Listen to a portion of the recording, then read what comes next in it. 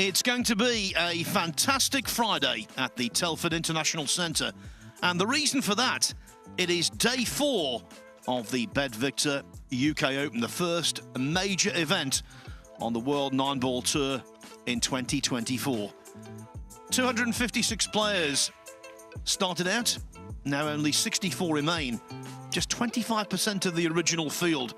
And boy, is there an array of talent on display over the next few hours. We start off on table 1 with our main coverage. Francisco Sanchez Ruiz, the rankings #1 and reigning world Nineball champion from Spain, up against a tough opponent in Chang from Chinese Taipei. Then Max Lechner, delighted to still be involved after being on the one-loss side for quite a time yesterday. He's up against Oscar Dominguez, who's desperately trying to get into the USA Mosconi Cup team at the end of the year and going nicely. And our third match from the last 64 will feature Eklund Kachi, the defending champion, against Mario He from Austria. The remaining 2 matches of the day still to be determined. They will be last 32 contests. As for table 2, well, Duong Kwok Wang, who comes here on a high after winning the Jacoby Scottish Open, he takes on Liu Riteng, no doubt watched by many people in Vietnam because Duong over there is a very big star, and rightly so. Next up, it's Victor Zielinski, full of talent from Poland, against Alvin Angito, who beat my co-commentator Carl Boys earlier this week.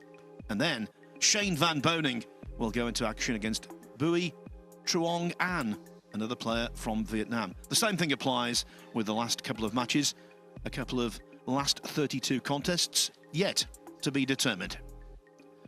So the players are standing by. My co-commentator is Carl Boys. And now, I must tell you, it's an extended race to 10 in the last 64. Single elimination, no safety nets. If you lose, that's it. Morning, Carl. Good morning, Phil.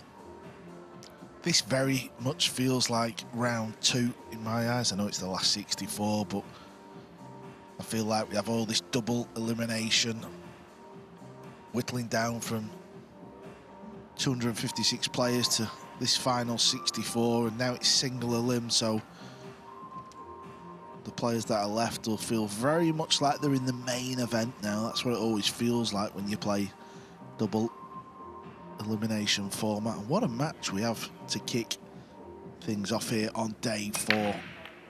Big fan of Ruiz, of course. He's our world #1. He's been so since he got to the US Open final, Phil, the year he won. So he's held the #1 spot for quite some time, but he will know that he's got to play well in this match. Chang Yulong, phenomenal talent as well. Yes, not as well known as his opponent, but Chang, 42 years of age, from Chinese Taipei. He won the World Cup of Pool, partnering Ko Pin-Yi in 2015, and he's a double China Open champion.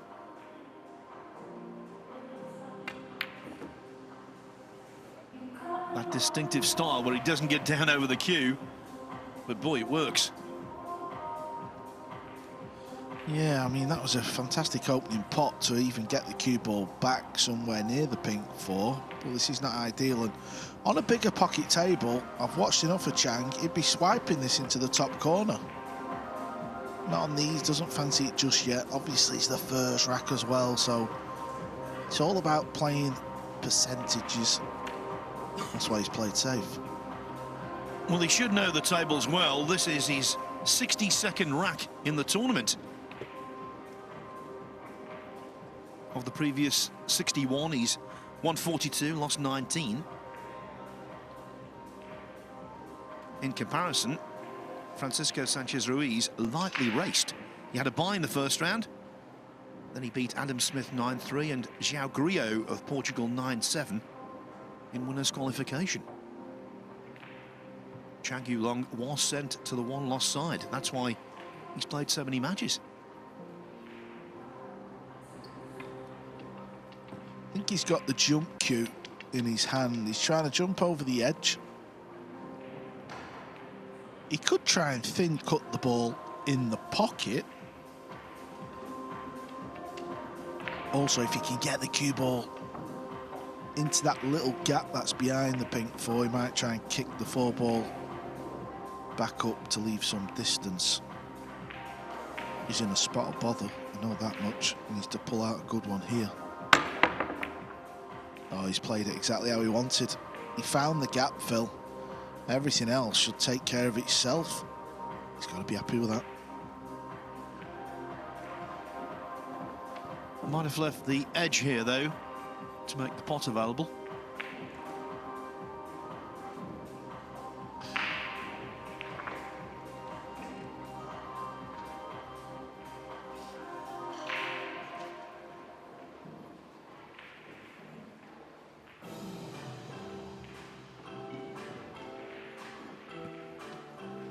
You can see there, he doesn't put his chin near the cue. He's quite happy to stand off a little bit. Presume he does that because he feels he sights the ball better. There you see, his chin is nowhere near. Just flick the 6 ball.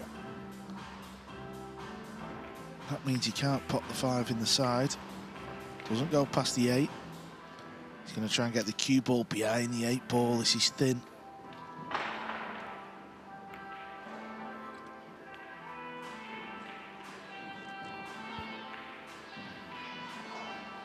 He's already been prominent in one tournament this year, third in the Chinese Taipei Open on home soil. That event eventually won. It was back in January, won by Carlo Biardo.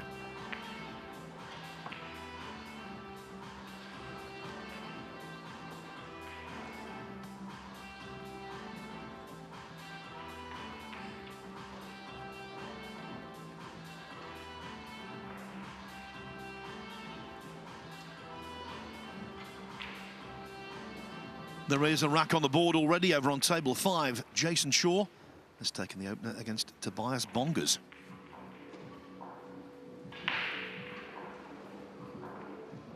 Yeah, looking at the draw, there's a lot of good matches in play. I had a quick chat with Billy Thorpe about 15 minutes ago. He's playing Jeffrey Ignacio. I commentated on Billy's game yesterday when he was playing Imran Majid, and I told him, I thought, it's the best I've ever seen you play, Billy. You're looking in good shape, pal. Yes, came very close to elimination. Billy Thorpe, he was 8-2 up on Masato Yoshioka on the winner's side, lost 9-8. Then he played Roland Garcia, had to win the last couple of racks to keep his hopes alive. And since then, he's been really prospering.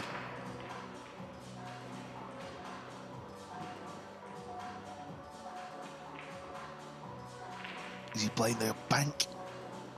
Stop the cue ball. He's had a go. Oh, that's a beauty.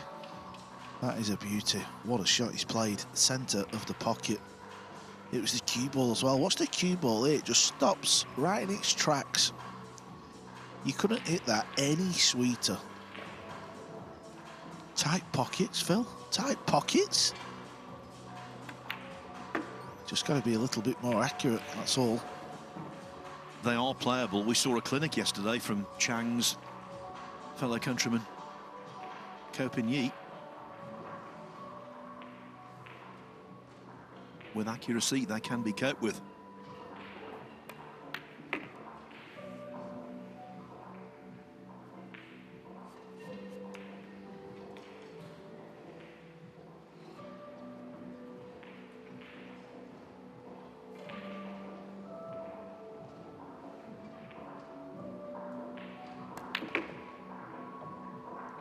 Watch out, centre pocket. This needs to hold fire. Yeah, he's okay, but that's not the path he wanted. The cue ball would have been a little bit scared when he first hit the cue ball. But it's the first rack on the board. We said Ruiz was going to be put under pressure in this match. He knows Chang Yulong. I'm sure they've played plenty of matches over the years, Phil. I feel this one could go right to the wire. Indeed, it's a tough draw for the main man in the rankings. Now, the winner of this will take on either Claudio Cacci or Petri Makinen in the next round. And young Kachi has taken the opening rack. Also, drawing first blood, Jonas Suto Camino against Clint Iansen. And Albin Auschen off to a good start against Daniel Massayol. Same thing for Alexa Pachelsch against Carl Naderberg, the man who ended Carl Boyes' tournament. Missing that 9, Carl, in the penultimate rack, I believe. Are you just here to tell me how many balls I've missed in my career, Phil? It's one of my jobs. Well, you just got a glimpse of some of the matches on your screens there, and you can check out the live scores yourself and the draw and, you know, who might play who in what round and all that at WNTLivescores.com. Sign up, follow the event. If you're not watching along as well, it can be quite fascinating just looking at the live scores, Phil, can't it, as well? It really is a fantastic service. Work to do here, though. Got to play a push. It's an awkward push as well, because wherever you push the cue ball on the table here, you feel like you're leaving the world for your opponent. You feel like you're not really going to get it back. Got to think about this one. Might tempt him into some sort of long pot. Yeah, on these tighter pockets now, rolling out into the jump shot, I feel like you might get a lot more of these shots back. I'd be surprised if Ruiz comes to the table and plays this one, Phil. I really would. Yes, we've seen an awful lot of instances, as you predicted, Carl. Spot on. We've seen an awful lot of instances where players have pushed out and basically made it too difficult for themselves. And the decision of the incoming player, if you like, is made for them. Yeah, this is... If you're wondering why he's given this shot back, it's just because it's such a difficult pot. And you're not quite sure where the balls are going to finish. So in this instance, you always feel like jumping at that ball, you're going to be second favourite in the outcome.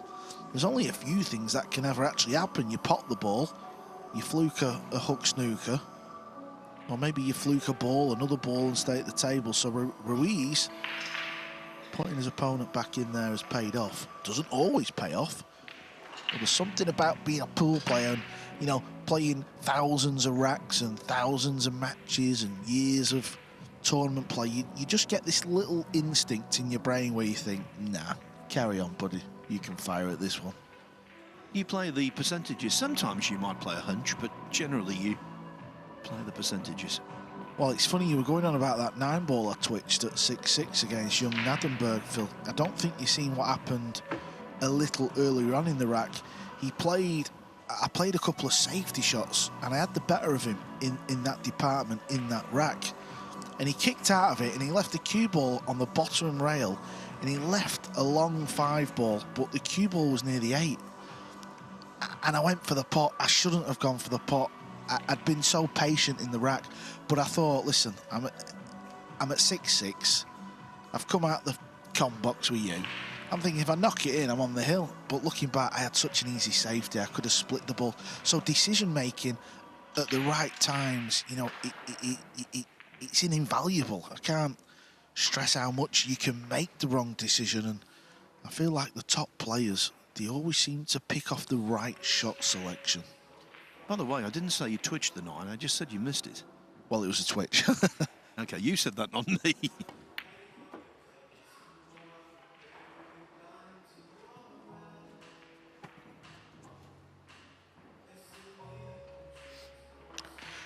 You know, sometimes you feel like you can pot everything, some days you don't. And I think it's important to think, well, if you're not quite feeling up to it, don't be scared of playing 1 or 2 extra safety shots. And then that way it might carve out an easier pot because you've played some good safeties. I think Albin Ocean's very good at things like that. David Al-Qaedi, you know, the players who we would put in our top sort of 8 on tour for the safety side of 9-ball. I feel like they're very patient pool players. Yes, you're right. How you're feeling comes into it. What might be the right shot one day isn't the right shot the next. Yeah, absolutely. You've got to figure out what type of person and player you are and make them decisions. Talking of decisions, Ruiz has got work to do. I don't know if he can draw into the 2 balls. I think he can. I'm surprised he's not took a little gamble there. The problem with going into the 7 and the 8 ball now is you're not guaranteed a shot on the green 6, as where if you draw down off the 4 ball into the 2 balls, at least the purple 5 is over the pocket. So you feel like you'd be a little bit unlucky. I'm not saying he's going to go into the 2 balls, by the way. That's run a little bit too far, so he's not going to be going into him at ease here. I don't know if he can draw into the balls. Oh, that looks a bit scary. Yeah, I think he's half missed a trick here. Just little things in your brain. One side of you want to play the right shot, and then for some reason, you just change your mind. Elliot Sanderson was playing Lu Rai Teng, who's playing Don Kwok Kwan on table 2 right now. He's 1-0 up. It was Hill yesterday, Phil. I was over there watching it, and Lou missed the ball in the last rack. Elliot got down and played a shot, and it did look like it was the wrong shot selection. And straight away after the match, Elliot said, I can't believe I didn't do this instead. And it's just weird. In the moment, you can just make that slight wrong shot selection. Oh, he's played that well, though, because he's going to play the 3-railer and try and stun run through with the cue ball a little bit to lock the cue ball on the 8. This can make you look foolish, though. It can also make you look like a genius.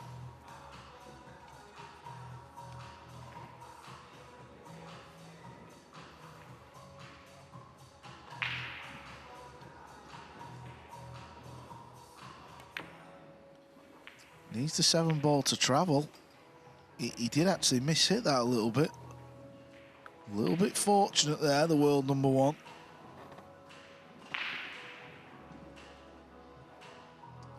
Yeah, he knows. Even though he's happy with the outcome, Phil, he's not happy with the stroke he put on the ball. Well, this could be a highlight reel. Can Chang Yulong pop the 7 ball in the centre pocket? Thorsten Homan's off to a flyer. He's played Skylar Woodward. He's won the opening 2 over on table 6. Thorsten, Phil, he's one of these players who, you know, he's won a lot of the big tournaments. He's a 2-time world 9-ball champion, let's not forget. And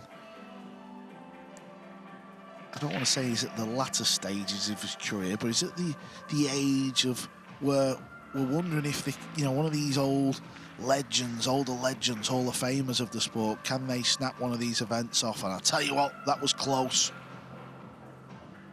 It really was. As the cue ball was coming across the table, it was not quite obvious what would happen. He just missed the 7 by a whisker.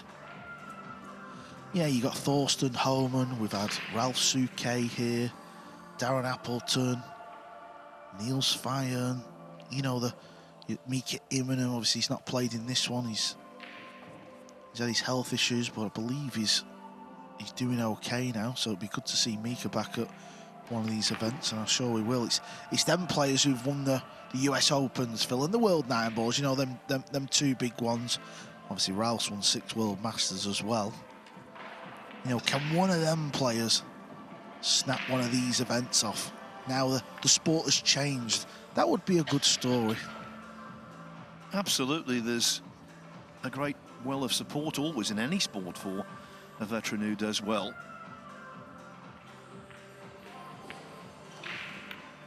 Francisco Sanchez Ruiz is not a veteran. He's very much a champion of the present.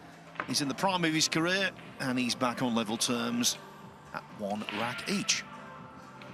Other scores, Petri Mäkinen 2-1 up on Claudio Cacci after losing the opening rack. Billy Thorpe, you are right, he's in a rich vein of form, great to see, and he's 2-0 up on Jeffrey Ignacio. Same thing for Thorsten Homan over Skylar Woodward, as Carl said.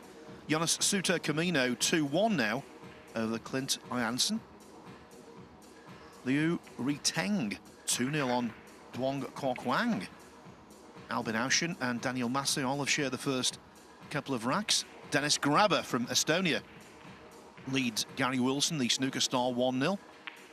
2-0 for Jason Shaw over Tobias Bongers. 1-0 for Jeffrey Rodder over Abdullah Al Yusuf.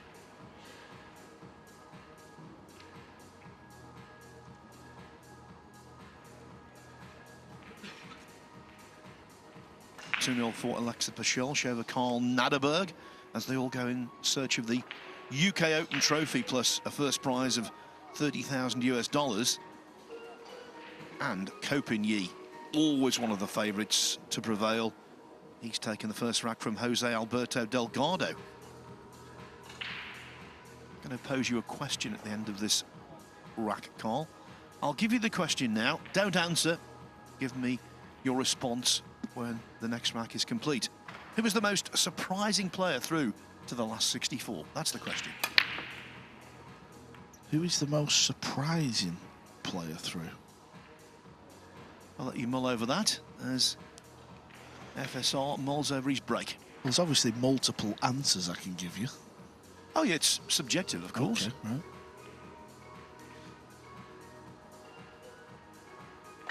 I mean, that would, of course, been me if I'd have made it, but I didn't. Maybe I should say Carl Naderberg because he beat me. No, I'm only joking. He's a supreme young talent, that kid. One to watch. He's not got off to the best of starts, though, today, have he? He's got Alexa Pachelch. He's lost the opening 2 there. Let's not forget it's a race to 10 now, though. That always gives you that. You feel like you've got a bit more breathing space. Talking of young talent, all of the juniors are in the building now for the start of the Jason Shaw Junior Open. So enthusiastic, they were practicing very early this morning at the first available opportunity.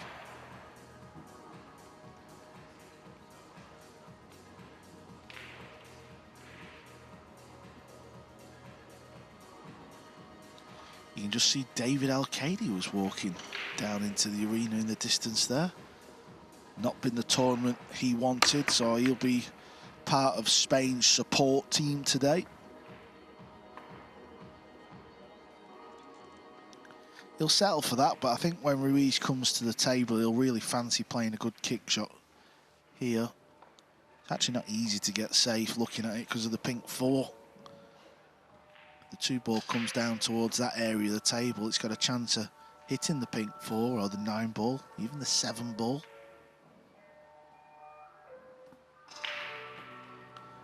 That's if he decides to go off the top rail and play a kick and stick. Yeah, that's what he's coming around to have a look at. So he's trying to visualise where the 2 ball's going to go off that side rail. Such a charming young man, Ruiz. Always got a smile on his face. You know, it doesn't matter who you are or, you know, if he's got a big match on. Oh, has he found the gap? Look at this. Yeah, he's contacted the big 4, but look at the cue ball. That has turned out unbelievable. Look at this, the absolutely perfect contact. Welded up to the green 6. Yeah, there's always a little bit of fortune in that because you're never quite sure you're going to hit it 100% where you want, but it's all about trying to hit that 2 full off the top rail to get the distance, and he knows the 6 ball is a big ball. Yeah, he's been a fantastic world champion. That's Francisco Sanchez Ruiz representing the world of pool.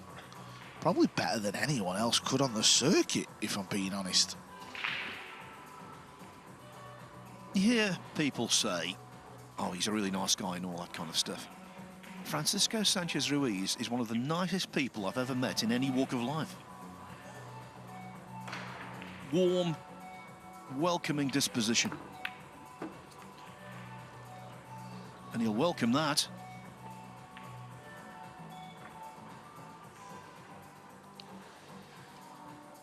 Yeah, this morning, Phil, I had the pleasure of filming a video with Francisco, and I was asking him, what age did you get into pool? He says he was about 3 or 4 years of age, his first memory. I was blown away by that answer. I can't remember last week. He said his father used to play, so he used to go and watch his father play. He said he weren't a bad pool player himself. And then he fell in love with it. He said he also was a keen tennis player, Francisco. He used to play a lot of junior events, but he decided to stick with the pool. He actually won the World Junior Nineball Championships in 2010 at 18 years of age. Yeah, that's the thing that has gone sort of unnoticed, unmentioned in the last few years, but it is true that at one point in his career, it looked as though he might well be an unfulfilled talent, someone who didn't achieve his potential, but all of that changed from, well, late 2021, but really the big breakthrough year was 2022.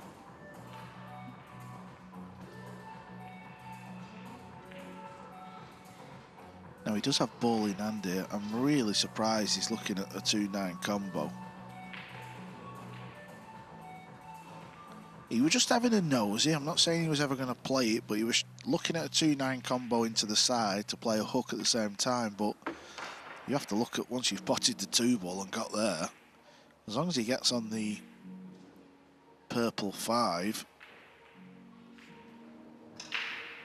maybe it's because of the brown 7. If the brown 7 doesn't go past that 9-ball into the right bottom corner, maybe that's why he was just having a little nosy.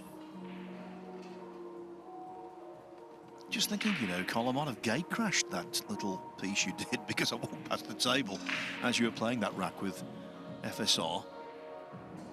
And he was standing right next to the barrier as I was walking past, and I said, you better tell Connell he's out.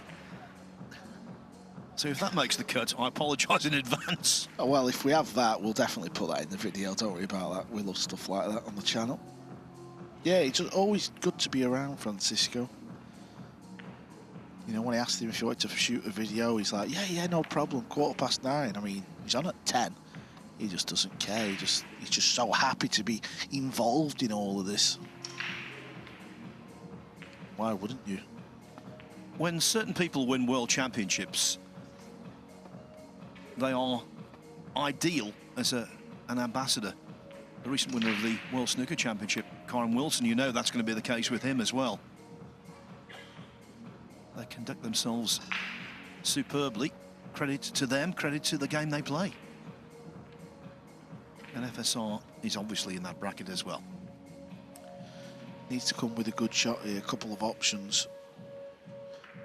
Initial first option, slide down the right. Yeah, with a right-hand spin.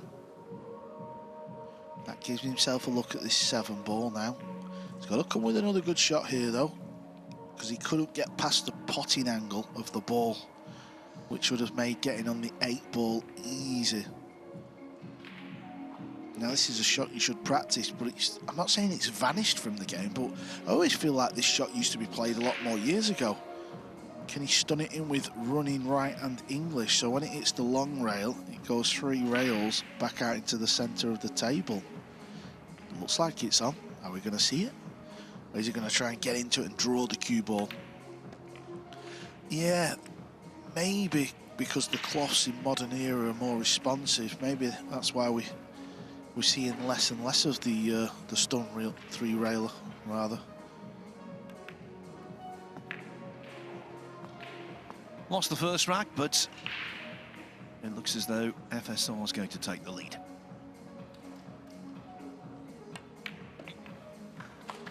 Indeed, he does. 2-1. So, Cole, I asked you the question. Most surprising qualifier for the last 64? I think I'm going to go... I have got a couple in mind, but I'm going to... If I had to pick one, which... that's the question. I'm going to say Nicolas Doha, if I've said his second name correctly. Just because I watched him play Daz, he looked very shaky, a little edgy. The wheels sort of fell off, but he managed to get the victory. And then he beat Moritz Neuhausen, where I thought Moritz was a shoo-in for that match. And I've never seen the name, I've seen him play, so I know what he looks like. I've never seen him. This is the beauty of what the WNT is bringing to the party. There's obviously some very good pool players around the world, so maybe, you know, maybe he's got a full-time job or a family and he's never been able to have a go, Phil. So good to see him out there competing, and that's my pick. Yep, that would have been mine also. He's unbeaten, and he next plays James Arenas of the Philippines, who again will be a big favourite.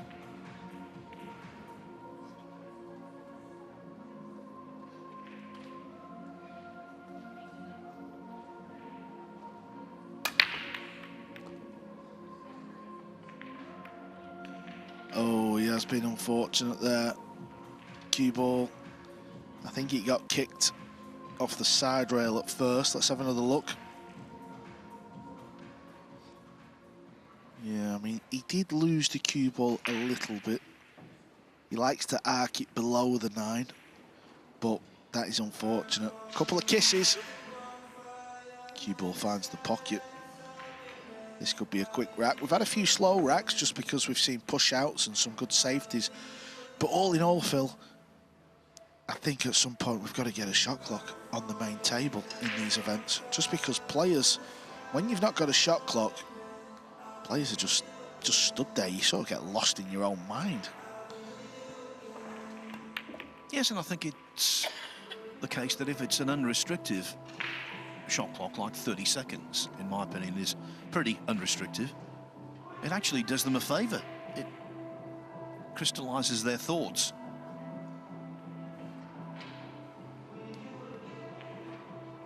The more you think, sometimes the more negatively you think.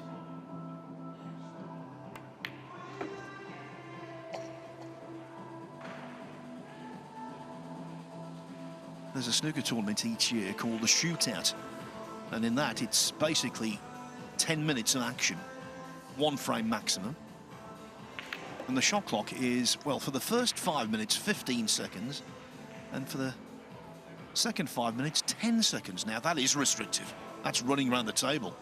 30 seconds with 1 timeout per player per rack. That doesn't really change the fabric of the game at all. Cue ball needs to slow down a bit, otherwise he's going to give himself some work to do. It's okay.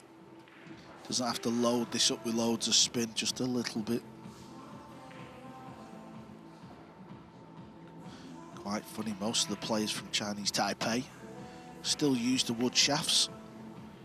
Most of the circuit have all gone carbon cues. Look at the Cole brothers and Chang Yulong. They're still playing with wood.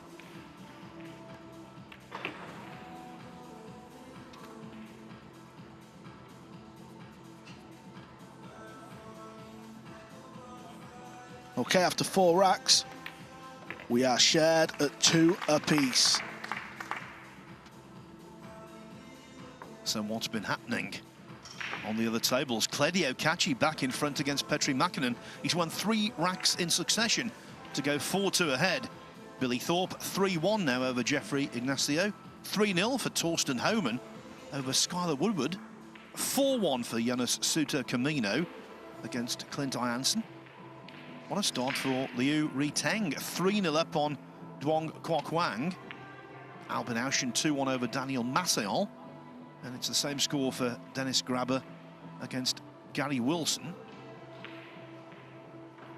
Jason Shaw 2-1 against Tobias Bongers. The best start from Jeffrey Rodder. He's 4-0 up on Abdullah Al Yusuf. Alexa Pachelsch could be a dark horse. He's 2-0 up on Carl Naderberg, and it's 1-1 Copigny and Jose Alberto Delgado.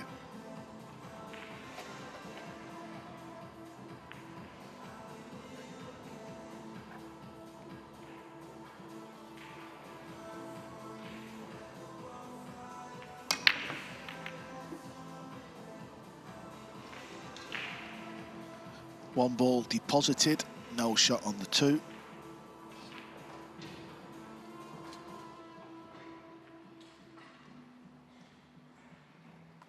Yeah, the cue ball took a nasty little kick off that red 3, didn't it? That's why it went up towards the top end of the table. I wonder if you can just see a little edge of the ball, though.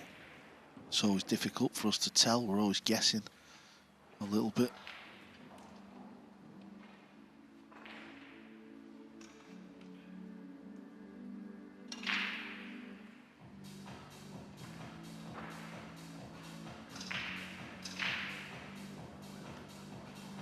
mentioned right at the top of the match call that he won 2 China Opens. That tournament, for many years, was one of the premier events on the calendar. Yeah, back in the day when Matchroom Sport only had the 3 events, the Moscone Cup, World Cup of Pool and World Pool Masters. We used to go to China to play the China Open. It was a strange event though when I used to play in it. It was in like a big basketball arena, Phil, and we didn't have any table lights. Imagine flying all the way to China to play in the dark. Wow.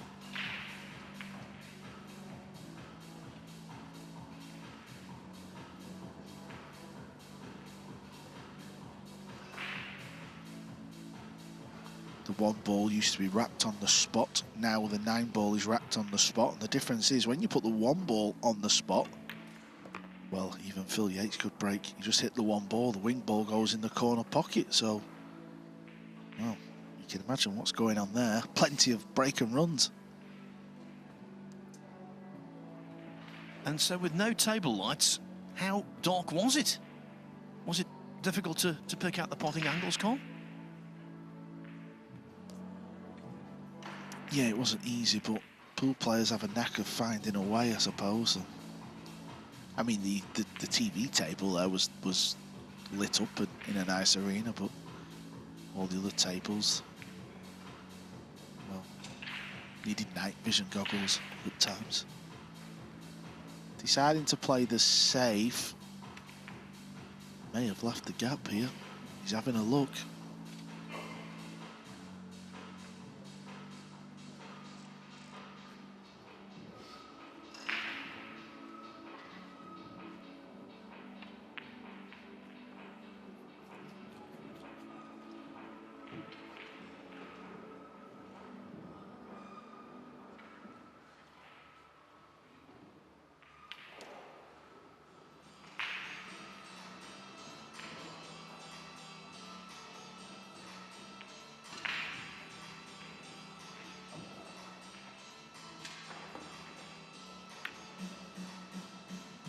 This is a real classy shot.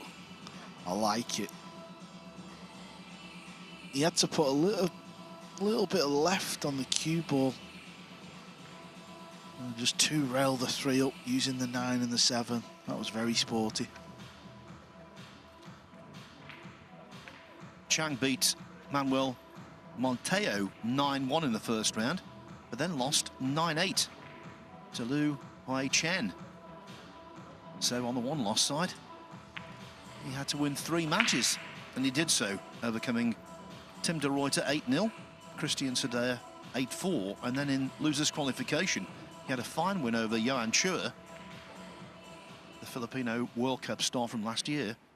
He won that 9-5. So more than capable of creating an upset.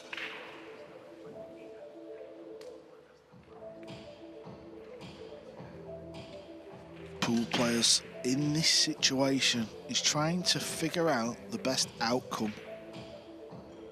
So the best route of hitting this 3 ball, which is going to give him the higher % chance to get away with it. He's not just going to get down and whack it. Sometimes whacking it can work, don't get me wrong, but usually when a player gets down and whacks it, Phil, they're frustrated with something. Ruiz won't do that. He's trying to plan his escape route. He's trying to get out of jail.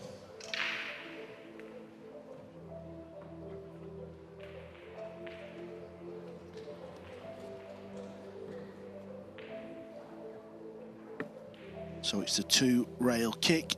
In behind it, is he trying to get cue ball up towards the right side? He was. And he wasn't far away, let me tell you. Often when this happens and you leave your opponent in, when you look back at the replays, if he hits this ball a little bit thinner, it could have worked out quite well. What's the connection on the red 3? Just a little too thick, that was all.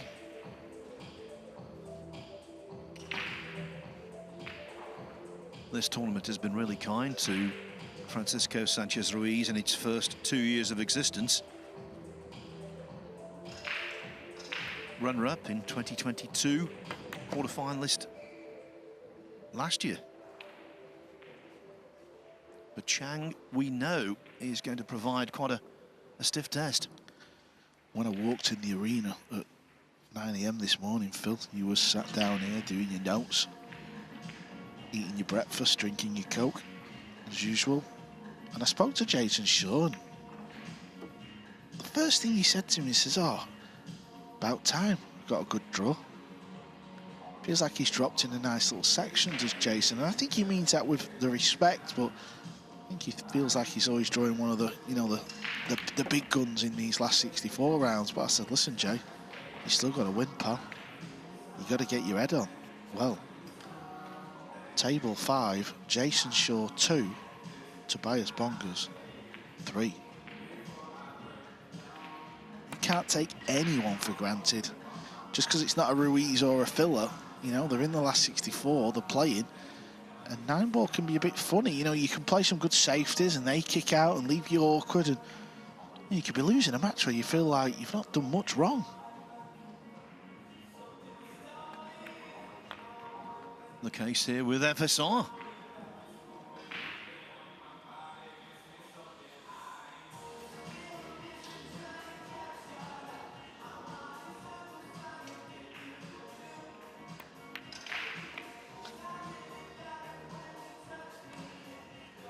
Does things very efficiently, does Chang. And now he leads 3-2.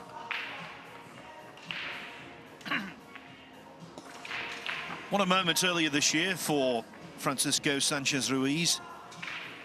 He won the Nineball Open, a Nineball Tour ranking event that's named after him, the FSR Nineball Open, and he won it.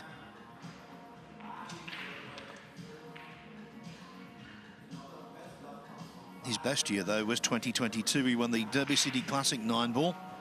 Runner-up in the UK Open to Joshua Filler. But with David Al-Qaidi, he won the World Cup, he won the US Open, and he was a member of a winning Mosconi Cup team. As for Jason Shaw, well, things are getting a little more murky because he's 4-2 down to Tobias Bongers. Yeah, another German player, Tobias Bongers.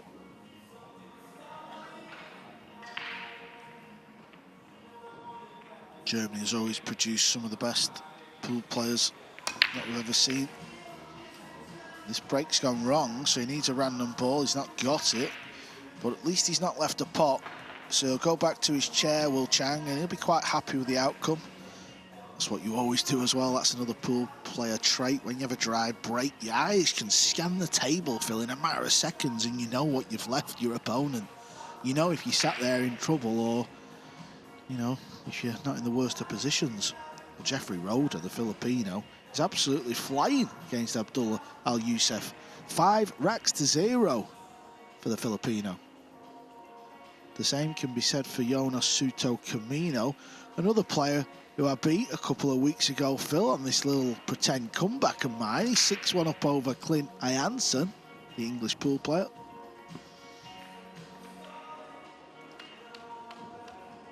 Hadn't heard you mention that before, Carl. Only 17 times, I believe it is now. I knew you was going to come back with something sarky, Phil Yates. You just couldn't resist. Oh, and you're not sarcastic. You're the king of it.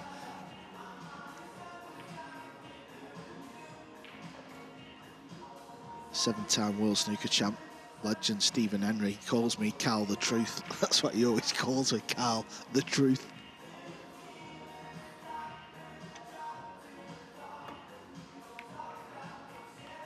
Always horrible, them shots. I always wonder, the professionals put time in practicing that shot where you jacked up queuing down, because it's a shot that everyone just keeps missing.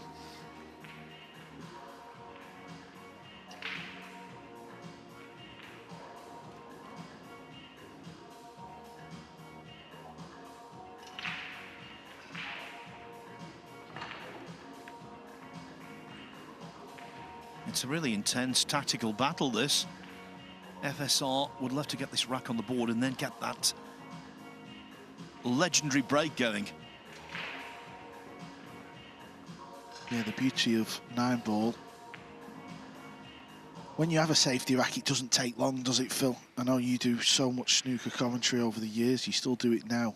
You know, obviously, what's it like when you're commentating on a snooker match where balls go a bit sticky? And obviously, Nineball, I've never done the snooker.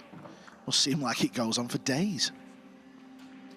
Well, you can get a re-rack, of course, if there's a stalemate situation. We had a match in the World Championship qualifiers recently that one frame took 1 hour 50 minutes, and that's the second lengthiest in history. The lengthiest frame, 2 hours and 3 minutes. How many times did you fall asleep in that rack, Phil? Didn't commentate on either thing, thankfully. He's left it, but he'll be having a nosy to see how straight this is. Well, it's not great for Ruiz, I won't lie, because how to get over for the 2?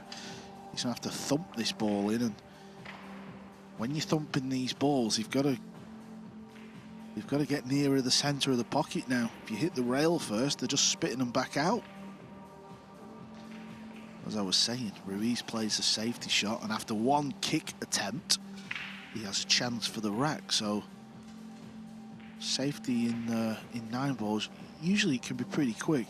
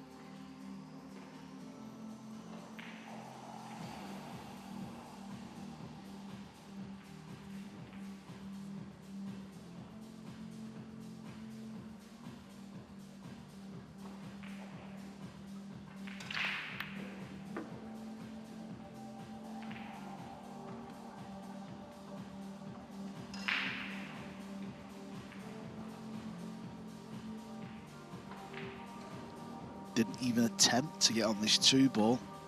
I feel you got to take the bank shot on.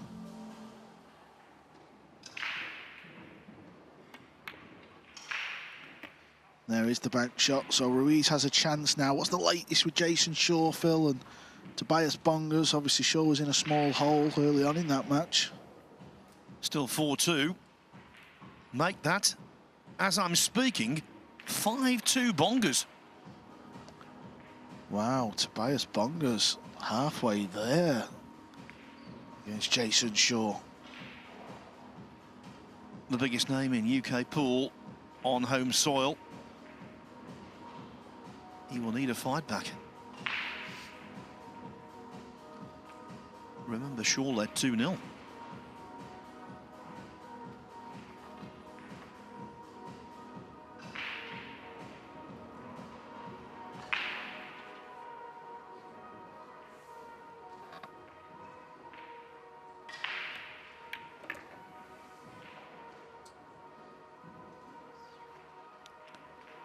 That's all he could really do. I think he's got to play this with some left spin here and try and hit the 9-ball full. If he crashes into the 9 and then hits the 6, he'll still leave a thin nip on the purple 5. Just feels like nothing's coming easy at the minute, Ruiz. It's a bit of a grind when he's clearing the balls. He's just second-guessing himself a lot as well. He's not in his usual flow mojo, so to speak.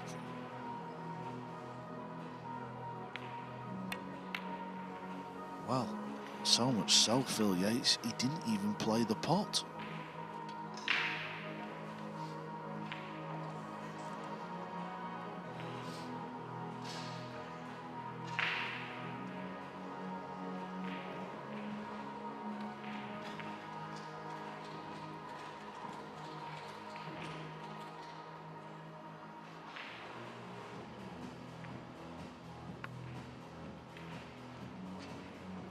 Jump shot, pot the ball, spin the cue ball, 3 rails, position on the 5. He should go close to this one, you know, Phil. He'll go close to this.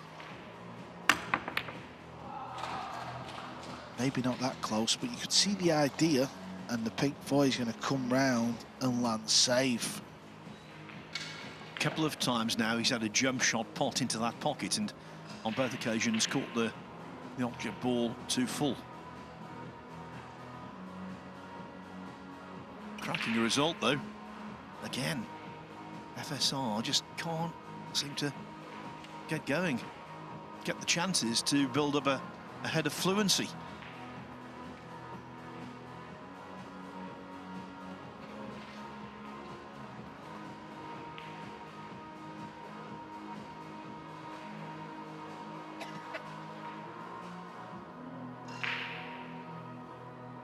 Quickly, what about Jeffrey Rodder? 7-0 up on Abdullah Al Yusuf.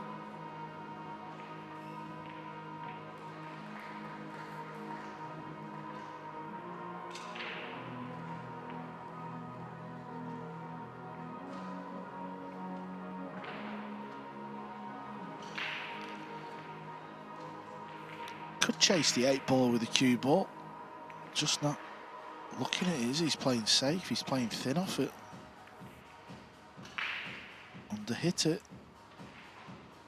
Is he trying to play too conservative? That's what it feels like.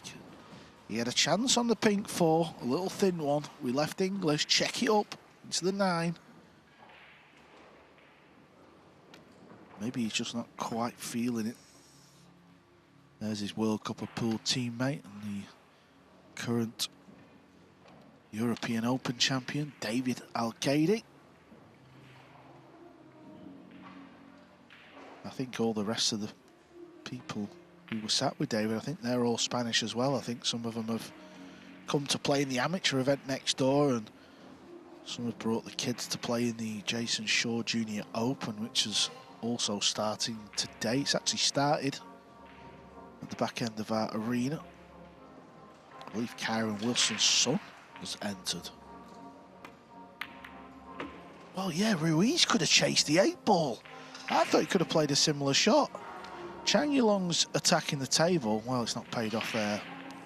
That is unfortunate. The 4-ball could have gone anywhere. There's another look. That's the vision.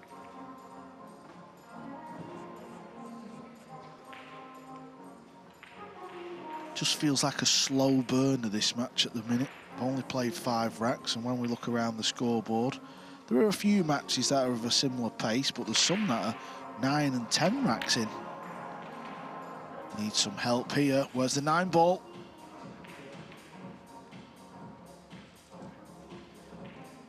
It's not slow because we're seeing lots of bad pool though. I think the balls are conspiring against both players to a large degree, and that's why it's going to be difficult, so far at least, to get any kind of rhythm going.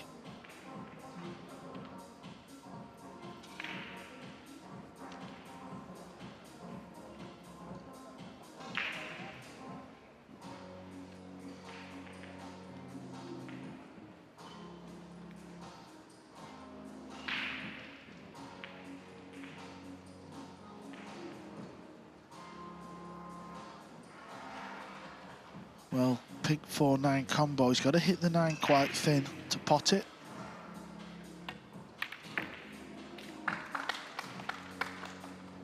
Just a little concerned about the cue ball, but it went wide, caught that middle pocket point and stayed on the table. So, once again, they're all square, 3-3. Quite a lengthy rack that, so while it was going on, plenty happened on the other tables. Petri Makinen 5-4 up on Claudio Cacci. Jeffrey Ignacio, after a slow start, now in front against Billy Thorpe at 4-3.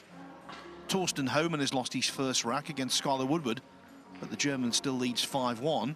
It's 6-3 now for Jonas Suter Camino over Clint Jansen. Lu Riteng 4-1 up on Duong Kwok Wang. 3-2 for Albin Auschen over Daniel Massaol. Gary Wilson's fought back against Dennis Grabber to 3-3. Jason Shaw's just got another rack on the board.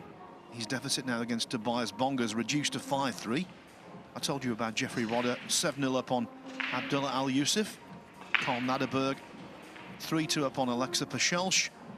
And the slowest match of the lot, surprisingly actually, is Copigny and Jose Alberto Delgado.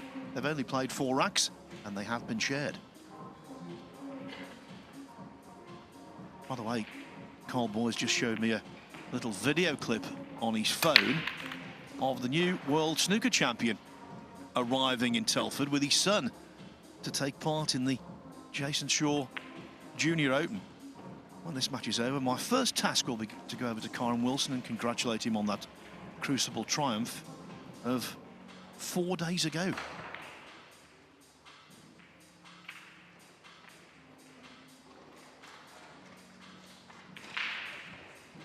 Yeah, I'm just looking in front of us, Phil, actually. There's quite a lot of people looking at the practice area, so I'm wondering if Kyron and his son are in there at the moment. Don't seem to make sense. Ruiz has already had an unlucky scratch on the break, and he's just recorded another one. Back-to-back scratches on the break. He just can't get going, and if you look at the table layout here,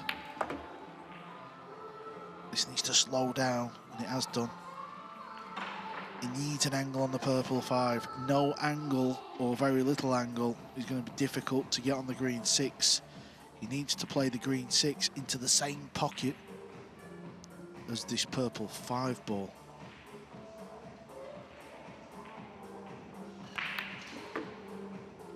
Where's the cue ball, Phil? It's okay, it's a little low of the side, and that's nice. Knew he had to get over there because he needed this angle to slide past the 6.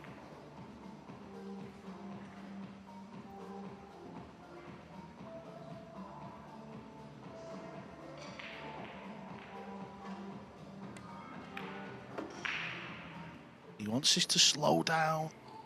Cue ball control in cue sports is #1. That makes life easier. Of course you have to pot the ball, but if your cue ball positioning is on point, your potting becomes easier. Now he's left a little thin one.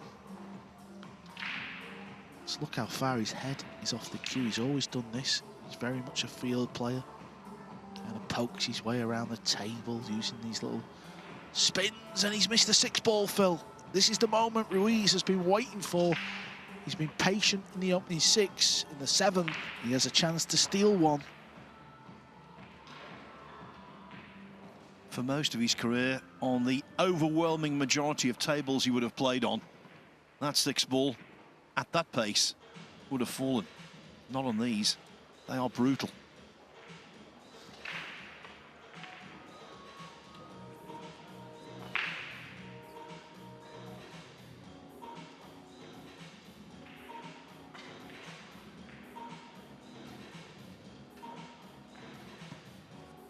May go rail first here, Phil.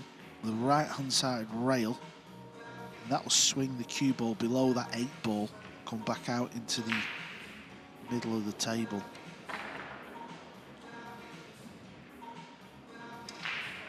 Is he going rail first or into the ball? Yeah, he went rail first. That sends it under. Just not quite at the races at the minute. You want it to be a lot further away from these couple of balls. This will make his cueing a little bit weird now.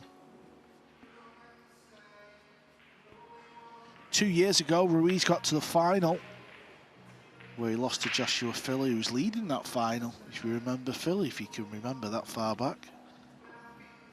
Filler closed out that final in sublime fashion.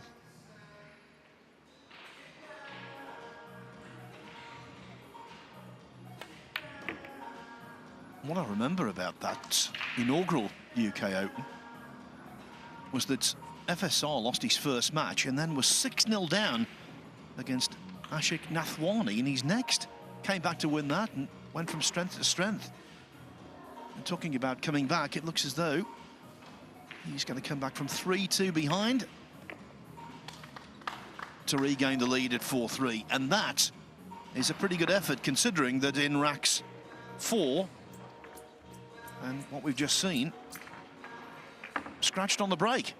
So, FSR poking his nose in front. Same thing with Petri Mäkinen against Claudio Cacci. He was 4-2 down, now he's 5-4 up. Billy Thorpe and Jeffrey Ignacio are in a real pitch battle. 4-4. Skylar Woodward has got a foothold against Torsten Homan. It's 5-2 to the German. Jonas Suter Camino 6-3 over Clint Janssen. Duong Kwok Wang has got a rack on the board against the Uri Teng at 4-1 down. Albin Auschen, you can always rely on him to give 100% and battle so hard. He's 3-2 up on Daniel Massiol. 3-3 Gary Wilson and Dennis Grabber. Tobias Bongas 5-3 up on Jason Shaw. Abdullah Al Yusuf has averted the whitewash against Jeffrey Rodder. It's 7-1. Karl Naderberg 3-2 up now on Alexa Pachelch, the teenager from Estonia, going nicely.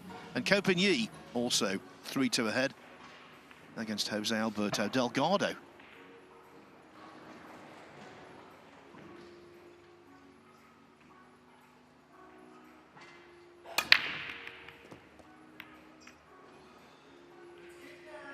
Well, that's a bonus of sorts, the wide ball remaining on the table.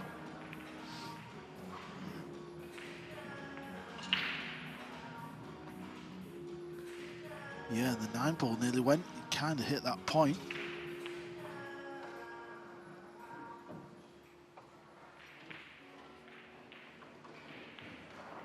Just wondering, is it time for him to swing it across bank here?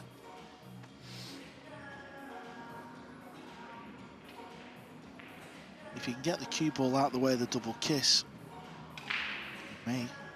He could also bank the two into the middle of the table, float the cue ball up to the top rail, use the 9-ball. Yeah, that's the shot he's played. Just keeps leaving these little gaps, doesn't he? He's left another one there. But the way the match has gone, I think he'll be sat in his chair and he'll be delighted to be 4-3 up.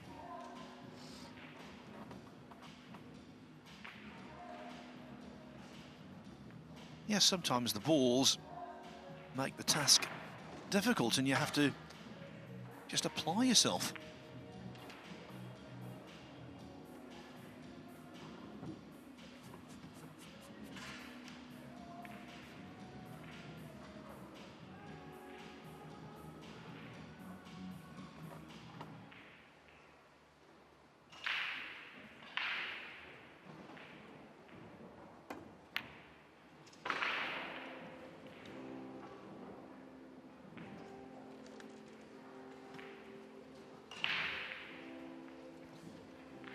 Doesn't look as though there's a gap between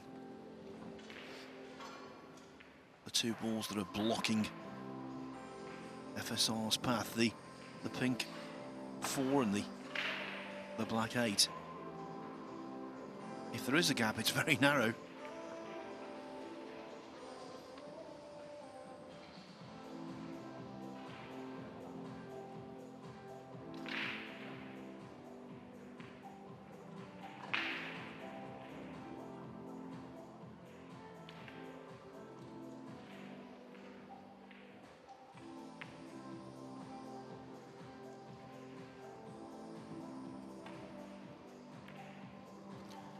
Coaxed that in with side, through the gap, that helped as well. It could not have landed in a worse spot though. Just look at the flick here, great pot. Because potting this 3-ball in the corner means the cue ball has to go in the right hand side pocket. It can't go anywhere else, Phil, so he can't play the pot.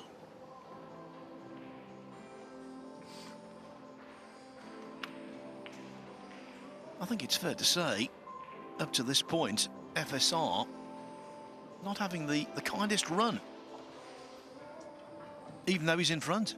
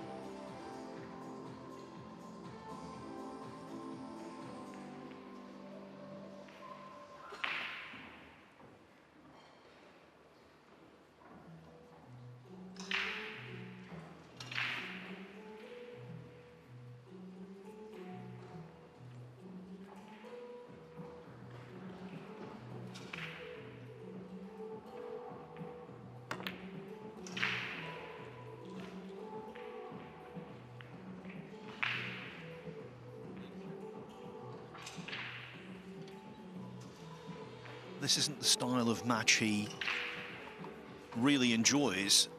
So you've got to respect the way he's approaching this. Showing lots of discipline.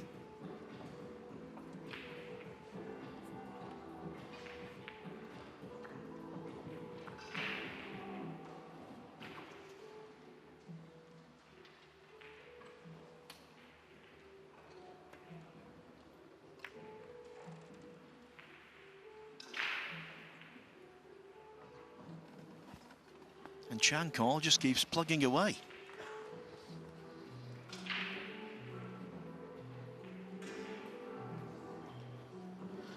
I'm sure he'll bring the jump cue here because it's not the worst of positions. As long as he gets this cue ball jumping quickly, if it's it quite full, he'll get the hook behind the 7. He might even split the 2 balls and get distance. There's still a lot of balls on the table. By the way, the Jason Shaw crisis might be over. He's now level with Tobias Bongers at 5-5.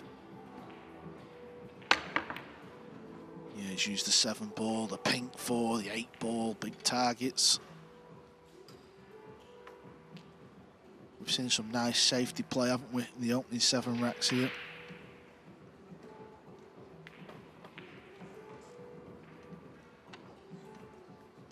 It's been really intense, pretty much every rack.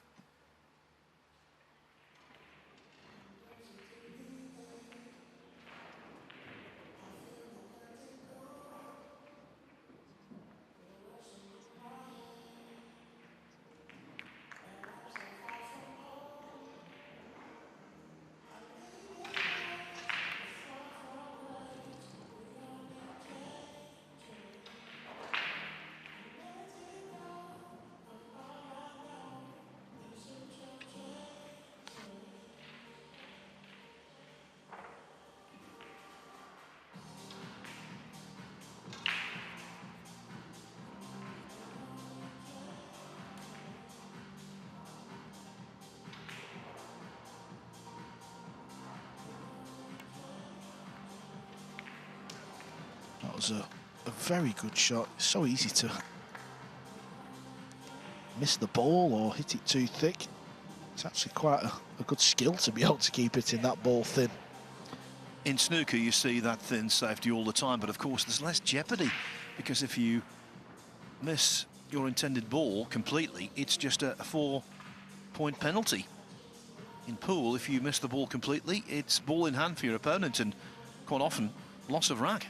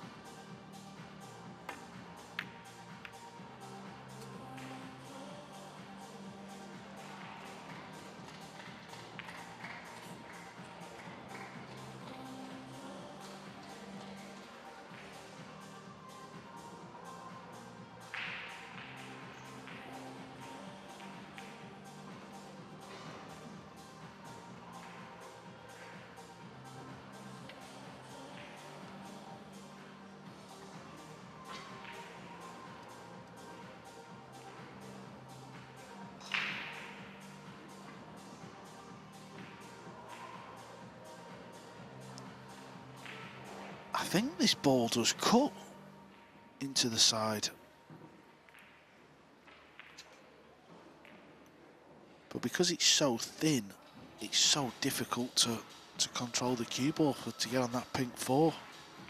It's funny how you can be in so many weird positions in Nineball. So can he control the cue ball, potting this ball thin? He's took a gamble, he's hit it hard. Nearly fluked the 9. Well, he's got to be delighted with this. Any shot on the pink 4, you're made up with. Well, I think on balance he deserves a rub, and that was most certainly a rub.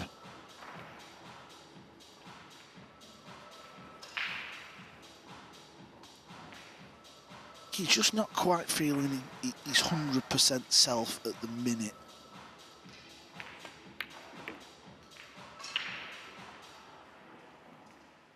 because he's just double checking everything. He's making sure he doesn't do anything silly.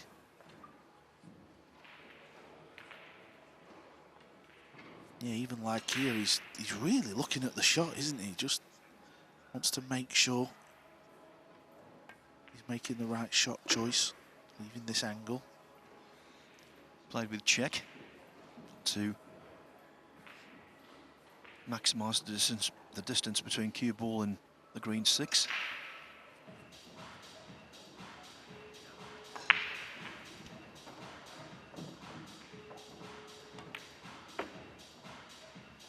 There, played with running English.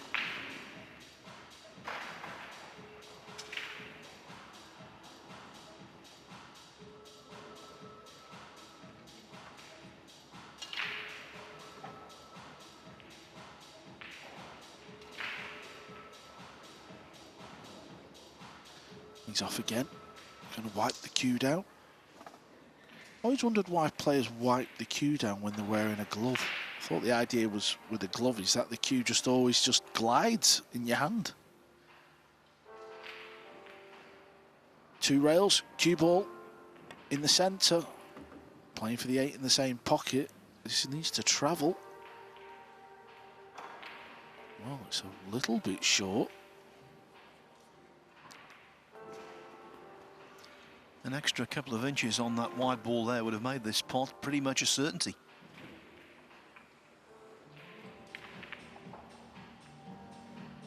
He's still a red-hot favourite to knock it in, of course.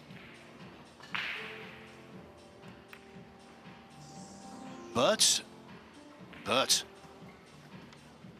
you can just tell the speed he's played in this match so far. He's up and down a lot. He went to wipe the cue. He's second guessing himself. I get it, I've been there. It's hard to get back out from that though, as well, because you're involved in a match here. Now he's sat in his chair thinking, I should have been 5-3 up with a break. It's 4-4. I think we'll see a timeout. I'll be amazed if we don't see a timeout. It's time for a timeout, I think, Phil. yeah, he knows that he should have a 2-rack advantage. Slightly misjudged positional shot from the 7, and then the 8 went astray. There was movement on the shot as well. He was playing it delicately for the 9, of course.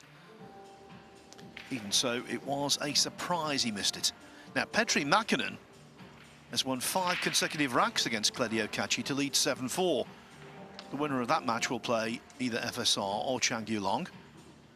Jeffrey Ignacio bouncing back from a slow start against Billy Thorpe. He's 5-4 up. Skylar Woodward putting some heat on Torsten Homan.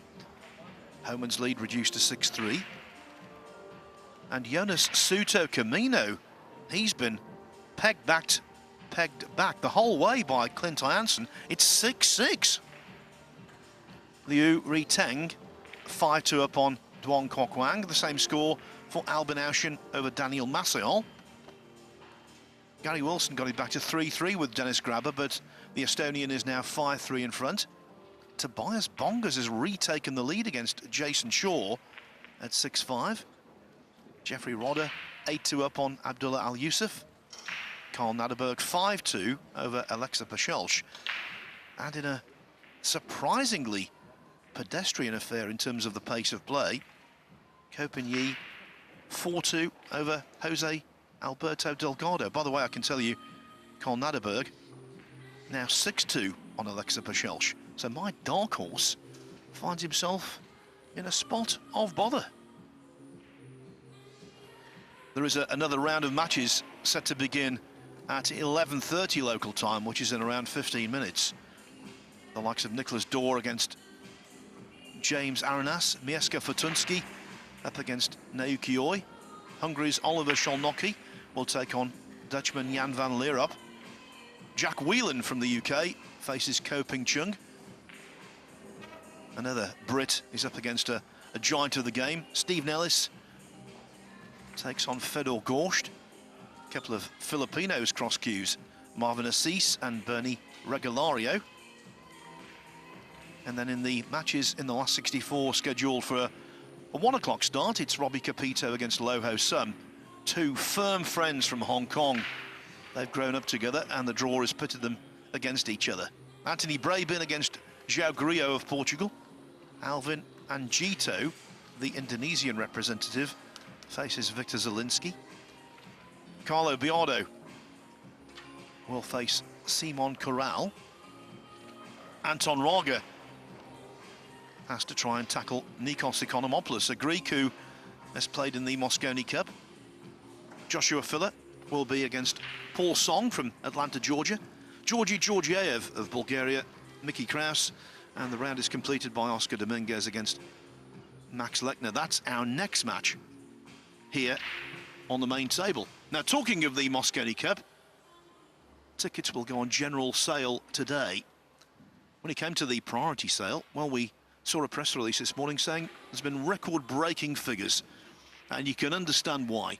The big event takes place, Europe against USA this time, for the first time in the Sunshine State in Florida at the Carib Royale Resort in Orlando.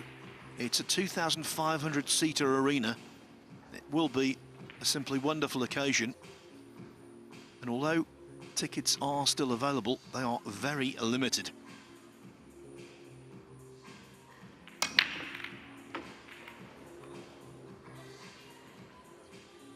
The amount of fluency we've seen in this match has been limited, Carl.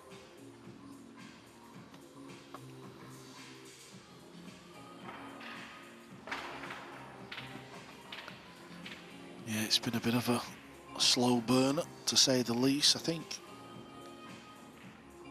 all in all, I think you've got to just give the edge to Chang at the moment.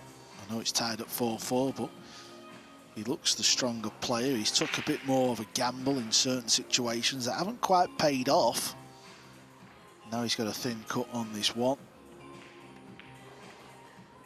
Very good at them shots. Whenever they're thin, he's very good at judging the spin and trying to get the cue ball where he wants. That's all it's been. Both players just could do with just getting a break and run or two together. Maybe he's running out of position with the cue ball.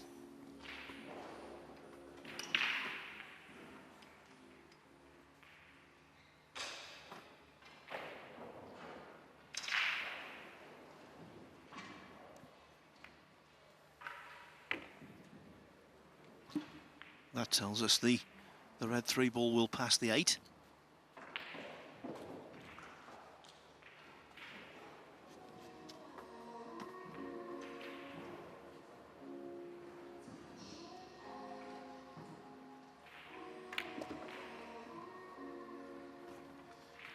You can see the cue ball spinning. He just put a bit of right bottom English on the cue ball. That just pulls the cue ball up towards the 4 when it hits the rail. Just gets you a little bit closer to your work. Surely we're going to see a break and run here, though.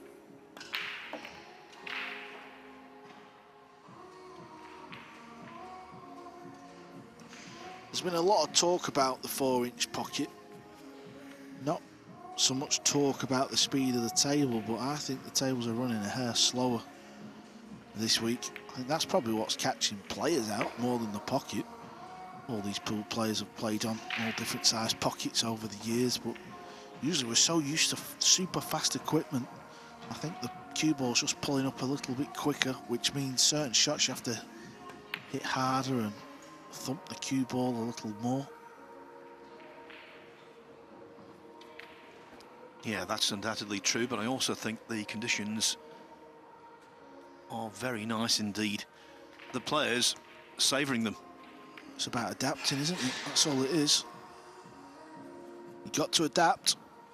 The big names, they're all still going here at the UK Open. Chang goes ahead again. It was 1-0, it was 3-2, and now it's 5-4. In between racks last time, I finished off the 11:30 matches for you. Some matches at 1 o'clock local time. Pius Labutis against Wu Kunlin. Mustafa Alner takes on Alosha Shab. The defending champion Eklund Kachi has a tough one in Mario He. Masato Yoshioka and To Lian Han in an all-Asian battle. Evo Arts from Holland will face Tyler Steyer, and the winner of that will take on Bui Truong An or the incomparable Shane Van Boning.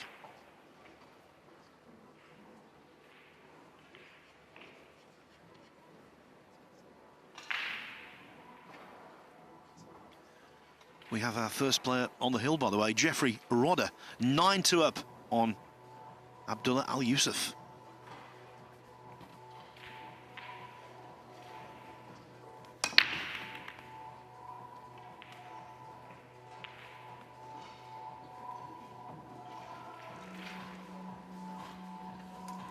I think if Chang Yulong's going to go on and try and get really deep in this event, he's got to try and figure the break out. I know it was close to 1 ball at the point, but he's going to have to consistently be making that 1 ball for me. He hasn't been doing it.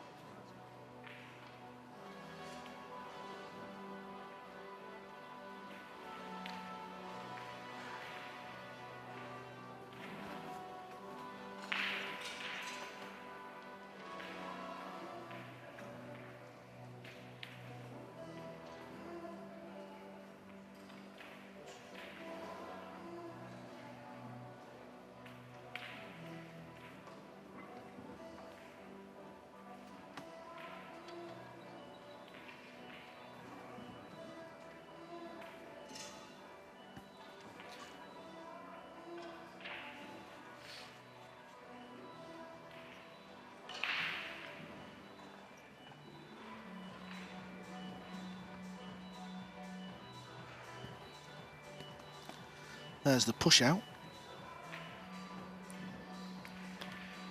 Teasing Chang with this one. He's never going to go for the pot into the top right. Well, saying that, if you look at some of the highlight reels this man's done, he might just go for the top right. He doesn't hold back at times. Is he having a go? He did have a go. You can see why he had a go. If he pots the ball, the cue ball may come past the brown 7 for a shot at the 2.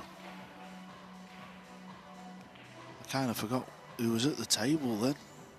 Then I remembered Chang Yulong. He's not scared to attack the table.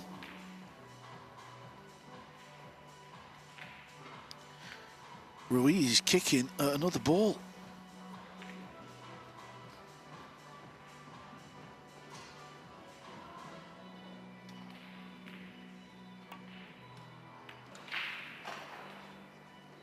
Delighted with this. And here comes the cue ball right behind the 9. Taps the table. It's not the shot he played, but he'll take it.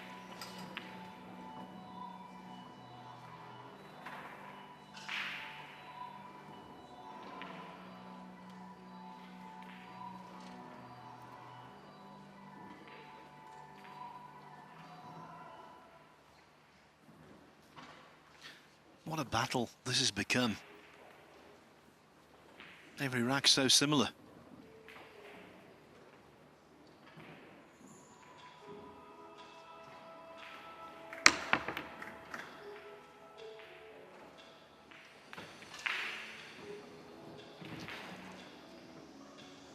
Touche. Yeah, he's entitled to his own little role.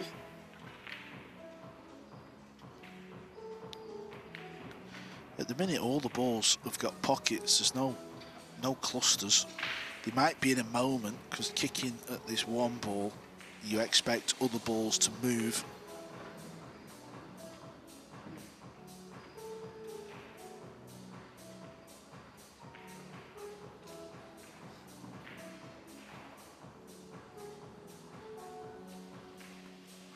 Table 5, we've been speaking about that match, haven't we? It's the Jason Shaw match against Tobias Bongers, and Tobias Bongers has got another 2-rack lead, Phil. It's 7-5 over Jason Shaw, so that could be an exciting finish in that match. Good hit, other balls have moved. Oh, he's getting away with things at the minute. He's making mistakes, he's a bit indecisive, but when he's kicking at the ball, he's getting lucky. But that doesn't last forever, Phil. Things can soon change.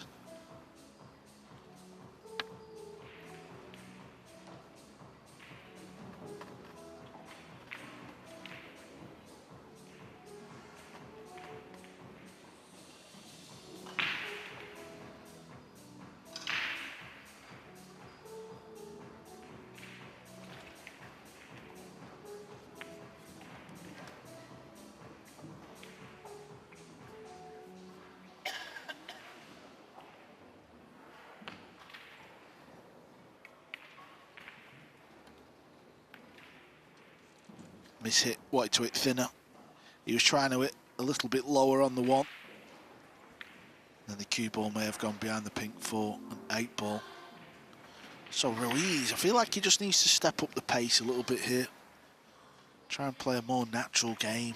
He's not a slow player by any stretch. But that is all brought on because maybe a few shots, he's not quite delivered the cue through the cue ball how he wants. Yeah, he's not happy with this one, Phil, because I don't know if he can pull the cue ball back a little bit for the red 3 in the centre. So now cue ball goes forward, which means potting the red 3, cue ball goes up towards the top of the table, rather. A shot symptomatic of the match. Nothing is easy. At least he could pot the 2 relatively easily. Had the cue ball stopped maybe a quarter of an inch shorter and been right over the top of the 6, that would have posed even greater problems.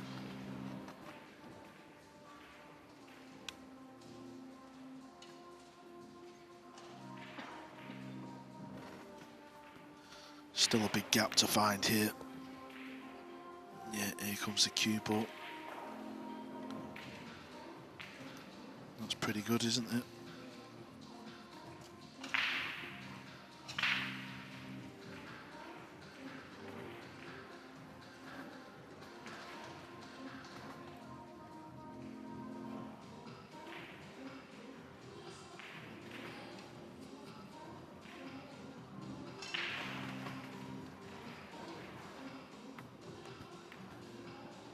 The first result of the day is in the books. Over on table 24, Jeffrey Rodder of the Philippines has defeated Abdullah Al Yusuf convincingly by 10 racks to 2.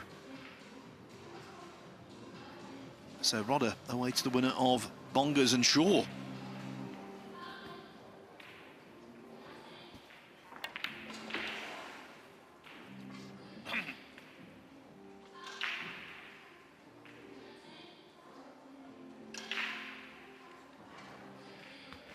We have just hit the 1 hour 30 mark of this match, Phil.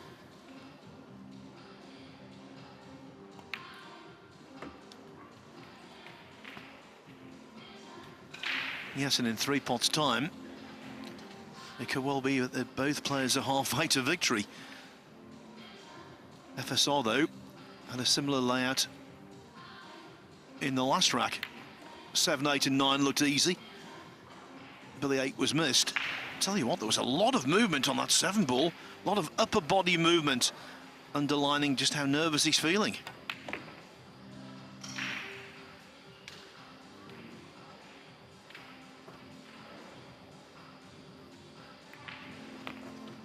Once again, they prove inseparable. It was 1-1, 2-2, 3-3, 4-4, and now it's 5-5.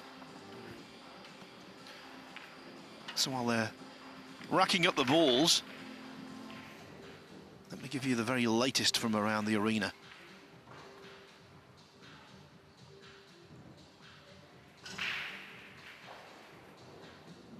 Petri Mäkinen, 8-6 up on Claudio Cacci. Billy Thorpe and Jeffrey Ignacio, 6 all. Skylar Woodward mounting a real fight back against Torsten Homan. Homan's once wide lead is now only 6-5.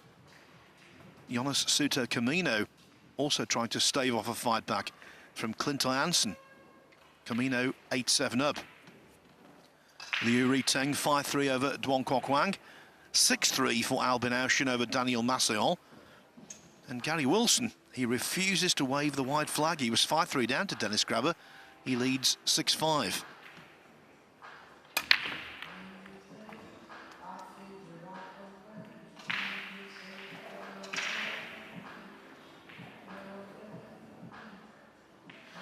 Nothing doing.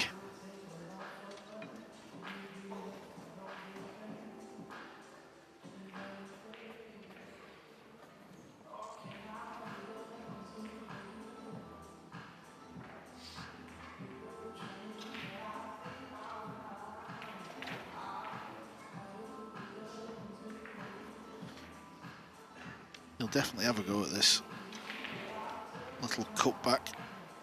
It's not an easy pot, I'm not saying that, but he knows the cue ball's coming 2 rails for the blue 2 in that left middle pocket.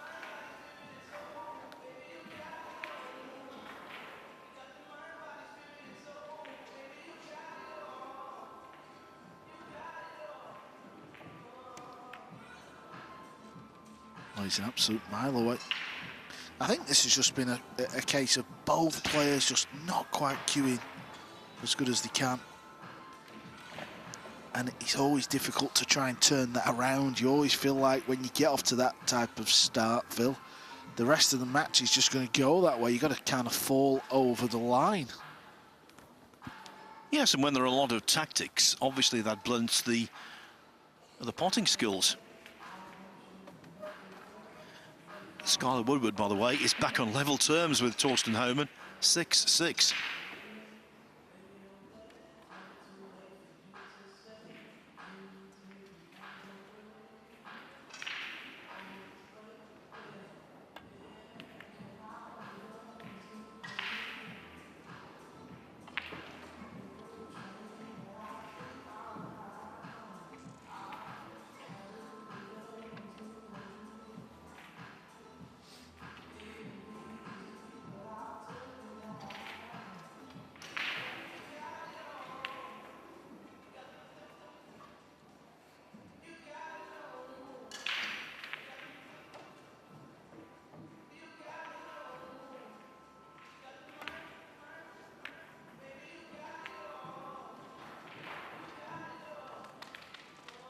Great shot there.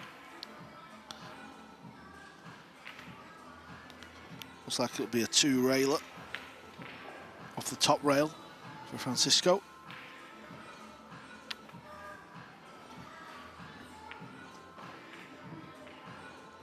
Tobias Bonger's 8-5 on Jason Shaw. Well, that is a very healthy scoreline indeed, because Shaw knows the next 2 or 3 racks are very big, because you've got to keep your opponent off the hill, otherwise you're really under the gun. Actually stood up for a little bit here just to stretch the old legs, and I can see Shaw in the distance.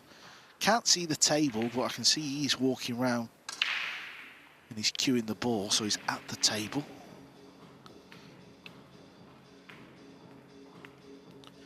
Two-rail kick. Well, every time Ruiz has kicked to the ball in this match, he's got away with murder. He really has. I'm not saying it's the biggest fluke I've ever seen, because he's still not won the rack. And it's unlikely he's going to pot the 2. But at least he's at the table.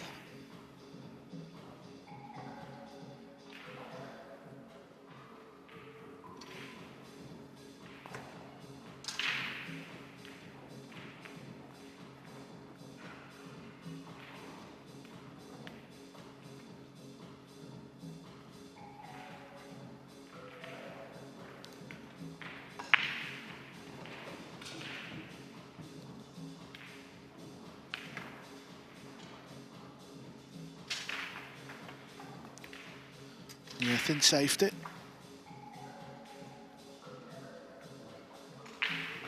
Similar shot coming up for Chang here.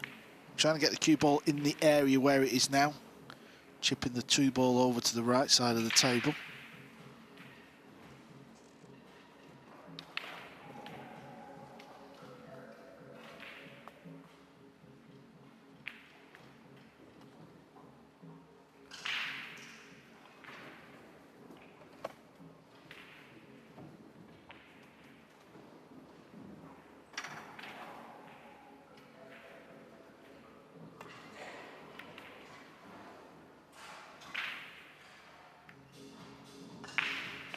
Sure, he's not put it to 5, Phil. He has. I tell you what, he cannot catch a roll in this match at all. Everything he's done where he just needs that little bit of help from the pool gods is going against him. Unbelievable.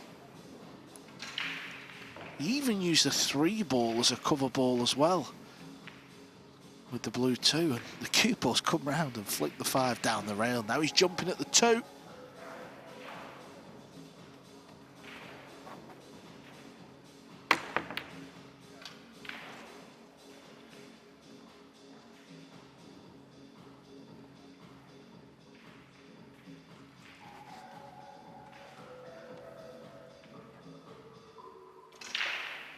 Jason Shaw did win that rack. He's still 2 behind. He's losing 8-6 to Bongers. The winner of that match will play Jeffrey Roda, the Filipino. Absolutely destroys Abdullah Al Youssef, 10 racks to 2. Now this could be trouble.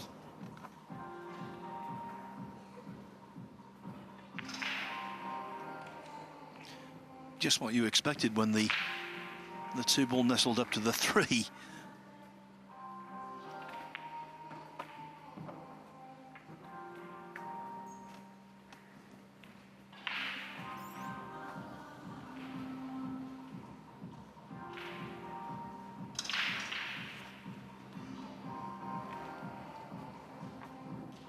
Three-railed kick. Needs something to happen. Nobody in the arena would begrudge Chang Yulong getting a little roll. I think it's been one of those strange matches where, yes, FSR has got away with a lot, but also his opponent, particularly early on, had the same benefit.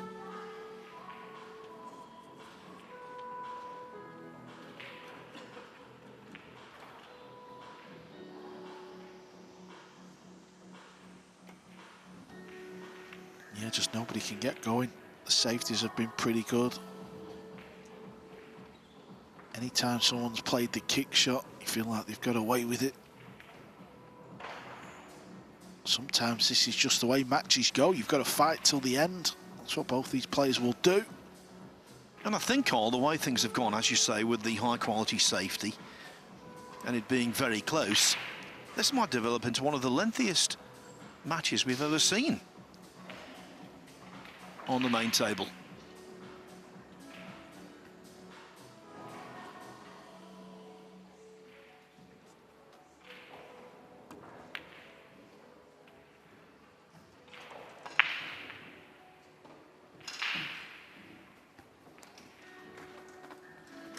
Yeah, it's like this shot. He's gone for the bank. He's missed the bank. And he's not really left, you know, an easy pot. But Ruiz could go for the bank himself. He's not looked at that yet.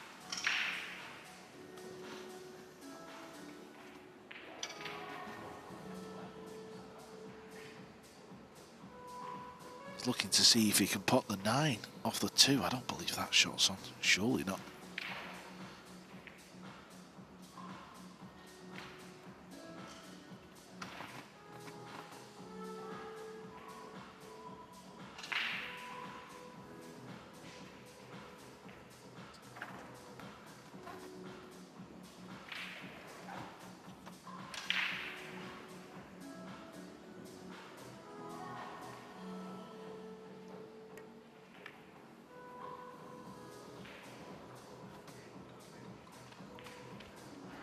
That shot was on, though, and what a peach.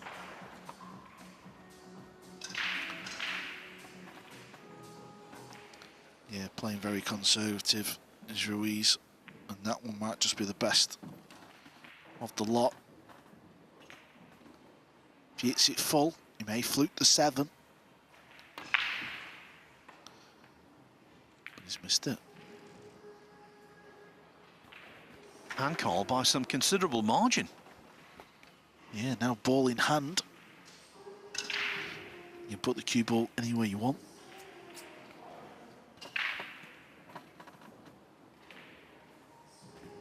Another result for you. Jonas Suto Camino staved off that fight back from Clint Jansen, winning 10-7.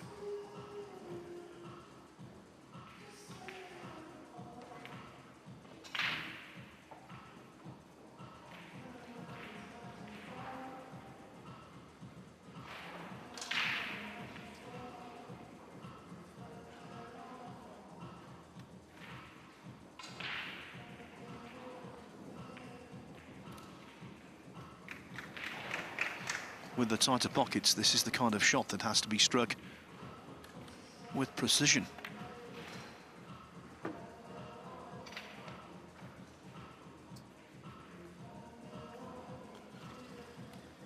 Didn't really want the cue ball that far up though, did he? If he lands just off straight or straight-ish, he could have played the pink 4 past the 8 ball.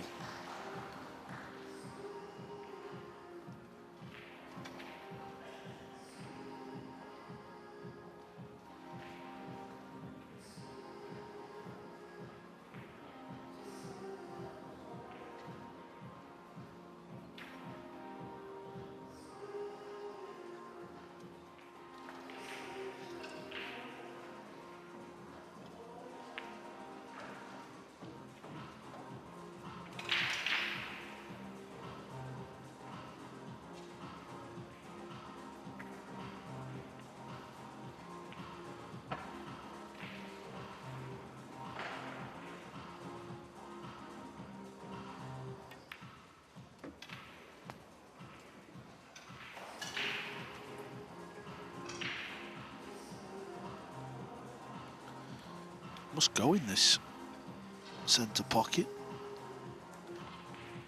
Yeah, actually quite scary when you stood behind them though. They're a lot tighter than you think. Earlier this week, Billy Thorpe described the middles as impossible after missing one.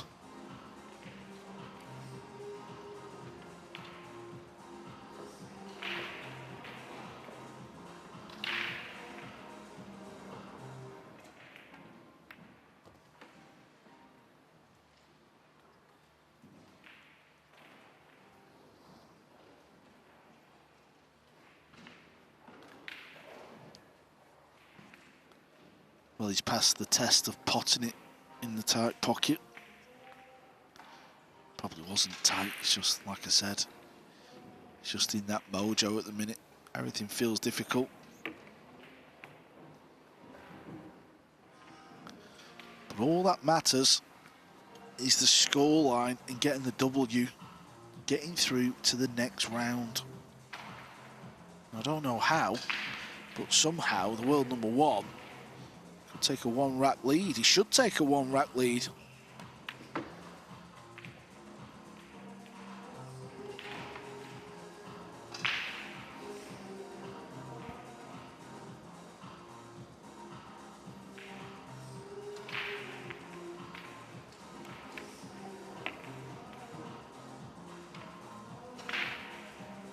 He's going to lead for the 3rd time in the match.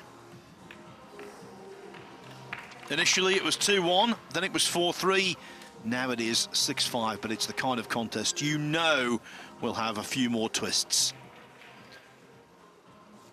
Unlike the match on table 24, which was completed when Jeffrey Rodder overcame Abdullah Al Yusuf 10-2, the first player into the last 32, thin cut on the 7 ball, and a relatively routine 9 to follow. Whenever the Filipinos turn up in numbers, Carl, they always do well in these big tournaments, and this is no exception.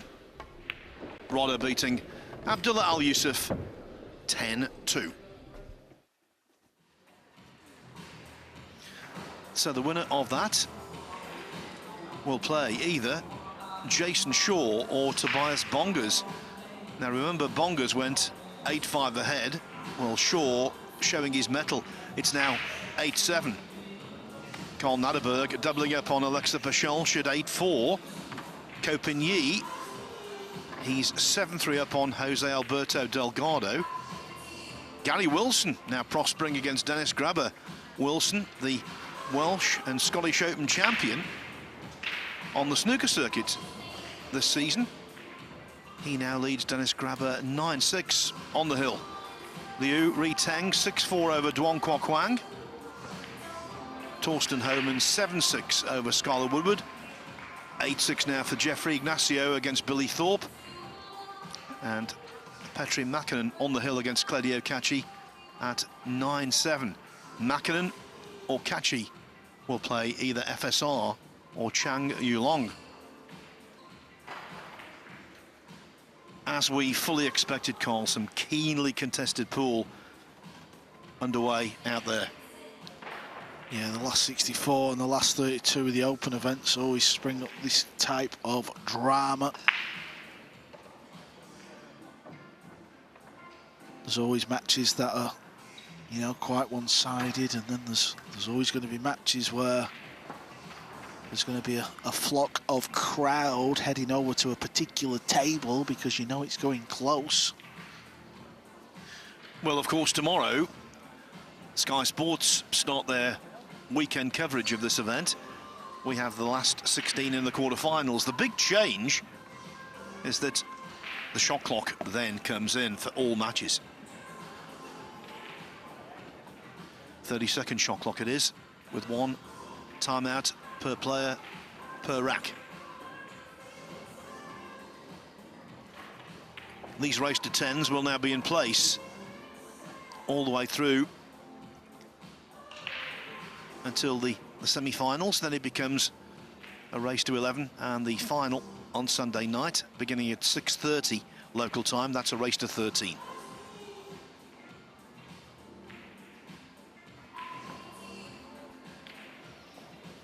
Also taking place over the next few days, the Jason Shaw Junior Open.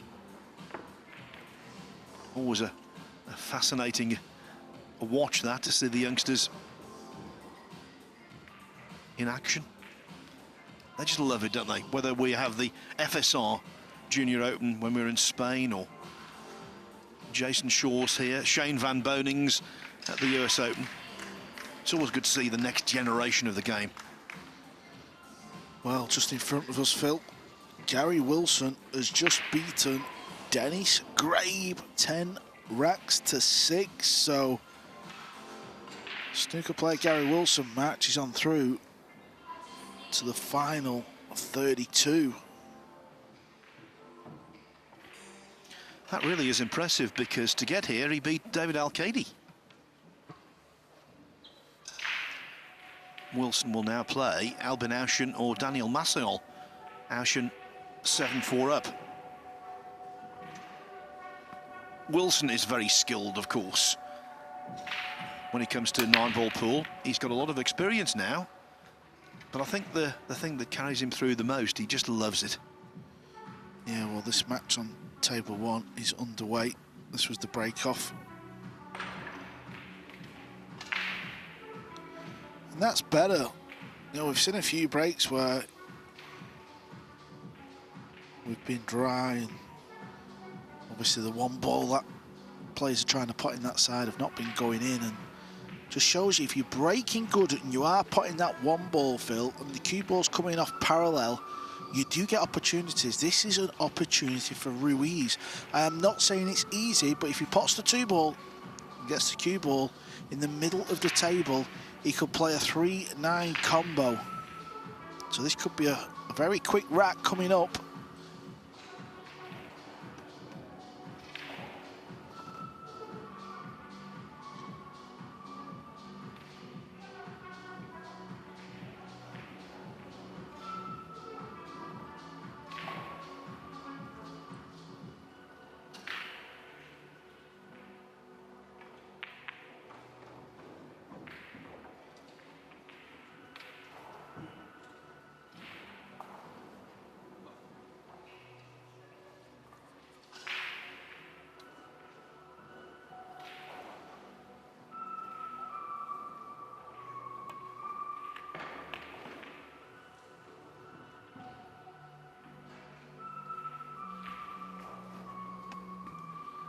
Okay, here we go.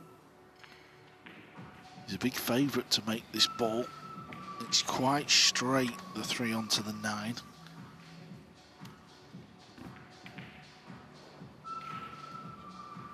Just wondering what he's going to do with the cue ball as well. Will he just put everything into the combo, or will he try and get the cue ball up towards purple 5 just in case?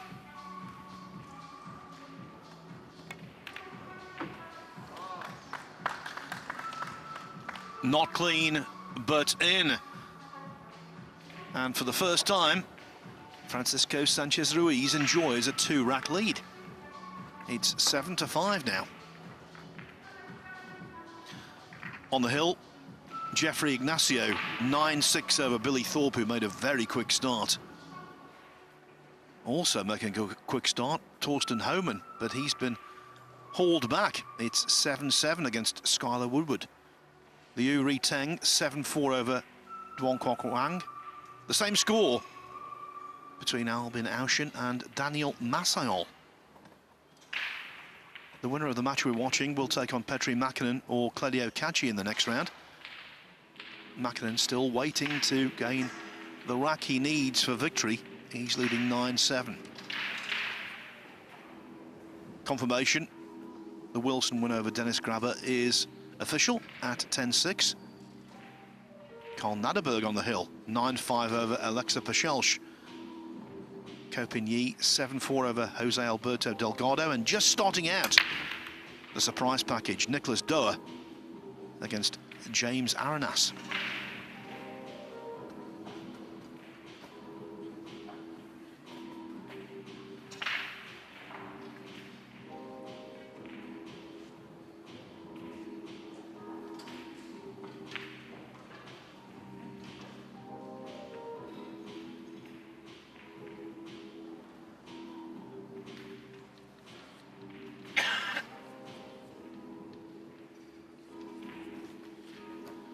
I wonder if Ruiz is going to be tempted into taking on a long pot at some point.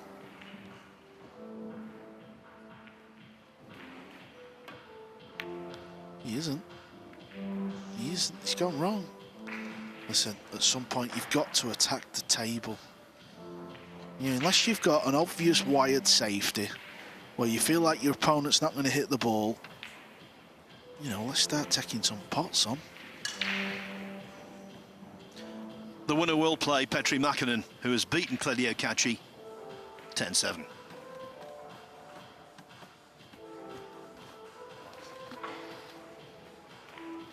Gary Wilson's just approaching the commentary table with a big smile on his face. He's always smiling.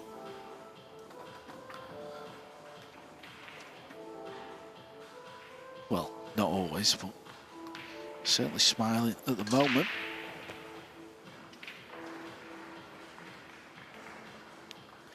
That's ideal.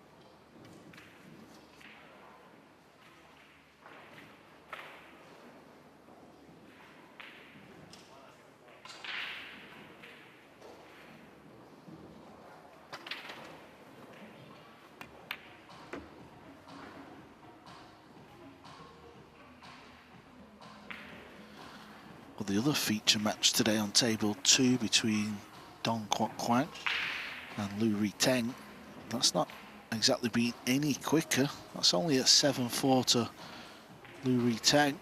So Dong Kwok Kwang has got it all to do over there. You can watch that match if you want on Matchroom Multisport YouTube channel.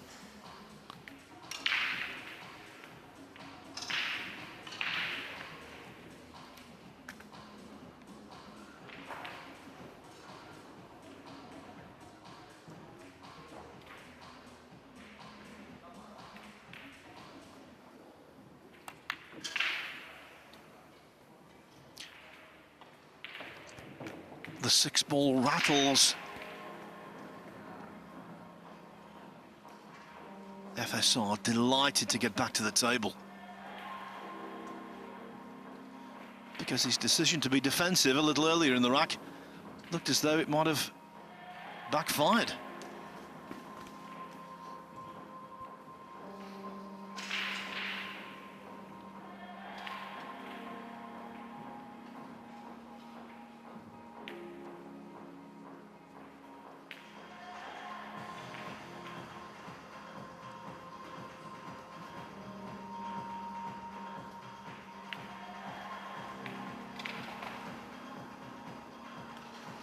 Just wondering if he'll play this ball quite slow, hoping he pots it and then plays the 7 long. Well, it looks like he's playing this hard. A little surprising. Wow, look at the cue ball there. I don't believe he's played that. I think he was trying to pot it and just get out somewhere in the middle of the table, but he sort of bounced out and just stopped dead. Watch the cue ball here. Well, perhaps just as well we didn't have a 30-second shot clock, because the spin might not have got off that ball in 30 seconds. It was going around like a spinning top. Still a tough assignment on the 7. I've played a lot of 9-ball pool. I've played on every table that has been put out there. On a club table, he'd have potted this ball now. On here, he's had to bear down because he knows, well, even that, it looked clean all the way to me, and it still took a little wobble to fall in. What a big moment, this rack. That man there, Chang, well, he's played a good set, to be fair. It's been one of them types of sets where it's been a grind.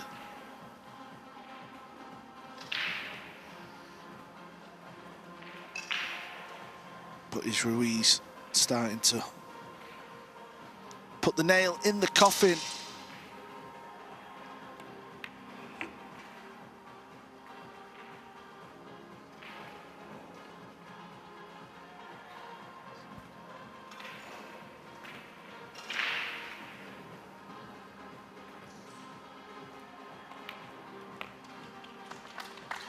There is now significant daylight between them. Francisco Sanchez Ruiz leads Chang by 8 racks to 5. 2 more needed for progress. Advancing into the last 32, over on table 4 a few moments ago, Carl Naderberg, the youngster from Estonia, defeating Alexa Pachelsch 10-5. Copigny 7-5 up on Jose Alberto Delgado. Now Tobias Bongers on the hill against Jason Shaw at 9-7. Albin Auschen 7-4 still on Daniel Maciel. 7-5 for Liu Riteng over Duong Kwok Wang. Skylar Woodward for the first time has hit the front against Torsten Homan at 8-7. And a little further on down, Anton Raga and Nikos Economopoulos have shared the first 2 racks. James Arenas, big favourite to win his match against Nicholas Doer, and he's won the opener. Well, we're just approaching 2 hours this match on TV table, and it's 8-5 to Ruiz. Was Skylar Woodward about 5 racks down filling that match against Thorsten Homan? Homan got off to a very, very quick start, I know that. Well, at last, a shot on the lowest ball for Ruiz.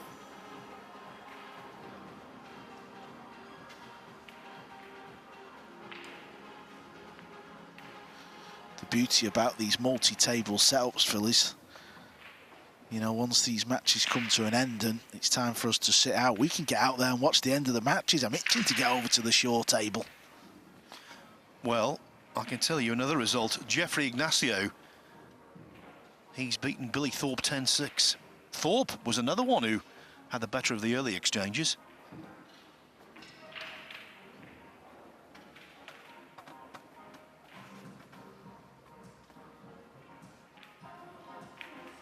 Because the cue ball's on the rail, he just can't hit low enough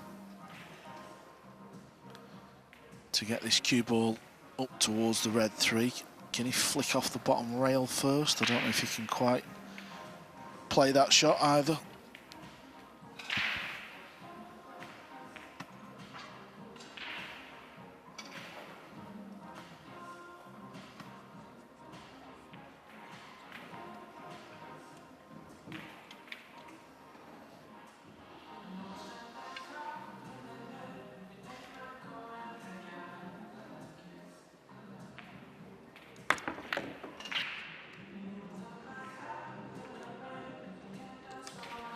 It's not too bad. He can pot the red 3 now.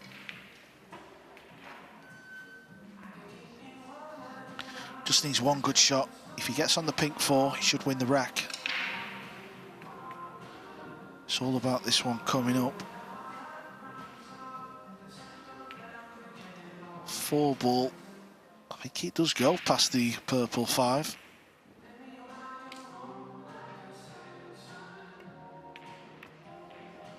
Well, I'll tell you what, he's missed that by an absolute mile. But he has got away with quite a lot in this match, when he's been kicking especially. He's never really left Chang in, has he? I just can't believe how far he's missed that by.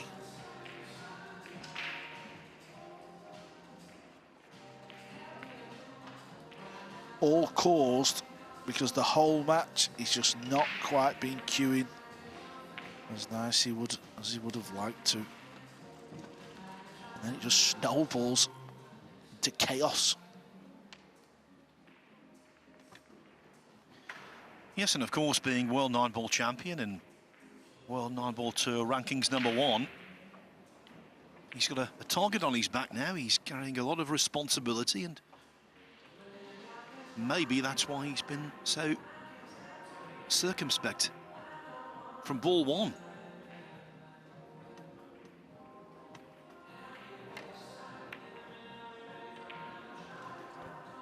Needs help, isn't going to get it. Another chance.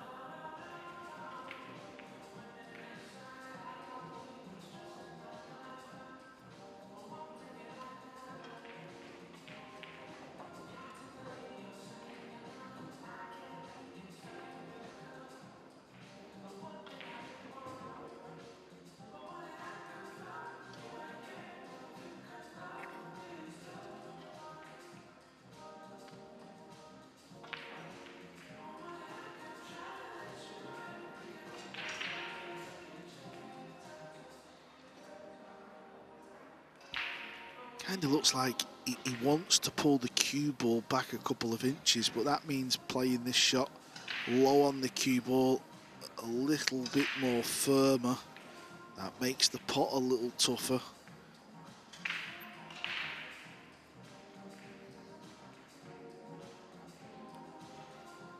He just doesn't know, does he?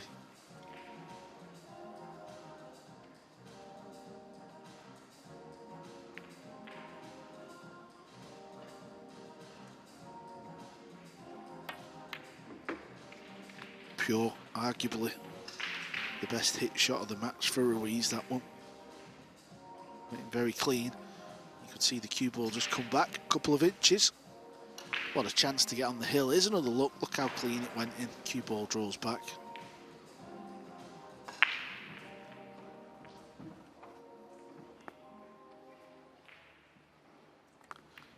Well, there's quite a few spectators around the Jason Shaw table, Phil.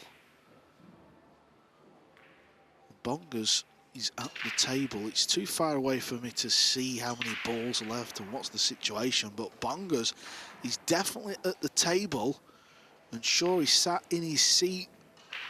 Bongers only needs one more.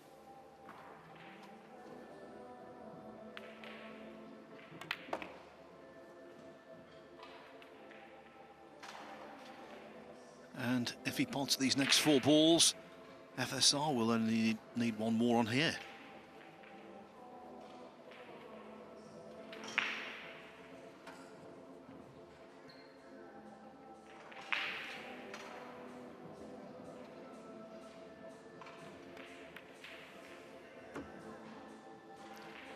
And you know, even though they are there, even though he's the world #1 and the world champion, I'm not completely discounting a mistake He looks really nervous to me.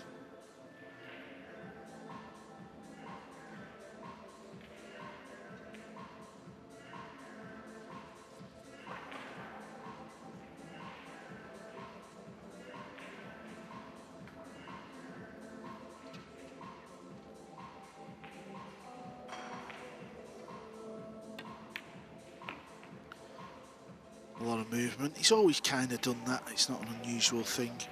He's always had that little bit of movement. And it doesn't matter how nervous he is, he's not going to miss this.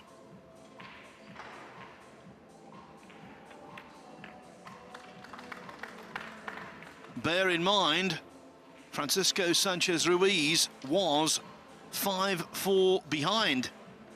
Now he leads 9-5. 5 on the trot. Doesn't feel that way, does it? Doesn't feel as though he's dominating. But scoreboard-wise, he most certainly is.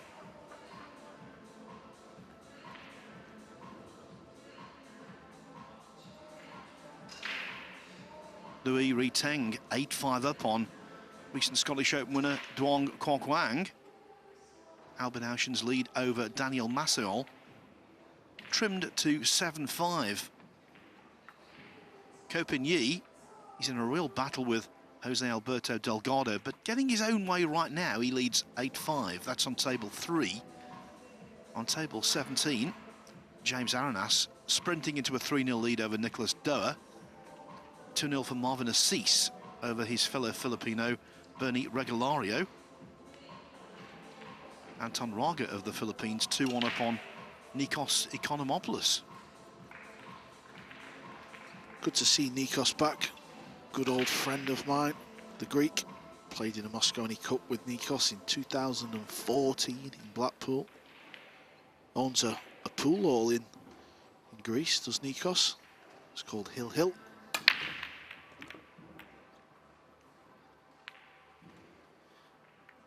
And that's very appropriate because FSR's on the hill.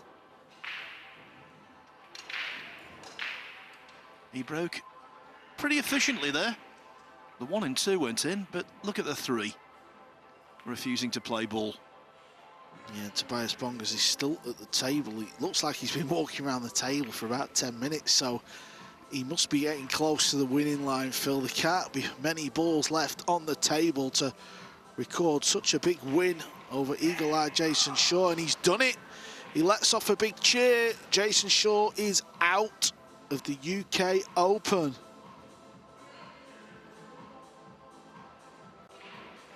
Tobias Bongas will play Jeffrey Rodder next. Jason Shaw, the great hope for a home soil triumph, departs.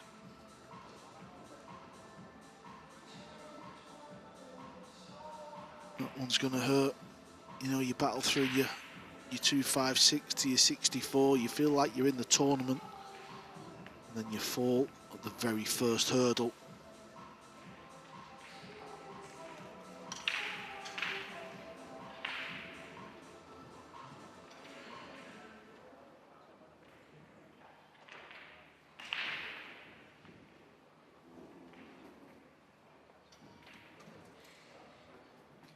You were talking about this earlier, Carl. On paper, it looked like a pretty favourable draw.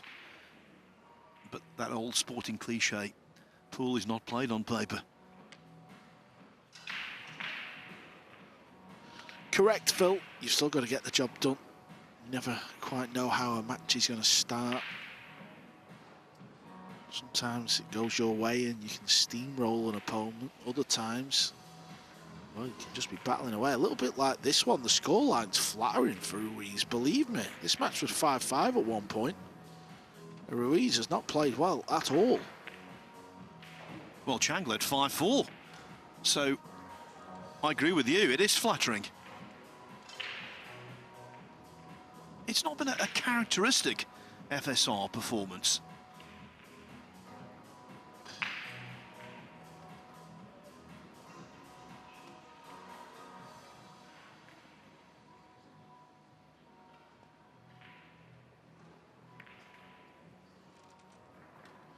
That was a classy move. That would have been very scary attempting that. But it's been this department of the game where Ruiz has been getting away with quite a fair bit when he's been kicking at the ball.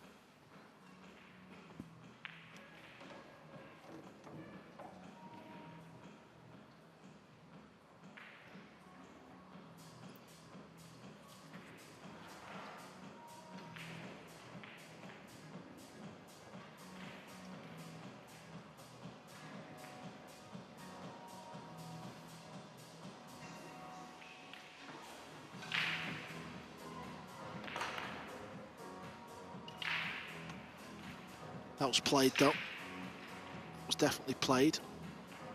He hasn't got cover, but he played it down the bottom end of the table. Chang can cut this ball in. He can also play a two-rail safe.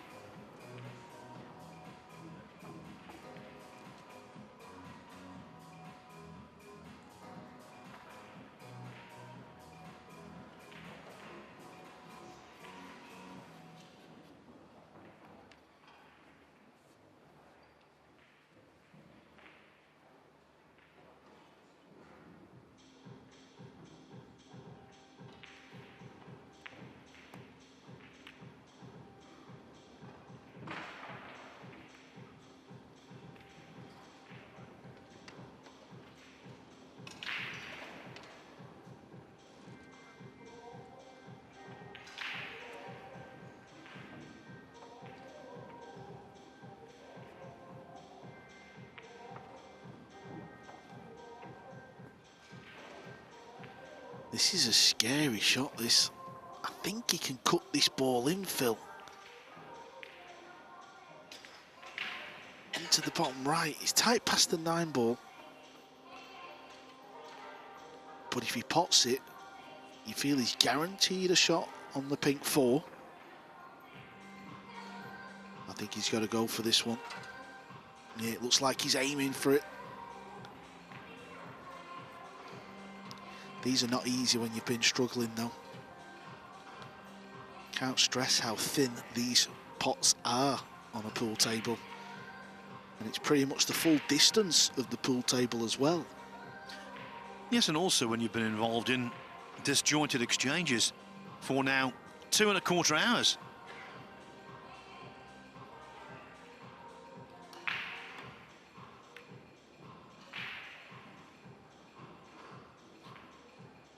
Needed cover, and the brown supplies it. Yeah, when I was talking to Francisco this morning, I asked him about his safety game. He said he's worked so hard on it. He said when he was a bit younger, he was all-out attack, going for all the shots, and he felt his safety game used to let him down, and the legend Jeremy Jones picked up on that a few tournaments ago. He said his safety players has improved so much.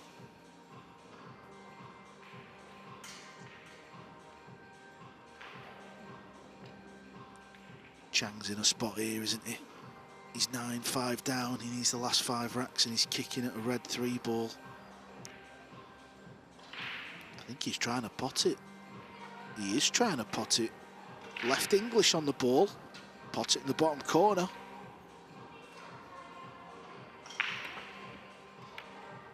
Good hit. Needs a bit of luck. He hasn't got it. This is a chance for Ruiz, the world #1. Can book a spot in that last 32, where Petri Mäkinen is waiting. That was a good win over Kledio Kachi, wasn't it, Phil, for Petri? Good to see Petri back where he belongs. Yeah, he's a really good breaker of the balls, is Petri Mäkinen. Same with FSR. Today, though, it's been more about defence than attack. Can he put the finishing touches to what would be a quintessentially hard-fought victory, even though, if he were to clear here, it would be 10-5, and on the face of it, comfortable. Not in reality. Yeah, but also to win a pool tournament of this magnitude, 6 days of action, nobody, you know, steamrolls every opponent. You just don't do it. So you've got to go through these type of matches. Sometimes you win easy, sometimes it's a grind. It's about playing your B and your C game. All that matters is you get to 10 and your name's in the hat for the next round.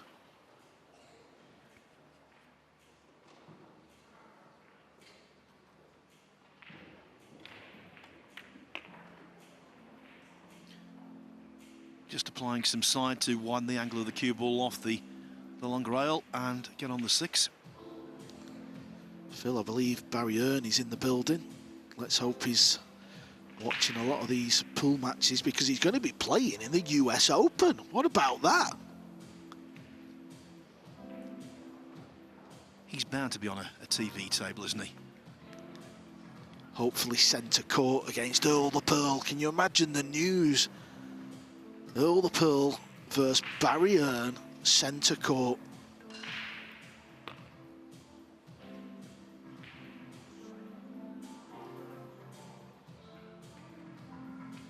He does have a little bit of angle. He can force the cue ball over. Back down for the 9-ball. I can see it now. Bazza to break first. Makes a golden break. Well, I'll tell you what, if I'm commentating on Barry Hearn, there'll be no criticism from me whatsoever. And you can't criticise that. He wasn't at his best, but he never stopped fighting, he never stopped competing, and his discipline remained intact throughout. He was a little lucky at times, there's no doubt about that, but Francisco Sanchez Ruiz comes through by a score of 10 racks to 5. He will play Petri Mäkinen of Finland in the last 32. As for our next contest here on table 1, it is Europe against the USA. 2 Mosconi Cup contenders from Austria, Max Lechner against Oscar Dominguez.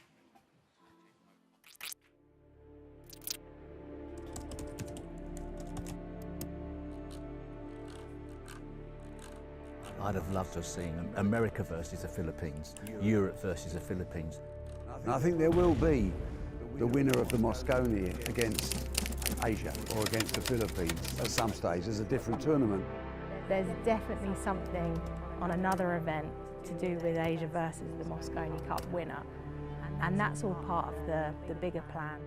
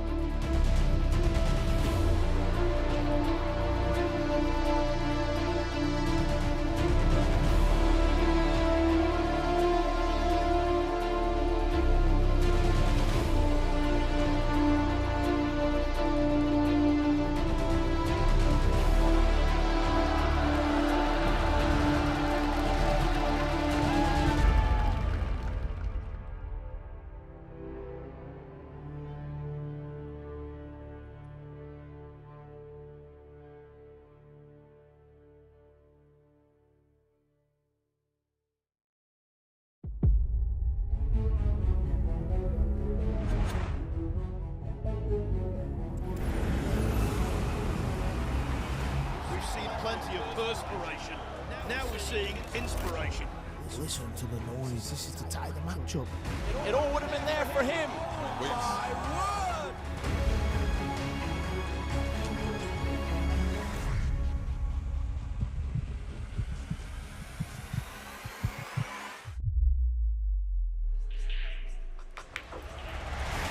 He's got it! And for me, the shock towards it. Magnificent, marvellous, magical.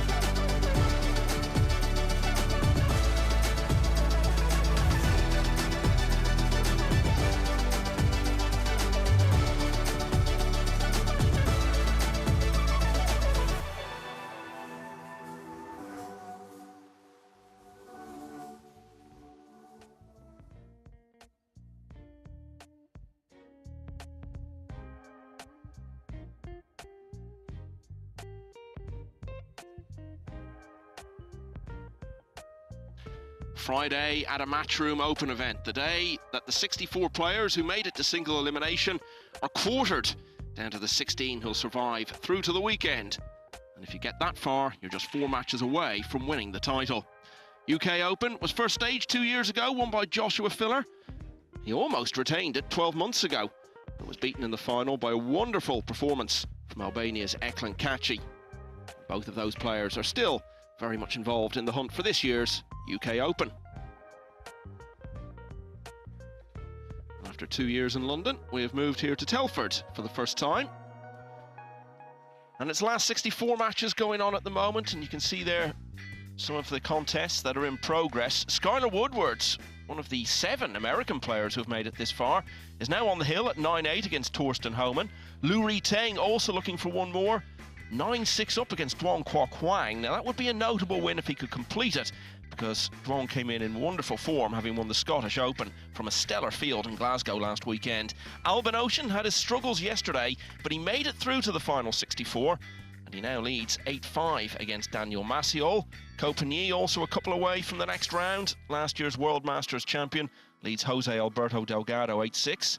James Aranis, World Cup winner last summer, 4-2 ahead of Nicholas Dorr from Germany, who's made a real name for himself here this week.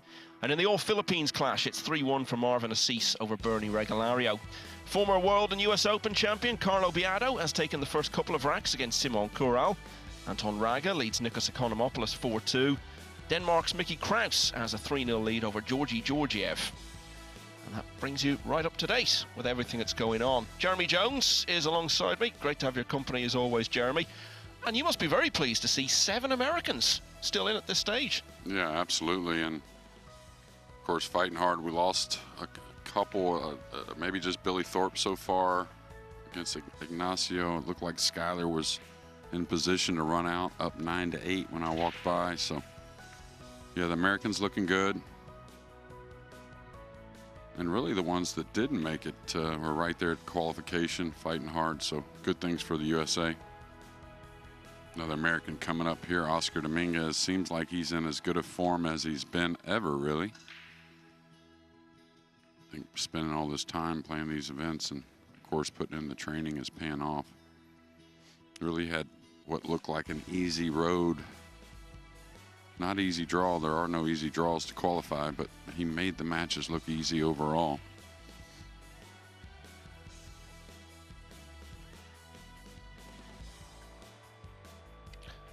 Yeah, came here after getting to the final of that Scottish Open last week, and again, I keep making this point, that might sound like it's a small-time event, but it was certainly not a small-time field by any means. It was a wonderful event, and to get to the final of that, you had to play very well. You had to beat some very good players, among them Joshua Filler.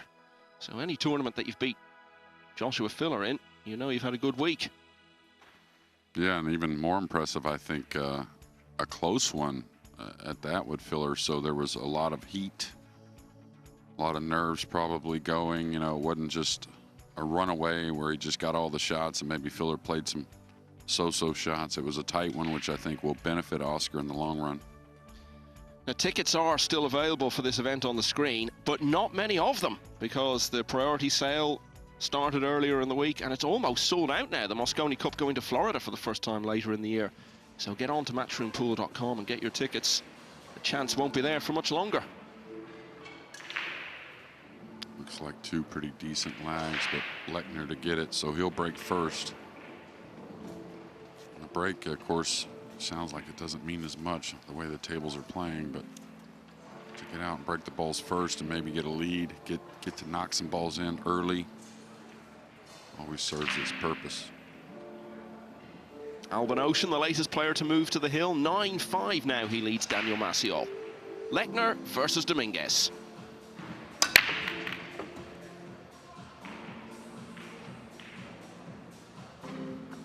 Well, the break might mean quite a bit in this match, Jeremy, if Lechner keeps doing it like that.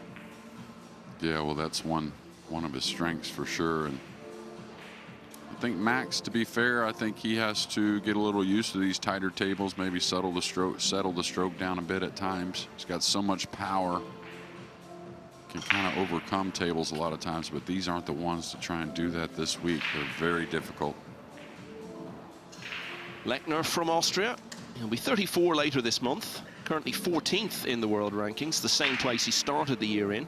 He had been in the top 10 going into 2023, largely off the back of that run to within a few racks of winning the US Open in late 2022.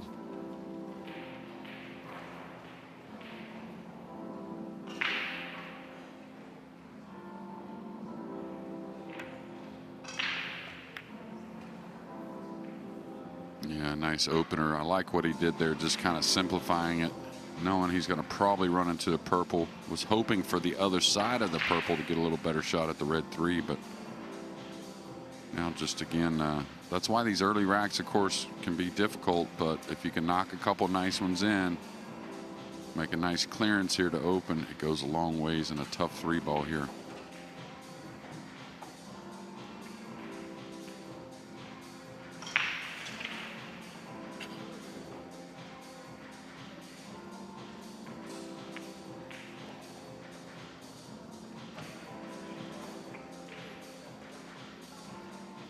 Tell, of course, these players want it so bad, and the conditions are so tough. Going to be a long day here Friday to get into that final 16.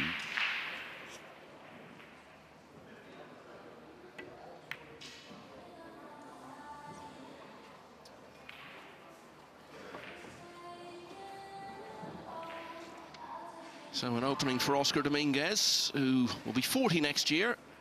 He's actually climbed a few places to 43 in the world since the start of this year, but he's definitely going to climb further because points for the Scottish Open haven't been applied yet, and he'll have plenty of those. He actually comes here having been in the final of both of the last 2 ranking events on the World Nineball Tour. Yeah, and just like talked about at the Scottish Open, you know, that's a nice tournament, of course. Always want to win some cash. It paid well for a smaller ranking event, but the matches, that's what you can't replace. That's what really is going to help with a lot of these players. Could have got a little more out of the cue ball. Surprised he didn't draw it a bit more. Not really too tough of a shot, but a little bit of a tester. And Oscar, I think that ranking would have been higher, but last year in 23, he didn't play much early. Started to come out more, and you might say the fall, and then into the, you know, the picking of the Mosconi Cup kind of time, and had some good results. It was as a captain, it was really hard to kind of overlook him, but I think especially the way he played the year before, but I think it was time for Shane Wolford to make that team. Well, Dominguez reached the last 32 of 2 of these Matchroom Open events in the course of 2023. The Hanoi Open, where he was beaten by Kyle Amoroto, and the US Open as well, where he lost to Max Lechner. Now that's someone who I'm sure you'll recognize, Kyron Wilson. 4 days into his reign as World Snooker Champion. It was wonderful to be in the Crucible Arena on Monday night. I went up and spoke to him earlier and told him when he broke down in tears, there was a tear in my eye as well. And if you've ever met Kyron, I think you'll know why that is. Those of us who've known him for years know just what a fantastic guy he is and how hard he works, and just what a great person he is to deal with. And he'll be a wonderful ambassador for snooker over the next 12 months, which sounds like a bit of a cliche, but in his case, it's just so true. And the reason he's here is that his son Bailey is playing in the junior event. We'll update you on his progress later on. The Jason Shaw Junior Open. Yeah, well, that's awesome. And more of it. And I got to watch him play quite a bit while I was there in Scotland, and snooker was on, and his composure to me was by far the best that I saw out of all the players. I'm sure that's probably one of his strengths. Yeah, and no doubt he was actually the best player over the course of the 2 weeks it takes to win the World Championship. What Max Lechner had the chance to do there early on was win that rack off the break, because it set him up nicely. It wasn't to be, though. He left the chance for Oscar Dominguez, and the American has taken the first. Skylar Woodward, another American, is through. He has now closed it out at 10-8 against the former world champion Torsten Homan. And there could be quite a flurry of winners now in the next few minutes, because several players are on the hill. Lu Ri-Teng at 9-6 against Wang Kwok Wang. Albin Ocean, as I was saying, at 9-5 over Daniel Maciol. And Ko Pin Yi is also just looking for one more rack He leads Jose Alberto Delgado by 9 racks to 6. And Delgado got to be playing a fine match. He's really turned it on since that early loss, and the way Coping-He's been playing, to have that score at 9 to 6, pretty competitive match. Oh, he hit those way thick. Probably the thickest hit I've seen on the one all week. Just maybe a little quick. And sometimes you never know, you know. I mean, I haven't got to watch Oscar much this week, just a couple racks, and you know, these players are trying to figure out different breaks all the time, so gotta believe that was a miss hit though on the one. And Lechner in these situations, especially on the tighter box, I think pretty traditional to start a little slower, maybe have a mistake or two, and then really picks it up. But these, you know, you can't really bury yourself too far in these matches. Just too difficult against these players. Going to come 2 rails off the 1 between the 6 and the 5. Trying to use the 6 ball. That's going to leak a little. Pretty good stuff overall. Yeah, it was 10-7 when these two met in the last 32 of the US Open. Lechner went on to get to the quarterfinals for the 3rd year in a row at the US Open. Was beaten by the eventual champion Chang.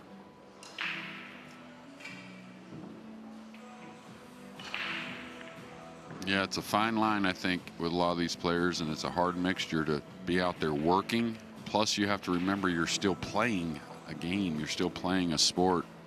Sometimes I feel like Max, he gets a little more in the working side of things, and I think that can build pressure at times. Explain to us a bit more, if you would, Jeremy, what exactly you mean by that. Well, you know, if you ever got to watch Efren, a lot of players, you can tell they're out there enjoying it. They're playing the game, you know, a little bit. Kind of, it's almost like making a tough shot. You know, when you're playing well, you almost get into a tough shot. You really, you know, want to overcome it versus fearing it, and then some things become, you know, a little more like you fear everything. But the work, I think, the working mentality, if you overdo it, builds stress. And, you know, that's something we want to stay away from in pool, because it's going to be there. If you add some to it, it's going to be problems. I think one thing that applies across the board in every sport, whether it's absolute world-class elite level that you have played at, or just the absolute bottom levels of the game, someone playing in a club who plays occasionally, it's a universal truth of any sport. The more you enjoy it, the better you're going to play, whether you're a top player or just an also-ran. Yeah, I mean, just simple stuff, you know. I advise a lot of amateurs and whatnot, even pros. Sometimes I'll tell them, you know, if you feel like you're struggling, you know, make a stroke that feels good. You know, I mean, that's kind of what we're trying to get at, and that'll remind you. That's kind of, you know, where you play your best pool. You talk about work. He puts in a huge amount of it off the table, and has been working very hard on his physical fitness for the last few years.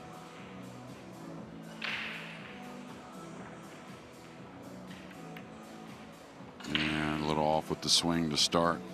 But also, you know, it's kind of like your mentality. I was never the perfect kind of mentality. I just don't think it's a right way to play sports, to be try and be perfect. And pool is one of those games or sports that you can kind of label that a little bit. Oh, I should get the cue ball here. And of course, you're trying to do those things and get in great position, but you got to realize you're shooting for perfect without it being really attainable.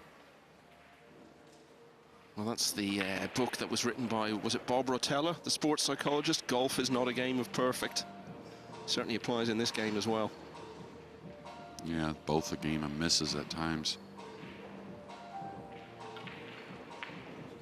But really, I mean, you know, all these players have won tournaments, and some bigger than others, but still a matter of your adrenaline getting going, and, you know, got to reflect on those things, even if they're smaller events, and how you felt when you were making that run. Well, like I said, he got to the last 32, Dominguez, of 2 of these Matchroom Open events last year. He also made single elimination at the World Championship. Didn't go any further, though. He was beaten by the eventual winner of that championship, Francisco Sanchez Ruiz. He was picking up world ranking points at regular intervals throughout the year.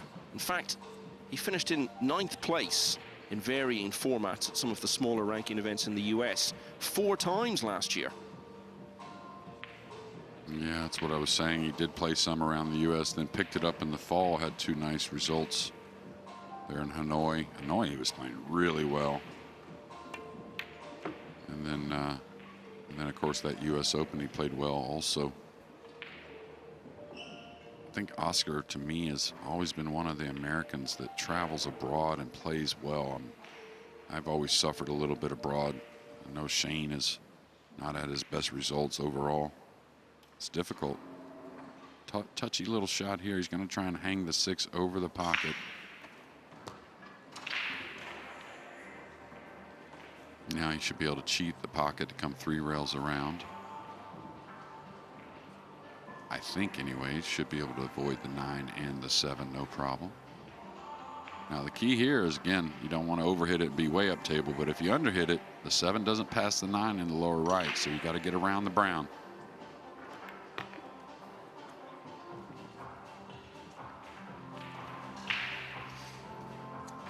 Positive early signs from Dominguez, Jake. No, absolutely. And again, I didn't get to watch but a couple racks of a match early for him. But he really hasn't had a lot of close score lines overall. Really dismantled his opponents. Yeah, hasn't had any close matches, really. And it isn't close in the early stages here. Max Lechner really hasn't got started yet. Oscar Dominguez looks very quickly into his stride. And that's why he leads by 2 racks to 0. Alban Ocean's defence of the European Open title was ended by Daniel Massiol in Germany last August, but it's a reversal today.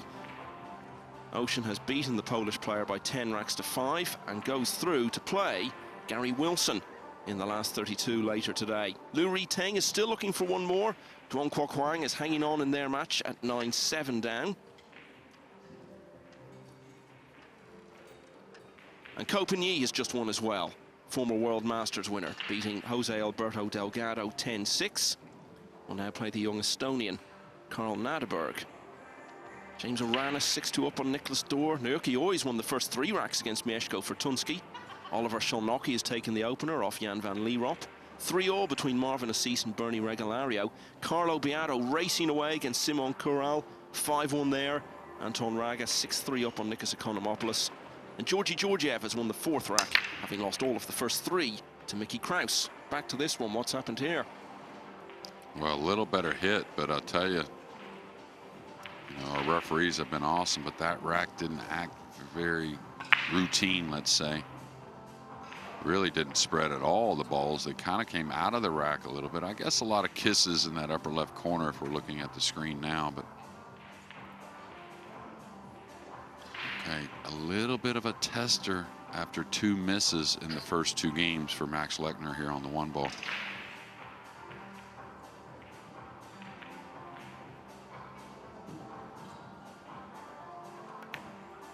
And you could tell that was totally mental in my mind. He didn't wait over the ball. He didn't stand up off the ball very long. Much different than his first 2 misses. Probably a little heady, saying to himself, hey, let's pull the trigger a little bit here, and now another miss.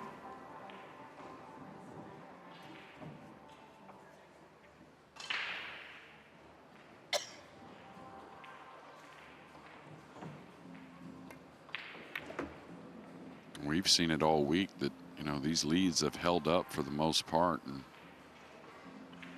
there's some reasons why, of course, the great players, and of course you get ahead of steam, but the table's set up to where the leads really mean something. So if Oscar was to win this game, difficult play here on the 2 to get to the 3, though. He's got to gamble a little bit.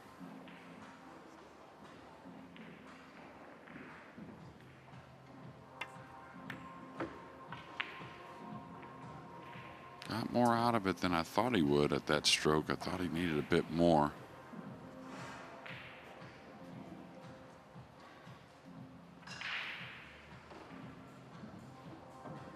Now, I know it sounds crazy, but myself included and some other players, shots like these, I've seen them take the bank cross side versus the cut down the rail.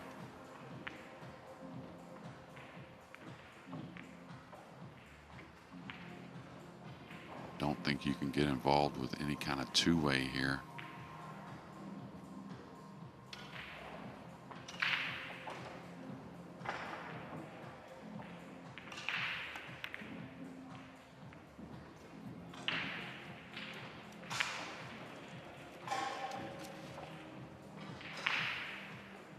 Yeah, tried to play the cue ball 2 rails behind the brown just in case of the miss. I think maybe enhanced the miss, but he liked it. Last tournament we saw Max Lechner was the World Masters in Germany just a couple of weeks ago, and he threatened to pull off one of the most remarkable turnarounds we've ever seen, because he was 8-1 down to Albin Ocean in the first round, raced to 9, got it back to 8-6, had a chance in the next, but missed a 3 that he really needed to get and should have got, really. And Ocean saw it out from there. And if he keeps playing like this, JJ, he's going to face a similar massive deficit again.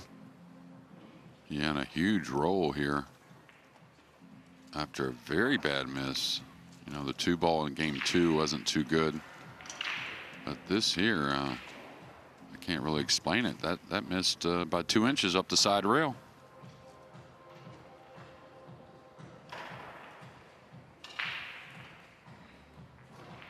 Said Dominguez hasn't had close finishes. He didn't lose a single rack in his first match against Tommy Donlan, European Mosconi Cup player from long ago.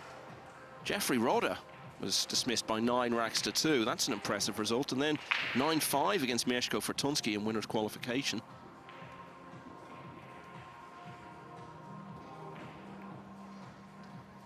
Yeah, don't understand that one exactly. And of course, that's given Max Lechner all the credit in the world. But when you see a player struggle early like that, you know, Oscar kicks at the ball really well. So he could have easily gone a couple cushions off the right side back at a big 3 ball. And really, we always talk about ball in hand is the one that can kind of get you going and make you forget about a few mistakes. And I think making the hit on the 3, even though maybe serving up a shot, was much more important than trying to get maybe a little cute here with this kick.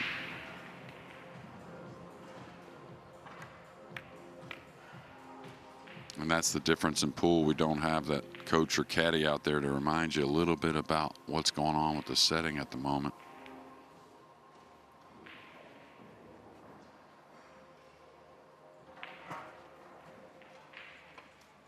Probably would like to come up the side rail, considering a few misses, get somewhat close to the green 6. It's going to get a little in between. 7 doesn't pass the 9. Certainly move the cue ball out for the 7 in the lower left. This, the first major world ranking event of the year, but there have been 8 smaller events with world ranking points on the line already. And Lechner's been in a quarter-final of the tournament in Italy last month, won by his good friend Albin Ocean.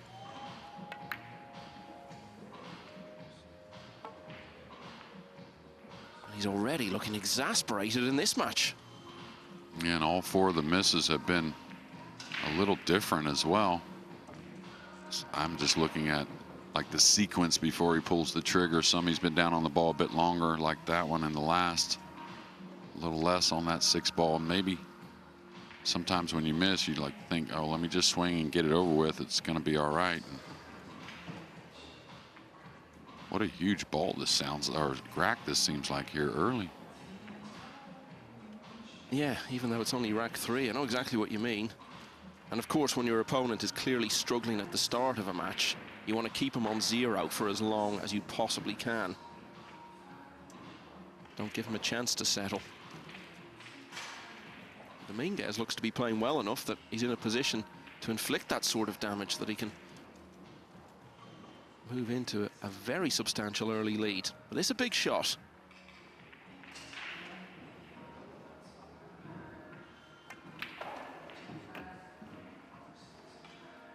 He's going to need a little more out of the cue ball. This is going to land very bad. He's going to have to show us a bit of creativity and touch. Maybe clipping the 7, going to the side rail, coming behind the 9.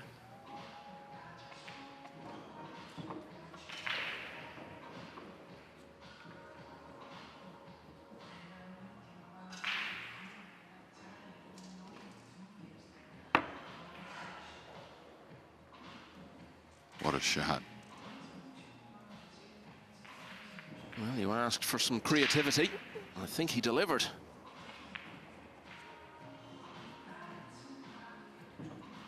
Yeah, Michael, I mean, we're into this final 64 now. My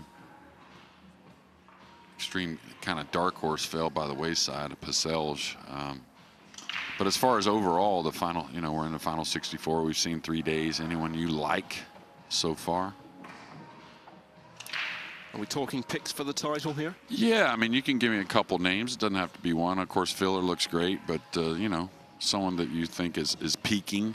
Well, I'm glad you brought this up, Jeremy, because I don't think I made enough of it in Germany that I was the only one who did pick the winner.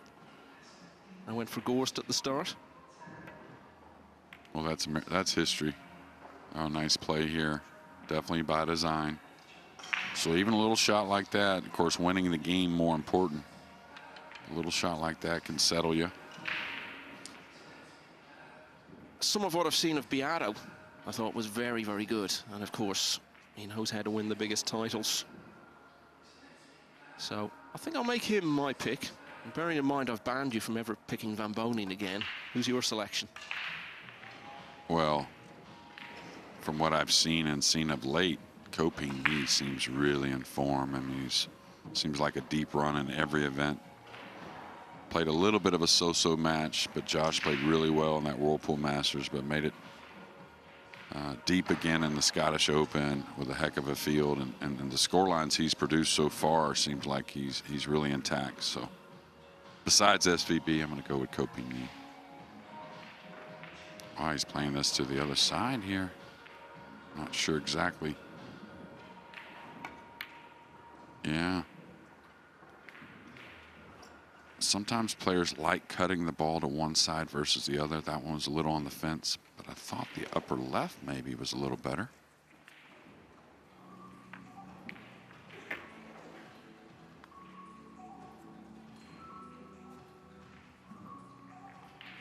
And you said about 5 minutes ago it felt like a big rack. It feels even more so now with the way it's unfolded. But this is a definite chance for Dominguez to win it.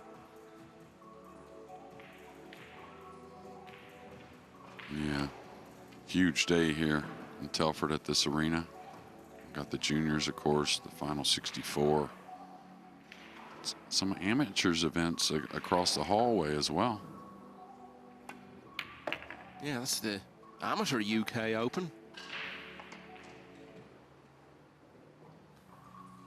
Yeah, it's been a well-established Q Sports venue for some time. We were here for the Players' Championship Snooker back in February. It staged the UK Championship, one of the most historic events in snooker for a number of years. But it's all about the UK Open pool, and at the moment, this match is all about Oscar Dominguez. Max Lechner really has not got started at all yet, so the American leads by 3 racks to 0. Lu Riteng is the latest player through to the last 32. Duong Kwok Hwang will not follow up his Scottish Open success with UK Open triumph because Lu Riteng has won 10-7. And that means we now have 6 confirmed last 32 matches. I'll just run you through those. Francisco Sanchez Ruiz against Petri Makinen. Jeffrey Ignacio versus Skylar Woodward. Hona Suto plays Lu Riteng. Alban Ocean will face Gary Wilson. Tobias Bongers, who knocked out Jason Shaw, faces Jeffrey Rodder. And Carl Naderberg will play your pick for the title, Jeremy. Ko Pin Yi. James Moranis, World Cup winner, is 1 rack away from ending the adventure that Nicholas Dorr has been on here this week. Moranis leading 9-2. Naoki Oi 4-0 up on Mieszko Fortunski. Marvin Assis and Bernie Regalario level at 4-all. Carlo Beato, who we were just talking about, is a 6-3 lead against Simon Kural. And Anton Raga's going very well, 8-3 up on Nikos Economopoulos. 2-0 for Joshua Filler over American Paul Song. And Stephen Ellis, well, you talk about having a big task. The British player faces the newly crowned World Masters champion, Fedor Gorst. But Ellis has won the opening rack.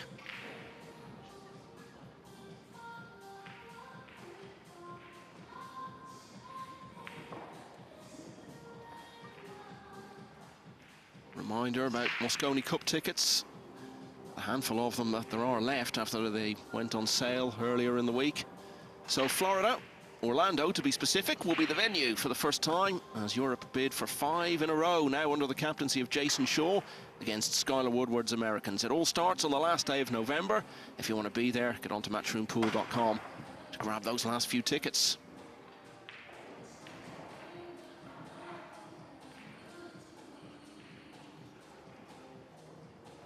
I know it was 11-3, Jeremy. You're the last person who needs to be told that. But Scott Frost, your compatriot who was on our commentary team that week, he felt that there was a lot to be optimistic about from the American point of view in terms of moving forward into the next few years. Did you see that? Yeah, absolutely. I mean, that 11-3 scoreline, of course, Europe, I thought, had three definite MVPs the way they played. Of course, you know, all of us, when we get out in front, we can play our best pool or any sport, but yeah, I think Federer's going to settle in much better. I think Skylar's going to get better. I think him being captain now and a playing captain, I think, is a good thing.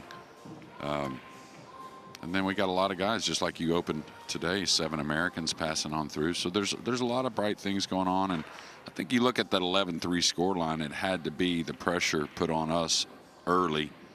And then the Euros, you know, playing exceptional pool.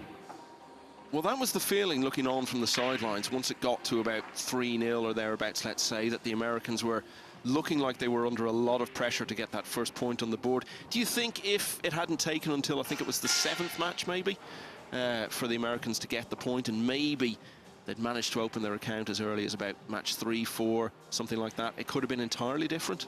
Oh, absolutely. I mean, that's how sports is, right? That's how it snowballs anyways, is the other way is a few things have to happen, and you know, as an underdog, you always want a good start.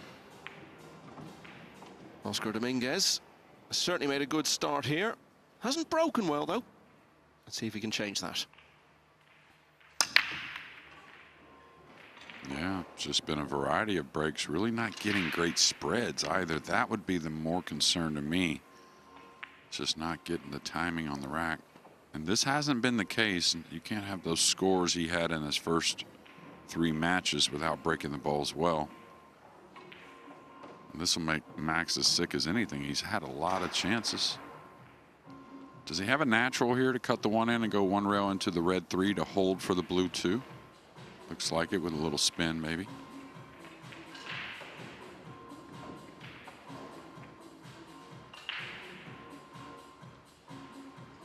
Like he's rearing up to go 2 cushions maybe. Okay, he did play spin, didn't get the flick he wanted, and now has lost the cue ball. So good thing it's early, because everything has happened so far to Mad Max.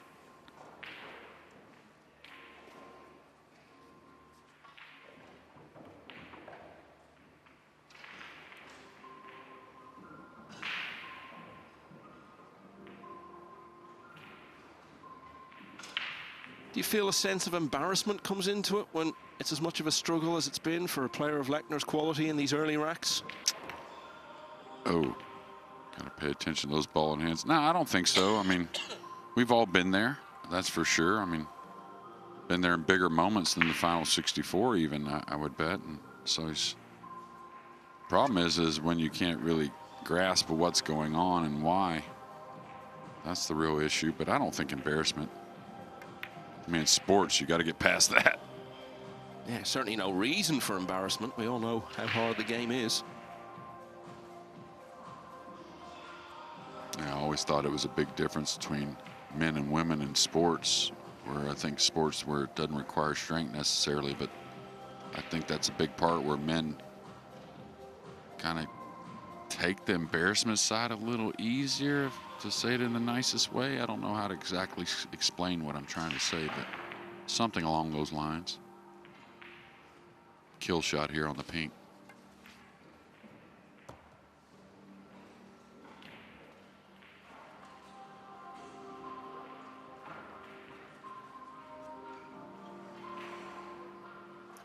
He's been a 3-time Mosconi Cup player himself, all quite spread out. Made his debut as long ago as 2009.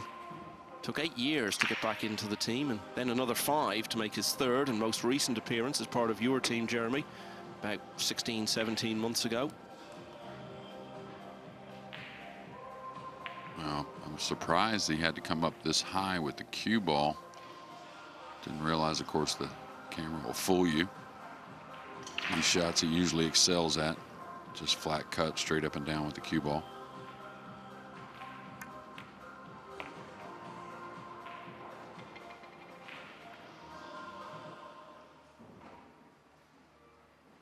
He is a Mosconi Cup winner. He was part of the winning team on that debut back in 2009. Never played in a Mosconi over here, though. All 3 of his appearances were in Las Vegas. Yeah, and a bit surprising, you know, not only 3 Mosconis for Oscar, but I think at times it was really just about that full commitment to an entire season. Okay, I would want to shave this 7 and bump the 8 a little bit and just kind of rock the cue ball down where he's at, point the cue.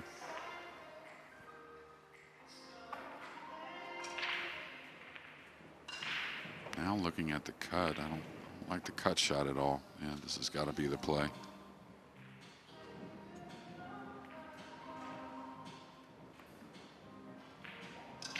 Oh, he let that go out some piece.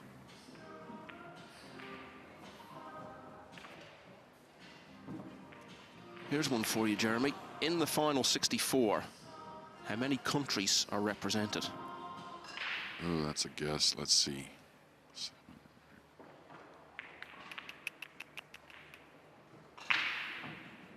A few Germans in it, Austrians.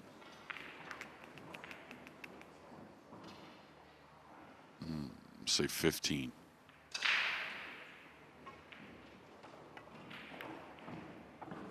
It's 27. Wow. 27 different countries in a field of 64. Wow. I would have never dreamed that, especially knowing there's some countries that carried quite a few in there. Well, you got 7 each from Philippines and your own country. Chinese Taipei has 5, as does the host nation. You could argue it's 28 if you want to split it into England and Scotland. 4 each from Poland, who always are strongly represented, and Germany, as you say.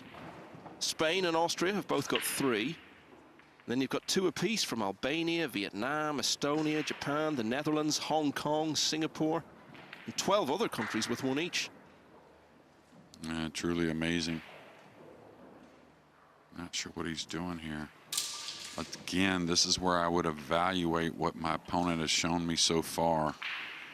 The 8's on the side rail. He can come off the left, try and get the 7 out in space, maybe up by the head string, come 3 rails and plant him on the end rail and tell Max to come with a shot. It's simple. This is going to be pretty good. It's going to leave him a little more of a natural angle, but still a tester for sure. At what seems like maybe a lot of things are a tester for Max at the moment.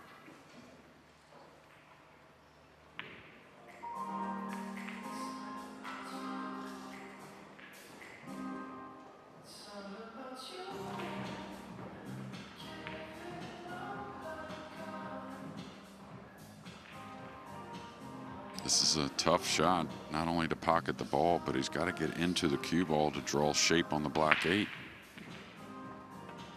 No, he's not even going to shoot at it. Going to get cue ball near the 9. Maybe a bit of this here. Now, this is a little better angle maybe to come off the left side.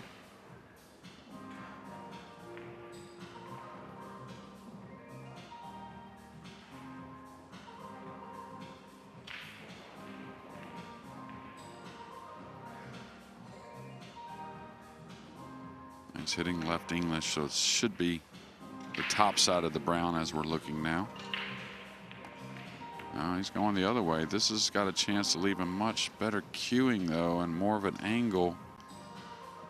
I think I avoid trying to get the snooker there. Of course, I understand it, but now Max a little closer to the 7 a bit more friendly to get on the 8.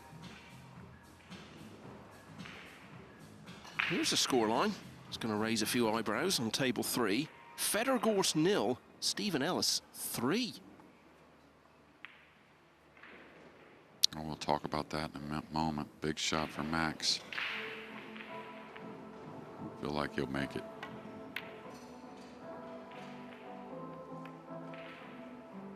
Maybe a little fortunate the 7 came out, cue ball near the rail. Well, Well, you think about the way the tables are playing. And, you know, I think this has something to do with some of the scores we see, and maybe close scores or even defeats by some big favorites. Is if you lose focus on these tables at all, I mean, you can run 4 or 5 balls and miss easily if you get a little out of line or flinch a little bit, and now your opponent's cleaning up racks with, you know, 4 or 5 shots maybe, not much pressure.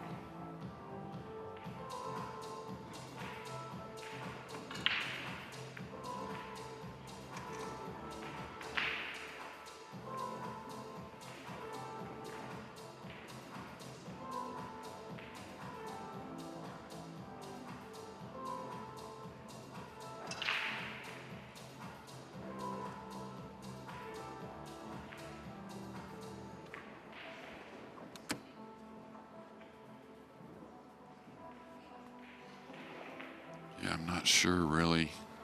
Doesn't really want to go at this one, I don't think. With the cue ball near the rail, has to go forward to try and get some shape with a ton of power. He's looking, can I bank this cross side, or excuse me, towards the upper right corner and double it back to the top rail as the cue ball comes back down table.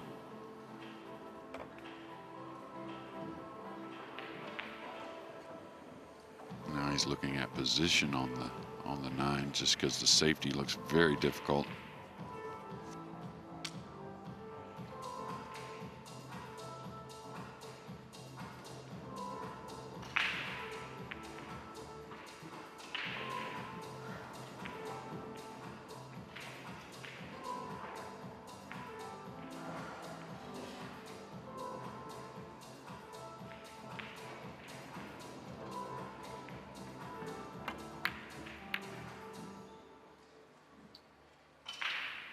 This cue ball is going to get near the cushion also.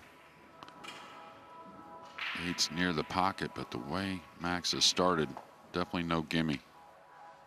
Actually, just thinking, Jeremy, I was saying we could argue there are 28 countries represented if you include Jason Shaw as separate because he's from Scotland. Stephen Ellis, I've seen listed as Wales, so you could argue it's 29. Well, what do? Do you come all the way around? Do you lay up for the cut shot on the 9? First things first.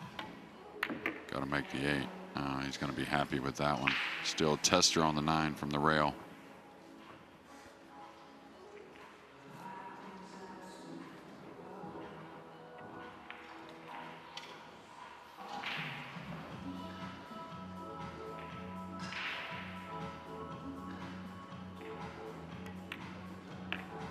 No matter how badly you're struggling, sometimes all it takes is one really good shot to turn it round, and perhaps the pot on the 8 and getting position on the 9 will be that moment for Max Lechner. He was in real need of it after losing all of the first 3 racks, but he's taken that one. It's now 3-1 to Dominguez. James Aranis is into the last 32. He's beaten Nicholas Dorr of Germany, who's made a real name for himself here this week, by 10 racks to 2. He'll now play either Naoki Oi or Mieszko Fortunski. Oi was fast out of the blocks there, but Fortunski is back to only 1 behind at 4-3. It's 1-1 between former world semi-finalist Oliver Szolnocki and Jan van Lierop. Same score between Ko Ping Chung and Jack Whelan. Marvin Assis and Bernie Regalario are 5-all in the all-Philippines clash. Another Philippines player, Carlo Biado, is on the hill now at 9-3 against Simon Kural of Poland. And Victor Zielinski leads 3-0 over Alvin Anggito of Indonesia. And another winner for you, Anton Raga, 10-3 against Nikos Economopoulos. He'll now play either Joshua Filler or Paul Song. And Song is level with Filler in that one at 3-all. And what a way to follow up getting your first rack on the board. You go out in the very next rack and get a golden break. And how quickly this has turned around, JJ. All of a sudden, there's only one in it. Yeah, I was looking for a little bit of a smile from Max. Not a whole lot there. Still trying to figure things out, but that'll help. And I was going to comment that the one good thing we've seen so far in comparison with the 2 players, Max is breaking the balls better. He's had a shot on his break and now a golden break. Makes a habit of them, doesn't he? I know he had one yesterday on the main table, and he had 4 in one match in the World Masters last year. There was one other score, didn't quite have time to give you there. Mickey Kraus of Denmark is leading 6-2 against Georgi Georgiev, the Bulgarian who beat Alban Ocean yesterday. And that match that I mentioned there, Joshua Filler and Paul Song, 3-all. Tell us about the American Paul Song, Jeremy. Yeah, Paul, player, lives in Atlanta, Georgia, or that area. Solid player. I actually kind of met him in a defeat against him 2 years ago, I believe, in a tournament in Florida. He played real solid. You can tell, though, when you watch him, he knows what he's doing. A player that took some time off after some health issues, I believe, some 15 years ago or so. Got back into the game and kind of lost his passion, he said, for it, and got back into the game a couple years ago, and a solid player. And the way he's going this week, Song is clearly in tune. Yeah, I believe maybe, it's hard to say, but I think maybe Korean descent, maybe even part Filipino. Paul, super nice guy, very humble, mild-mannered. Nice opener there from Oscar, coming off the rail with a little spin. Yeah, in terms of breaks, Lechner has gone from golden in rack 5 to dry in number 6. And a chance here for Dominguez to reassert himself. I mentioned he's been in 2 World Nineball Tour ranking event finals recently. Scottish Open last week, which he was only 2 racks away from winning, incidentally, before losing to Duan Kwa Kwang. And as you'd expect in such a stacked field, he had a tough route through to the final. Mentioned that he beat Joshua Filler in the last 16. Followed that by seeing off Torsten Homan, 2-time world champion in the quarters. And then Jason Shaw, playing on home ground in the semis. But he was also 2 racks away from winning the previous ranking event in Mexico. Hona Suto defeated him there. Yeah, Oscar playing a pretty full schedule. And it's serving him well. I guess if he's traveling to Colombia, Mexico, Scotland, as he has been recently, to play in those smaller events, surely we're going to see him come to all of the very big events around the world in 24. Yeah, I mean, as a pool player and a great pool player, that's where you want to be. And just so many fans have told me about wanting to go to Vietnam after what they saw on the telly last year, and I think it's just going to be bigger and better. Of course, right after that, the Ruiz Cup in Manila, where it should be to start. Well, anyone who does want to travel to Hanoi better get in quick, get their hotel rooms, their flights, their tickets, because now that word is out after the huge success of last October, the demand is going to be even higher this year. Yeah, absolutely. A little bump on the 6 made that difficult. Heavy angle here on the 5 from a little distance. It was amazing, the pool rooms also there in Hanoi. The venue was awesome. Hotel was incredible.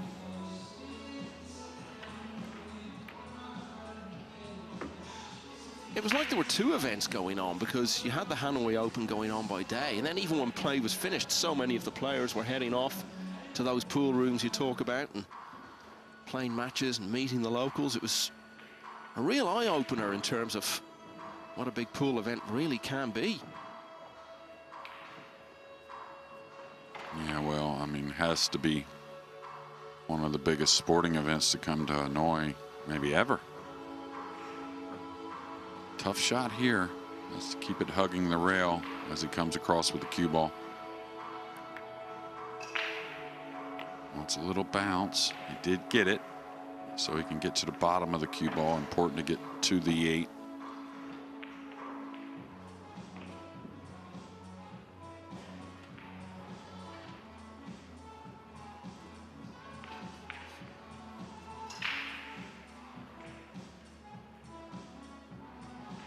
Looks like a little stun draw. Doesn't need a ton here.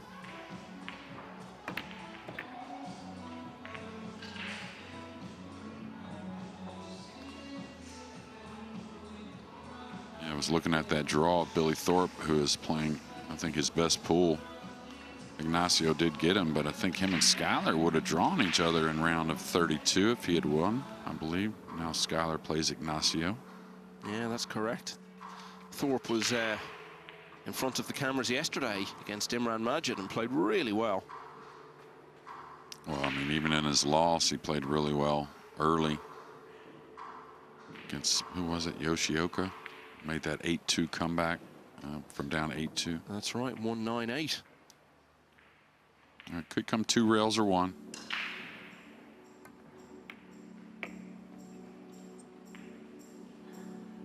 So it was the dry break that presented the opportunity. But he's been pretty impressive in the manner in which he's taken it here.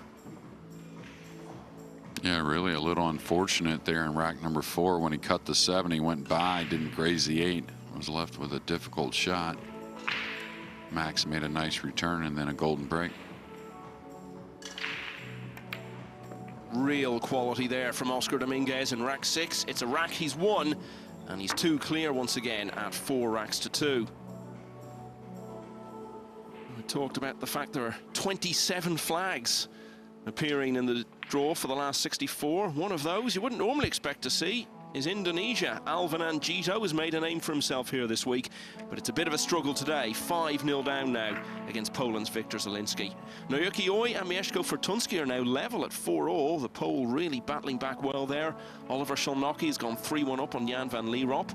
Ko Ping Chung, the US Open champion, has gone 4-1 up on Jack Whelan. Fedor Gorst has rather belatedly won his first rack. He's 3-1 behind against Britain's Stephen Ellis. Bernie Regalario has edged ahead of Marvin Assis at 6-5. João Griot's won the first couple of racks against Anthony Braben. Paul Song is now leading Joshua Filler 4-3. Mickey Kraus needs 3 more, 7-3 up on Georgi Georgiev. Carlo Beato still on the hill, 9-4 ahead of Poland's Simon Corral. Back here, it's 4-2 to the American Oscar Dominguez.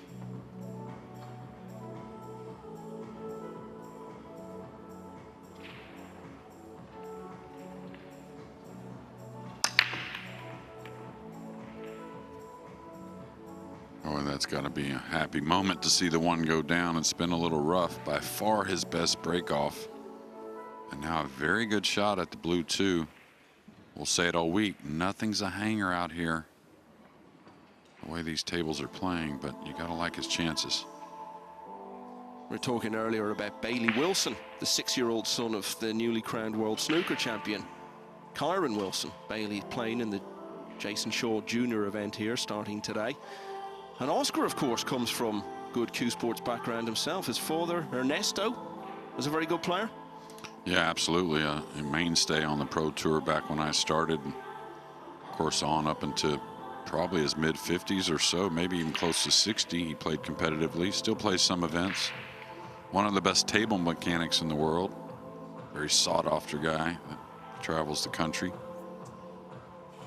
Well, he represented Mexico, didn't he? Yeah, he did. Him and Ismael Paez both from Southern California, but originally Mexico, and got many world championships invites and different things because of that. Great guy, though, just like Oscar. Super great human. Big shot here. Yeah, squeezed it home. Not going to get what he wants. Maybe something thin in the side, but something about maybe the soft hands Oscar has. We've seen just a couple shots in this match that we haven't seen balls fall on this table when hit like that, and he's just kind of wiggling them home, a couple of them. All right, he's going to add a lot of right spin here, coming off the bottom rail, trying to get to the side rail to slow the cue ball down as he comes up for the pink. Shot, another one he excels at. Anything light with a little spin. So what you're saying, Jeremy, is because he puts less force into the ball, it makes it more likely that it'll drop, or is it something a bit different to that? Well, it's kind of like what I always say is, like, he doesn't try to impact the ball a whole lot, and it's an odd thing. He really more of a stroker. The ball goes through the ball, and I think quite conversely to his opponent, I think makes for a hair bigger pocket just with the technique.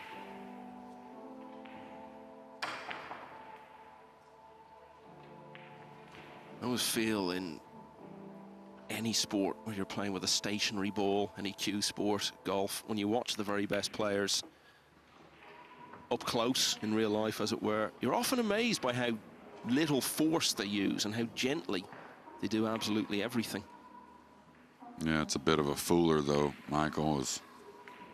That's why all of them are pretty similar in techniques. When you do it right, you kind of accelerate to power. So as a spectator, we see just the two starting points of the swing, and those are both pretty soft, you might say, or mild. But then as the downswing's being made, they accumulate a lot of speed on the cue. Same thing in the golf, where you have, you know, the burst of energy right there at impact. I think the ones we talk about that have the better techniques overall, I think that's what you see. Copine, Co-Brothers, Alvin Ocean, many players. So it's just about that last bit, the moment of delivery and impact. That's where the power comes from. Everything up to then needs to be gentle. Yeah, you just kind of accumulate on the way down with the swing, and that's why they always, if you ever watch a pro golfer, when they stand behind the ball, now Bryson's a little different, but every one of them, they never practice the speed in the swing. They always just practice the nice soft transition, because they know if they get through the transition, speed will always be there. It's a natural thing, really, for humans to accumulate that speed on the way down. That's why when we comment he got a little quick, it's mainly the starting points is what we're talking about, which makes you kind of let up on the ball a bit. Big shot here again. Keep the hammer on.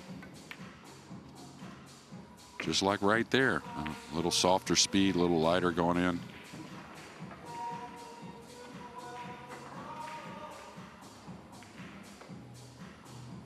Now Oscar, and of course his dad was very well-known table mechanic, and he grew up on very snug pockets.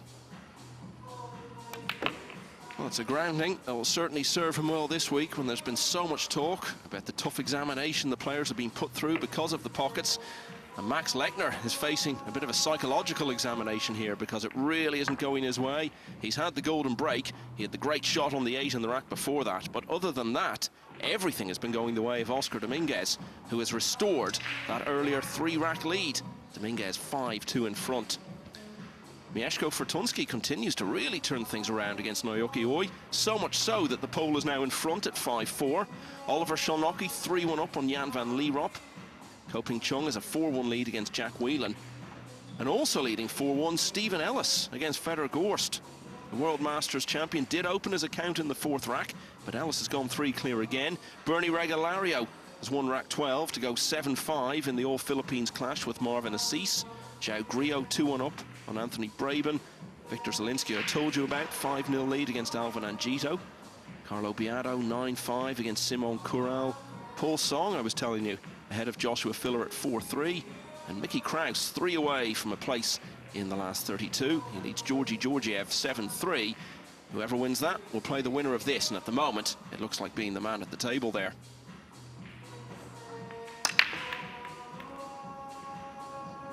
Yeah, Oscar picking up the break as well. Probably a safety coming on the blue too. With a difficult pot and position, even more difficult. So I think Max will get back to the table in rack number 8, but maybe something he's not going to like very much.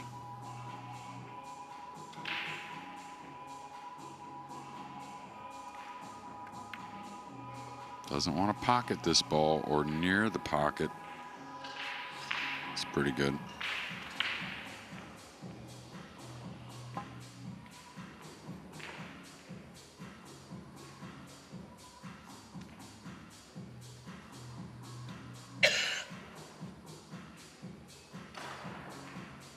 Lechner has got such a consistent record of doing well in the very biggest events.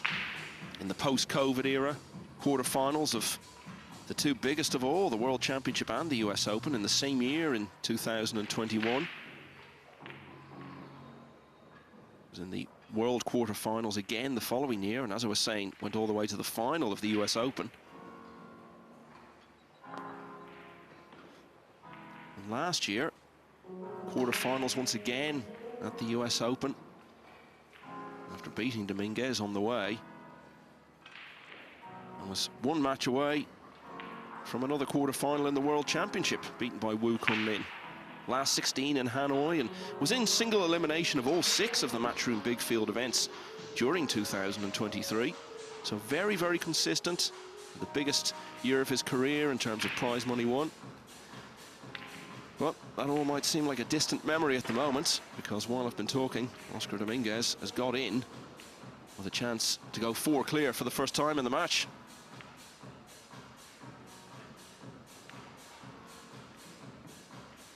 And you got to like the composure, of course.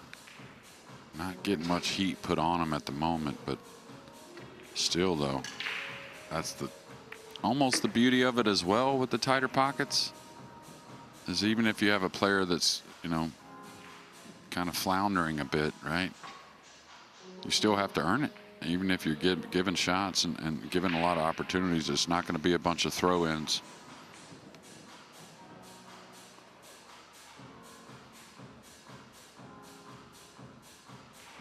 Interested to see how Mario He responds to this final 64 after making that incredible comeback yesterday just to qualify.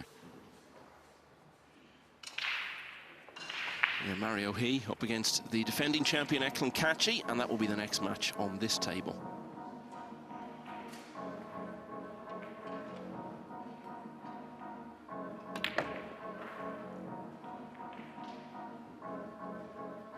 See all the side spin there, trying to open up the angle.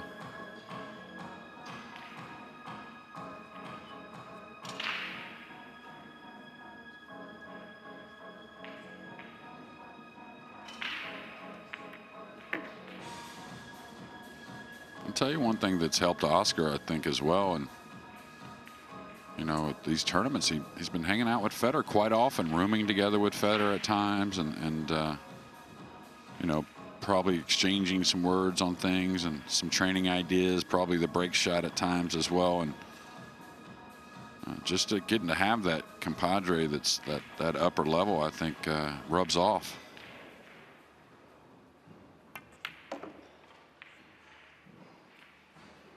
Well, they're having very different days so far today, because Feder Gorst is now 5-1 down to the British player Stephen Ellis.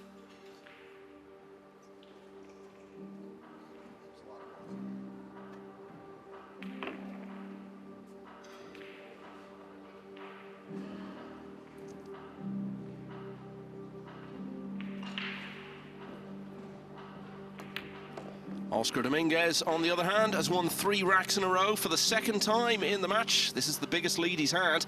He only needs 3 more to make it into the last 32. Mieszko Fortunski continues his revival against Naoki Oi. He's now got a bit of daylight between them. Fortunski leading 6-4. Bernie Regalario now 8-5 up against Marvin Assis, so pulling away in what had been a very close match. Victor Zielinski's added another one, so 6-0 now. He leads Alvin Anjito of Indonesia. And Anthony Braben has got it back to 2-all with Zhao Griot. Joshua Filler has levelled as well in his match against Paul Song. That's 4-all. Mickey Kraus still looking for a couple more racks. The Danish player with an 8-3 lead over Bulgaria's Georgi Georgiev. And Pius Labutas of Lithuania, who, like Dominguez, has been in 2 world ranking event finals already this year, has taken the first rack against last year's World Championship semi-finalist Wu Kunlin. That's what's going on elsewhere. Back to the main table, Dominguez very much in command.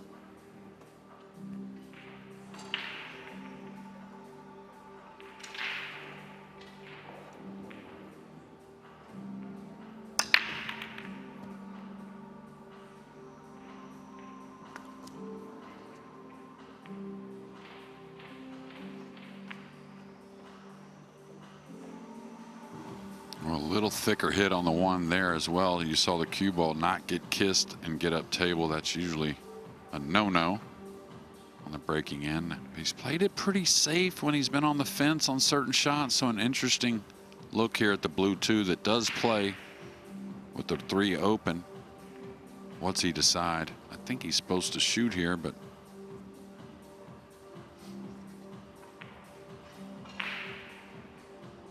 he's going to draw the ball some 3 rails here.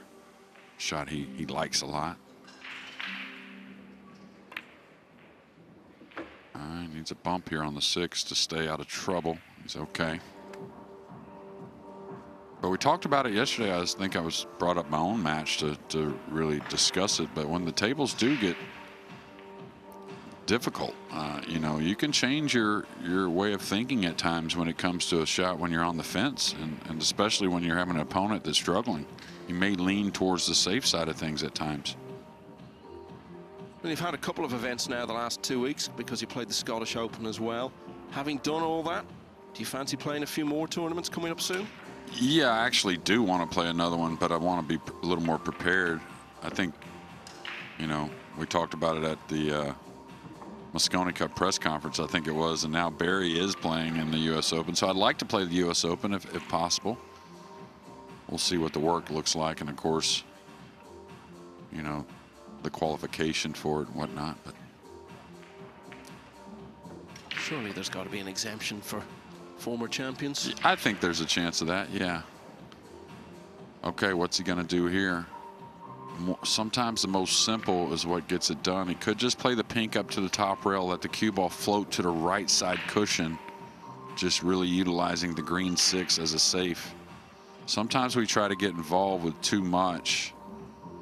And again, when your opponent's struggling, simple is okay. I really like this play here. He's going to leave a very doable kick, but again, the balls are pretty open, hard to get a definite snooker. I know this might be a difficult question to answer, but I'd be very interested to hear what you have to say about it. You're talking about maybe playing the US Open, but you'd want to be properly prepared. So it may be hard to put a number on this, but how many hours of practice would you want to be doing to feel you could go in there and be competitive in the run-up to it? Well, as much as possible, but I'd like at least, you know, somewhat of 2 weeks maybe of being able to constantly hit balls. And the one thing I always talk about also with lessons when I coach is being able to sleep on things is huge in my mind, and being, you know, look at the first 5 or 6 hour session on day one and be maybe a little easier on myself for how I hit the ball, and then sleep on it and then come back in the next day and understand that it's going to be a progression. But I think a week or two I could get to where if I played a good match or two, I could be maybe pretty tough to beat. I know it's hard to believe after what I did this week, but you know, that practice is important. You know, something like 5 hours a day or something like that. Problem is, you've got too big a reputation. People are dragging you here, there, and everywhere for coaching and all kinds of other things. Yeah, but I said if Barry played that U.S. Open, I'd sure like to play it there with him. So nice shot, nice kick shot there from Max. He can see a lot of this ball. I think he can see it all. I just have to bank this back up the table 2 rails, I think. Looks like he's going to go on the softer side, trying to go behind the 9. This could leave a short shot. Oh, his speed has been perfect, though. How good is that? Talked about how straightforward, really, it's been for Oscar Dominguez to get this far. Quite the opposite for Max Lechner. He did get a bye in the first round, but then lost to Anthony Braben of Cyprus in his second match, so that left him needing to win 3 matches on the loser's side. And he only got through 8-6 against Manos Spiridakis. Then he beat Darren Appleton 8-4 and was 1 rack away from going out of the championship altogether in losers qualification yesterday before getting past Dimitris Loukatos.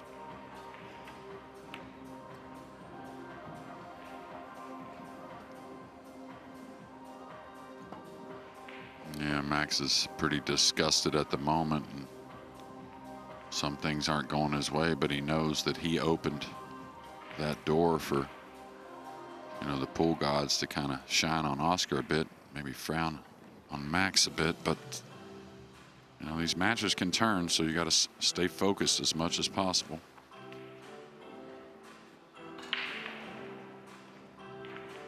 I'm not going to use the name I usually use for this implement in case you start asking me awkward questions about mooses again, Jeremy. We had that the other day.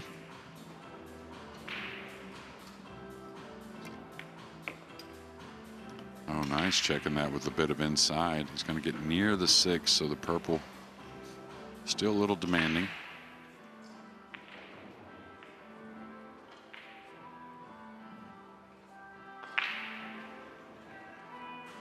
Nobody would be surprised to see Carlo Biado lifting the trophy here on Sunday night, and he's a step closer to doing that. He's just finished it off against Szymon Kural of Poland by 10 racks to 6. And it looks as though he'll face another Polish opponent in the next round, because Victor Zielinski is 6-0 up on Alvin Anggito of Indonesia. And Zielinski, the Pole talked about the most, I think has kind of quietly gone about his business here this week. And really hasn't been threatened in many matches either.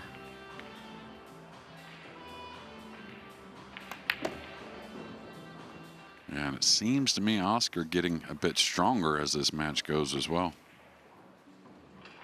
And overall, I guess you'd have to describe this as a very accomplished performance. Yeah, and I think just a bit of what he's been doing all week, really. And just kind of, you know, get the feeling he's just out there kind of playing the game by himself, which is always the best setting for the top players, or any players really. Saw a few players make some, you know, kind of vocal complaints about the pockets, and some top players as well. And I don't know, I see other players dealing with it pretty well, and some that aren't as big of names really. I think it's something that doesn't set up for certain players' techniques, and that's really what bothers them, whether they know it or not. So maybe have to make some adjustments. Well, that last shot was perhaps the last slight bit of hope for Lechner in rack 9. This is a straightforward 9-ball for Dominguez. And he's just streaking away now. That's 4 racks in a row. He's 5 clear. And he needs 3 more. Mieszko Fortunski is still ahead of Naoki Oi, but the Japanese player has got it back to 6-5. Oliver Szolnocki steadily building a good lead over Jan van Lierop. It's now 4-1. Jack Whelan is battling away well against the US Open champion Ko Ping Chung. The British player just 1 behind at 4-3. Another British player having a good day, Stephen Ellis, a much better day in fact, although Fedor Gorst has won rack 7. He's back to 5-2 down against Ellis. Bernie Regalario now 8-7 up against Marvin Assis, who's charging back there. Anthony Braben 4-2 ahead of Zhao Griot. Paul Song still has the edge over Joshua Filler at 5-4. And Pius Labutis of Lithuania, who was 1 rack away from reaching the final of one of these big Matchroom Open events last year, has a 2-1 advantage against Wu Kun Lin.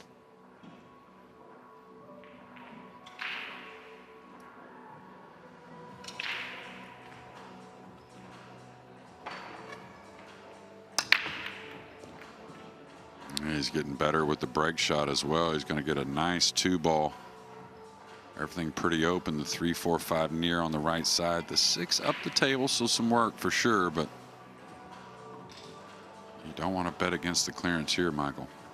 He's clearly playing really well. So if he found himself getting through another few rounds and was in, say, a quarter-final or a semi-final, well, then it becomes the challenge to see how you deal with that. Can you get the job done? Can you believe in yourself enough to go on and win the title? How do you think he'll respond to that situation if he gets that far?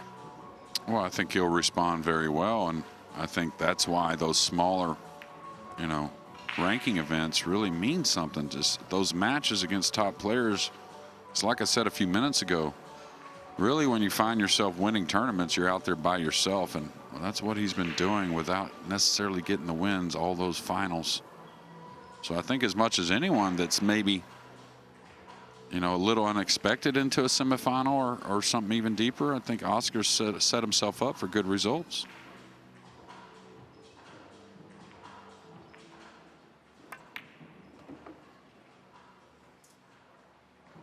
And the way he's played here and obviously throughout the event, everyone's going to make a mistake.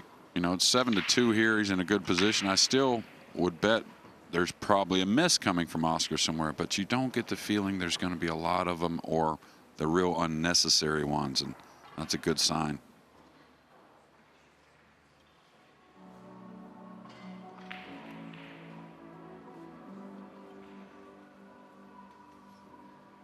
And I'll tell you another thing he's doing as well as anyone is, no matter what shot he's picking out, he's committing to it very well.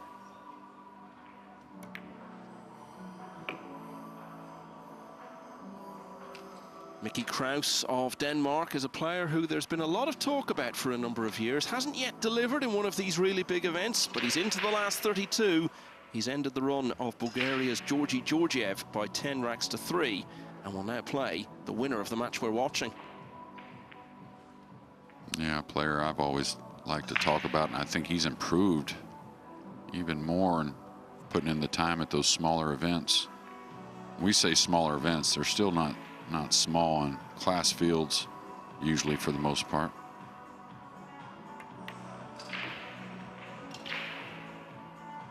We haven't seen anyone being whitewashed yet today, and we're not going to see it on table 2 because Alvin Anggito, the young Indonesian player, has won the 7th rack, so now trails 6-1 to Victor Zielinski.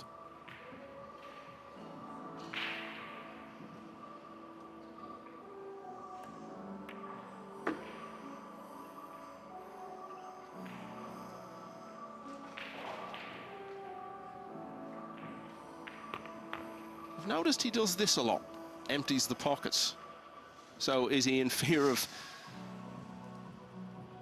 that thing that we see maybe once every 10,000 shots where a ball sort of gets a bit of a roll off a ball that's in a pocket and jumps off the table? Yeah, he may have, or jumps back on the table sometimes. That's also, uh-oh, that's got to slow down. It's going to get a lot of angle here. It's okay and very playable, but yeah, he may have had one that kind of like hopped a little bit, and you know, you got a little peek at it while it's still in the pocket, maybe fearing something, but he's playing well, so don't change anything, right? This 8's enough off the side cushion. He should be able to come past the side with low left English. I think that's what you're going to see him do. I don't think he should really settle here and just chop the 8 and stay above the side for a very difficult 9. I think you're supposed to take it on here with the 8. Plenty of angle, doesn't have to kill it.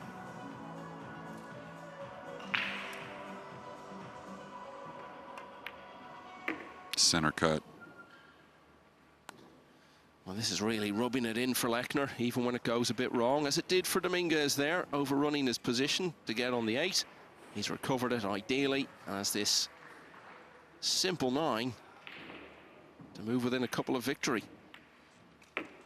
Oscar Dominguez leads Max Lechner 8-2. Marvin Assis is the latest player to get to the hill, 9-8 now against Bernie Regalario. Mieszko Fortunski is 6-5 up on Naoki Oi. Ko-Ping Chung has made it 5-3 now against Jack Whelan. Anthony Braben is really pulling away against Zhao Griot. That's 5-2 now. Paul Song is closing in on a massive result on table 6. The American leads Joshua Filler, winner of this title 2 years ago and runner-up last year, by 6 racks to 4. And they appear to be the only matches that have moved on since the end of the previous rack. Big story still going on table 3, but no change there. Stephen Ellis, the British player, halfway to victory over Fedor Gorst, and he's got a bit of breathing space. Ellis leading 5-2. Lots of breathing space here for Oscar Dominguez. He has got an 8-2 advantage. 2 more, gets the job done.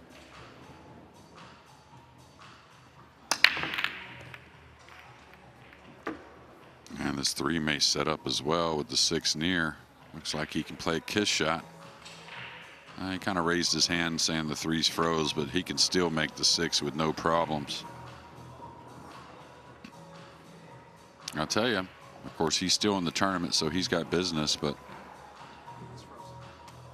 yeah, I think he may talk himself out of this 6 ball. You can still certainly come off the right, even though it's a froze ball, with a little right spin and make the 6.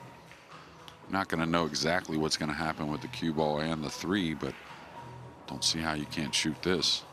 Of course, he's playing pretty perfect pool, so hard to question what he decides. But what I was getting at is Skylar Woodward's still in the tournament. He's got work to do himself, but got to be paying attention to this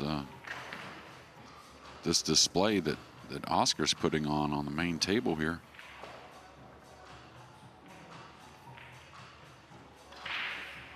From a Mosconi perspective, you mean? Absolutely. I mean, of course, the score lines he's had, no coincidence of what we're seeing here. If he keeps playing like this, he won't need a pick from Woodward. He's going to qualify automatically. Yeah, well, a lot of tournaments going on in that regard, but Federer and SVB in a great place there. But yeah, I mean, I think we can all say I'm really surprised he did not shoot at that kiss shot. Shocking, really. That is the thing, isn't it? You talk about there being open competition for places on the American team and the opportunity for someone to break in there, but you've got Gorst, you've got Van Boning, and you've got Woodward himself. It's going to be very hard to finish above any of those, and Woodward will be playing either way, but of course he has his own personal incentive to want to qualify automatically, because that frees up both of his wild cards. If he doesn't make the top 3, then he's got to use one of his wild cards on himself, and that leaves him with only 1 pick. Yeah, and that's what I was going to say. The biggest favor he could do is, of course, qualify himself.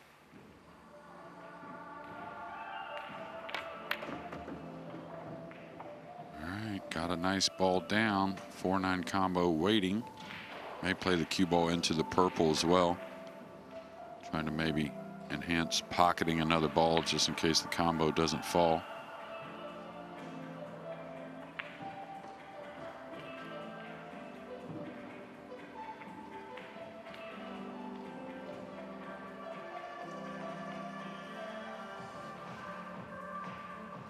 Well, the last rack he won was the 5th. He only played 1 shot in that rack.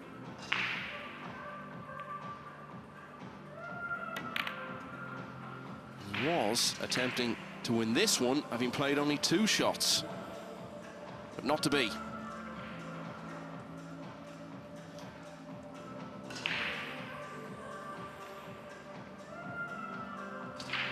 Yeah, and we've seen it before with some big comebacks from Max. Not that long ago, almost making a huge comeback in the Whirlpool Masters. Yeah, 8-1 down. Got back to 8-6 against Alban Ocean. Raced to 9. Had a chance to get back to only 1 behind, but missed that 3 at a crucial stage, and Ocean saw it out from there. Yeah, I think if I remember correctly, that US Open final that FSR won, he was down and started to make a big comeback before FSR took that championship. I think pretty much every match FSR played during those few months where he won the US Open and the World Championship had unbelievable drama of one sort or another.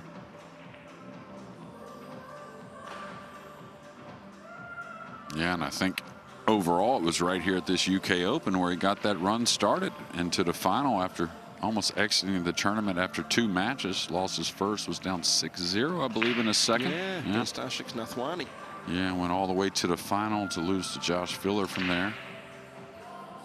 And the thing about that was, it was only a 16-player single elimination stage, so he had to play a colossal number of matches to get that far.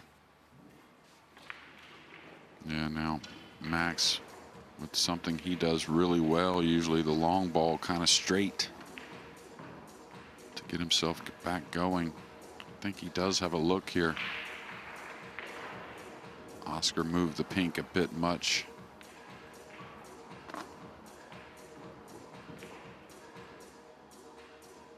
This will not be slow rolled.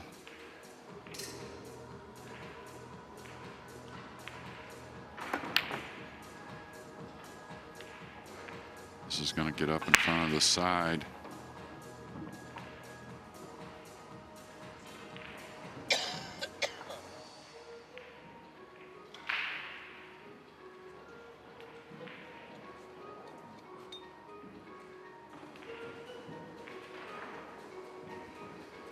A little touchy going towards the 6 with the cue ball, but shouldn't be a problem.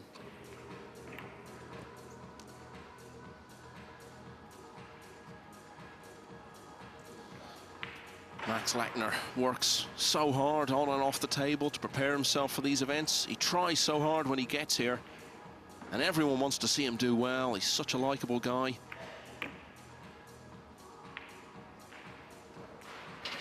And this match has really turned into the complete opposite of everything he hoped it would be. And really, it's been that way from the start. Struggled early on, was 3-0 down. Played a wonderful shot. Pot the 8 and get on the 9, get himself on the board in rack 4. Followed it up with a golden break. But really, since then, it's been all about the man at the table now. Yeah, and, you know, Oscar's done is really magnified those early mistakes with some stellar pool. And again, if you're thinking about that American team later in the year, it's got to be a question mark, even though it's only May. Or considered, rather. Like you said, he's trying to make it off points. He did it 2 years ago, right?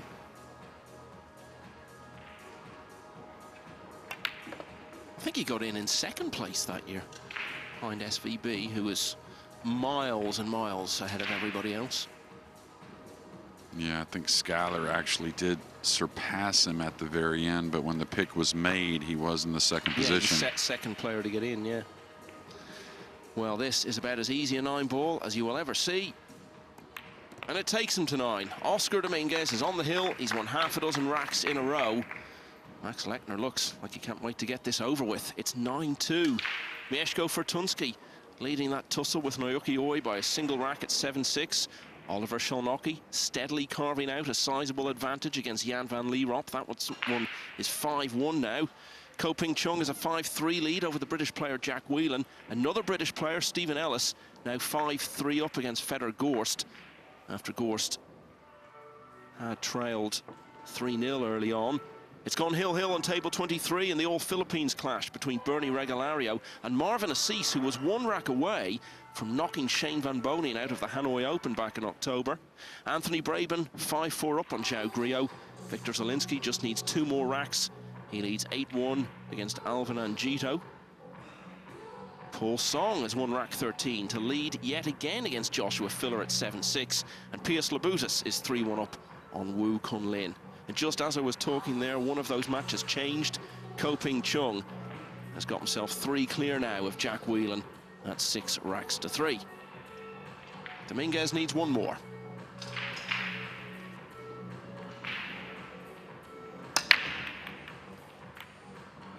Yeah, he's going to get a look at the blue 2. I think it's a little thin to play. There's a kiss shot on the 9. He wouldn't normally play, but up 9-2, rolling well, playing perfect. You wouldn't consider that really, but. Should just mention the matches that haven't started yet. There's an all Hong Kong match between Robbie Capito and Lo Ho Sum. Eklund Kachi, the defending champion, against Mario He, next up on this table. Masato Yoshioka against Tolian Han of Singapore.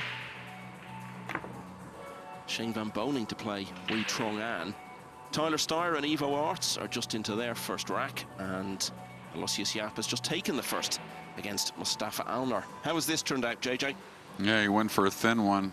Had a bit of a two-way shot here with, you can see that group of 5 balls, the 6, 7, 8, 5, 6, 7, 8, and 9. Just like the match has been for the most part, not really too much of a mistake. It was a missable ball, but not much for Max Lechner. You go back to the opening rack, Lechner had a good break. He had a chance to assert himself early on, and that went against him. And he had chances in the subsequent racks. Dominguez wasn't breaking well early in the match by any means, but the American kept on winning the racks.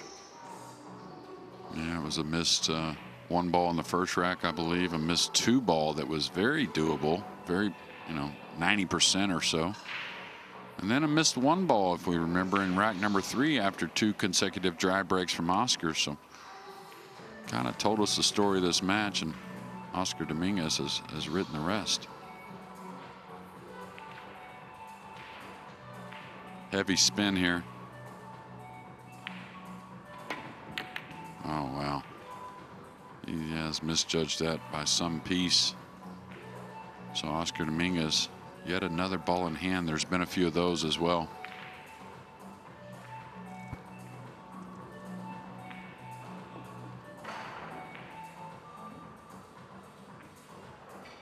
Sometimes you look at a one-sided match and you say, well, was it a case of one guy playing well or the other guy playing badly? Very often it is just one of those, but I think this is an instance where really it's been both. Yeah, whatever it has had to happen has on the negative side for Max, unfortunately. But okay, should just pull the cue ball. It looks like 1 rail between the 8 and 9.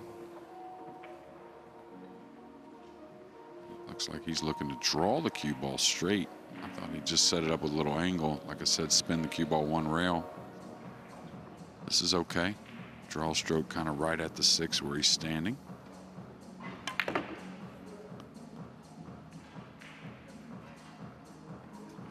So much expectation going into this year about the young Philippines player, Bernie Regalario. He's already been in a ranking tournament final in 2024, and he's now into the last 32 here because he's beaten his compatriot Marvin Assis by 10 racks to 9. He could now play Fedor Gorst, although the World Masters champion still has plenty to do.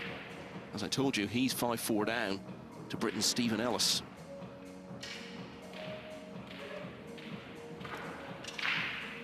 Regalario, Jeremy, right up there among the most exciting young talents and prospects in the game right now.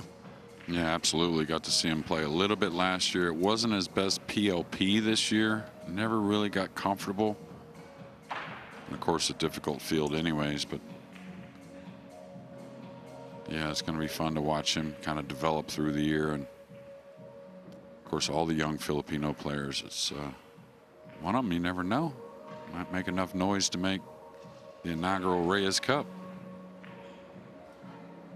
Oh, he's going with a high ball here. Ooh, that's a tough when you're stretched. Hard to get enough power, even though there's a lot of angle. I'd like to stun back and forth here.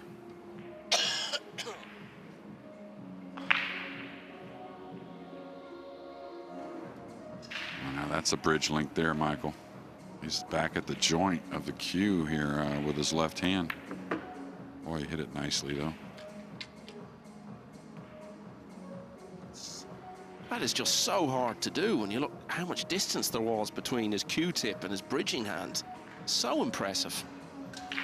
Yeah, well, I think he's worked on it a little bit, but Oscar always carried kind of a long bridge anyways, so maybe that felt a little better to him than most. I would have had no chance. All right, one more shot, it looks like, on the purple 5 to come across. Should seal the deal. Oh, he's missed it thickly. Not sure what he's left. I think Max can get at the correct edge of the purple. Would have to question how much fight there is left in Max Lechner after the way this match has gone.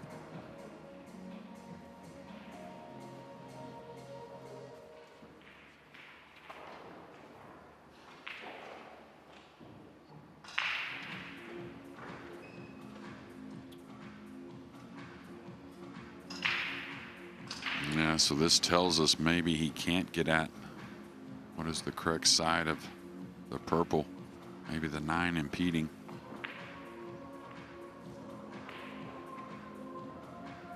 All right, cueing downward here.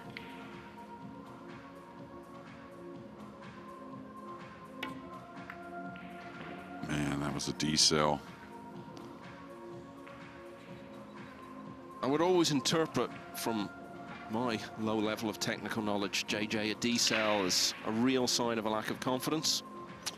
Yeah, and it's just, you know, something we all deal with. I think the most common thing for pros is not really to bang it and overhit it. That's really to let up a little bit. And, you know, nerves are one thing, but just, I think just out of sync, really. Just never got it going. Talked about Max at the beginning of this match where he can make an early mistake, but then usually starts to settle in, and that bridge has just never been crossed. May have to fan this with a lot of speed, trying to ice the 5 a bit more rather than on the light side.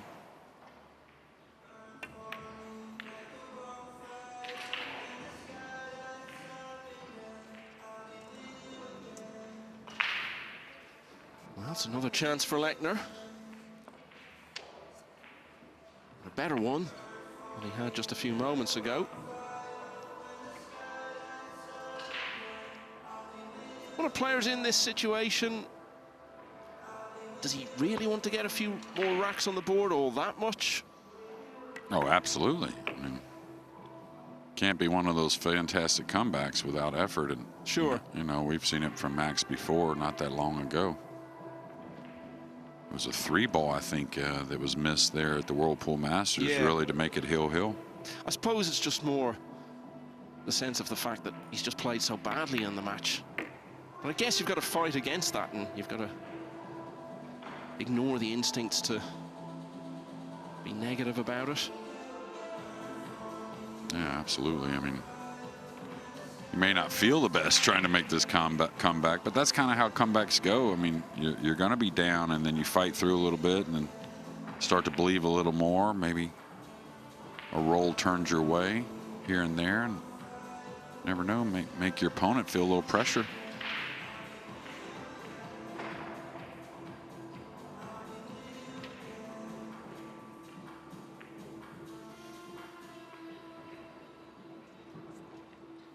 I suppose what I'm really asking is, we always say looking on, well, at least he's bringing a bit of respectability to it, but do players think that way, or is it just a case of, well, if I don't win, I don't win? Yeah, I don't think there's ever been that, at least in my mind. You know, you may comment something like that, but during a match, I don't think respectability is not much of it. And it's almost like when you're not happy about it, but you know, the phrase "a win is a win" kind of thing, and you immediately want to shore it up and not say that again. Get back to the practice table, and oh, nice shot there. Well, if he is to turn this around, it would be one of the most unlikely wins we've ever seen. But as you say, you've got to start somewhere. Having lost 6 in a row, Lechner has won this one. Oscar Dominguez still has a massive lead, though, at 9-3. Federgorst has completed his recovery against Stephen Ellis. He's drawn level now at 5-all. It's 7-all between Naoki Oi and Mieszko Fortunski. Oliver Szolnocki, it's been slow progress, but good progress, because he now has a 6-1 advantage against Jan van Lierop. Ko-Ping Chung, 7-3 ahead of Jack Whelan now. And there is Barry Hearn, the man who started the whole Matchroom empire 40 or so years ago, that gave rise to things like the World Nineball Tour. And of course, he's going to be playing on it later in the year at the US Open. I understand he's practicing very hard, setting modest goals. He says he just wants to go there and win 1 rack. And of course, in the double elimination format, you've got 2 matches in which to try to do it. So let's see how he gets on in August. Victor Zielinski on the hill at 9-1, incidentally, against Alvin Angito. And it's 7-all between Joshua Filler and Paul Song. Dominguez still on the hill here. Yeah, a guy that's just trying to win 1 more rack as well. Max Lechner, and looks like he's served up a pretty nice shot. Maybe the 9's in the way, but the jump cue definitely coming if he is snookered. Yeah, I was listening, actually, a friend of mine. We were driving and caught the radio show. I think it was last week with Barry on it, with the man that hosts the show that's also going to play. Andy Goldstein. Yeah, that's right. Who's presented some of these events in the past. He Right, presented right. the Moscone, certainly. Yeah, and so it was interesting to listen to their conversation about pool and whatnot. It was quite a long conversation, and the topic carried for maybe 20-30 minutes on the show.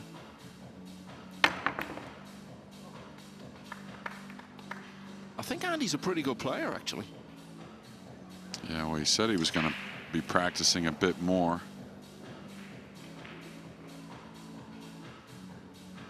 I think there was something about him playing Steve Davis once and beating him. Now, don't quote me on that, even though I just quoted myself on it. Maybe it wasn't. Well, maybe it was Steve. Anyway, we'll see how he gets on.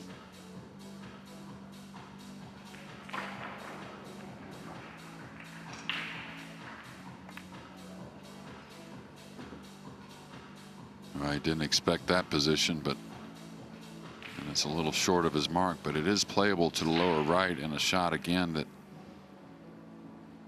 I think Oscar usually excels at. A little thin, but close to it. He can hold his ball for the pink. I think he's got to go for it here.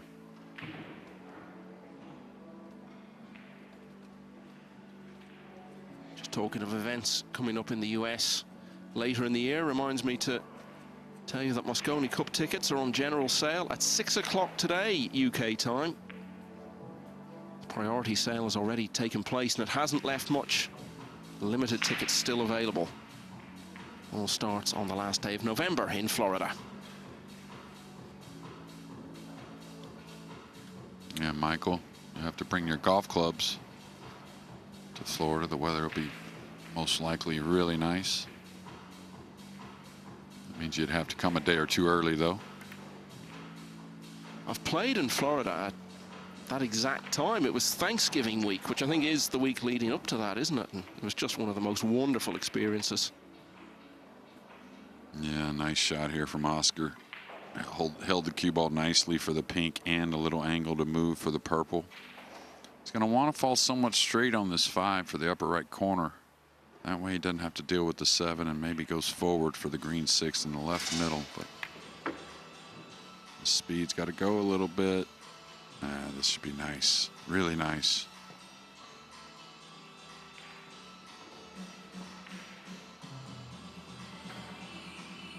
And of course, all different kinds of styles out here on the pool table, Michael.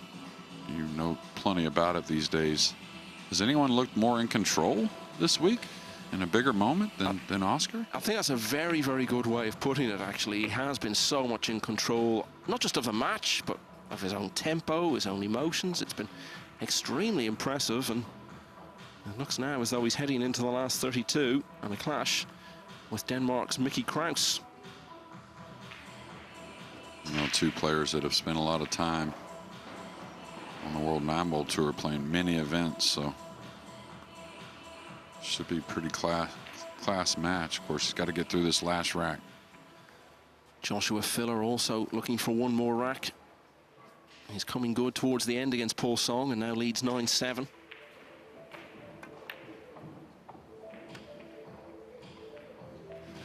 Well, maybe we are going to be here for another while yet, Jeremy. Yeah, he added a little inside spin there. And I think it was required, maybe not that much. Could have handled quite a bit of a cut on the 7 to work the cue ball. And just a rare miss, it seems.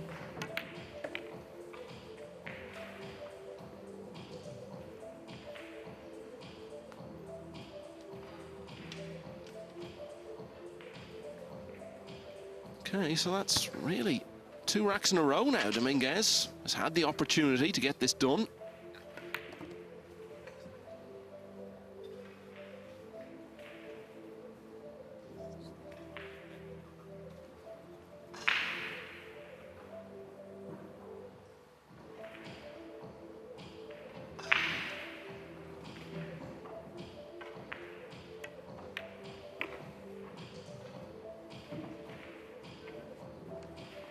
So, second time in the match that Lechner has won back-to-back racks.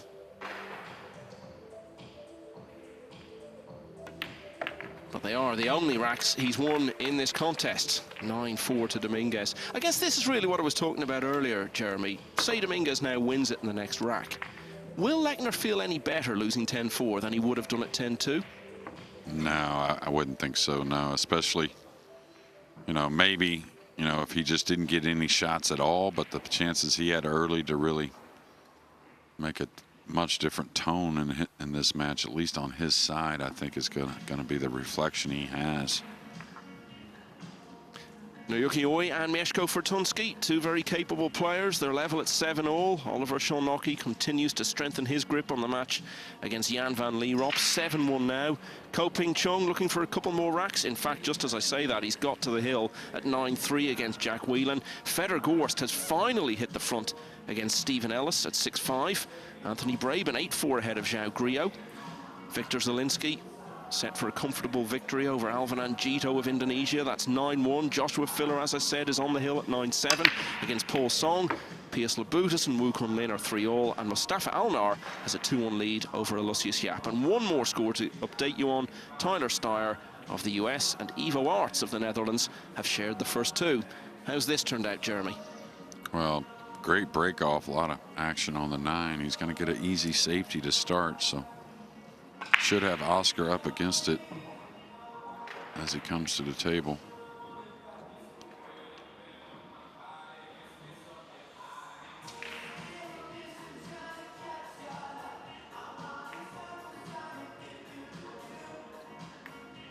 Oh my, that tells us anything about this match. That's pretty much the postcard of how this match has gone. Really routine safety there. Maybe trying to get a little more out of it than he should, but should have never missed the snooker. Well, it was a 3-ball that brought an end to his big comeback against Alban Ocean at the World Masters. It may be a mistake on the 3 that nips his attempts at a recovery in the bud here. But plenty for Dominguez still to do. Yeah, sizing up how he wants to shoot at this. It will be shot at to the upper left. The 8 wasn't there. I think he stuns the ball. 2 rails, side rail, in rail, and up to the center. A little thin to maybe draw. I think he can still stun it, though.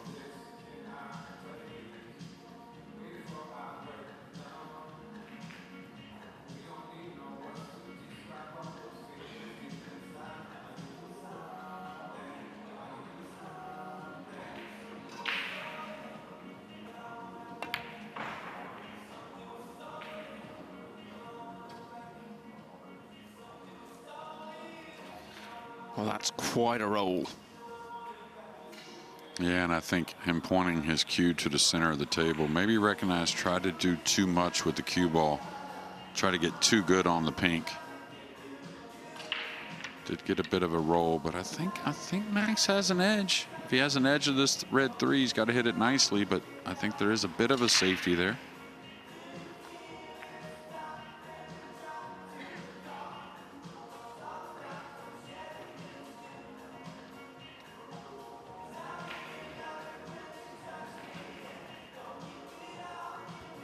He's kicking at this, trying to create some luck. Yeah, this is going to serve up an easy one.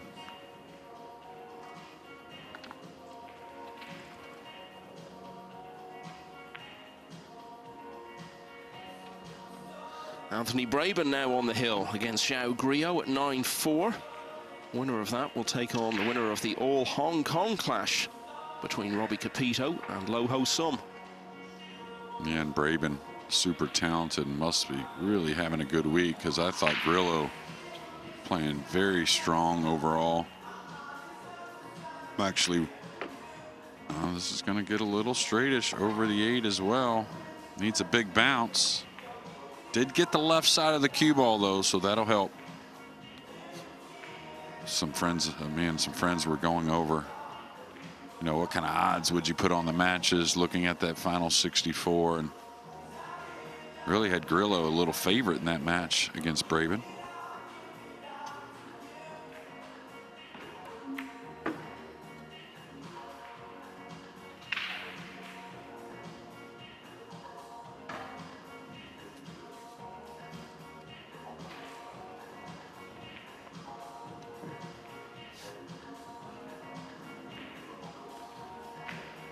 He's looked just a little bit anxious to get it finished in the last couple of racks, so now that he's got a chance to do that, don't want to give himself the opportunity for any further anxiety.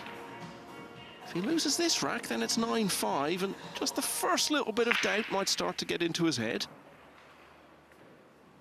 Well, just like we discussed in so many different ways, when the pockets are like this, of course, your player can give you a lot of chances, but you still have to knock the balls in. That's the beauty of the tighter pockets. Really no gimmies. Now, it looks like he's trying to simplify this shot, trying to hold it with a little draw instead of just going through the ball with some top spin. Maybe there's a hair more angle there than it appears. Is he going over short side on the 6?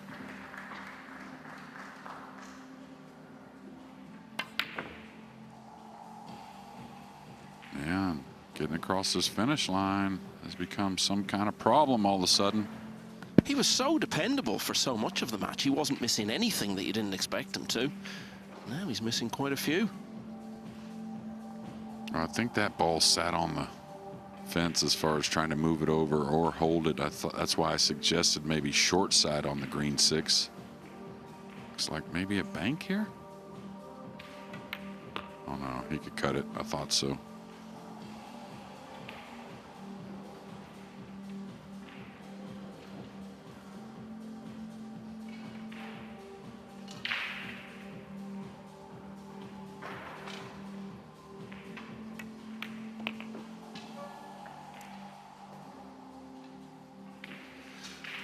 Well, Eklund Kachi and Mario He can linger over lunch a little bit longer,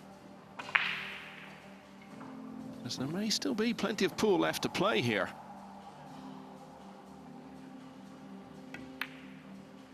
Or maybe not. Wow. Yeah. Didn't expect that at all, that's for sure. He's had some misses we didn't expect, but again, maybe that tells us a little more of the story of this match here for Mad Max. Couple more winners to tell you about. Ko Ping Chung has seen it out at 10-3 against Jack Whelan. He'll now play either Oliver Szolnocki or Jan van Lierop. Looks very much like Szolnocki at the moment. And Victor Zielinski has ended the run of Indonesia's Alvan Anggito 10-2 and will now play Carlo Beato. Well, the way things were going for Dominguez, I was starting to feel that he needed an easy chance to get this finished, and that's exactly what's been handed to him. Max Lechner, as nice a guy and as friendly a guy as you could hope to meet, I think even he is going to find it hard to be much company after the way this match has gone. But really, in the end, it's all about this American.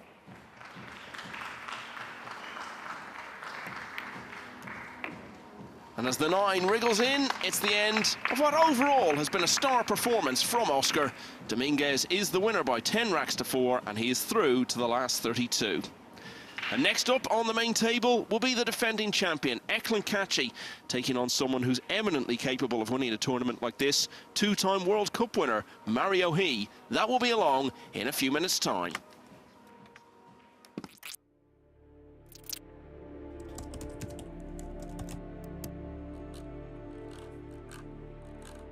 I'd have loved to have seen America versus the Philippines, Europe versus the Philippines.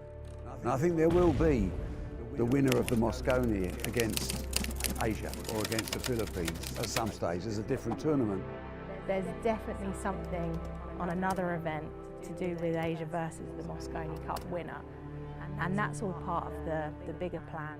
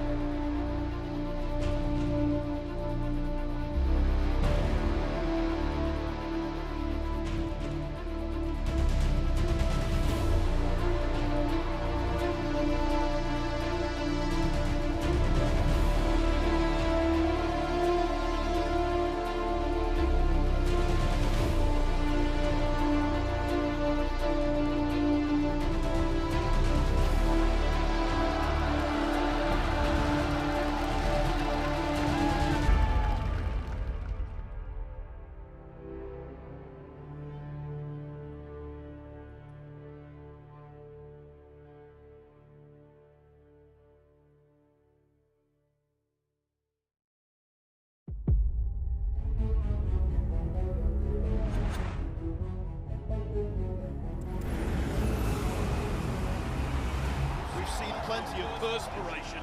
Now we're seeing inspiration. Listen to the noise. This is to tie the match up.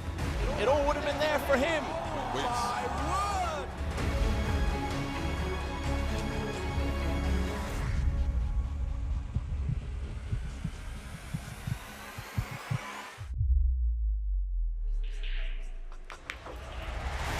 He's done it! And for me, a shocking tournament. Magnificent, marvellous, magical.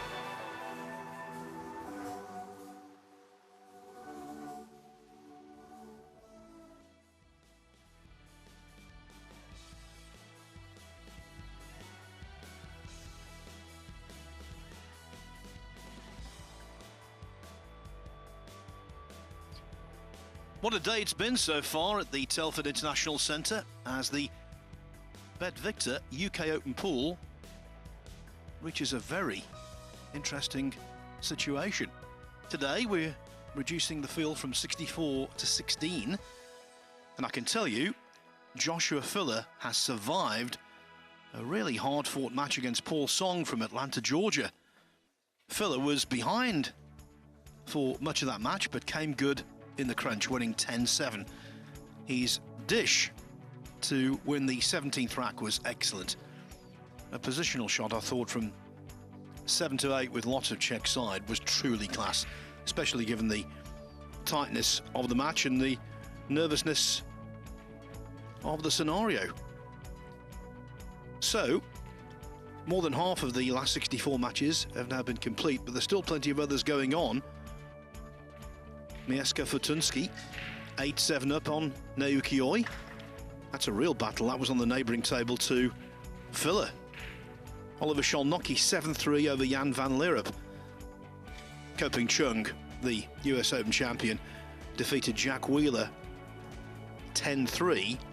But there is one Brit who is shining right now. Stephen Ellis, 7-6 up on Fedor Gorst. If he were to win that match, it would be a seismic upset. Anthony Brabin has defeated João Grillo 10-4. Victor Zielinski 10-2 over Alvin Angito. Carlo Biardo a little earlier beating Simon Corral 10-6. Anton Raga provides the next opposition for Filler. That should be a cracker. Raga beating Nikos Economopoulos 10-3. We know about Oscar Dominguez coming through against Max Lechner 10-4, picking up more vital world ranking points and also Mosconi Cup points. Oscar Dominguez, runner-up in the Mexico Open, and last weekend, north of the border here in the UK, runner-up in the Scottish Open. 2024 for him has been profitable thus far. Now, the match is still going on. Pius Labutis 5-3 over Wu Kunlin. Aloysius Schaap and Mustafa Alner 2-2. Masato Yoshioka and Tolian Han 1-1. Tyler Steyer and Evo Arts also on level terms at 2-2. That leaves just 3 matches in the last 64 to begin. It's the all Hong Kong affair. Robbie Capito against Loho Sum. That's going to be over on table 6. On table 2 shortly, Shane Van Boning will continue his quest for the UK Open title against Bui Truong An. And on table 1, it's Eklund Kachi Mario He coming your way.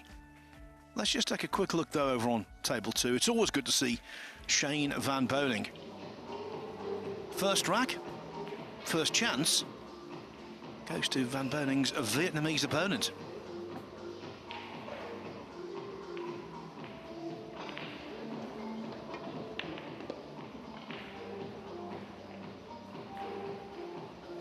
Now that one shot tells you that he's a very capable player. Didn't just pop the one, but used a lot of side to come off the short rail and drop pretty nicely on the 2. They're laid out for him.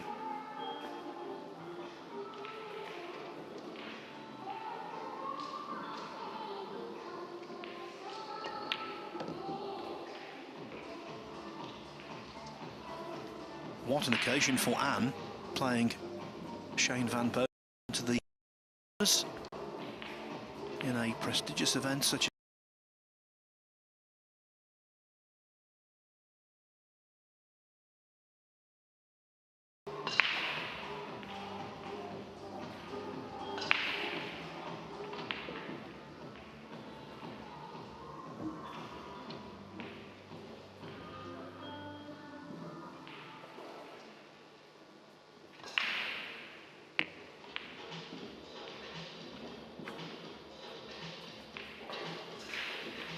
Of course, there was disappointment earlier on today for the many fans of pool over in Vietnam when Duong Quoc Quang exited the tournament, beaten 10-7 by Liu Riteng.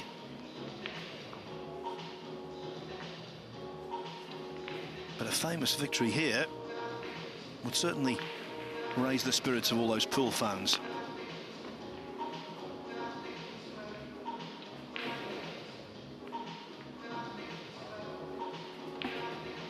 The winner of this, by the way, will take on either Tyler Steyer or Evo Arts in the last 32. We will have 2 last 32 matches for you a little later on today.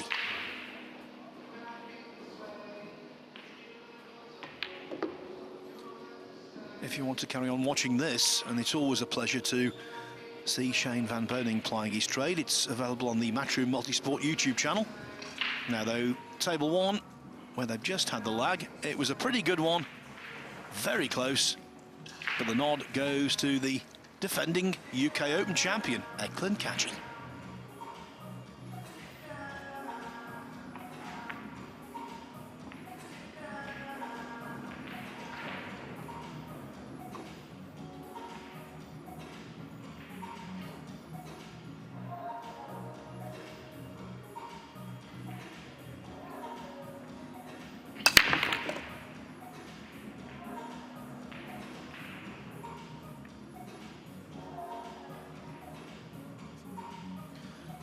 Well, the 4 is in.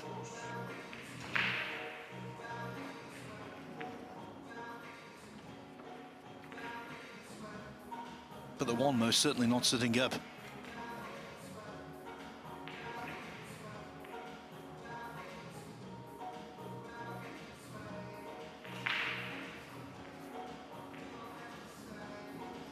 This only the 3rd match in the tournament for Kachi. Had a bye in the first round. Then he sneaked by Jose Alberto Delgado 9-8 before beating Mickey Kraus of Denmark 9-6.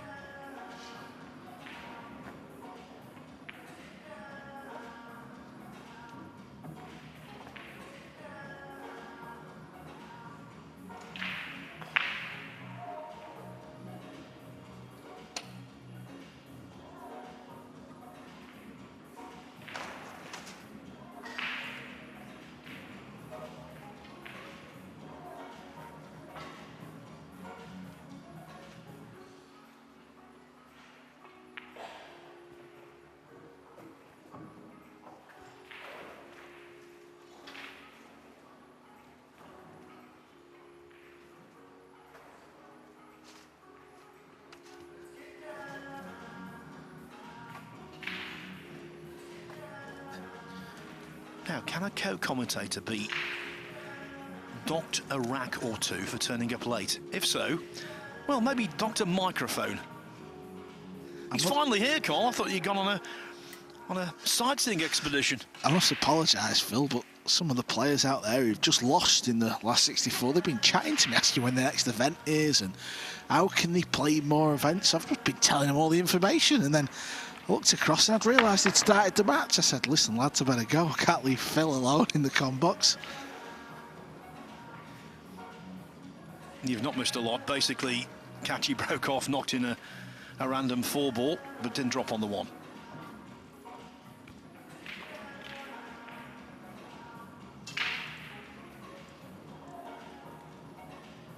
Well, this is a real battle of the heavyweights from 2 of the top Europeans on the circuit.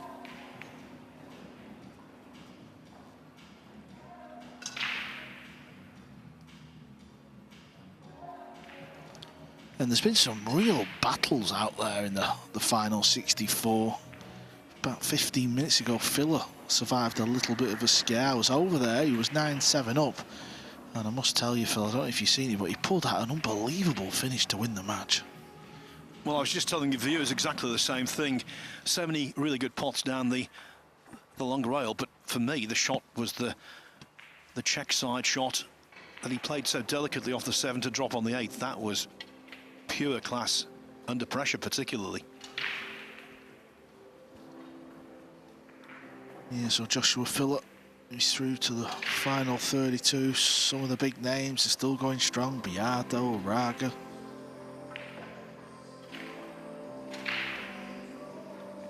And Fedor Gorst has just drawn level again with Stephen Ellis, this time 7-7.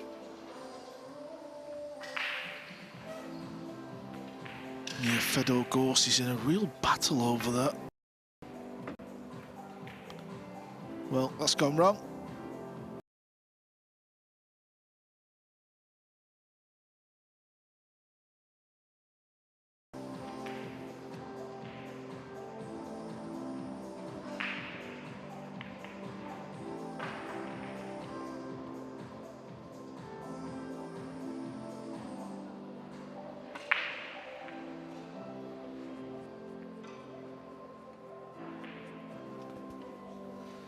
Just got to hit the 2-ball here.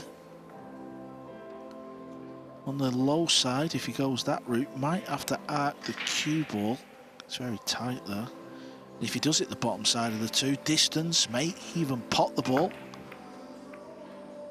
Watch outside pocket. Well, it seems to be a theme of the day, Phil. Players are kicking out of hooks. And they're getting away with them. Look at this one. It's on the way back, nearly scratches.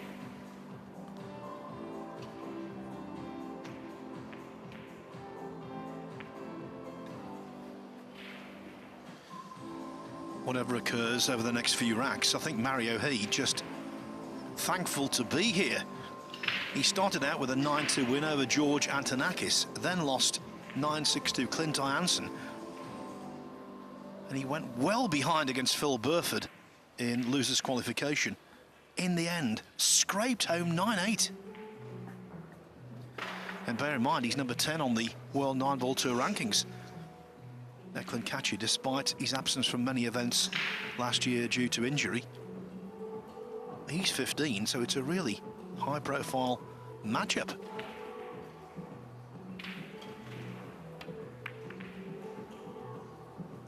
It's a classic safety. Look at the cue ball.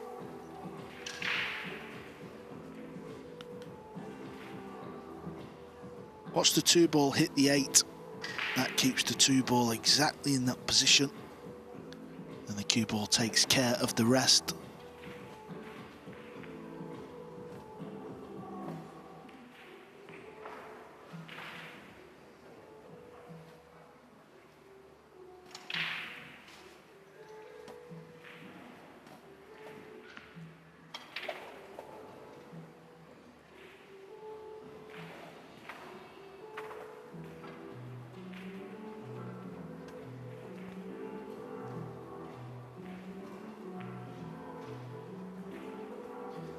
It is such a big match, I have to tell you. The score on table 3, Fedor Gorst 8-7 down to Stephen Ellis.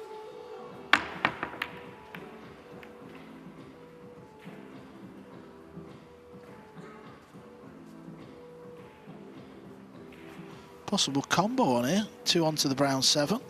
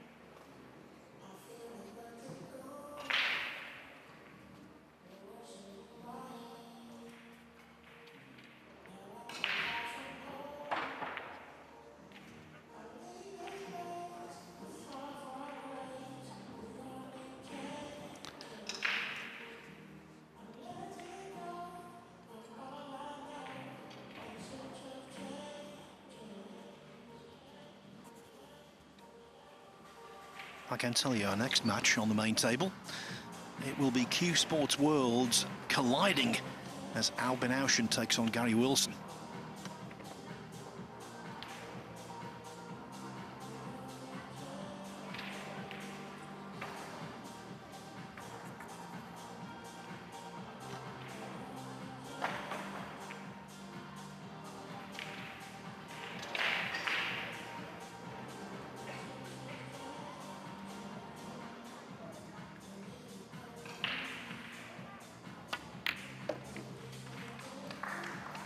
Nice combo from Catchy there. That sets this rack up nicely.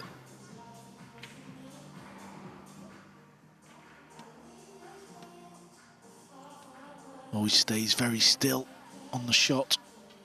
That is always going to bode well.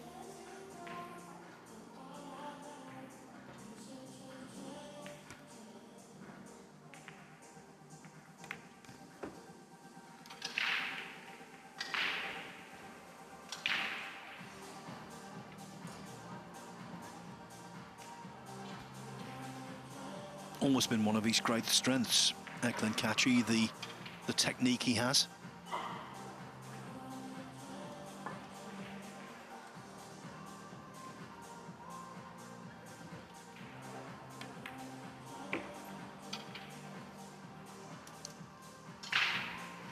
Now, he has lost the cue ball by some margin, it has to be said.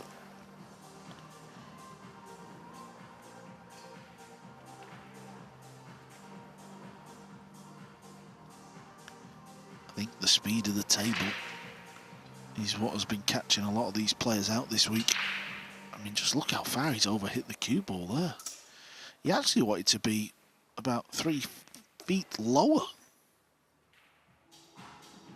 Now the cue ball might be going towards left centre pocket.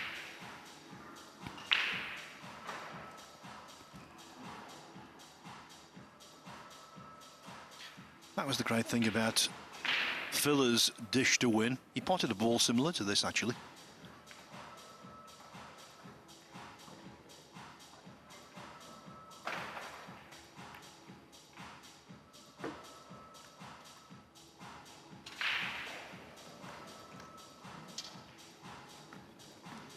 And whenever you start to lose position, it's always hard to get back in line. 5 to 6 has gone wrong. Looks like it's going to be a safety shot. Safety shot is pretty easy, to be fair. You can get the 6 on the top rail, use the 9 and the 8 ball as a blocker.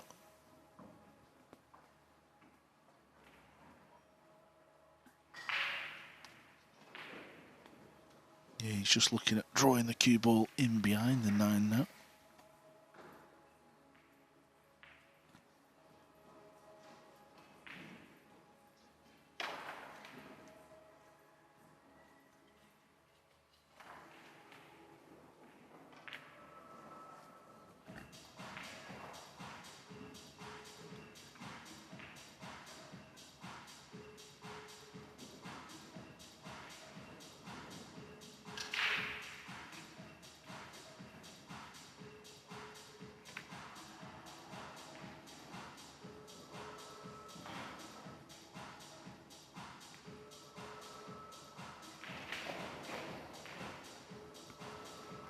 There is a gap there, Phil. Right through the middle of the 2 balls.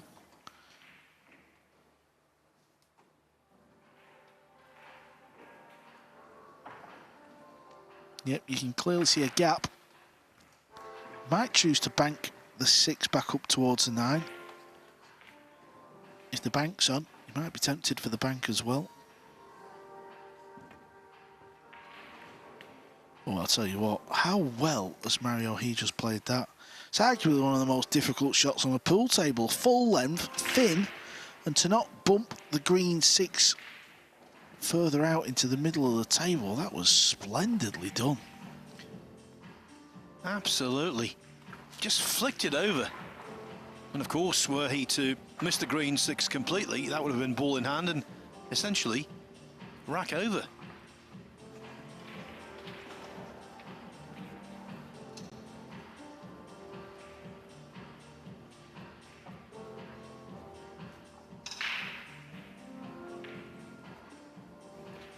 Can't tell you it's over for Japan's Naoki Oi, beaten 10-7 by Mieszko Fortunski.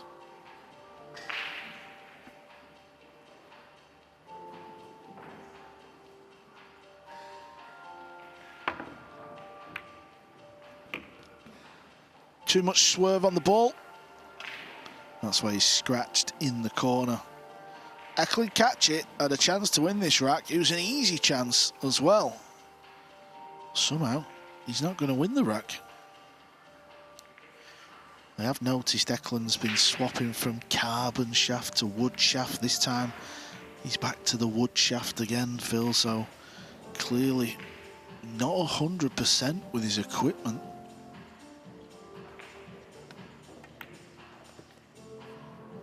And I don't think 100% on his return from injury.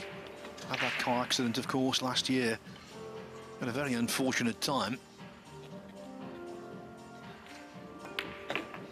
I asked him earlier this week if he was okay. He said, absolutely fine to play. I said, are you back 100%? He said, not really, but I'm fine to play. Mario He, though, is the one who draws first blood in this pool match, 1-0. Oliver Szolnocki, 8-3 up on Jan van Leerup. remains 8-7 for Steve Nellis over Fedor Gorst. What a sweater that is for one of the leading players on the planet over the last few years. In the Hong Kong Derby, Robbie Capito 2-0 up on Loho Sum. Piers Labutis 6-4 on Wu Kun Lin. Aloysius Yap 3-2 over Mustafa Alner.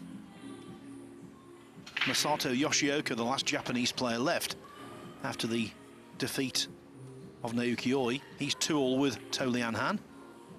Also level, Tyler Steyer and Evo Arts 3-3, and Shane Van Boning 2-1 down to Bui Truong An. That's over on table 2 and on the Matchroom Multisport YouTube channel. Well, this break's going to work. Mario's got to look at the 2-ball. It's actually a really nice hit break, that, from the Panda. That's his nickname on the circuit. There you see it on the back of his shirt. He's actually got a few more shirts, and I think usually if he makes the final 16 on TV, well, let's just see if he gets there and we'll keep it a surprise, because it's a fabulous shirt he wears. Middle of the pocket, that's nice. Well, I think there's a good chance we might see the shirt, because he's one of those players who goes deep often. There's an argument to say he's the World Nineball Tour's ultimate Neely man. Unlike Eklund Kachi, who has snapped off this title last year, he getting to latter stages on a regular basis, yet to make the big breakthrough.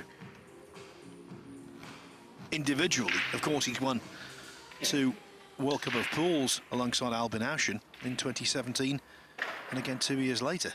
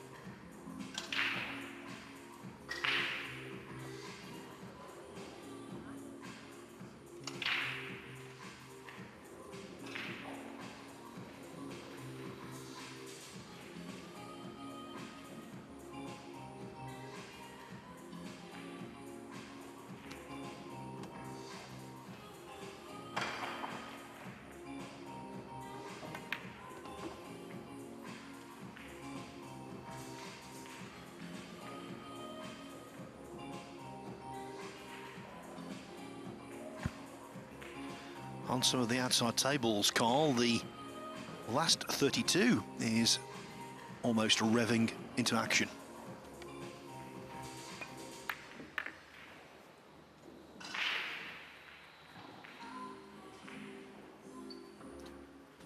The ones who play late in the last 64, such as these two, the winner might not have an awful lot of time between matches. But for these guys, 2 matches in a day, nothing. No, I mean, all pool players are used to playing big fielded tournaments over weekends, Phil, so this will be no drama. Mario He doubles his lead, the defending champion, having a sticky start. Yes, some of those last 32 matches about to begin imminently. Francisco Sanchez Ruiz against Petri Makinen. Yonosuke Kamino against Lee Ri Teng. And Tobias Bongas, conqueror of Jason Shaw. He'll be going on to table 17 to take on Jeffrey Rodder. By the way, with the Shaw exit, it leaves this scenario.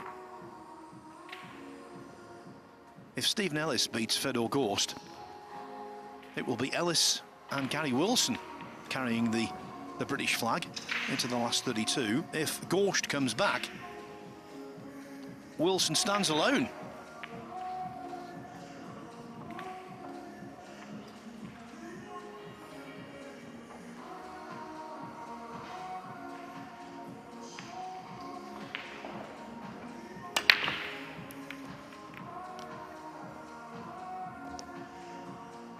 It's going to be a push out. No shot on the 2.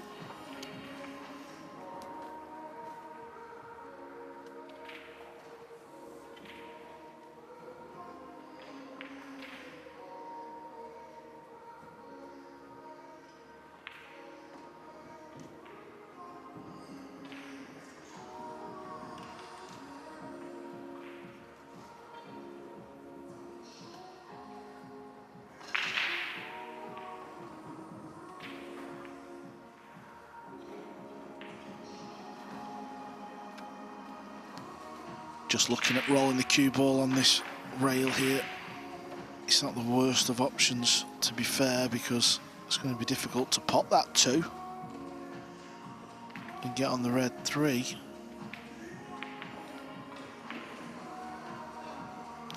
Yeah, just over on the right side, the table seems to work.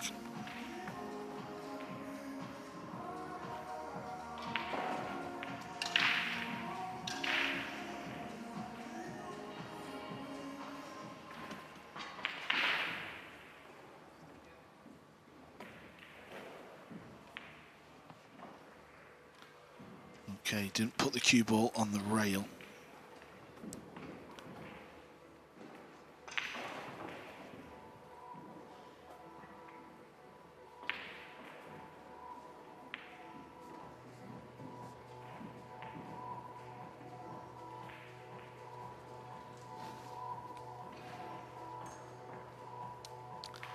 Stephen Ellis and Fedor Gorst are in a real battle over there.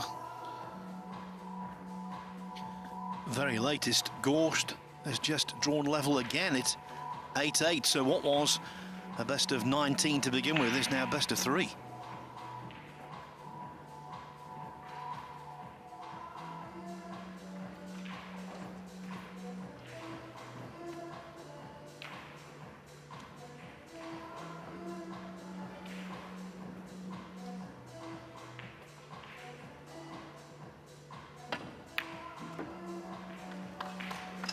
Well, he took just over a minute to play that shot, but it was worth the wait. What an effort. Well, just look at this one. Absolute beauty from Catchy, straight in the middle of the bag.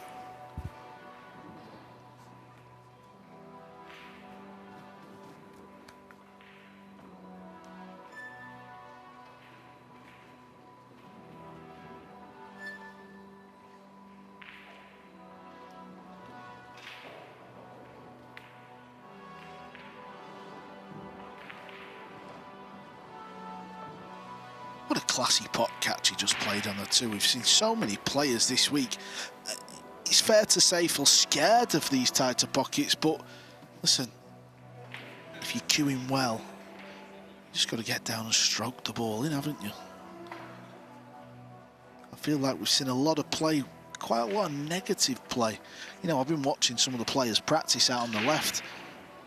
You know, obviously they practice with a mate or whatever, they're having a chin wag and a bit of fun. They're slamming balls in easy. And it's moments like that from Eklund Catchy is what won him this title 12 months ago.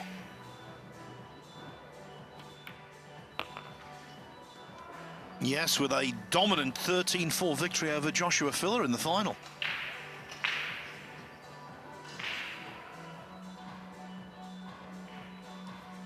As for this year, well, limited starts, but he's had a couple of 5th place finishes in the Scottish Open and the Marina Open.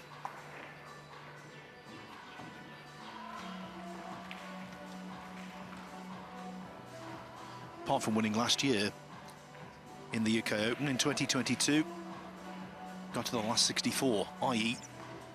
this stage.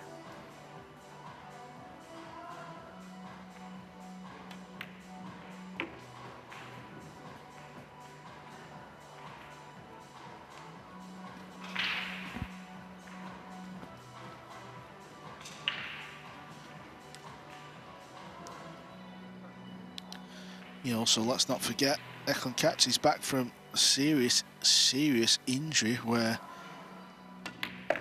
he had an off-road buggy accident which resulted in pretty much out of the game for pretty much the whole of last season. You can see on his left arm there, look at the big scar down his arm that he's now got. Yes, when he won this title in May last year, he was looking as though he was motoring, if you pardon the pun, motoring towards the Mosconi Cup and all of the good things that provides. We thought for him 2023 would be a banner year. Then real life intruded. What a shame, but now he's on the comeback trail. Tell you what though, defending big pool titles, never easy. You've only got to look at the World Nineball Championship. We're going to that in Saudi Arabia at the start of June. Only one player has ever defended the World Nineball Championship, and it was in the first 2 years of its existence. The great Earl Strickland. He won the inaugural event in Bergheim, Germany in 1990 and followed up with another title in Las Vegas the following year.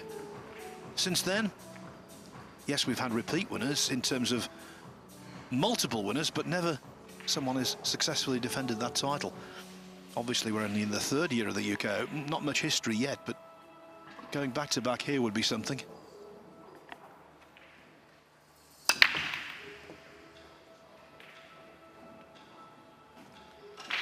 Yeah, Catchy beat Joshua Filler, didn't he, 12 months ago to win this title? Well, it was Filler who was defending champion then.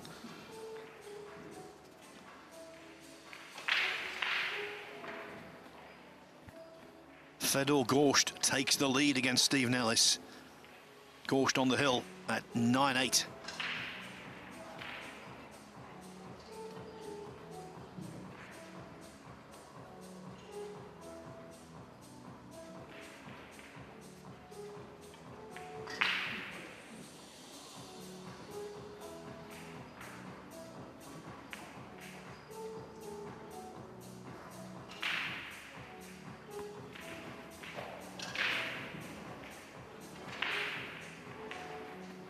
Looks like you can just sneak past this ball. Yeah, you can just see a little gap. It's awkward cueing. Not allowed to touch another ball with your hand or any part of your clothing.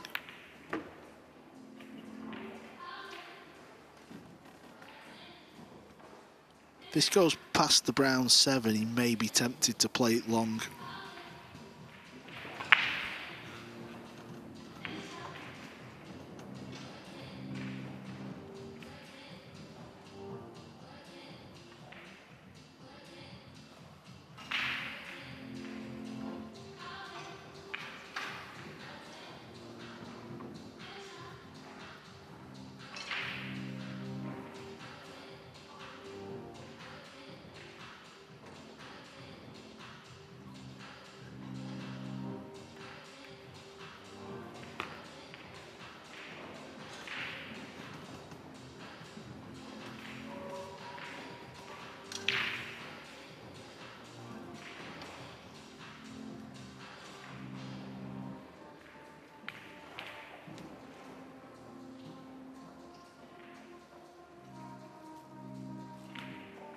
Couple of rails back out into the centre. See Mario looking on in the distance.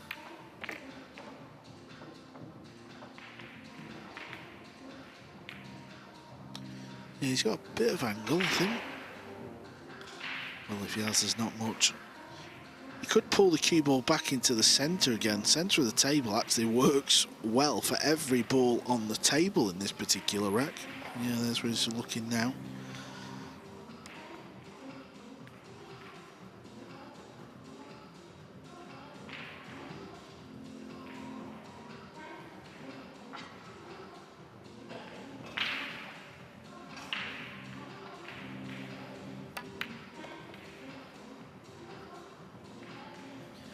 Lots of very agreeable straight lines when he's cueing, Declan Catchy. When you've got a sound technique like him, that's when under pressure, you hold up, you deal with it.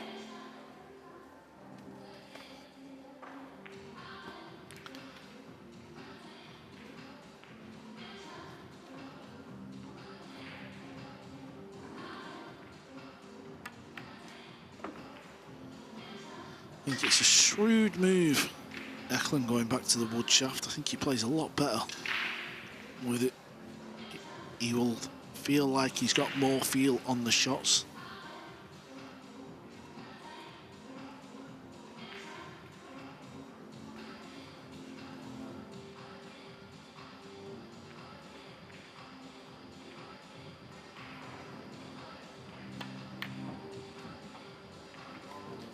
We've seen it time and time again, though, haven't we?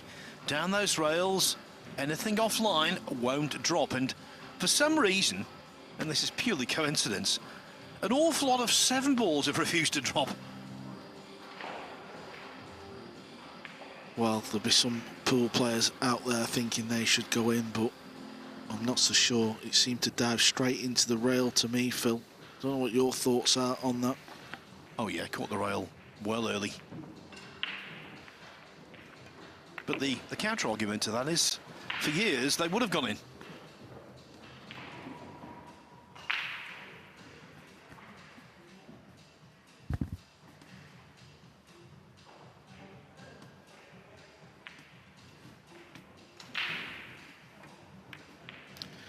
Mario, he won't mind, because he'll have been sat in his chair thinking, catch, he's tied it up at 2-2.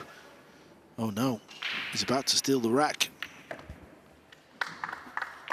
Indeed, he is. Now, the number of last 64 matches dwindling down now. Oliver Szolnocki in a very slow-moving affair over on table 16. He's leading Jan van Lierop 9-3 on the hill. Also on the hill. Fedor Gorst being put through his paces by Brit Stephen Ellis. Against his good friend Loho Sum, Robbie Capito is halfway to victory already. He's established a 5-0 lead. Piers Labutis and Wu Kun Lin, they're tightening up. It's 7-6 to Labutis. Aloysius Schaap 4-3 on Mustafa Alner. Masato Yoshioka, who pulled off that remarkable comeback against Billy Thorpe. 8-2 down, 1-9-8. Well, he's leading To Lian Han 4-2. And 2 Americans have a 1-rack advantage. Tyler Steyer 4-3 over Ivo Arts. Shane Van Boning, after being 2-1 down, now leads Bui Truong An 3-2. And the very latest, Yoshioka now 5-2 on To Lian Han.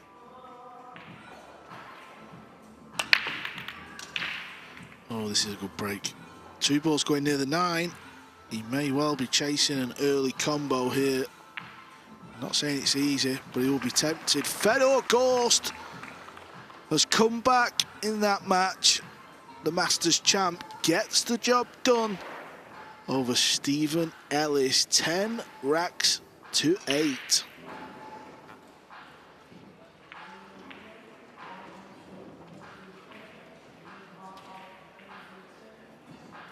So many of the big hitters are through, but some have had very tough assignments. Yeah, you're not going to breeze through these tournaments, are you? Some days you're going to have to sweat it out a little bit. Oh, that's right in the middle of the pocket. Mario He with an early combo. He's the man, Mario 4-1. Now, I was mentioning before that he was a nearly man.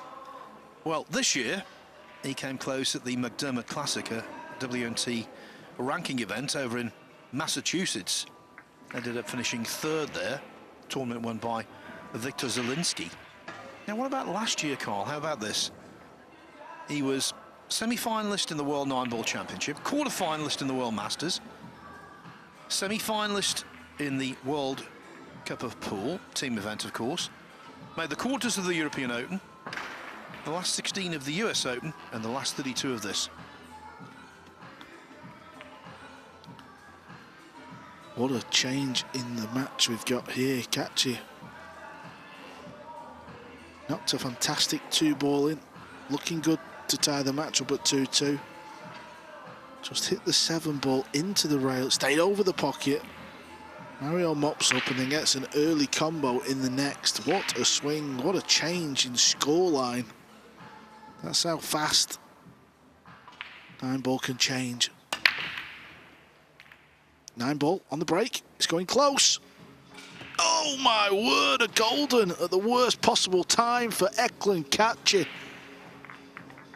It's an Austrian thing, you know, even though he was beaten in our last match on the main table. Max Lechner added to his lengthy list of golden breaks, and now Mario He weighs in. And just like that, he's halfway to the victory line. It's 5-1.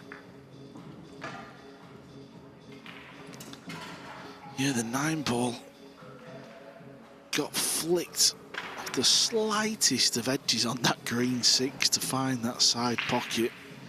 And I'll tell you what, Eklund, he won't be thinking about what's just gone in the last 2 racks. He'll be thinking about, how did I miss the 7-ball to go 2-2? So often, a ball missed changes everything around.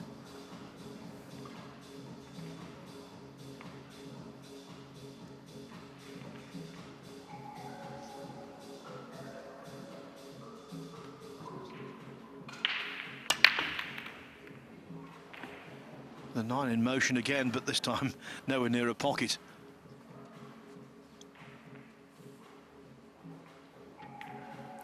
And I think that was the case in the Lechner scenario. He went from golden break to dry break.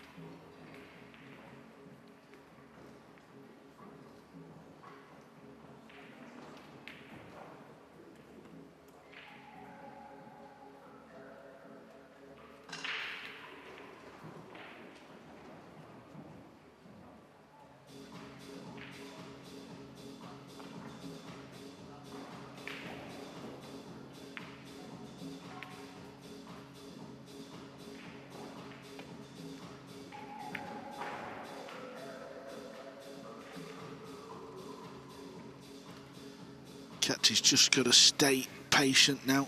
I'm afraid that's what you have to do when you're down in a match. He's got to just sit in his chair and just tell himself Mario's only at the halfway point. Try and set yourself a little goal. Tell yourself, try and get back to 8-all. Set yourself some sort of plan of attack. Just say, right, let's do this. Let's fight for 8-8. Then I'll have a little timeout. Try and come back.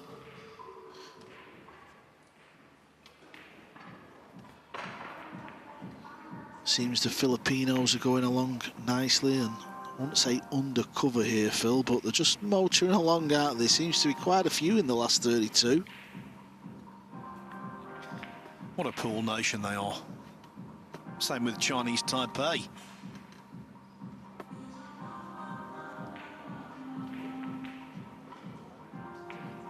Tell you what a tough task it will be to qualify for the Asian team for the Ruiz Cup. You will have to be world class to represent that continent.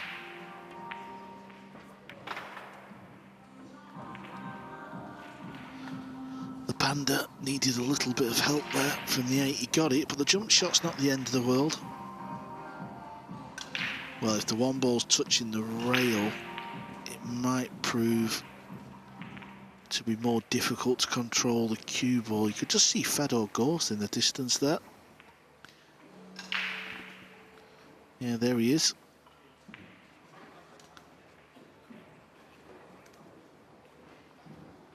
Booked his place in the final 32 with a 10-8 nail-biter over Stephen Ellis. I watched quite a lot of that match, and you know, throughout, regardless of how the scoreboard read, Gorst was so cool.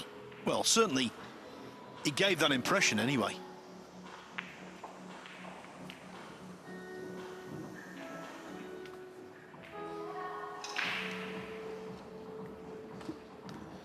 Yeah, a player always takes the butt end of the jump cue off the cue to shorten the jump cue.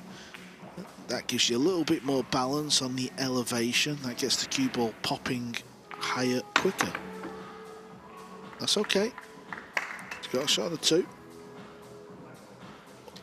So you did that, Colin, a match earlier this week? Well, yeah, I probably butchered the jump shot mine, but knew what I had to do. I just couldn't do it. Now, things never come easy when you're 5-1 down. He's got to play a nifty positional shot here. Does he try and float up and find the gap? Or does he take a gamble and run towards the 9 and hopefully gets a good cannon?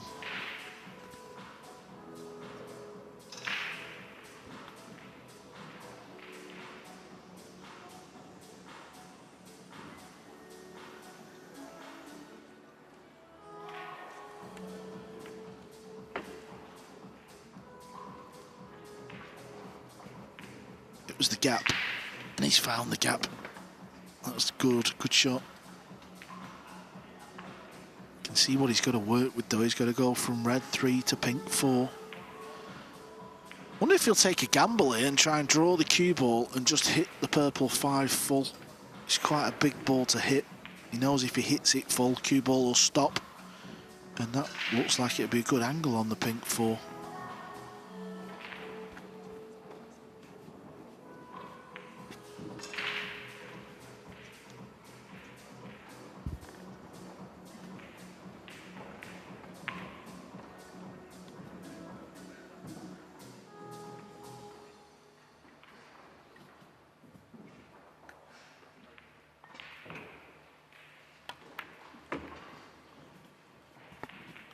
Didn't hit it full.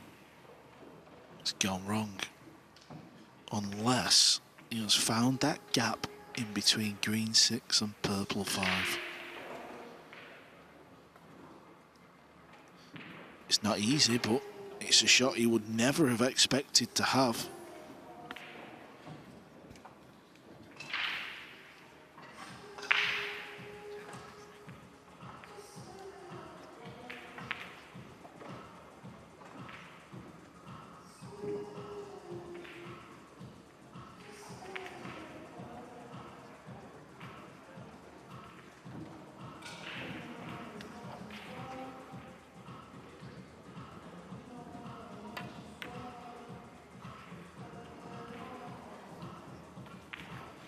Does he have the cover?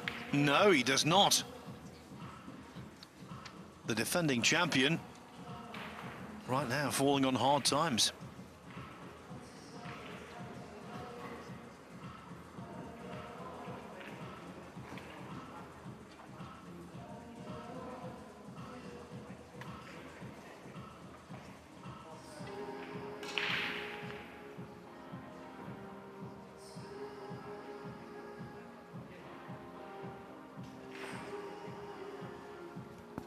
This definitely will pot. You can definitely get through to that angle. Looks like 2 rails back up towards the top end of the table. And hopefully land on the purple 5 for right centre pocket.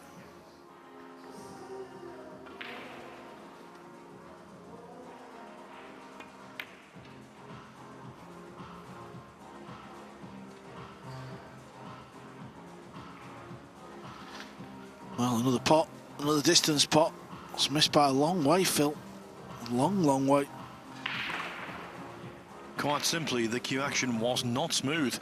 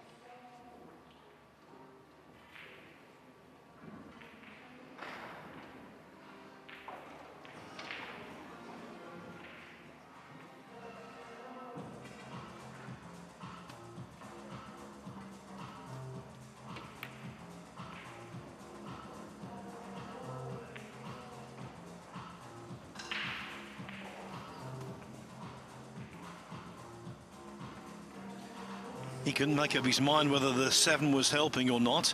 He then got down, had a quick look, and the body language suggests that Mario He can float this one in. The body language of Kachi, that is.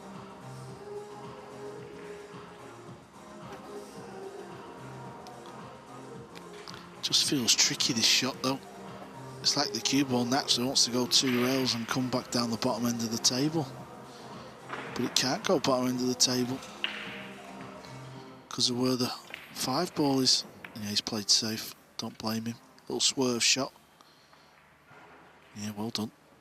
Could be in trouble here, though. All he's got to do is thin snip it and then use the purple and the green 6 to hook Mario.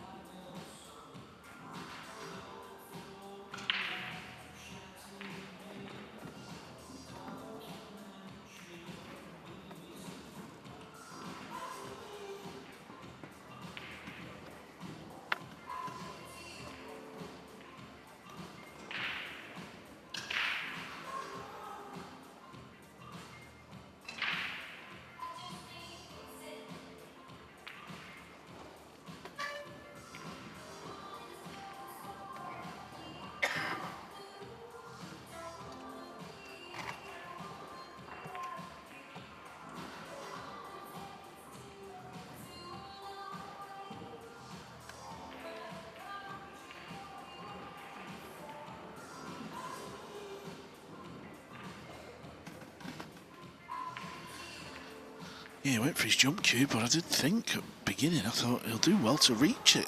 It's quite far over.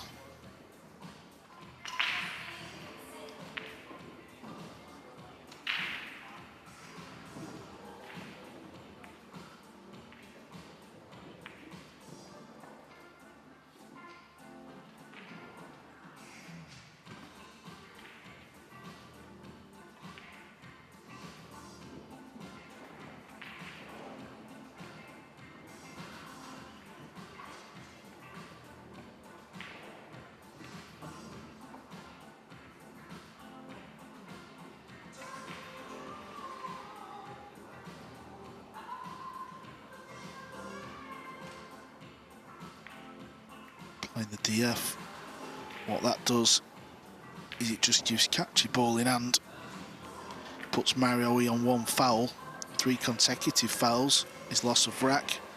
Happens now and again, but it's quite rare, just because at this level the players are so good at getting out of the snookers.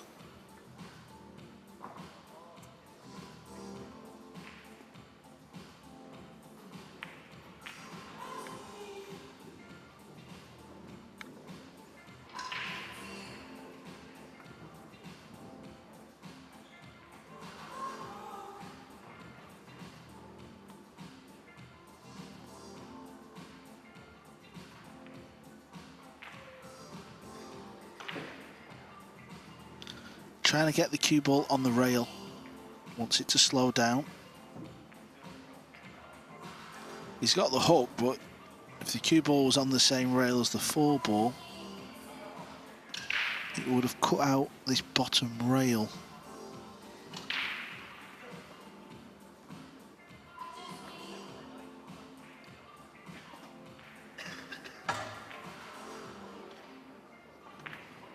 Quite often when you play a deliberate foul, what happens is that you kick the can down the road and find yourself in trouble again a little later.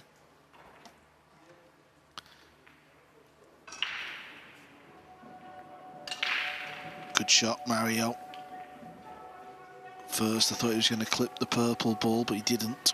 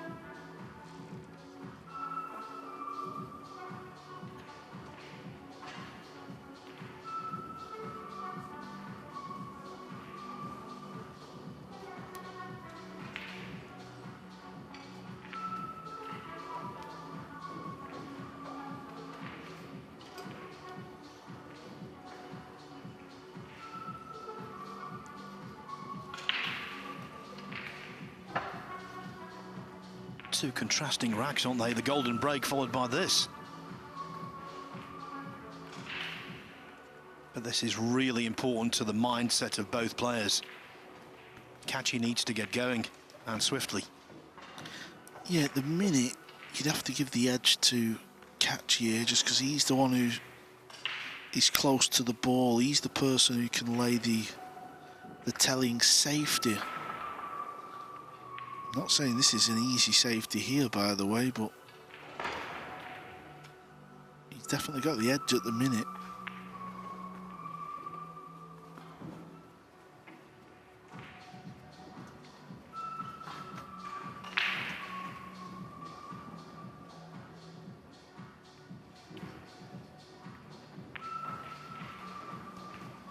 Very unusual position. This is as rare as it comes, seeing a situation like this. After contact, ball must strike rail always, unless you pot a ball.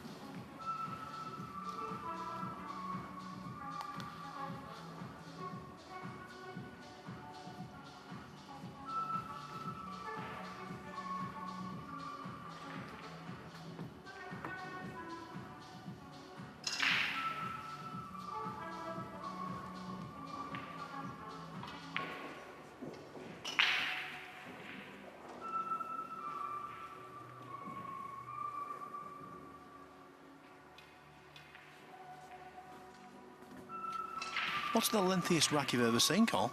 Oh, that's a good question. You know, I couldn't really tell you the answer to that. It's not something that I'd ever associate Nineball with, a slow rack. Also, I would think you'd be telling me the answer, not the other way around. Not got a clue. I would think racks have lasted over 30 minutes. Definitely. At some point, the odd one or two here or there must have done. Yeah, I'd be surprised if it had, to be honest.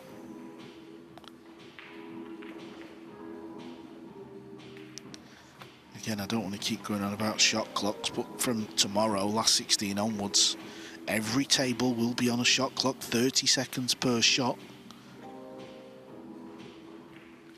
Well, Major League Baseball have recently introduced a pitcher's clock, and you have to pitch within a certain amount of time, and the length of games has been reduced as a consequence. I think it makes the game so much more enjoyable.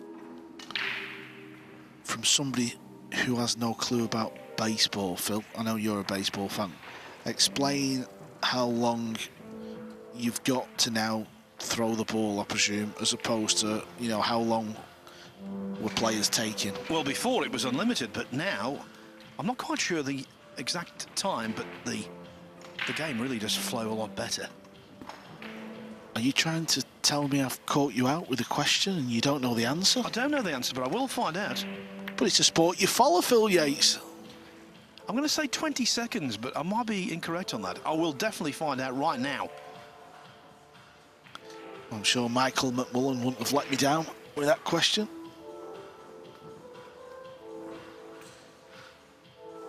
Must hit the ball here, Mario. If he does hit it or go near the rail, then contact it, the 4 could go in, it could flick the 9 and go in.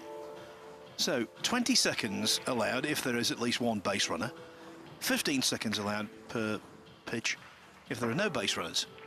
So I was partially correct.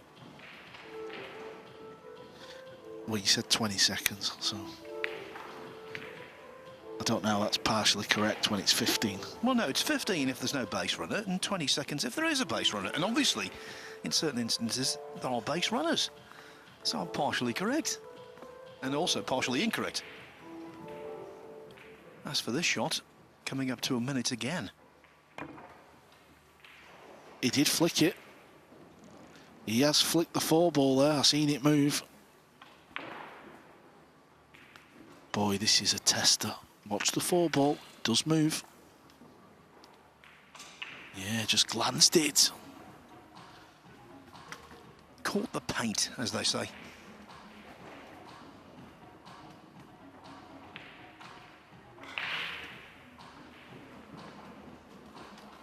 just landing awkward, isn't it? The fact that he's only just flicked the 4. The green 6 is in the way for Catchy to hit where he wants on the cue ball to get over for the 5, but I think he's got to take a gamble here. He's got to play a high ball with a bit of right. Well, he's aiming low. He's got to hit this ball clean.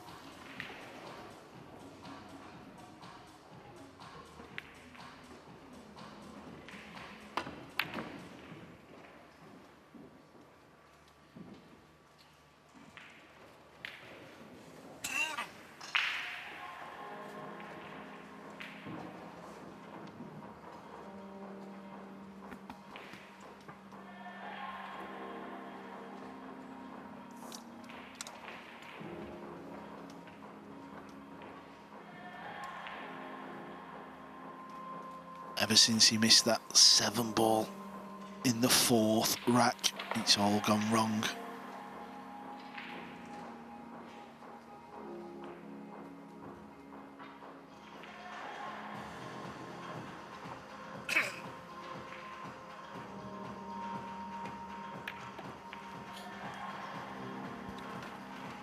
Well, that was in off the 9 ball, and then the kiss on the 7 prevents him dropping in behind the 7.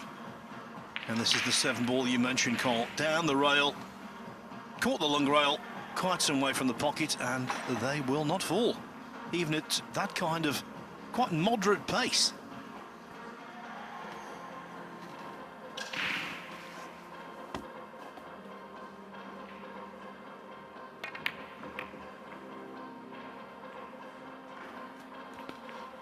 Doesn't want to be straight.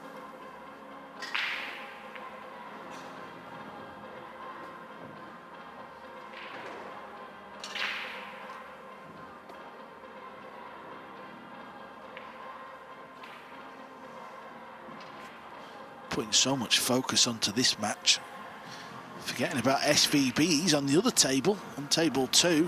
He's tied up 4-4.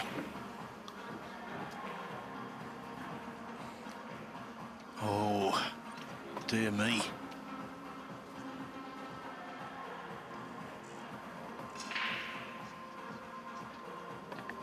Yes, Shane Van Boning was 4-3 down to Ruiz Trongan. How about this for a missed call? Again, it's an indication if you apply pace, you need to be on the button. Yeah, that did hit that rail, the bottom rail. At pace, it's going to spit them back out. So, listen, the players know this. Got to adapt. Maybe there was a case for rolling the 6 in this time. Maybe banking the 7.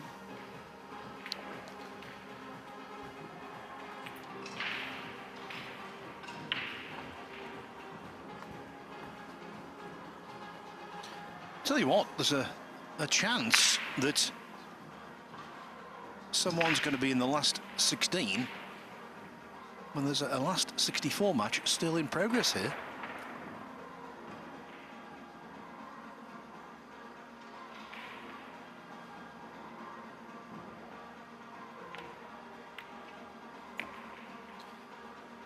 Just like our first match of the day on the main table between Francisco Sanchez Ruiz and Chang Yulong, this is a real dogfight. And even though Mario He is 5-1 ahead, you suspect Catchy has got a comeback in him.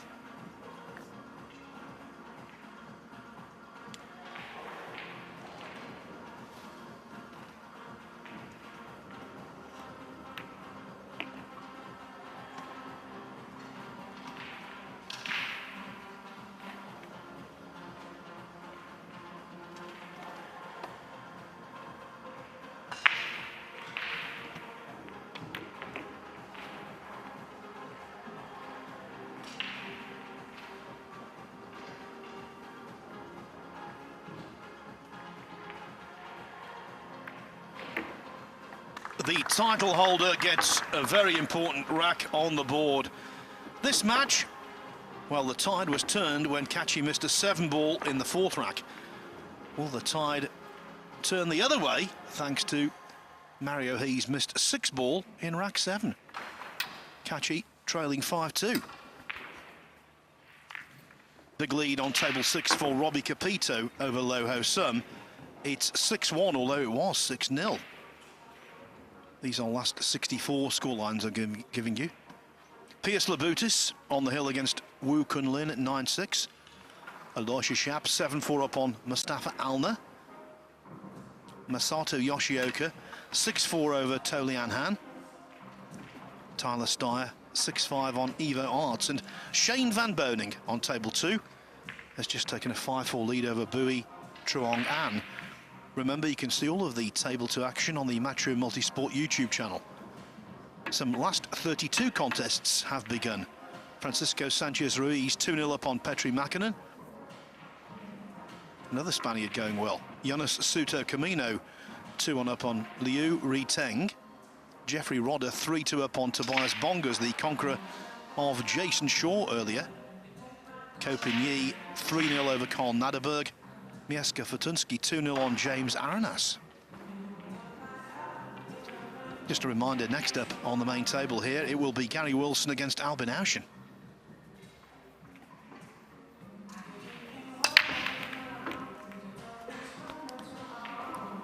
Well, look at the difference when you hit a good break, Phil. No clusters, a shot on the lowest ball.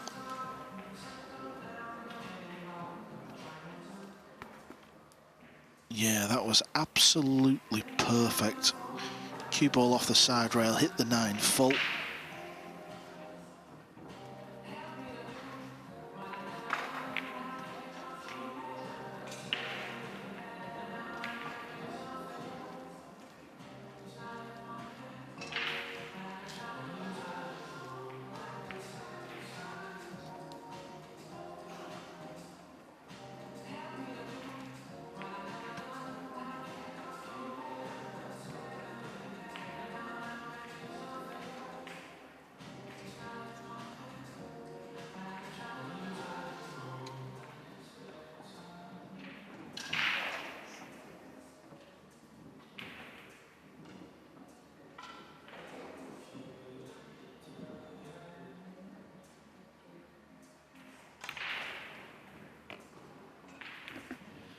On that kind of shot, cutting back into a semi-blind pocket when the cue ball and the object ball are close together, it is so easy to do what Declan Kachi almost did, which is to undercut. He caught that near jaw, but it fell in.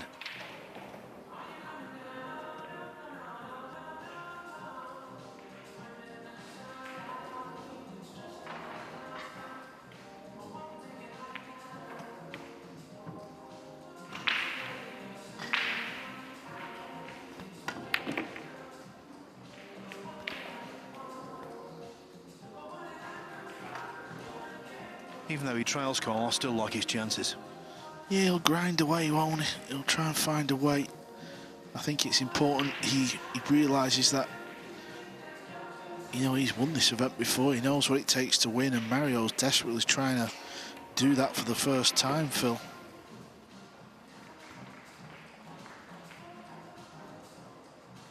And when you've had big leads on important occasions and they've been overturned, the more time it happens, the more you're susceptible to it happening again.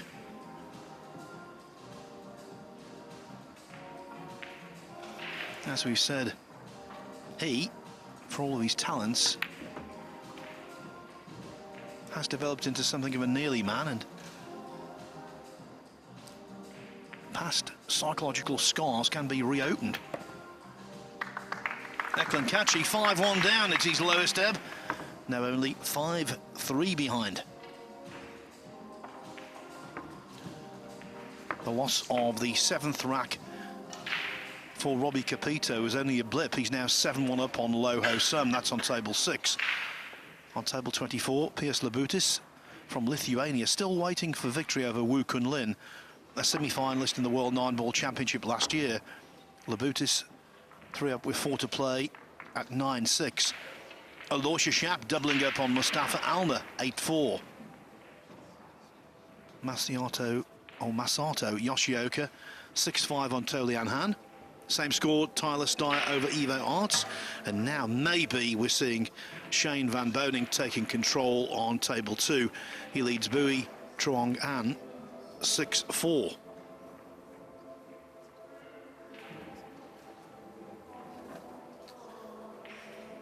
By the way, last 32 action, Tobias Bongers after that famous victory over Jason Shaw. He's now on level terms with Jeffrey Rodder at 3-3. This is the break. This is the break that gave him success 12 months ago in this event. It was the power break, Phil. It was consistently potting the one ball. Here's another look. Look at the cue ball. He's got a shot. Is he finally going to start to play? It's only really that missed 7 ball, wasn't it? But chances off the break like this, when you're breaking good, you know, when you're hitting the balls and you're pocketing balls, everything just seems that little bit easier.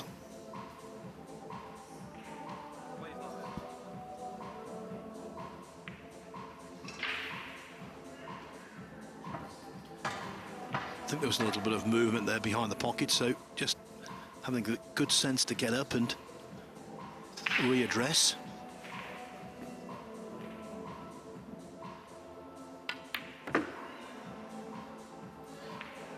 Now that was played with much more authority.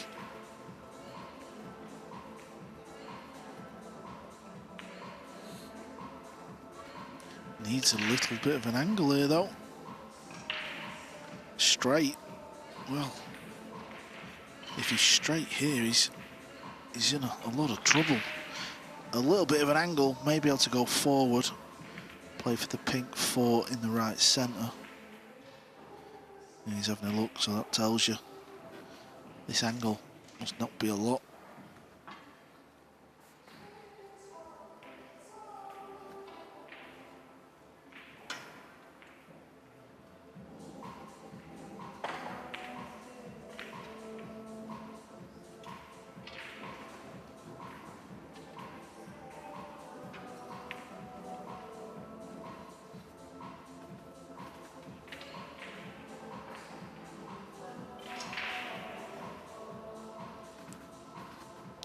Choose to play it in the bottom left corner as well.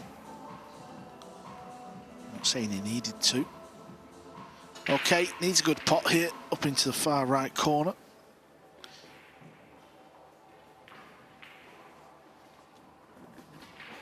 I always think though with Catch, he's much like the player he beat in the final of this last year, Joshua Fuller. When he's faced with the pot, you pretty much always fancy him to knock it in.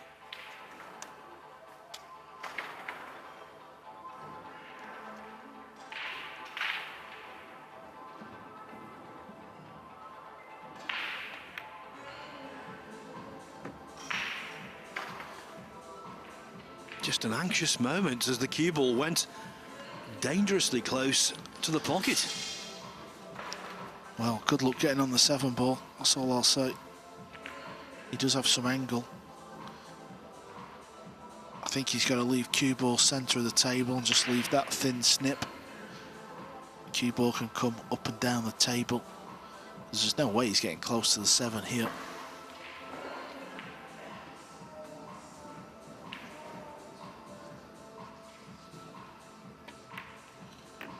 Yeah, that's what he's done. He's left it in the middle of the table. Now he can just play a thin one up and down.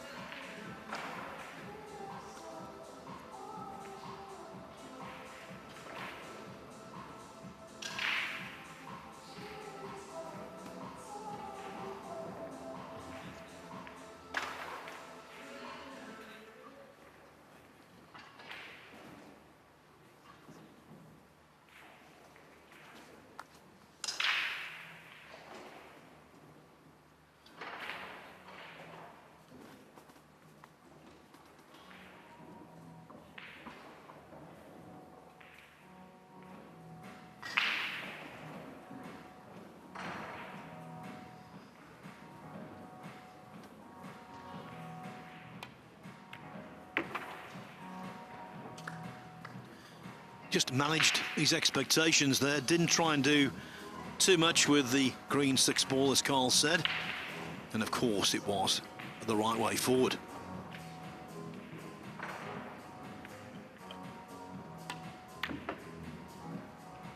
He's lost a cue ball here, Phil. Look how hard he's hit this ball. He's miles away from where he needed to be.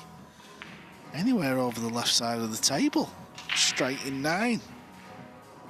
Now he's got a little tester. Very similar to the first rack when he was really heavy-handed with a positional shot.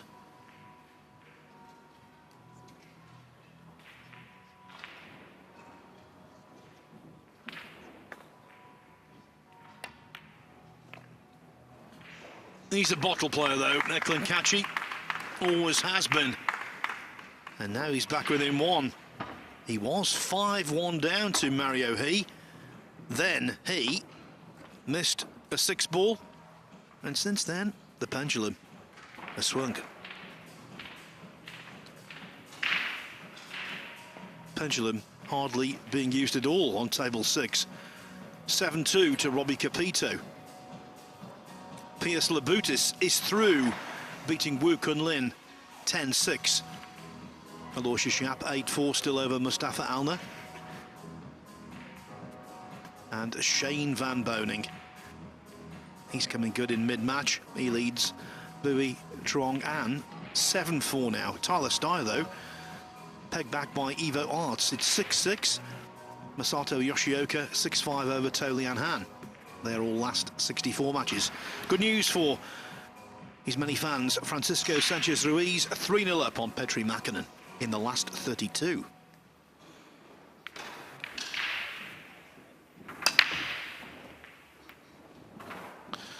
Well, the break, the firm break, really suits Catchy's style for me.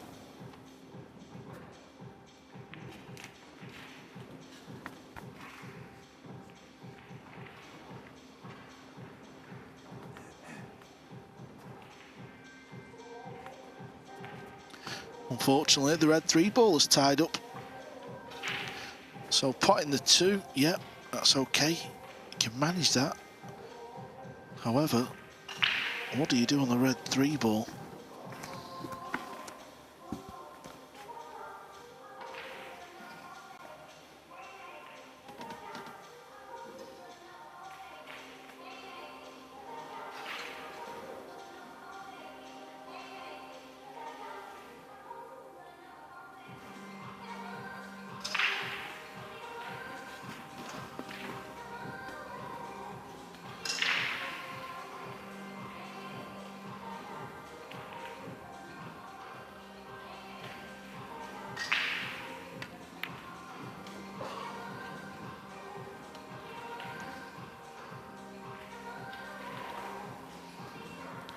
Can he carry the 9-ball in?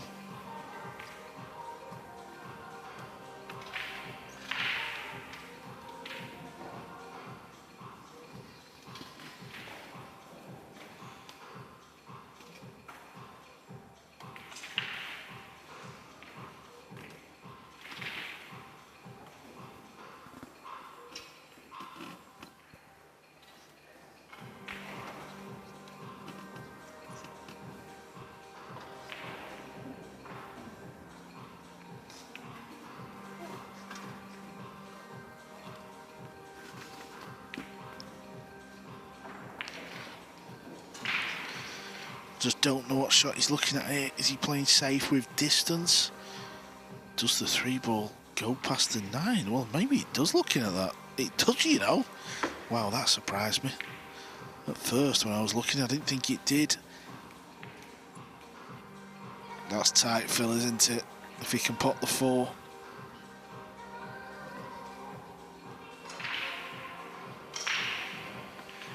You know, from Catchy's reaction when the cue ball stopped for the 3, I think initially he didn't realise the 3 went in, and then the penny dropped.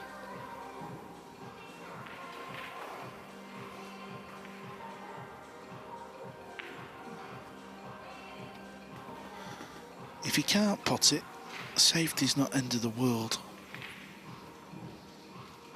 He must be able to pot it. He's just coming over, double checking the potting angle. Clearly feeling it. Sometimes you do this as well, Phil. He were 5-1 down. He's won the last 3 racks. He knows this is a big rack to tie it up and probably take a time out and start afresh.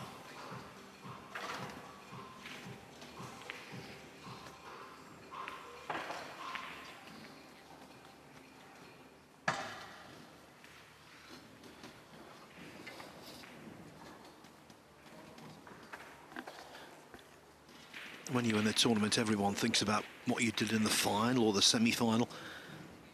These kind of matches, that's what makes a tournament winner.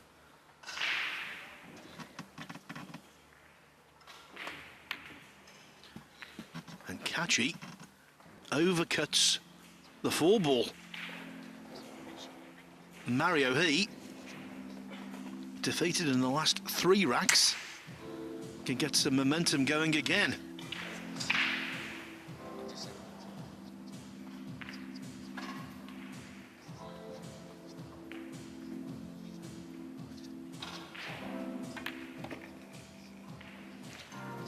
It should be quite simple.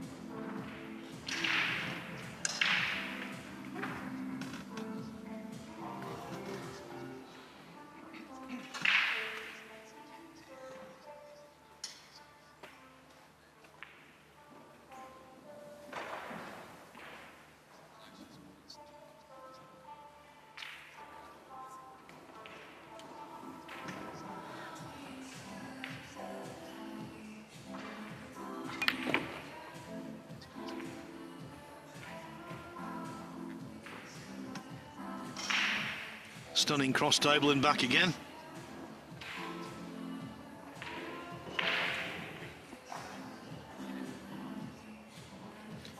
The 8 though is not a gimme.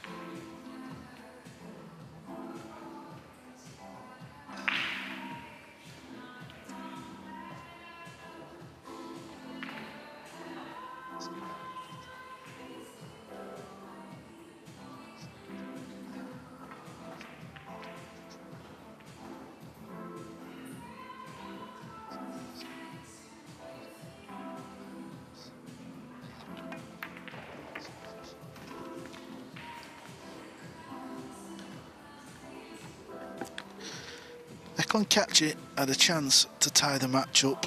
It's a match he's been froze out of since he missed that 7-ball in rack 4. But it'll be Mario He will be delighted to see that 9-ball disappear. Indeed, it's getting past the point of saying this is early doors. It's still, yeah, a long way to go. But at 6-4, Mario He is just about in the driver's seat here, and that was a much-needed rack for him. Robbie Capito very much in the driver's seat against Loho Sum, leading 8-2. These are all last 64 matches I'm telling you about. Aloysius Yap on the hill against Mustafa Alna at 9-4. Yap from Singapore has got one of the best cue actions in 9-ball pool. Masato Yoshioka and To Lian Han, 6-6. Tyler Steyer back in front against Evo Arts at 7-6. And Bui Truong An has just won rack 12 from Shane Van Boning. So Van Boning's lead trimmed to 7-5. Last 32 wise, Francisco Sanchez Ruiz off to a quick start against Petri Makarin. He leads 4-1. And Ko Pin-Yi against Carl Naderberg, last year's World Masters champion, 5-1 ahead. Mieska Fortunski 3-0 up on James Arenas.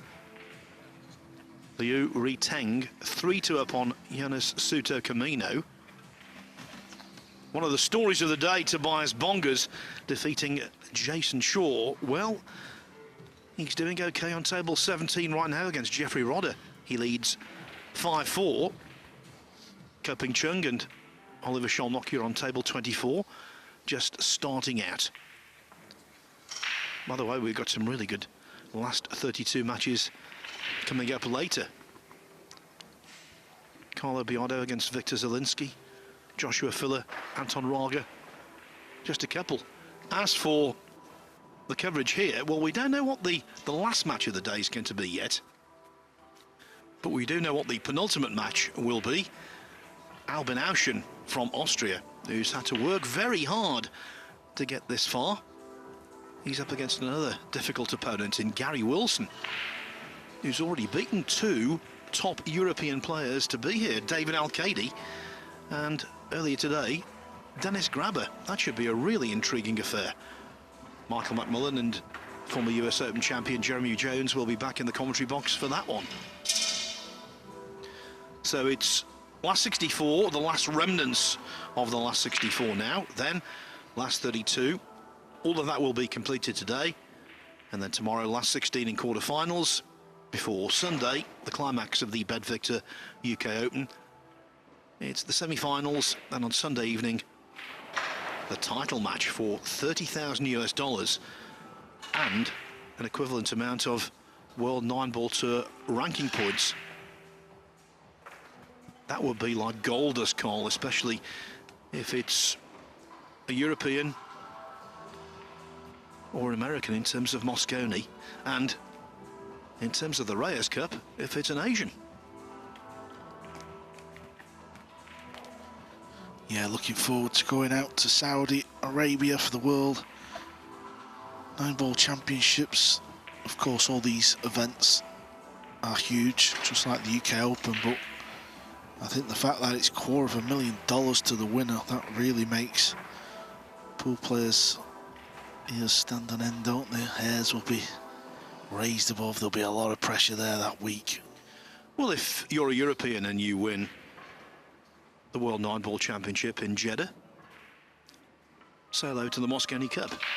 Same thing if you're American. If you're an Asian, say hello to the inaugural Reyes Cup, which is going to take place in Manila in late October. In terms of the world rankings, almost certainly if you win the World Nineball, you'll be world number 1 as well. That last match out there for $250,000 will be one of the most pressurized pool matches that's ever been played. Can you imagine? Hill for 250,000 large.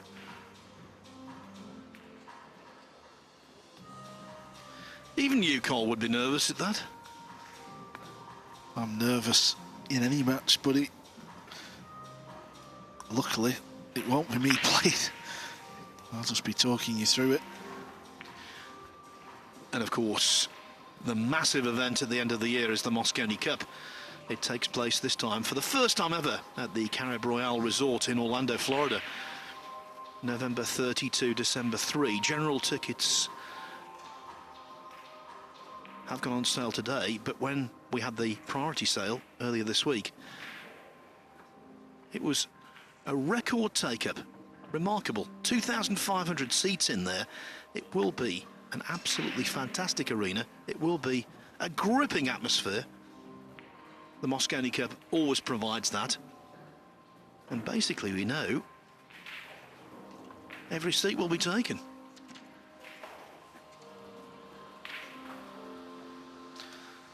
So after a short timeout, he and Kachi resume.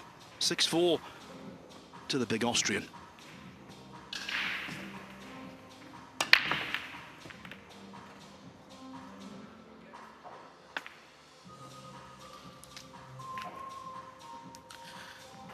Believe he'll be firing at the bank shot here.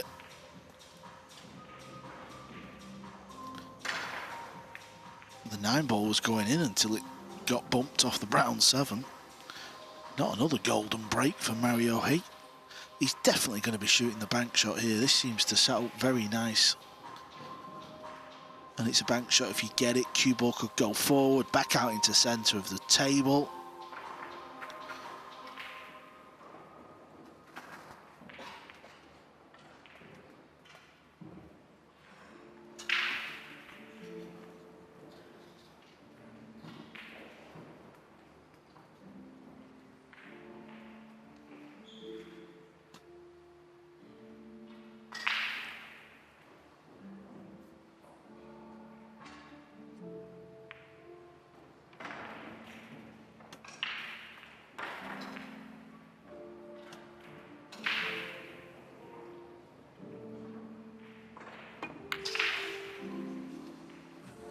He's fluked it. That will hurt. Whenever you fluke that type of shot that we've just seen, you get tremendously close to the bank. Watch where it's on the point, and it kind of arcs around the other point and hugs the rail.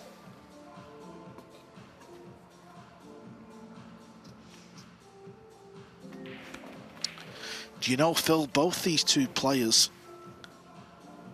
are extremely good at poker. You know, they play a lot of poker, they do quite well at the poker, and I was just looking at Eklund Katzi's face when that fluke went in. He did not move a single muscle. Yes, I've heard about their skills in that particular pursuit. Of course, Mario He, well known as a chess player also.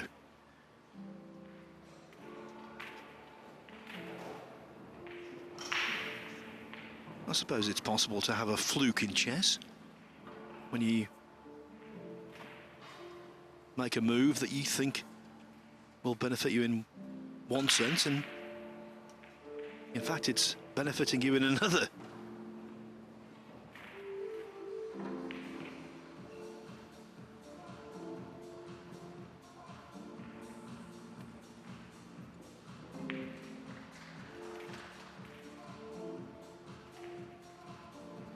The senior man of the two, Mario He's 30 years of age. Katchi, although he's been around forever it seems, still only 25. Trying to keep a cool demeanour, but things haven't gone well for him in this match.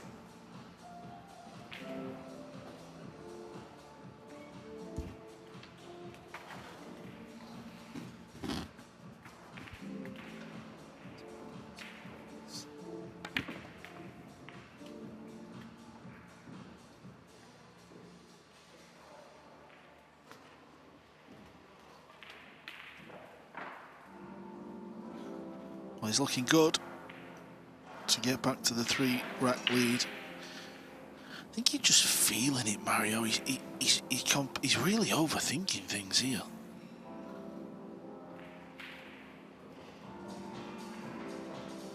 It's easy done. You kind of go into a bit of a meltdown in your own head.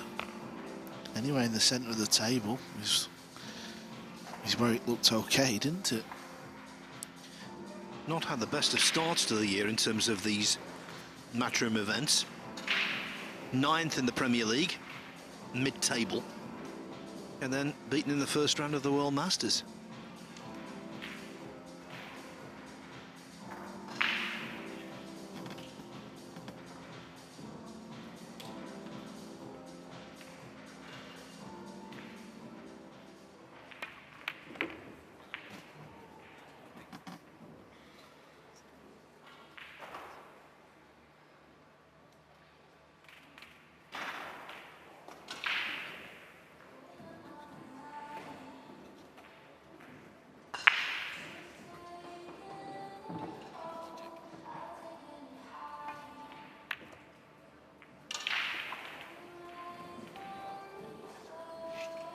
That works just about, but it's a tricky little shot, this.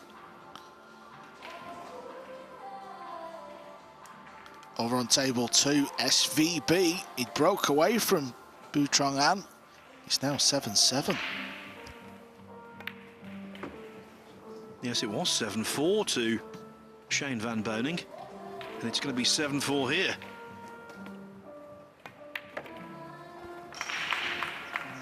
Super Mario. 3 racks away from progress. 3 racks away from eliminating the defending champion.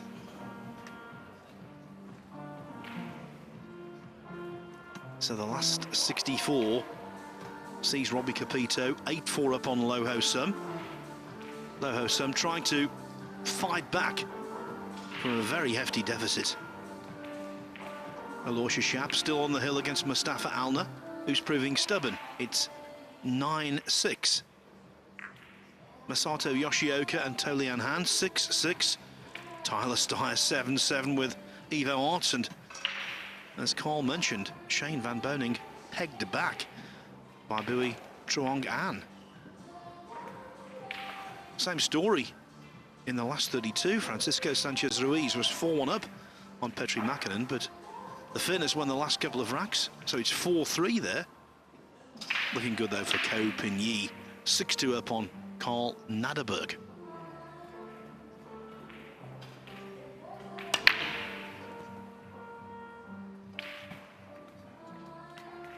Here comes the 2-ball. Pots into the top left corner.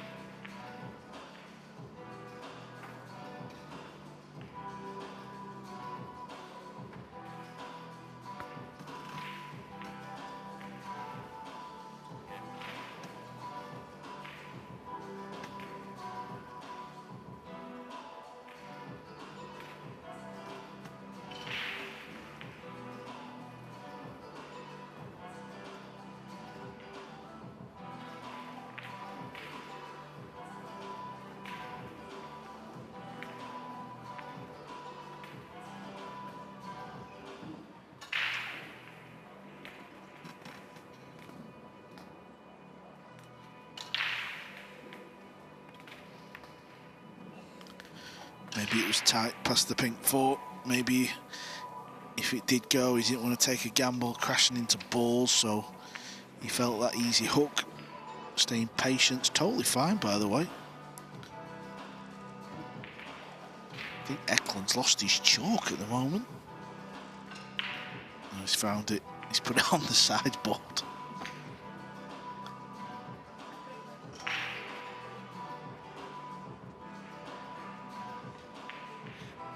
You won't go very far in Q Sports without some chalk.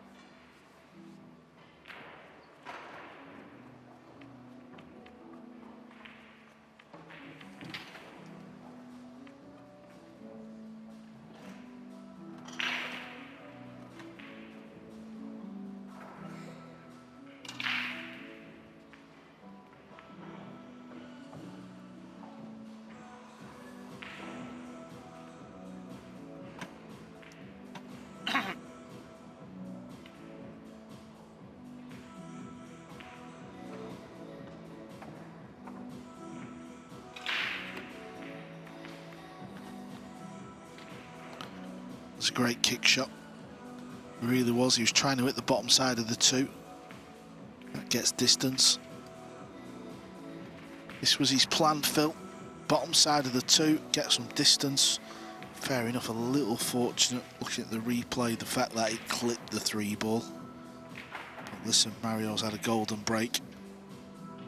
Things often even out at some point, certainly over the course of a season, you feel.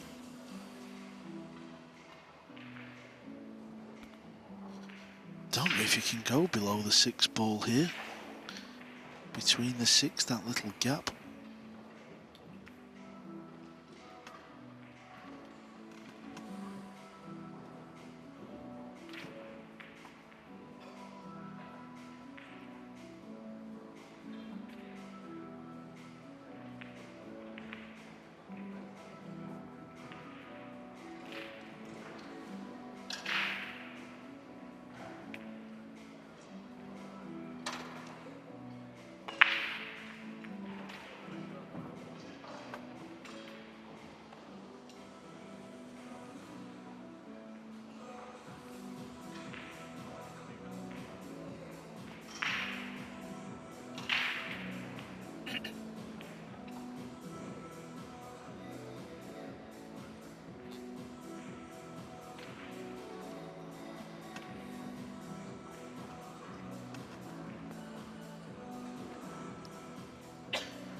Trying to swerve it round the 9, off the rail, past the red 3 ball.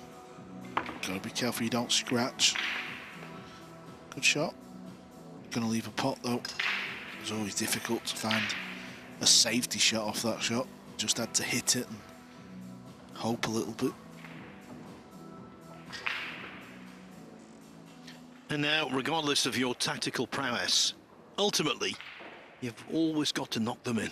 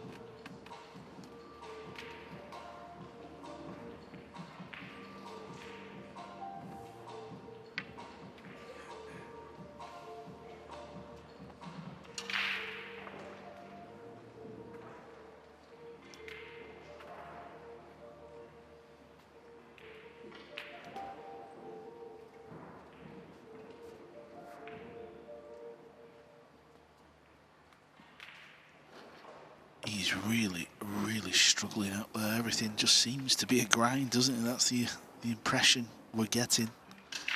Even this, the fact he's landed 2 straight. Is he trying to force something here? He just doesn't know, Phil. In Q Sports, you don't want to be careless, obviously, but you don't want to be too careful either. You want to play at a pace that doesn't compromise your natural rhythm. Now, I've seen Eklund Kachi play on scores of occasions. To me, he's playing a little slower than normal, and that's being kind. Yeah, and I think, you know, when you look at the table here, I'm not saying he wants to believe in a long 6 ball, but I'll tell you what, Shane Van Boning's good in these situations because he doesn't mind just leaving the cue ball where the purple is and taking the 6 ball from there.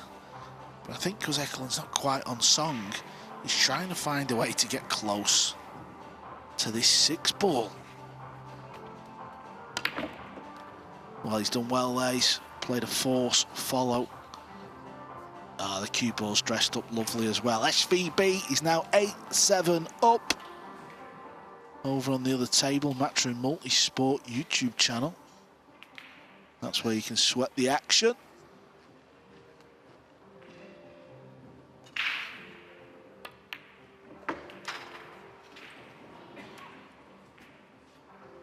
Showing resilience, Eklund Kachi. Not one of those matches where he's been dominant or flowed or been at the peak of his powers, but he's still very much in it.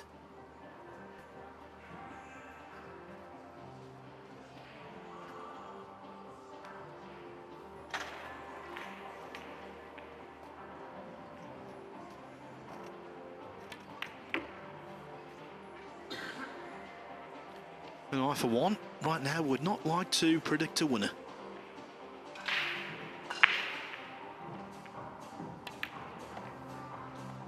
Eklund Kachi, defending champion, within 2 racks and breaking off in the 13th.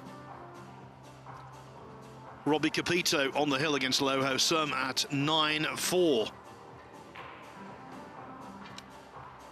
Alosha Shap 9-6 against Mustafa Alna. Telian Han 8-6 on Masato Yoshioka. Tyler Steyer and Evo Arts locked together at 8 racks each, and Shane Van Boning with that narrow advantage against the stubborn Hui Truong An. No advantage for Francisco Sanchez Ruiz now in the last 32. He was 4-1 up on Petri Makinen. It's 4-4. Tobias Bonga's story of the day. He leads Jeffrey Rodder 7-4. Kopinyi 7-2 over Karl Naderberg. Mieska Fortunsky 5-1 over James Aranas. Koping Chung 2-0 over Oliver Sholnocki.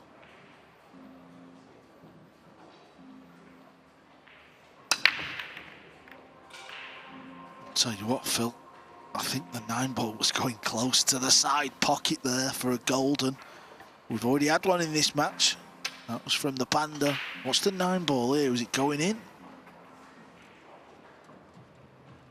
I think it was.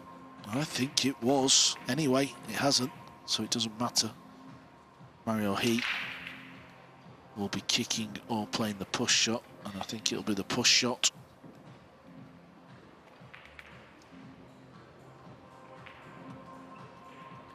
One point to make here, Cole.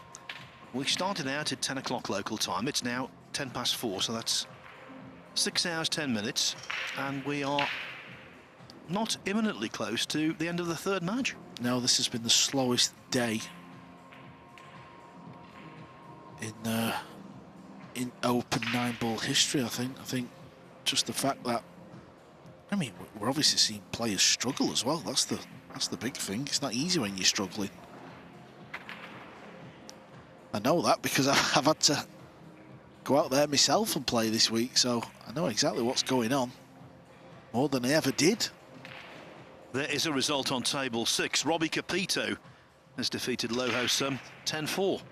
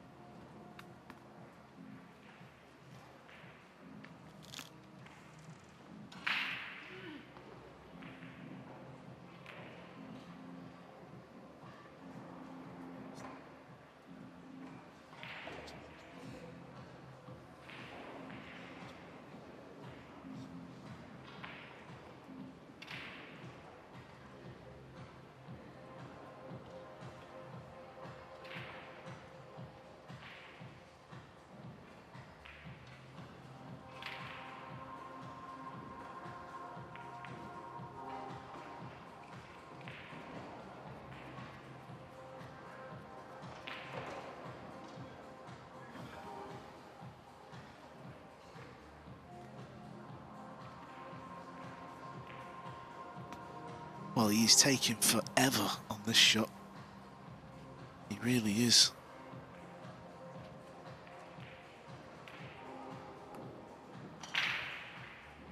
I think he can bank the one up and down the table, spin the cue ball over towards the pink 4. Surely that's the shot, Eklund.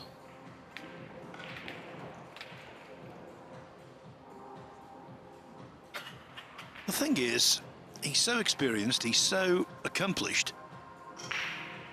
and he's been so successful. Deep down, he knows the shot. It's just being able to commit to it.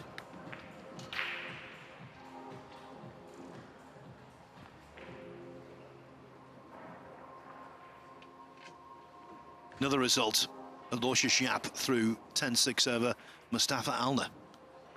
Well, he's got the jump cue in his hand. Can't believe what I'm seeing here. He's trying to land the cue ball on top of the one, pot the one off the red 3.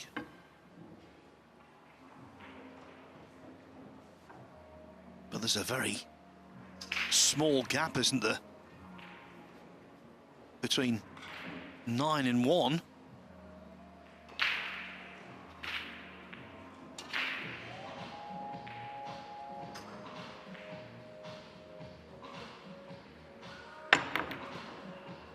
Well, what a shot he's played there. He's landed it on top of the one. And he's made it. And he's on the 2. Vindication.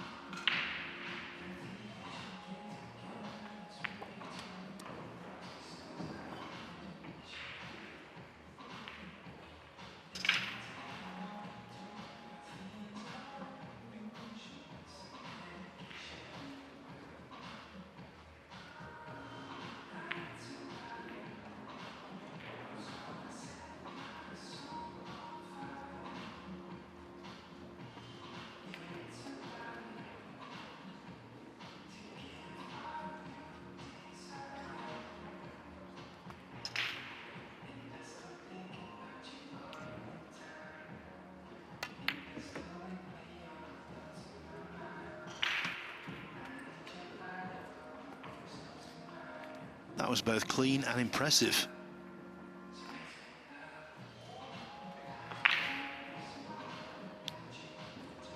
Yeah, this went in clean. Cue balls come over nice as well. Looks like cue ball will go off the top rail, back down. Any angle on the pink 4. Yeah, that's ideal. Can come over after the middle pocket now for the purple 5.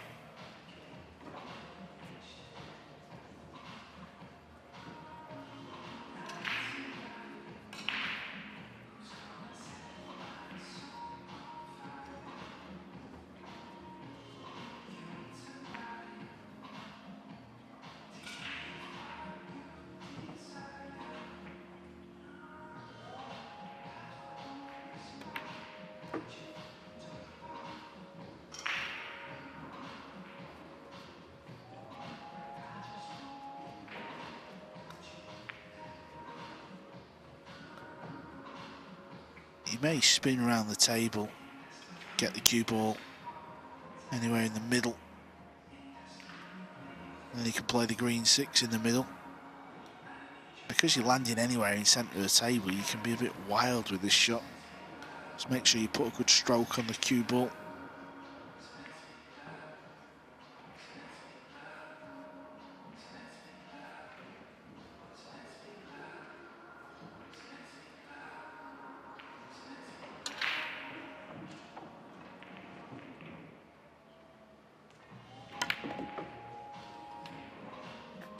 Bundles of check side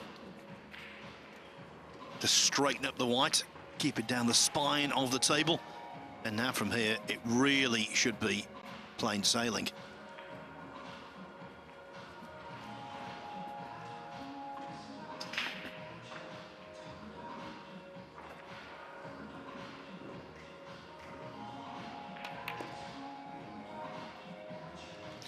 Once again, though, in keeping with 2 or 3 previous, heavy-handed, very heavy-handed with position.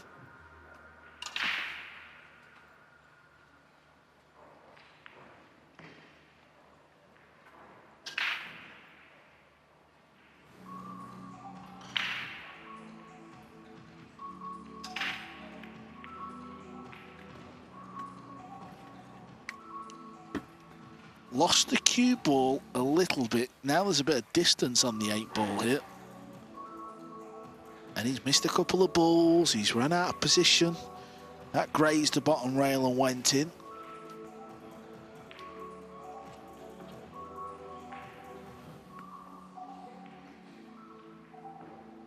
Usually you'd feel like this is a formality, but something just makes me feel uneasy here, Phil.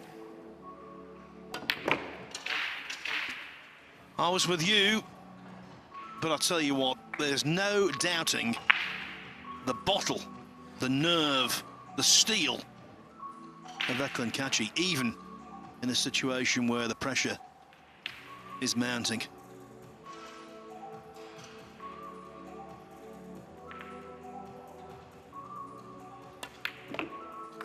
It took an age to complete that run out, but what a run out it was. And it gets Kachi back within a single rack. Mario He's lead reduced to 7-6. The veteran from Singapore, To Lian Han, is through at the expense of Masato Yoshioka. Match just completed on table 23. Han winning 10-6. So Singapore has 2 representatives in the last 32. Shane Van Boning and Bui Truong An, all square, 8 racks each. And Tyler Steyer in a spot of bother, 9-8 down against Evo Arts. They're the only remaining last 64 matches.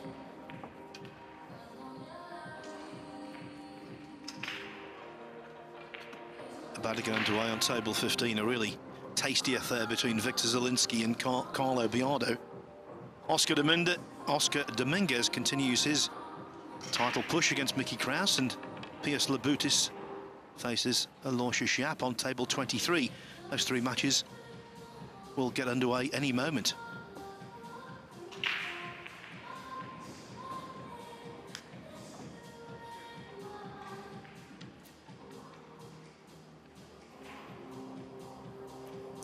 Breaking off, can Eklund Kachi get back onto level terms for the first time?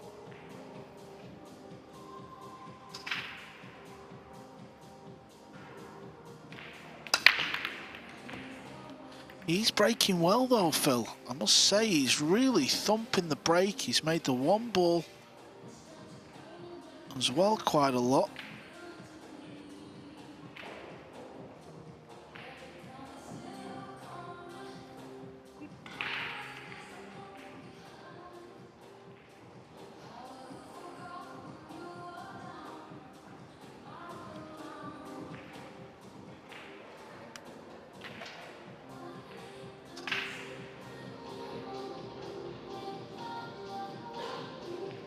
This is the action over on our other feature table. It's 5-time US Open champ SVB. He's at the table. He's playing Bui Truong An from Vietnam. And it looks like he's on the 2 ball. And it looks like he can go off the bottom rail, Phil. Yes, a few moments ago did really well to win rack 17. Is this the coup de grace?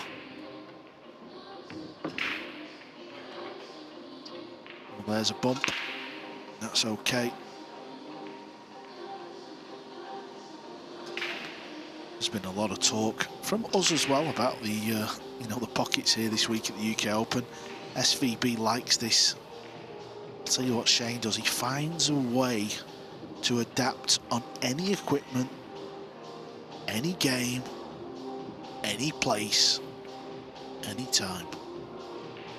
He'll relish this opportunity, this challenge.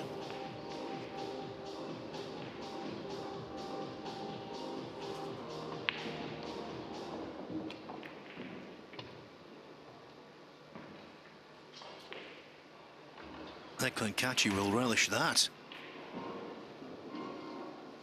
Mario He in a real bind.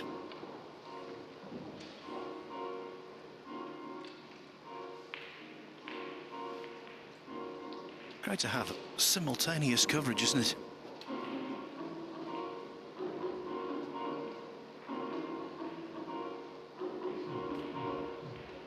title holder on one table. One of the biggest names in the game on the other.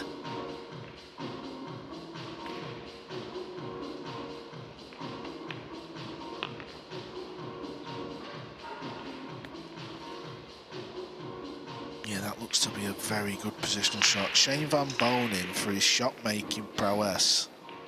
I'll tell you something, his cue ball is phenomenal. It really is. It's hours and hours of practice, and I can assure you, when he wins this match, he'll be straight back into the practice area, hitting balls.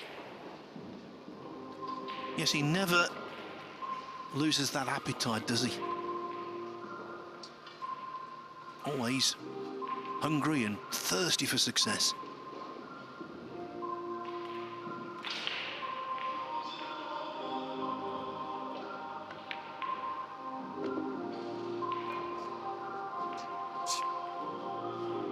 Now that was almost contact, but the two is missed and it's ball in hand. No clusters. Can Eklund catch it? 5-1 down at the biggest crisis point for him. Can he make it 7-7? Should do.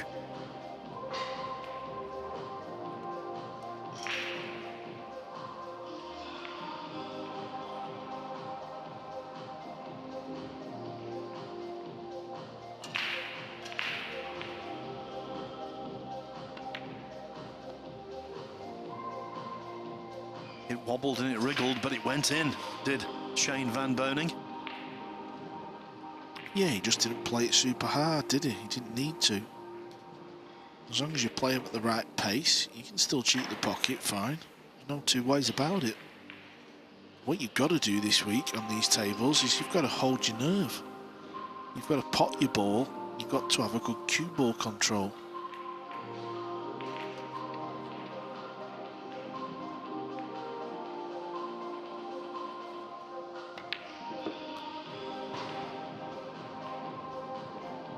Yeah, there's another fine shot from SVB. Any angle on the 8 now for Shane.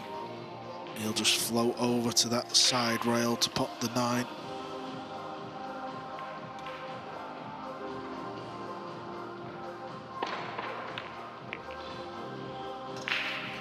It's been a disappointing day for Vietnamese pool. Earlier, Duong Quoc Wang was beaten by Lu Ri Teng 10-7. And now An on the brink of defeat. Eklund Catchit has just missed the pink 4. Into the same pocket that he missed the 7-2 in rack 4. And that was the start of his problems. Will they be reignited? Shane's using years of experience, years of pool matches, challenge matches, getting the cue ball cleaned. It's a good clean contact on this 9 ball. Doesn't want no silly skids, because this is for the match.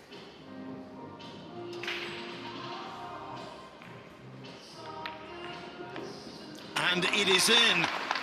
Shane Van Bonen, like so many of the other giants of the game, was given quite a scare in that match, but he comes through by 10 racks to 8. As on the other table, Mario He unforgivably misses the 5.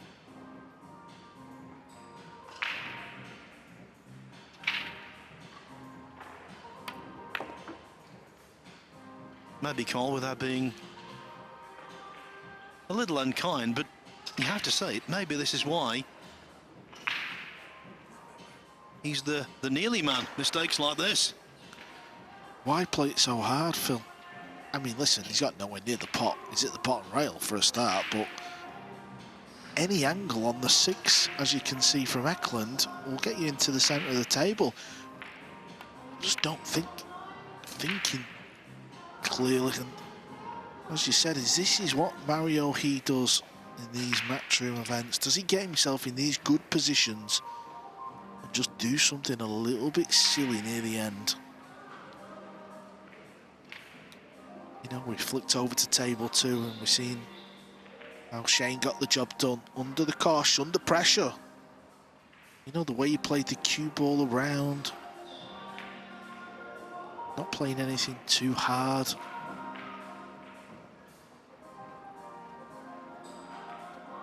Just making sure the logo is attached properly.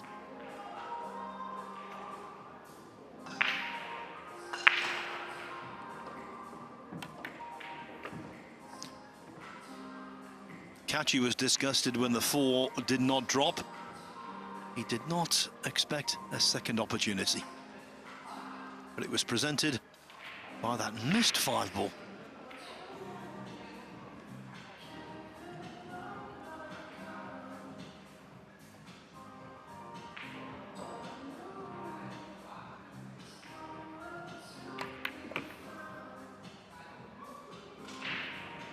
Again, just a little too hard with the cue ball. This one should go in, but being so close to the side cushion, it's not guaranteed, Cole. No, it isn't. You've just got to tell yourself to stay still and just try and cue it straight. But the way the match has gone, would not be surprised.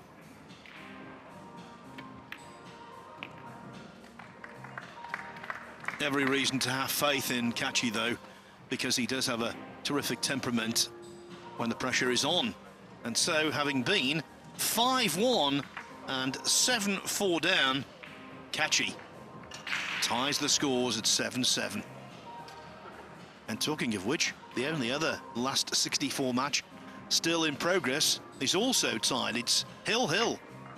Evo Art went 9-8 ahead of Tyler Steyer, but the Mosconi Cup player from Wisconsin has forced the match its full distance. 9-9 over on table 4. And as I predicted, there's a player in the last 16 already, when some players are still battling away in the last 64. The first player into the last 16 is Kopin Yi, who beat Carl Naderberg 10-3. There you can see 2 names on this UK Open Trophy. Joshua Filler in 2022 got to the final the following year, but he lost to Ekplin Kachi. Can Kachi make a successful title defence? First, this hurdle needs to be cleared. And right now, the mind of Mario He needs to be cleared.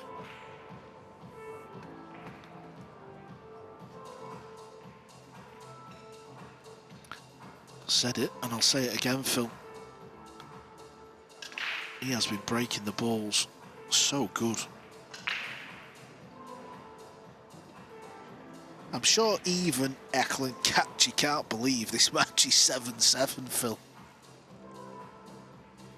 He must be thinking, I am playing terrible. How have I got to 7 here?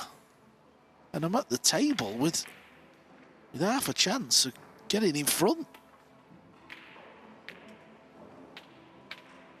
Given the status of the player I'm going to tell you about, it's entirely reasonable to give you the score of this match in mid-rack here.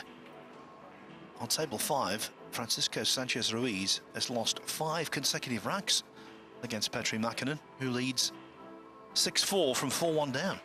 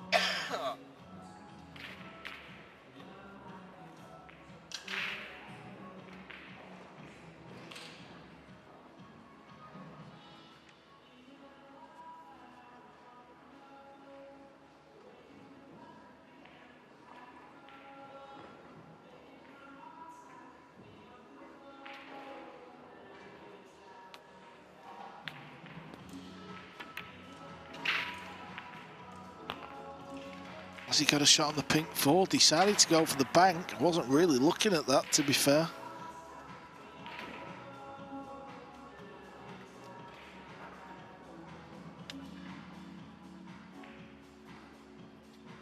Hardly any room past the 4. Hardly any room past the 7. But he pulled off the shot nevertheless.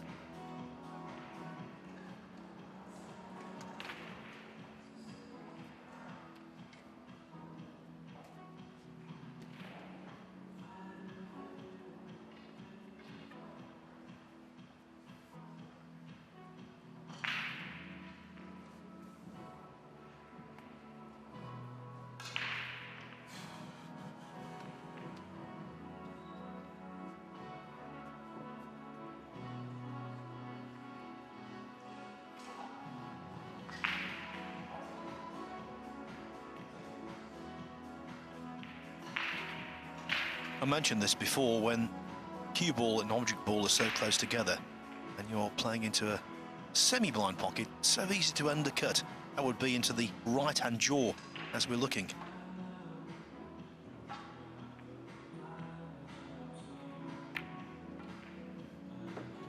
No problem. Catchy looks the stronger of the two to me now. There's no dispute. Yeah, he's got a big hurdle to overcome here though, Phil. We've seen a lot of balls missed. There's distance. He's got to get this cue ball back up towards the green 6. And it's not as easy as some of the events we see because the table's running a hair slower this week, so you've got to put a bit more power into the shot. That makes the pot more missable. But what a big shot coming up. What a moment as we're tied at 7-7.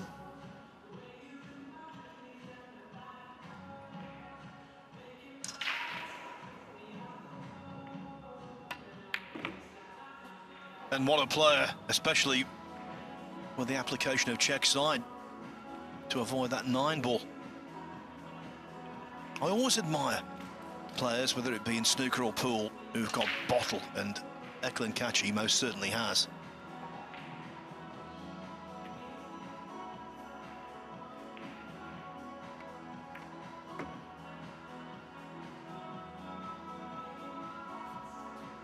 Bottle is not the only attribute you need, but you can have all of the skill in the world. If you've not got any kind of bottle, you're not going to do well at top level. He's got a lot of heart.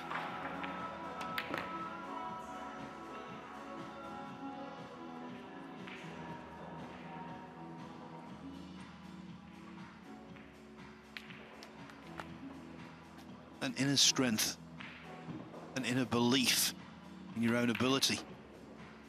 And without being overly sickly, Carl, that's what you had.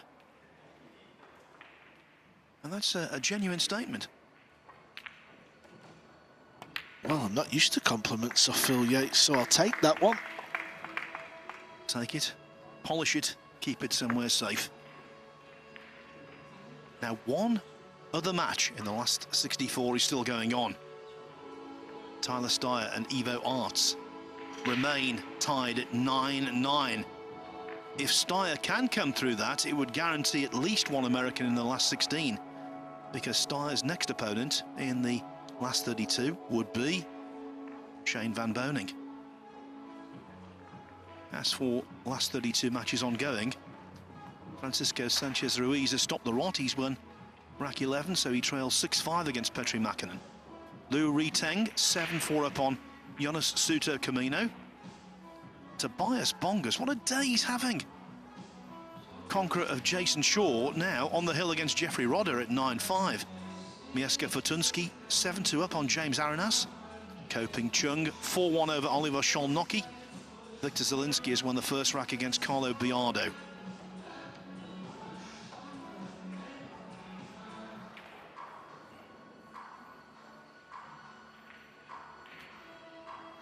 So Kachi in front for the first time. Can he pull away?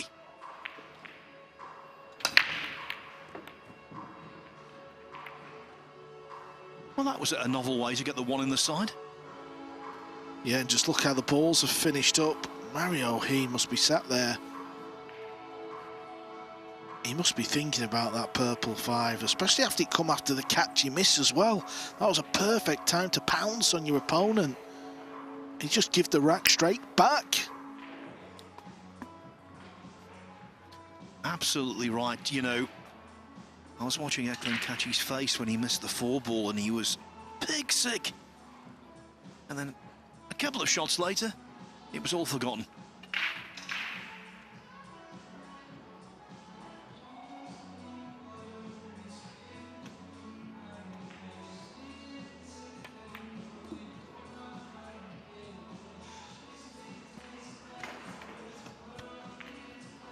One thing what the champions do, they smell blood. Catchy could have played the full match. He has played most of the match. Very scrappy, very edgy, very nervy, missed a lot of balls, made some mistakes, bad shot selections, but they smell the blood, the winning line. He knows this is a glorious chance to get on the hill. That would mean Mario He would need the last 3 racks. What has Mario He got to do to win one of these tournaments? He gets himself in these positions, event after event.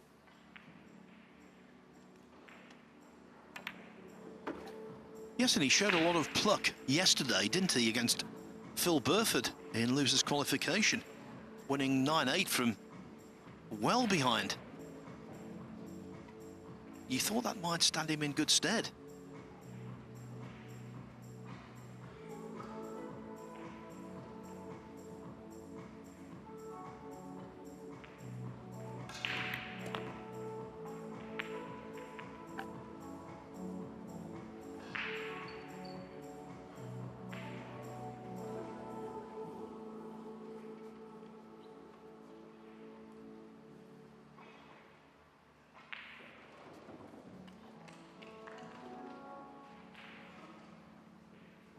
Four pots away from the hill.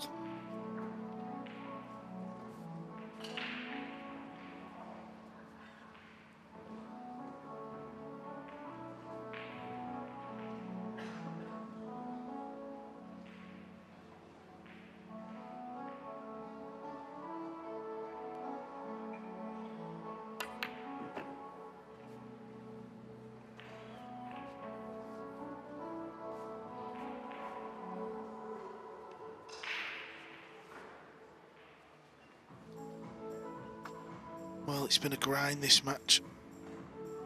But like any match, it's always good, Phil, isn't it, to see it go near the end when it becomes nervy. We just love to see it as sports fans, you know, pool fans. This type of score line in a race to 10, it's always very, it's very good viewing. But somehow, I don't know how, Phil, and I can't believe I'm going to say it, but Eklund Catchy is about to go on the hill. Yes, he most certainly is. Mario He in the doldrums. 2 down with 3 to play. Catchy 1 rack away from progress as he bids to retain this title. And I can tell you, Tyler Steyer is through. He's beaten Evo Arts 10-9, so Steyer and Van Boning will do battle in the last 32. It means Catchy and he are the only last 64 match still going.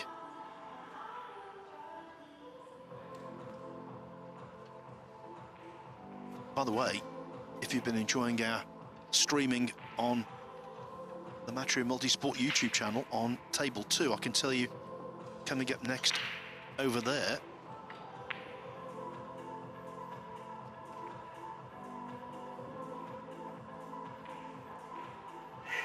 actually the table numbers have been taken down, so I can't tell you, but I will when I know.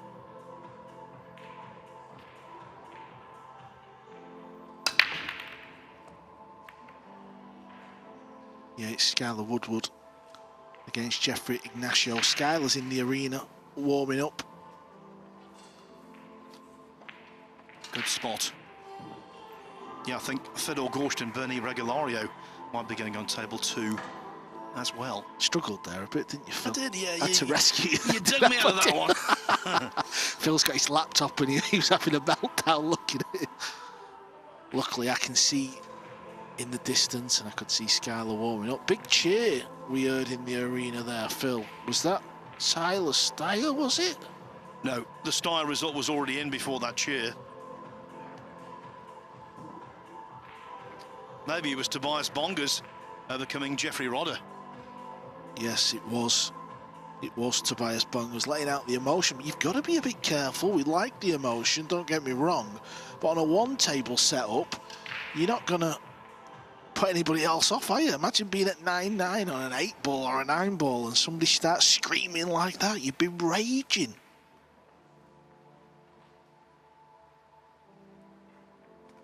But it is good to see the passion, by the way.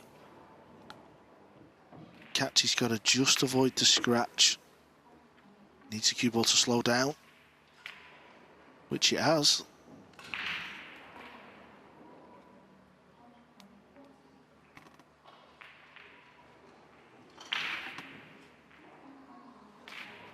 It's been one of those matches when just when you think, yeah, the worst is over in terms of Eklund Catchy.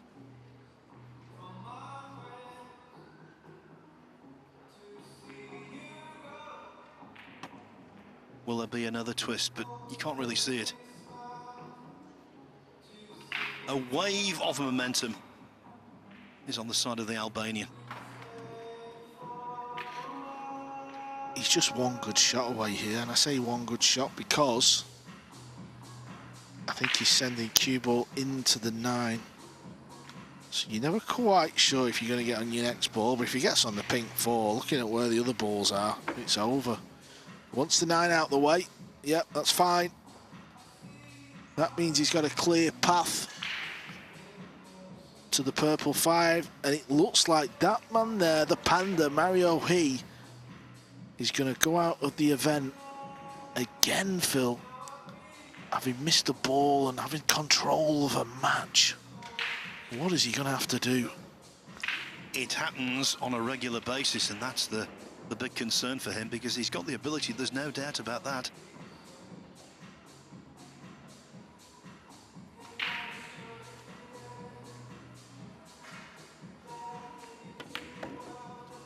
The shout we heard was from Tobias Bongers. It's official.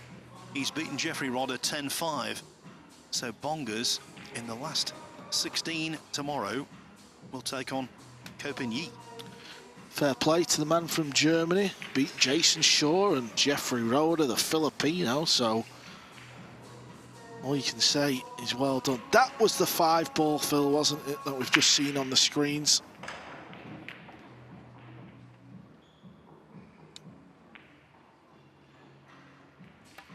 That's when Mario had a real chance.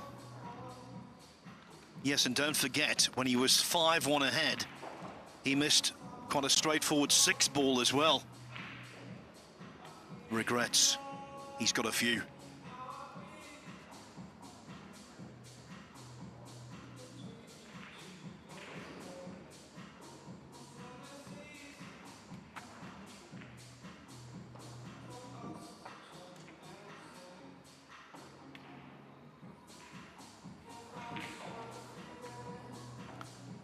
All he's got to do is get on the 7-ball.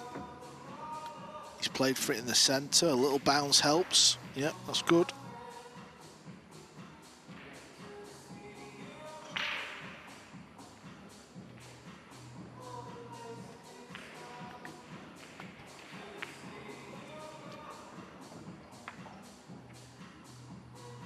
He's invested so much time and effort into this match.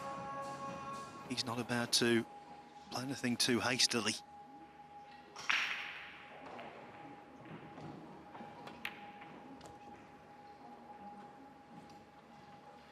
Surely now, though, the writing's on the wall.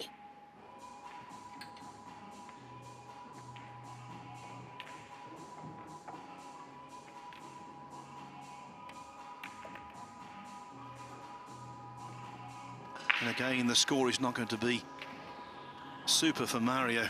Far from it. Another devastating blow in a line of them.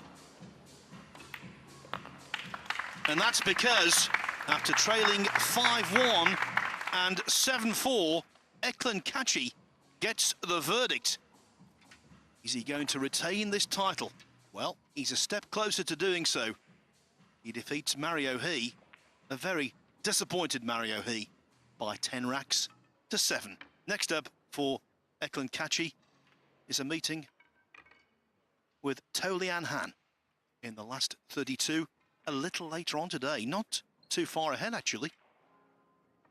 As for our next match, it is snooker versus pool. Gary Wilson against Albin Aushin. Michael McMullen and Jeremy Jones will be back going through that one for you in just a few moments' time.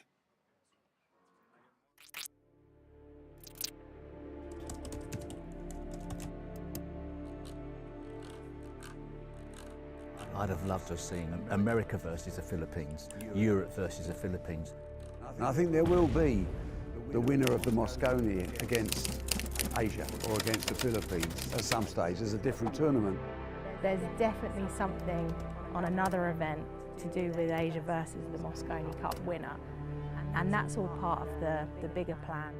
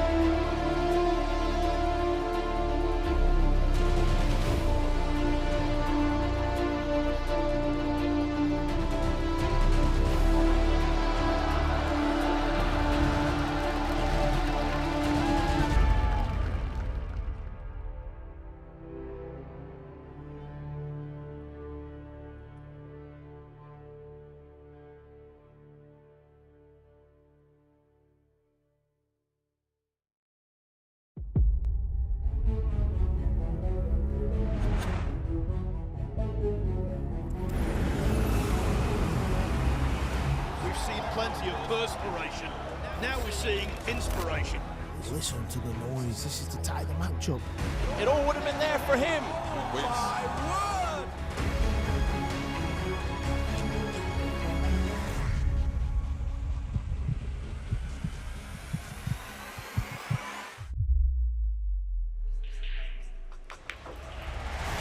He's done it!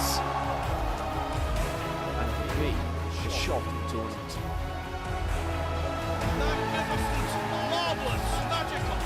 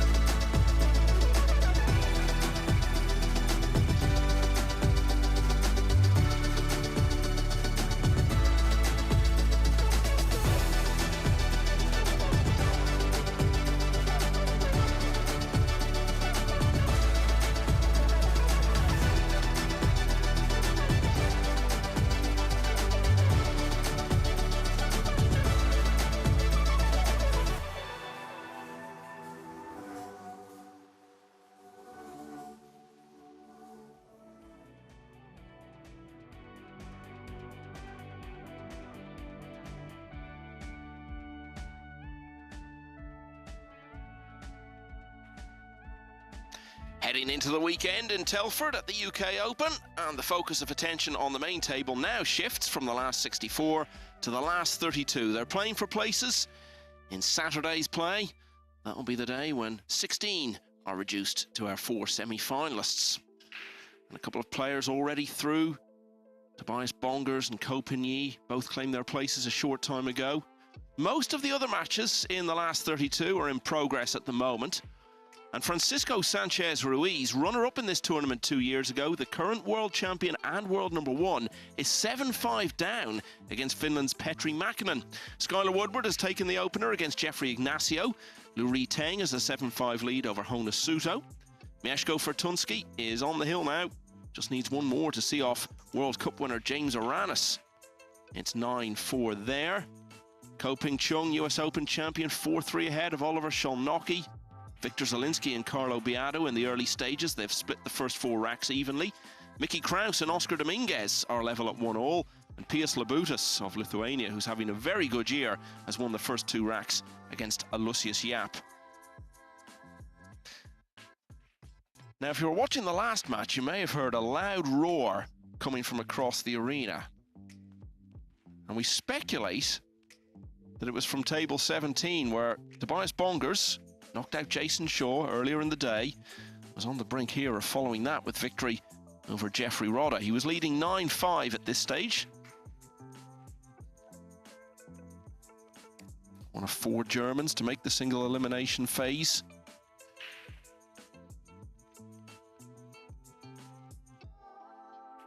You can see him getting pumped up there, slapping the table. He knows it's job done, and this is his moment of deliverance. Yes, baby, come on! And another punch on the table.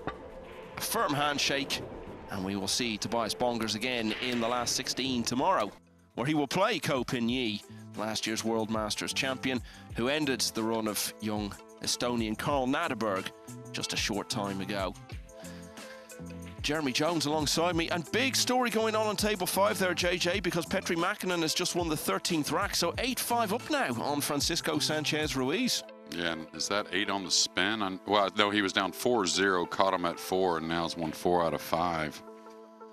And Petri, I've talked about it before, right before pandemic, I thought he was really coming into his own and kind of didn't come back off pandemic as quick as some other players, but a very solid player from Finland and a guy to be reckoned with for sure.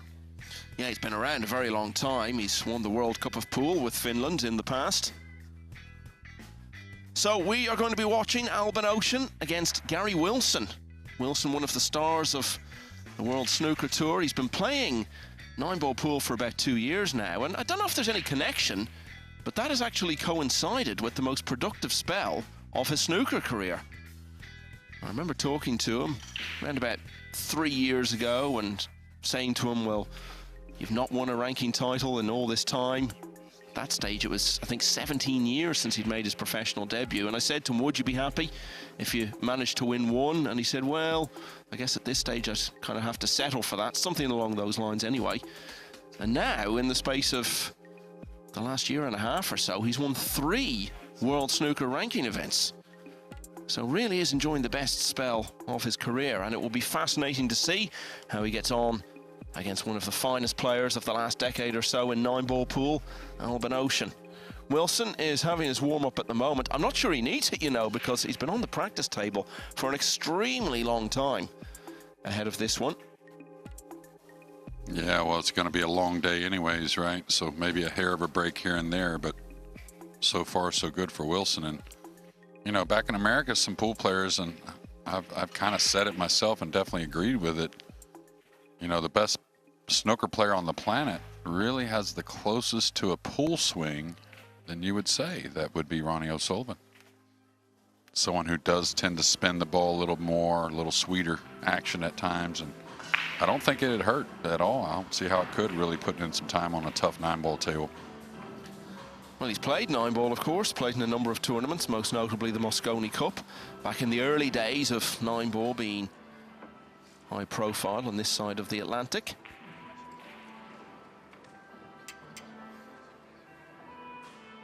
It'll definitely be a contrast between 2 players here. Dang, looked like Albin's kind of boinged off the rail a little bit. He's usually really good with the lag, and it's going to be Gary Wilson to open. Been a bit of a snooker theme today because the man who became world champion for the first time only 4 days ago, Kyron Wilson, was here today with his son Bailey, who was playing in the Jason Shaw Jr. event. Played a couple of matches, lost them both. One was fairly one-sided, but the other one was pretty close. He's only 6 years of age, so I'm sure we'll see him again in these tournaments. So, Gary Wilson gets us started. Lovely split of the balls. But by scratching, he's left that split for Albin Ocean. Yeah, he missed the one on the side. Pretty good connection. Made an odd ball up in the corner, that being the blue 2. But, you know, I think that Albin Ocean is still a little on the ups and downs, I think, as far as his play. We've seen that on some score lines here this week, but not the guy you want to start off with ball in hand in a quick combination. Well, if you take golden breaks out of it, that's probably the fastest rack of the UK Open so far. So, story of that, Wilson scratches, ball in hand, 1-9 combo, 1-0 Ocean.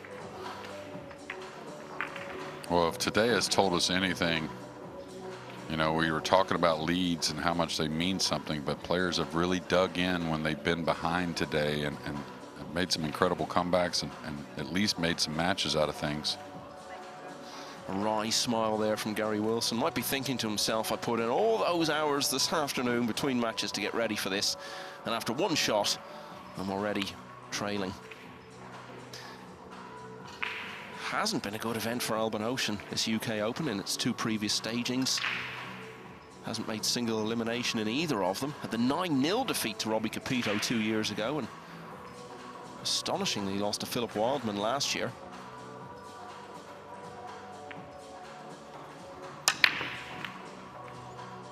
Yeah, I think something you'll see that's a little off and on for Albin at times is the break shot.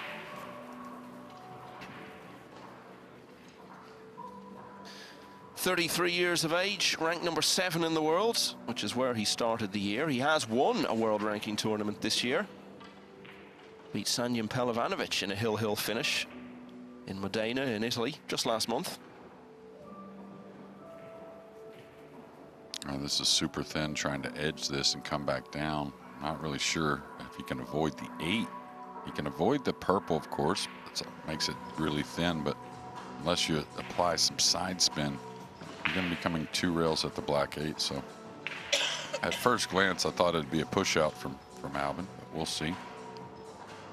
Yeah, Gary with a picture perfect lag there to get the first break and kissed in a quick combination. You know, it's hard to pinpoint why, you know, Albin has his ups and downs at times. I mean, he's really gotten a hold of most of some negative things that can creep in, but he's so good with the cue ball and just rarely plays a low percentage shot, kicks at the ball as good as any human on the planet, and always good with the decisions. So push out, I didn't really hear him declare it, but I'm sure he did.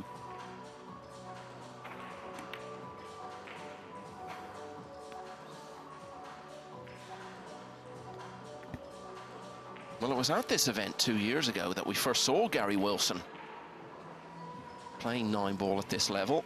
And he did win 3 matches, but it was against Albin Ocean that his adventure came to an end with a 9-2 defeat.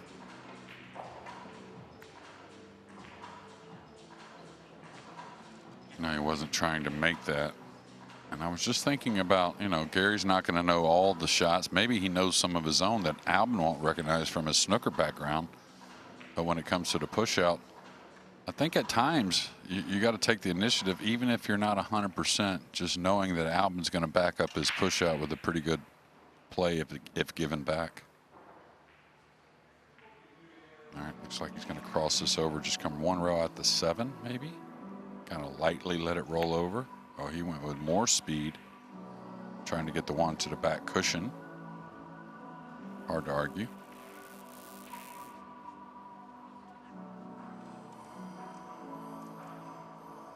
If I said the name Cobkit Palagan to you, Jeremy, would you have any idea who I was talking about?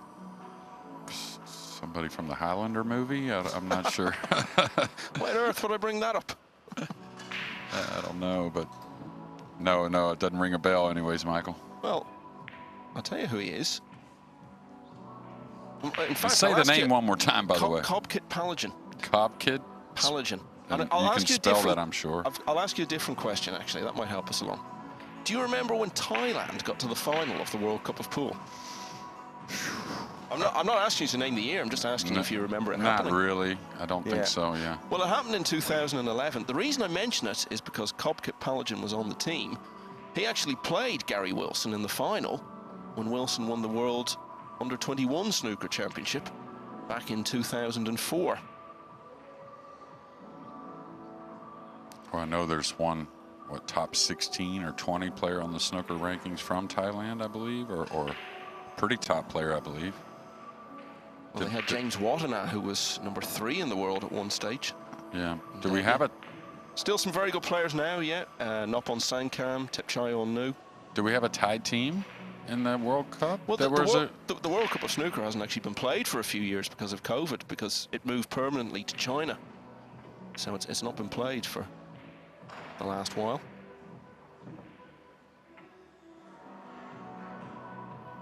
I think I was thinking the World Cup of Pool, actually, maybe. Oh, right, I see. 2 years ago, I thought maybe there were a couple snooker players involved. Oh, yes, sorry, of course. Yeah. That's right. I think they came in as a last-minute replacement. That's right. Yeah. All right, the tactician doing his thing in this first rack, or excuse me, second rack. First one was so quick.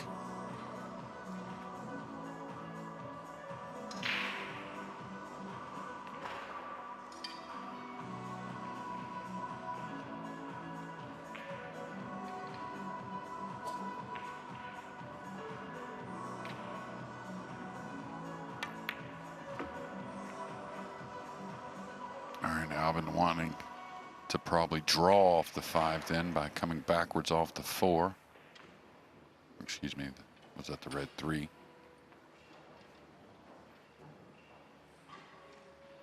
Kind of an odd shot here. End up short. The 6 could be pretty thin and tough. Easy to overdraw to where getting back on the 7 extremely difficult.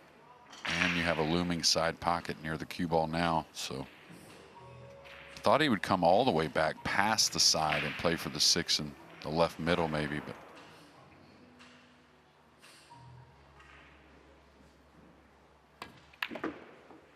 Okay, he's going to need some help here, and he knew it right away. You talk about negative things that he's tried to get rid of, and we see it so often in recent years, even when he was at the peak of his powers. If things went against him or he played a bad shot, there'd be a lot of walking around the table, a lot of head shaking and puffing out of the cheeks, and it's never done him any good.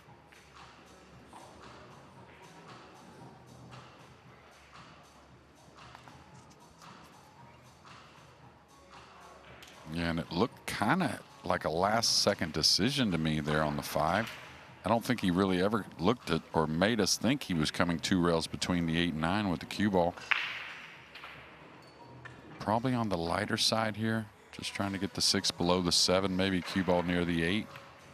Yeah, something like that.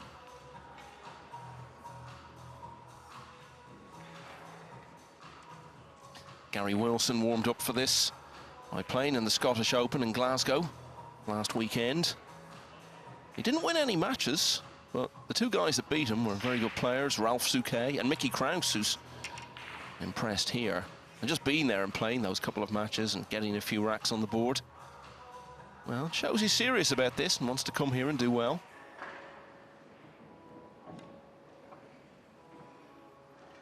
Well, that's as thin as you could ever hit one. Just going to creep behind the 8. No, it's not, but he was trying to do all he could to get behind the 8 while still kind of maintaining the 6 underneath the 7.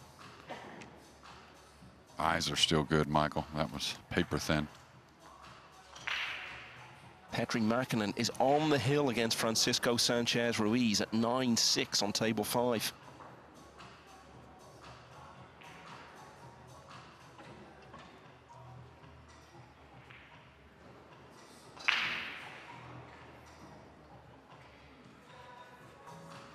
I'm not sure really what the play is here.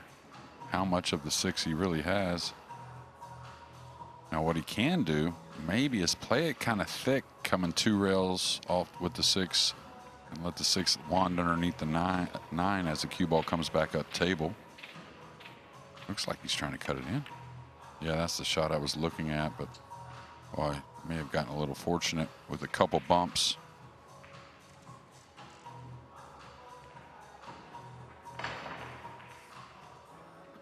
Winner of this will play either Hona Suto or Ruiz Teng in the last 16. And that one could go either way. It's 7-all at the moment. Another example of a player being behind and not giving up. Had some crazy score lines today. A lot of close matches, but different kinds of ways of getting them. I don't know this shot here. I'd like to see him commit to just the safety. Could go for the long rail bank, though. Yeah, I like this. Too much good there with the 7, 8, and 9.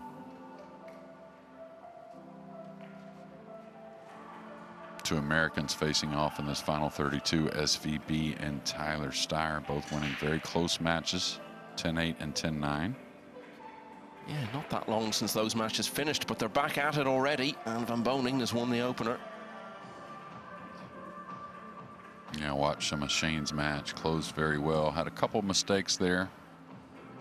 Let his Vietnamese opponent get back in it, but okay, this will be a kick that where you just want to come backside. You're not trying to get the 6 all the way down. If you can just get the 6 to the middle of the table, you've done your job and hold the cue ball. Watch out for the scratch in the upper left.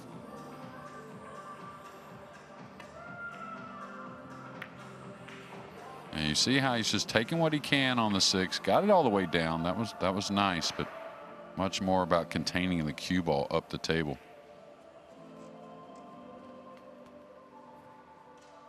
Now this shot will fool you.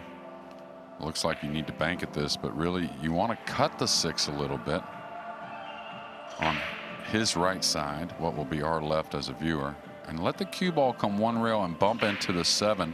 That way the 7 holds the cue ball as the 6 goes up table, trying to use the 8 and 9 as big blockers. It's a little bit more advanced shot, but yeah, that's, oh, he went for the bank. A little more value in those, Michael, with our table conditions, knowing your opponent has to come with a long one.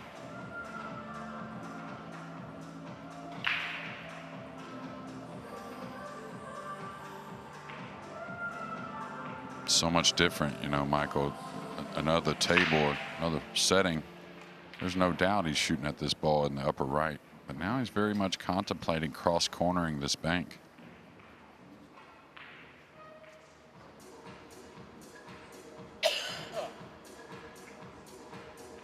Well, he's hitting down, so that means he must be shooting at it.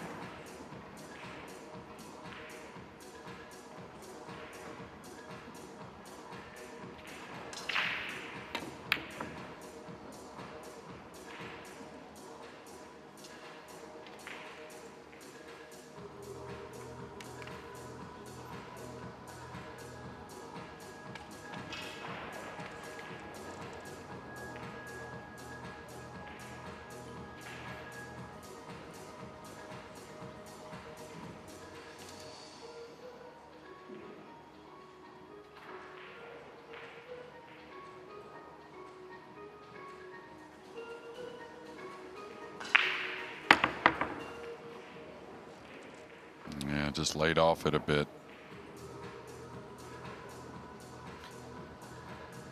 He rolls the cue ball towards his opponent with an air of resignation. He knows it's very unlikely he'll be getting back to the table in this rack now.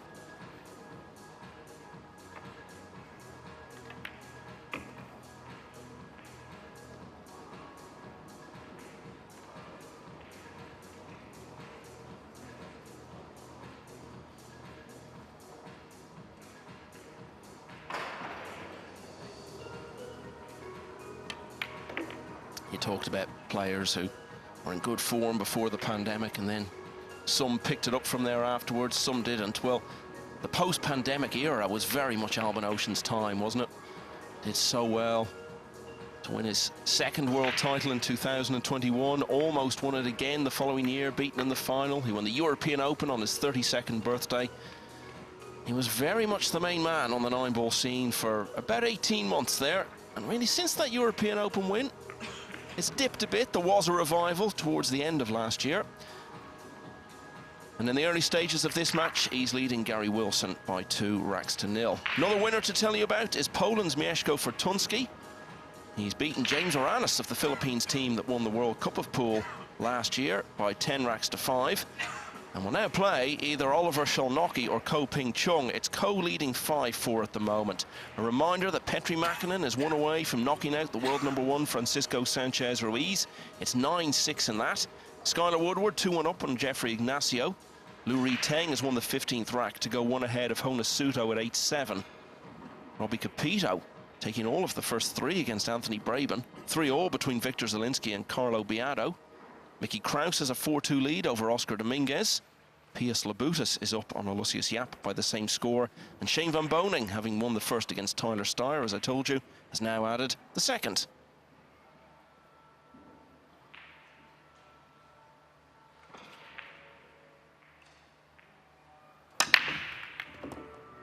Yeah, great connection there. Looks like the 2 is going to open up, so we're going to get one to look at here in the upper left corner with a little draw stroke. Should it stay attacking? Yeah, look at, like you said, Labutis, he just never slows down, it seems like. When you watch him, he just does not make the big mistake, like an unforced error, and he sharpened his tools in every other way.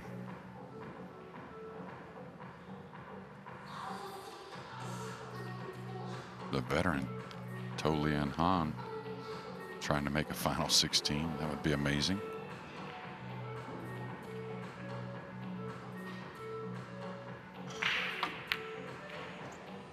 Yeah, he's just starting against Declan Catchy, who's right back on the table after that epic struggle with Mario He. And also back on the table is Gary Wilson. This is a tester after Ocean missing this chance at the blue 2.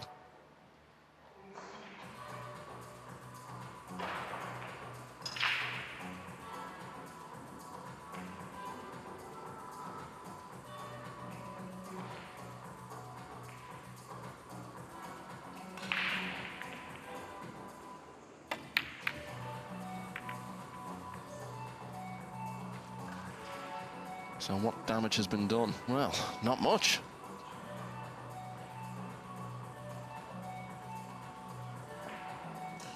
No, and the 6 is pretty close. He can get over it. I wouldn't say no problem. We've already seen a foul with the jump once from Mr. Wilson, but kind of hard to control when you got to get over a ball quickly and the next object ball is so far away. You know, any miss it on the cue ball, you're going to get a little curve. You could whiff the entire ball, believe it or not. And he kicks at the ball so well, that being Albin, but he still may go to the jump cue. You know, some people don't like the jump shot being part of the game. Well, they should have been here yesterday when Carl and Imran Majid were doing a demonstration for those local school kids who'd come by to visit for the day. They were showing them jump shots. They were absolutely mesmerized by it. How you could do that with such consistency and keep making the cue ball jump over other balls. Yeah, it's not going to go anywhere, that's for sure. Big part of the game.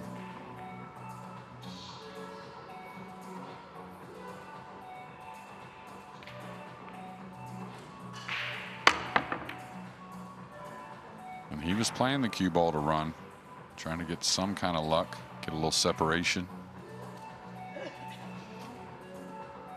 Now Gary's got to make a decision here on the safety. Kind of like when the balls settle, we'll show you. Look at 2-time world champion. I like coming off the right side of the 2 here. Yeah, I like that, trying to run the cue ball. He's going to catch the 7 though, so this is problems. Yeah, 2-time world champion, as you rightly say, and the only player ever to have played in 4 world finals, the first of which was a decade ago this year, when he was beaten by Niels Fyen. But won it 2 years later, beating Shane Van Boning. Won it again in 21 with a strong finish, having been behind against Omar Al Shaheen and almost retained it. Following year, got to the final, but after a close enough start, Van Boning just pulled away and pulled away. Would have equalled the record of 3 world titles had he prevailed Ocean, and also would have matched Earl Strickland as the only player ever to successfully defend it.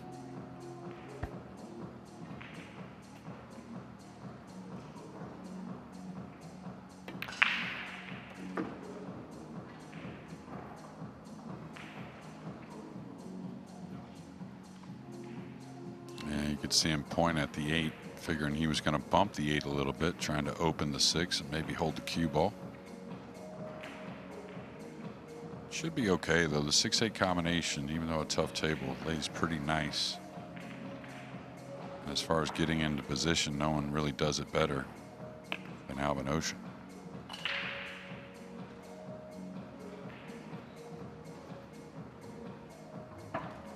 Last year was a very interesting story for him. He had a good chance in the World Championship again. Surprisingly, lost to Mohamed Soufi in the quarterfinals, and then had a pretty bad Premier League where he was defending champion soon after that in Leicester.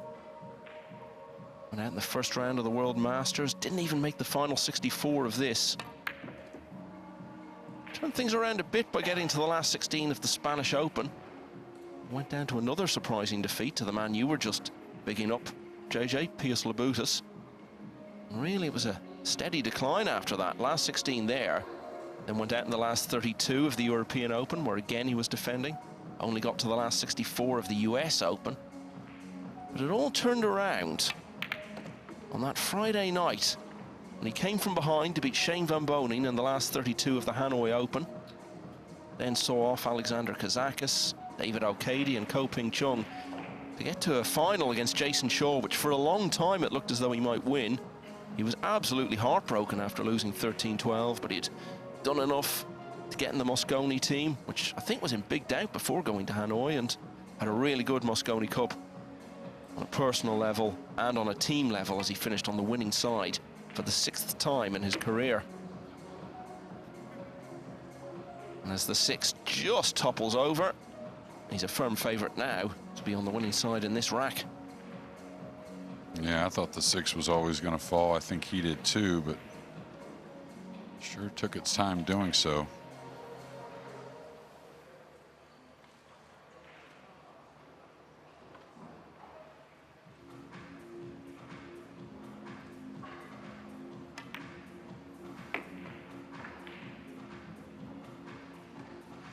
Good work this from Albin Ocean.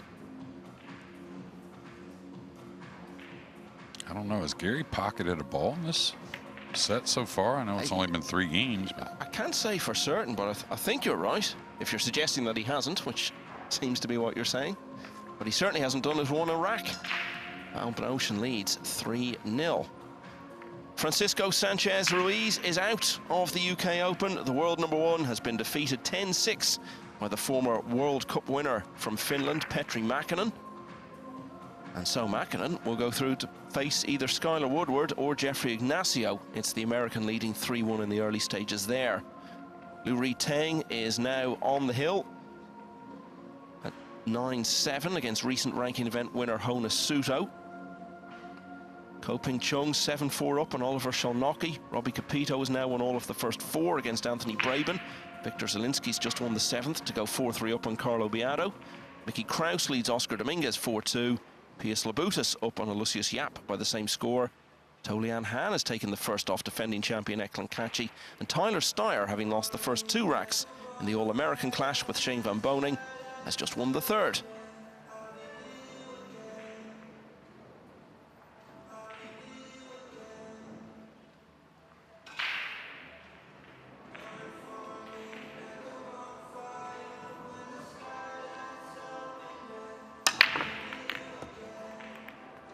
yeah, another nice connection on the rack and a big reward with the most simple opener we've had yet, besides that ball in hand combination to get the ball rolling for Albin Ocean.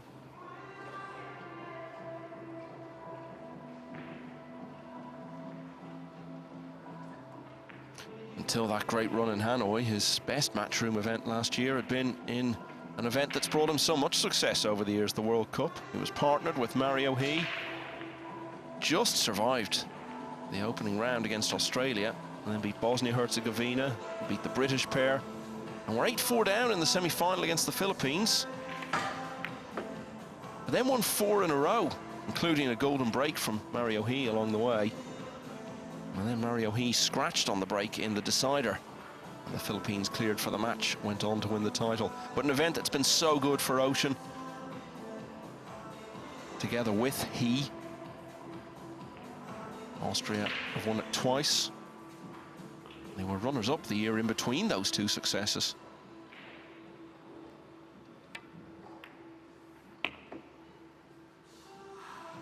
Yeah, that stroke right there tells me he's settling in a bit. No flinch at all. Timing was perfect with a little inside spin. Those kind of little shots will get the confidence going even more. And I think Albin needs a little of that right at the moment. Even though he's up 3-0, he's here to win the tournament. He knows he's got to pick up his play.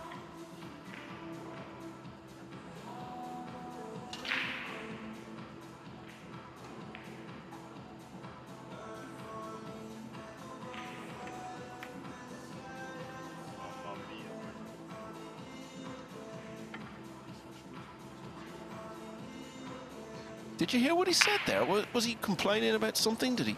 He said "Mamma Mia," but I thought that, yeah. But right when he hit it, I thought the pink was going into the point all the way. Just the gesture he made there suggests that he thought there was something wrong with the roll of the ball or some issue with the table. Well, if you kept looking at him after, I think you could start to tell he was kind of blaming himself a little more. But I was surprised he rolled forward anyways, because he could have stayed above the purple 5 for the angle, trying to come down below to get perfect, but thought just above the purple 5 was very easy to come down for the 6. Nice shot there from Gary. He's near the rail though, so these are always difficult.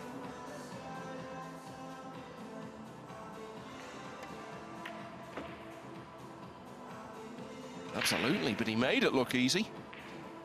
And what's left is pretty straightforward. Yeah, Gary's going to play a little faster, what looks like more confidence, which I think he plays with confidence anyways.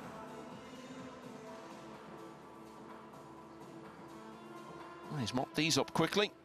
So the unexpected miss from Ocean opened the door for Gary Wilson to take his first rack. Ocean's lead is cut slightly to 3-1. You know, this match could be the Olympics of self-criticism, because we know Ocean can be very hard on himself. He expects very high standards, and Gary Wilson's always been the same, even tournaments where he's done really, really well in the world of snooker, and you've expected him to come out afterwards and talk about how pleased he is, and he just ends up criticising his own performance. Well, perhaps that thinking has worked for him, because, as I said, he's had a wonderful couple of years, the best of his career. He's combined it with a decent level of success in Nineball pool as well. Got to the last 16 of this UK Open last year. Beat some good players along the way, including Yuki Oi. And put it up to Francisco Sanchez Ruiz early on in that last 16 match. Ended up losing 10-5. He was also in single elimination at the Spanish Open and at the European Open, where he beat Mark Bijsterbos to then go on to the last 32. Finally bowed to Wojciech Szewczyk. Lost out in losers qualification at the Hanoi Open to Elliot Sanderson. He's going to love that. The 2's got to get moving a bit. I think it's going to open. Well, it's really close, but I think the green 6 has got him a little bit. It's going to be a difficult push out with the 2 so open.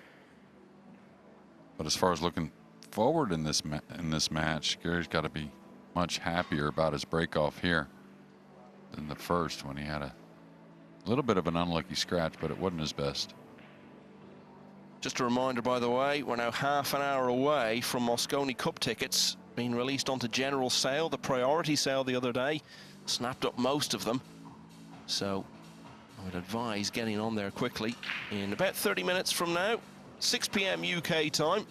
So if you go to Matchroom Pools online presence, you'll get all the details of where you need to go. Moscone Cup going to Florida for the first time this year, all starting on the last day of November. Will it be 5 in a row? Will that man be part of it?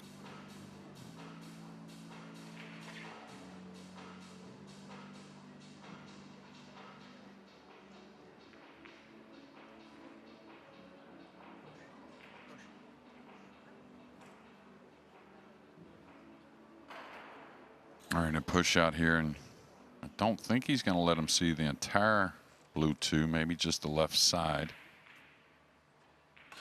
Alvin will definitely have a look.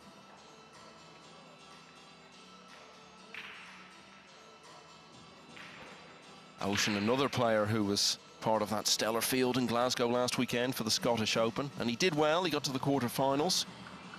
Was eventually eliminated by Jason Shaw.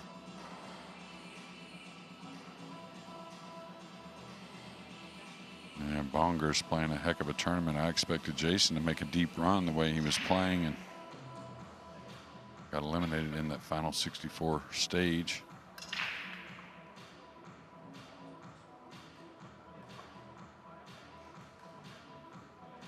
Yeah, he was looking for back-to-back Matchroom Open titles, because even though Hanoi was, what, about 8 months ago now, this is the first Matchroom Open event since then, as we move into the main part of the 2024 calendar. Oh, is it 8 months, really? Time flies. Actually, it's, well, no, 7 months. 7 months. All right, I can't tell if he's attacking, maybe crossing the 2 over, putting the cue ball by the purple. Wow, what a hit. Got too much out of it, really. He's going to get some kind of thin hit on the 3. I think it is cuttable, but ooh, super thin. He's going to be happy with this shot here, though. Tough one from some distance.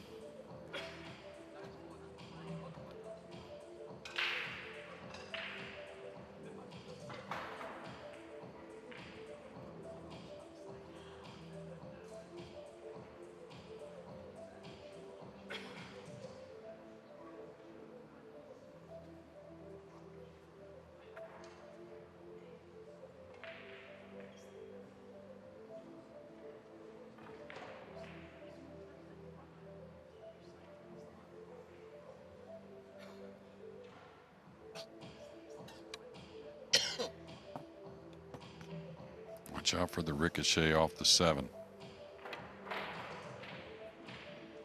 And caught it a hair thick.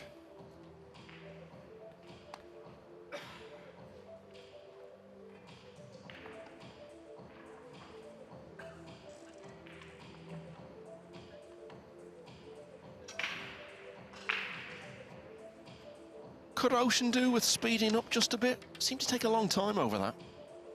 Yeah, and whether you think that's happening or not, or whether it appears it, or I don't know if your body changes, but it just feels like the player's stressing over every ball whenever, you know, they take so much time.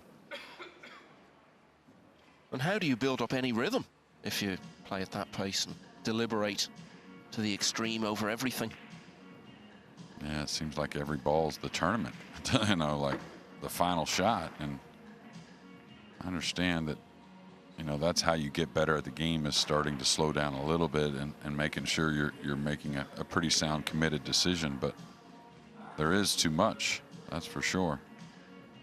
You were talking during one of our earlier commentaries this week, may even have been earlier today, about pool not being a game where it's a good idea to seek perfection. And sometimes with Ocean, you feel maybe he is. Oh, I've always felt that. But I mean, you know, but I think he recognizes at times too that it's not like that. It just, that's the perception when you watch him play, and then some of the aggravations. I think it's much more of a game of recovery, you know, than it is, you know, perfection. And then, you know, you try your best. You're always going to play shape. You're always going to try and do well in that department. But to stress over it all the time, man, got to make a lot of balls in this sport to win tournaments, and that'd be a hard way to play. Well, but Ocean looked as though he might have been heading for a 4-0 lead. He had an unexpected miss into the pocket Wilson's firing into now.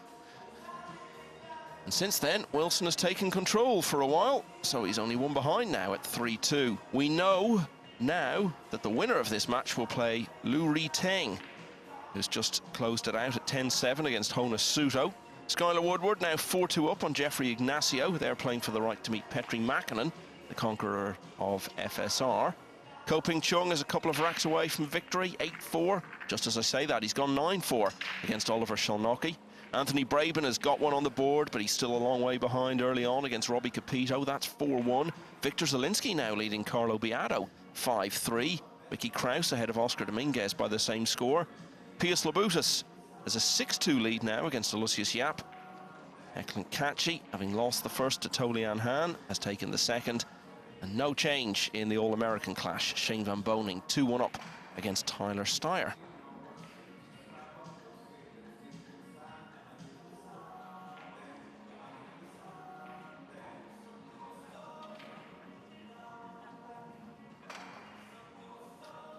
So, Gary Wilson would have come into this expecting he could give Alban Ocean a close contest, and there's only one in it at the moment. He's breaking at 3-2 down.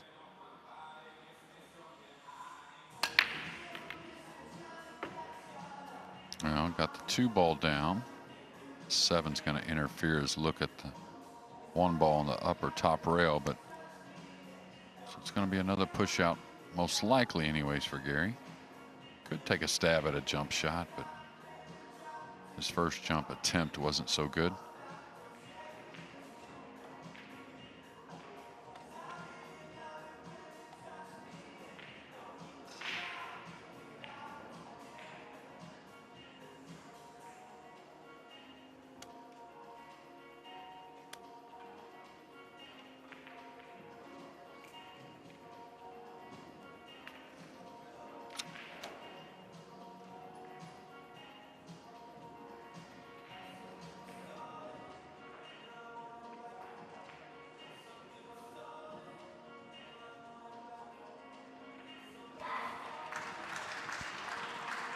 Got here undefeated. He's had some close scrapes along the way. All 3 of his matches to get to single elimination were very close. 9-7 against Mubarak Al-Wahibi of Oman. And then Hill finishes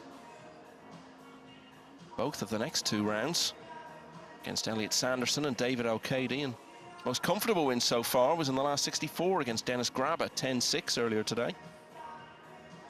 He's going to play off the 3 on the push out.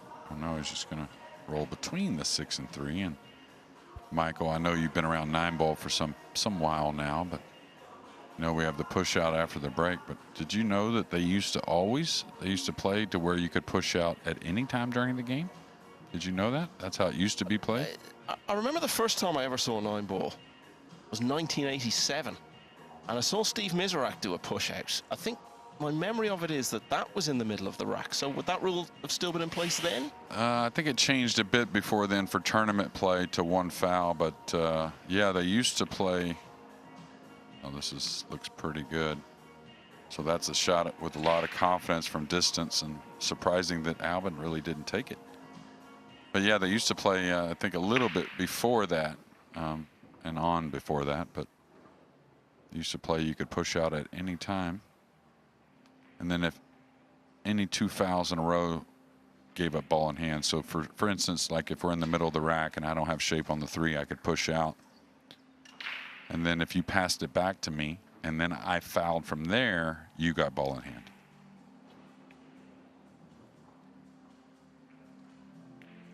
It was kind of a shot maker's game, a little bit different position. Obviously wasn't keyed on near as much, but still a big part because you could push out at any time.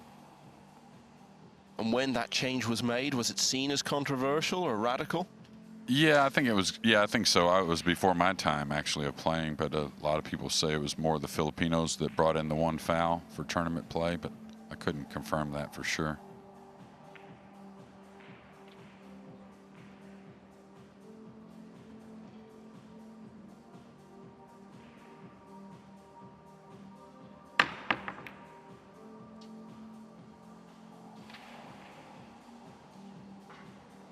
This lays pretty nice to hold his cue ball for the 3 in the lower right and get the run started. Pretty nice hit here overall, though. I know it didn't hit the side he wanted, or maybe he did, trying to hold the cue ball, but it's very close in proximity to that pink 4.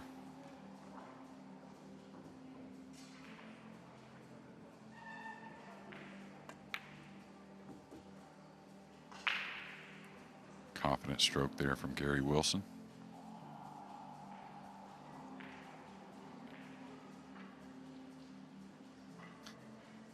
He's moved beyond the phase of being seen as a bit of a novelty at these events. He's a regular in them now and seen as a very good 9-ball player in his own right. Enjoys the whole scene. He enjoys the different challenge. Yeah, absolutely. I don't think he's out here just kind of buying time and just hanging with the fellas, even though I think does like the pool players as a whole. I need a friendly bump here. He's going to get one, but he's going to get a little thin on the purple.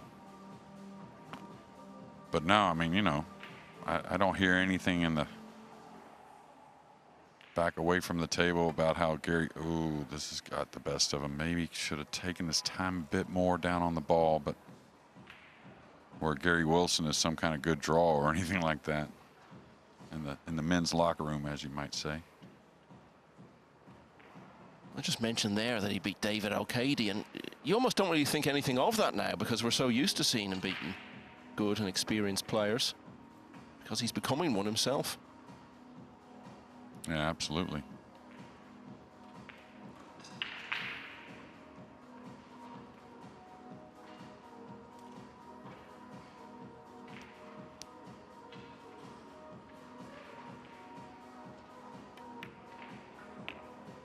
You think the shot clock, when it comes in tomorrow, is going to really help some of the players as far as getting on with it and pulling the trigger and, you know, maybe getting over some nerves? Well, that's always the way it is, isn't it? I think it's certainly going to apply with Ocean if he gets through. Yeah, nice kill stroke there on the 7.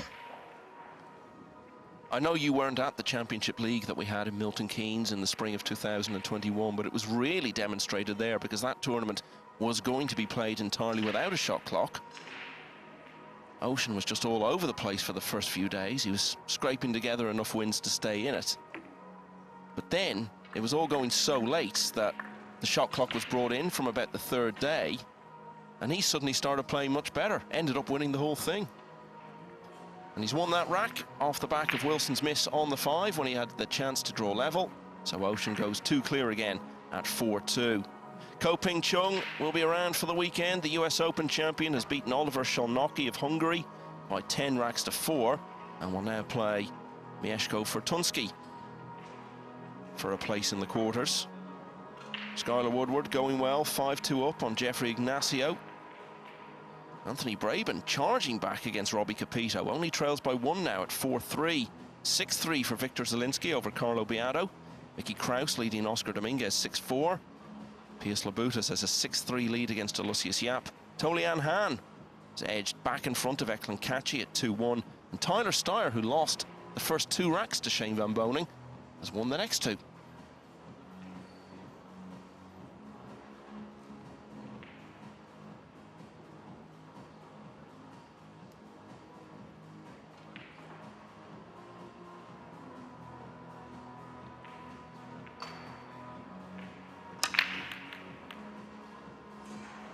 Yeah, a little quick with the delivery there, caught it a little thin. Pink 4 may have rolled into play. This overhead should tell us if Gary's got something on the 1. First break of the match from either player in which nothing has gone down.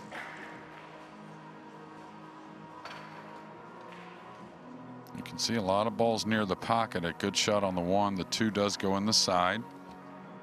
Red 3, pink 4 over opposite corners. So again, you can't take a shot off with such tough tables, but definitely a playable rack here and a nice opener. Nice aggression with the stroke. You know, just going back to those scores I was running through there, Jeremy. I know it's the early stages in that match between 2 players who were both on your Mosconi team last December. But what would it do for Tyler Starr's career if he could pull off a win in an event like this, at such an advanced stage of an event like this, against Shane Van Boening? Well, it'd be great for him, of course, and again, putting himself in a different setting, playing, of course, one of his heroes. But, you know, I think Tyler's done okay against Shane in the past. I would bet Shane has a winning record, but Skylar's gotten across the line on him a couple times that I remember. And yeah, but to do it on this sort of stage, no, absolutely, and get into the final 16 and really setting himself up, and he's won a lot of matches close here this week. So if it comes down close, he knows he can hold up. And Gary, of course, I'm sure very handy with the bridge, but probably wanted to avoid it.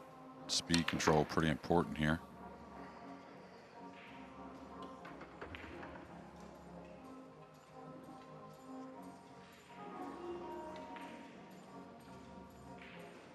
So you didn't know who Cobkit Palagan was. Do you know who Def Leppard are? Oh, yeah. Okay. Rock band. From Sheffield, actually, a city you visited. Yeah, I went to... very recently. I think it was December 13th, 1988. I went and saw them in concert. No way. Yeah. Wow. Yeah. The only reason I remember is I had a T-shirt that had the date on it. I had it forever, and I believe that was the date. It might have been the 11th, but I think it was December 13th, 1988. I think they were on a world tour for about a year and a half at that time. Anyway, the reason I'm talking about them is because Gary Wilson used to be a taxi driver in the north of England, and I asked him once who was the most famous person who he'd ever had in his taxi, and he said it was the singer from Def Leppard. Well, that was a pretty famous one, especially for the 80s. So, Gary Wilson is pretty well known himself these days. And off the back of Alban Ocean's dry break, he's run out that rack to get back to only one behind again at 4-3. So that was a fairly short rack, so not much change in the other matches since then. In fact, I can't see any of the scores that have changed since we last updated. Where was that gig you went to? That was in Houston at the Summit. I think Braben got a game back, maybe tied at 4 apiece now with Robbie Capito. Well spotted. That one's gone 4-all now. Capito flew out of the blocks there, but Braben battling back so well.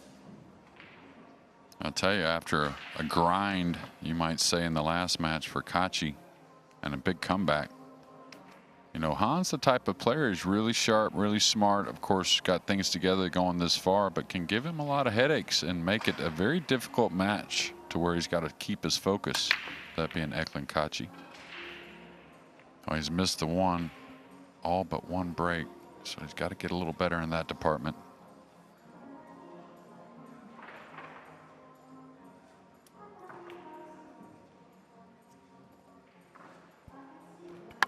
And I'm sure there's plenty of snooker events where they have a main table and then outer tables. You know, it always rings true in the 9-ball to where the outer tables play a little more difficult as a whole, it seems. Get a little more practice, not as much lighting with the heat. So some of these matches set up for some, maybe some mild upsets on the outer tables. Going behind the 8. Maybe kicking this.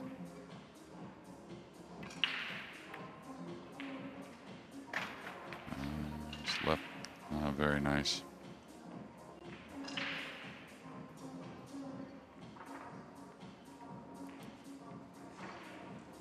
Yeah, I'd have to look the other way. Very open center of the table. Hard to get a whole lot out of this, especially the 2 hanging. I think I would have to kick to the bottom cushion, trying to maybe pocket the one in the upper left. Could come across this off of 2 cushions, but if you don't hit 2 cushions, you're probably going to sell out a pretty good shot. I like this kick for sure.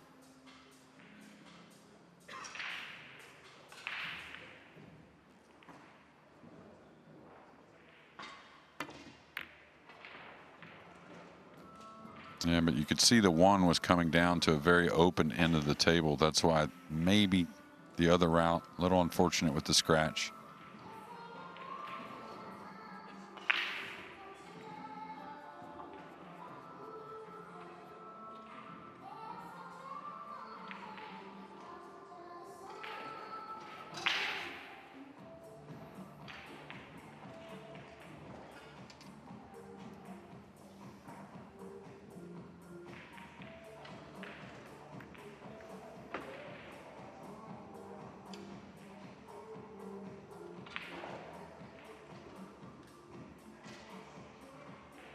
did play in the recent Premier League in Connecticut, an event he's won in the past.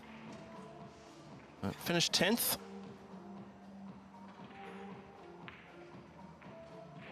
Which was actually exactly the same place he'd finished the year before. Yeah, I don't remember the year before being as much a struggle as this past one in Connecticut. Of course, probably the toughest field they've had yet, just like all these events.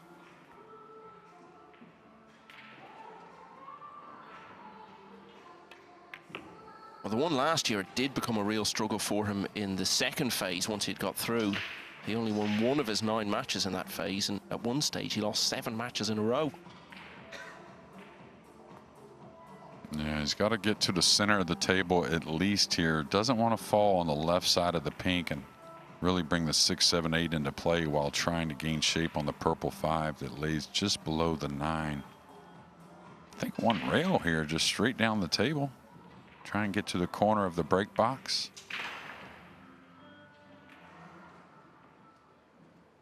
As long as he gets at least straight on the pink, he can draw the ball. I think he's maybe overthinking it a bit here.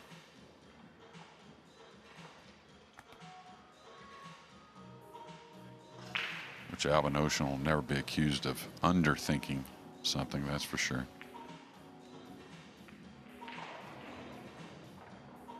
Now you see where he was pointing there, Michael. He was entertaining drawing off the 3, trying to push the purple 5 towards the lower right corner. Yeah, I think he's going to do what I said now, just one rail down the center. It's got to go a bit.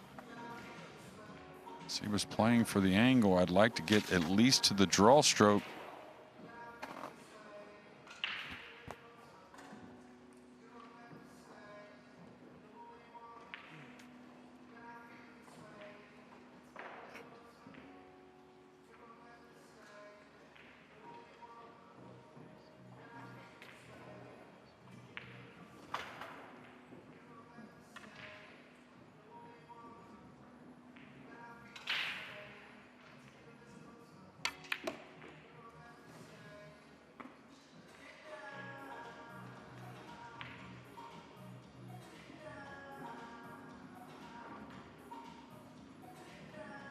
He's fallen awfully straight, has a little bit of an angle, so he can get out off of 2 cushions going forward for a long shot on the green 6.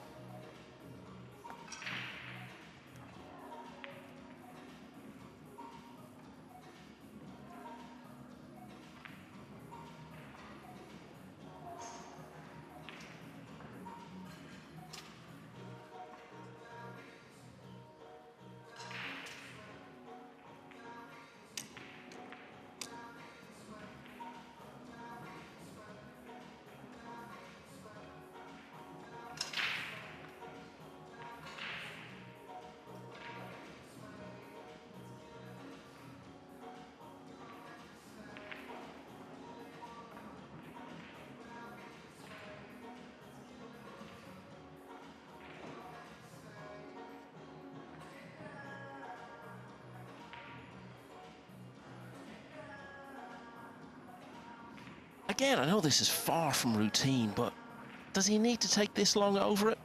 Is it helping him at all doing that? No, it's not going to change much. We all know how savvy he is as well with the decisions. I mean, he kind of feel like he kind of knows what direction he's going to head in.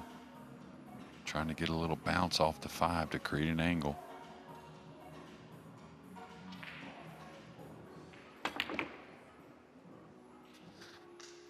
Well, in fairness, he did take a long time, but you can't argue too much with the result. No, and what people don't realize with the left spin right there, he has to kind of aim away from the natural make of the ball, knowing the throw's going to take a little bit. That way he doesn't draw the cue ball back into that corner where he was standing. That was one heck of a shot.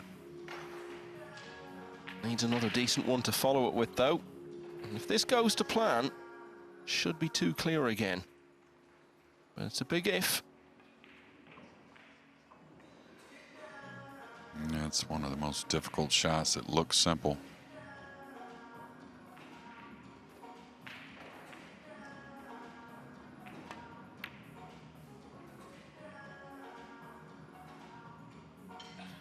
Okay, and now it's a genuine chance for Wilson to do something he hasn't done since the start of the match, and that is be level.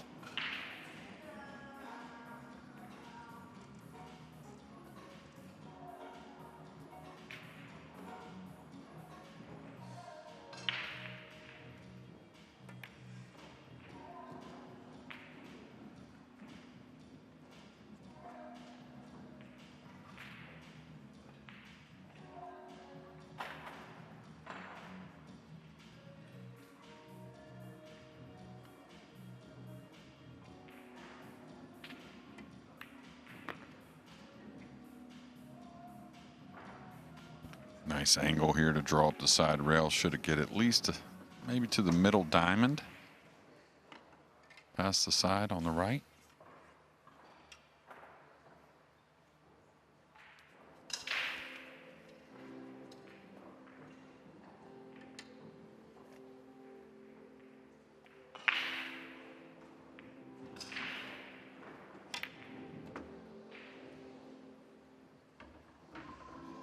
Well, that was the last little bit of hope for Ocean in this rack. So dry break from Wilson at the start of it, but it didn't stop him winning it. Gary Wilson was 3-0 down. He's won 4 out of 5 since then, and he's now level for the first time since the start of the match against Albin Ocean at 4-all here in the UK Open. Skylar Woodward has got quite a substantial lead now against Jeffrey Ignacio. That one has gone 6-2. Anthony Braben is now ahead of Robbie Capito. He's really turned that around so well. 5-4 now to the player from Cyprus. Victor Zielinski is on the hill and on the brink of ending Carlo Beato's campaign here. 9-3 the Polish player leads. Oscar Dominguez has just levelled at 6-0 with Mickey Kraus. Pius Labutas 6-4 up on Aloysius Yap. Tolian Han is ahead of Eklund Kachi once again at 3-2, and Tyler Steyer has won 3 in a row now to lead Shane Van Boning by 3 racks to 2. Big story in this round, Francisco Sanchez Ruiz, runner-up in this tournament 2 years ago. He'll be defending his world title in Saudi Arabia in a few weeks' time. But he won't be going there on the back of a long run here, because this is Petri Mäkinen, winner of the World Cup of Pool with Finland 12 years ago. He was leading 9-6 at this stage and very confidently finishing it out. And really, once again, you have to say, since Sanchez Ruiz had that brilliant run from round about this time 2 years ago through to the spring of 22, there has been a marked decline, a number of early exits from these big events, and there's another one. Petri Mäkinen defeating FSR 10-6. The world number 1 is out. And what about the US Open champion, Ko Ping Chung? Succeeded FSR as winner of that title in Atlantic City back in September of last year. He faced a tough one against Oliver Szolnoki, the very capable Hungarian who's been a World Championship semi-finalist in the past. But it was another accomplished performance from the middle Ko brother. The eldest Ko Ping-yi already through after defeating Karl Naderberg 10-3.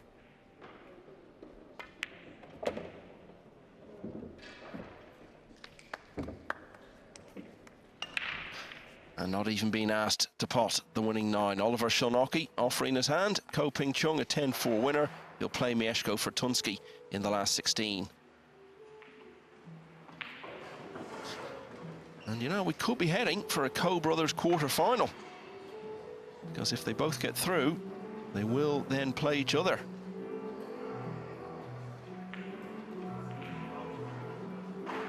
Ko Ping-yi's opponent will be Tobias Bongers.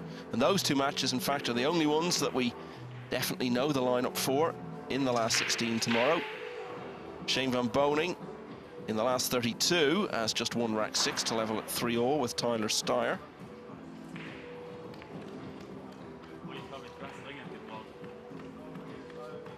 And that brings you right up to date on this Friday evening here in Telford, staging the UK Open for the first time after 2 years at the Copper Box in London. It's the only matchroom event scheduled to take place in Britain this year. Premier League, has moved from Leicester to Connecticut to the World Masters, which was in Brentwood last year. Well, that moved to Hildesheim in Germany, where we were just a couple of weeks ago. And of course, no Mosconi on these shores this year, because it's America's turn to have that. And they'll be staging that in Florida just before Christmas. This is what's going on over on table 2. A match involving Skylar Woodward, who'll be captaining the US for the first time as they bid to prevent Europe making it 5 in a row. Woodward on top here against Jeffrey Ignacio.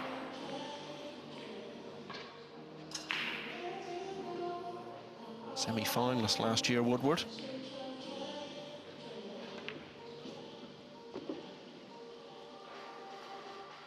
I'm sure you've been talking to him this week, Jeremy. What sort of mood is he in? Oh, he feels good. I mean, every time I do talk to him, he's just talking about how the break's gotten so much better, more consistent, putting in a little time at it. And he looks good. I mean, he's hanging with his buddy Billy Thorpe. You know, Billy's in a good spot in his game. So, you know,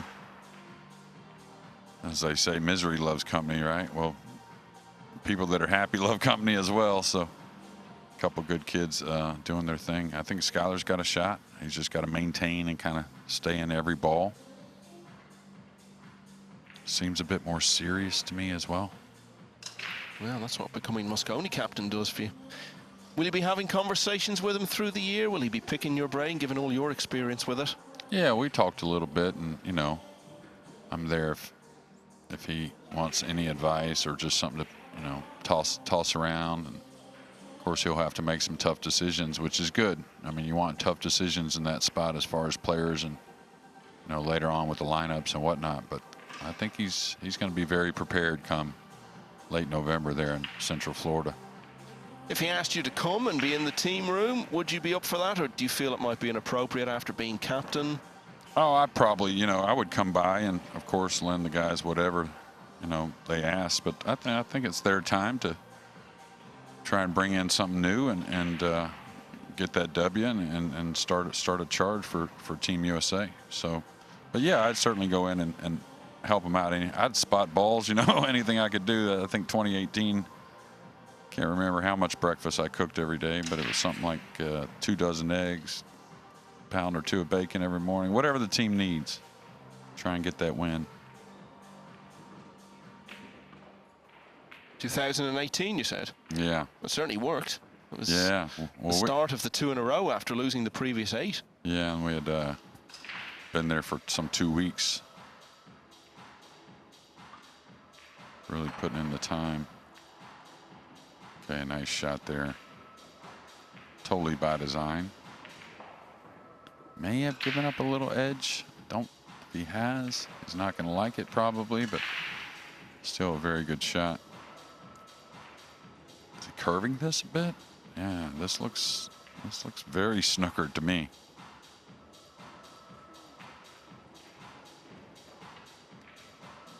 Looked like he was going to, yeah, he's elevating, trying to clip it. Just open the one a little as he goes by for the pink. Yeah, he's giving up a good shot. It's always going to be tough, good effort.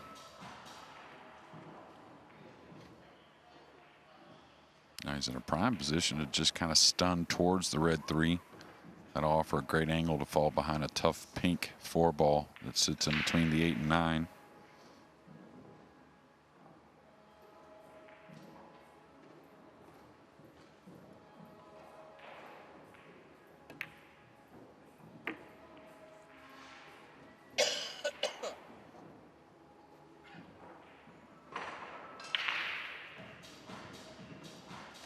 Albert Ocean had to take the long road to get to single elimination. He got a bye actually in the first round, but then beat Ivo Arts, the Dutch player, to get into winners qualification. But he was beaten there by Georgi Georgiev of Bulgaria, so had to go to losers qualification for another go and beat Fitim Haradinaj, who's now representing Kosovo. And that took Ocean into the last 64, where he played Daniel Masiol, the Polish player who had actually ended Ocean's run as defending champion at the European Open in Germany back in August. This time, though, it was a complete reversal. Ocean, having lost 10-5 on that occasion, won 10-5 today And that is why he's here playing Gary Wilson.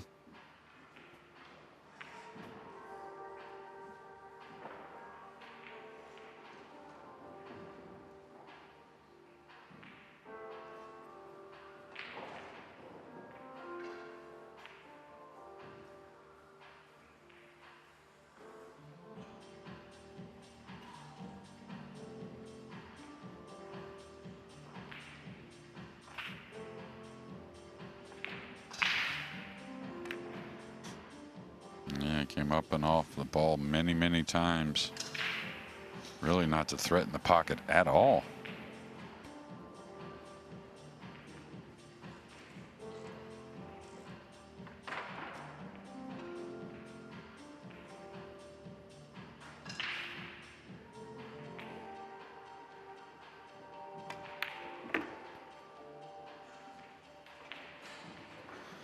Well, I said at the end of the last rack, it was the first time since the start of the match that Gary Wilson had been level. One thing he hasn't done yet is lead, but that may change in the next couple of minutes.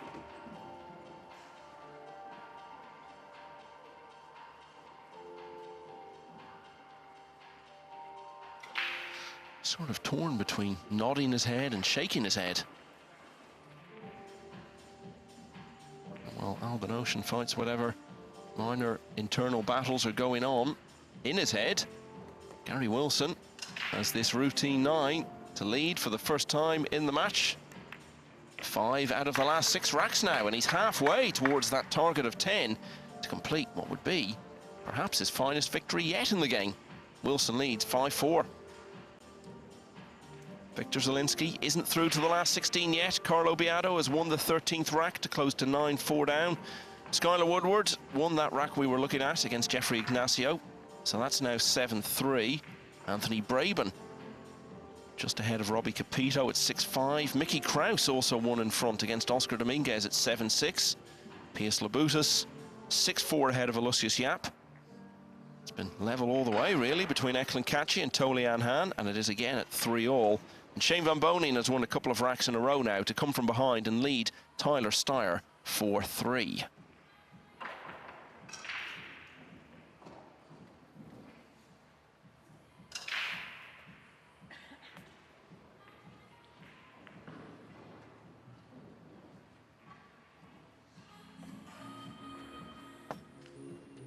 So Albin Ocean was a comfortable winner when these two met in this tournament 2 years ago, but Gary Wilson has played an awful lot of 9-ball pool since then. He's also become one of the very best snooker players in the world. And here he is, leading against the 2-time world champ.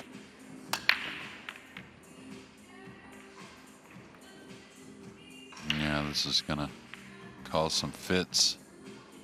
Really can't get 2 games in a row just because the break is slowing him down. Let's say at least a break, maybe a break and run at it. I think Ocean does have a look at the 1. The 2's pretty nasty, locked on to the green 6. Dry on 2 of the last 3 breaks now, Wilson.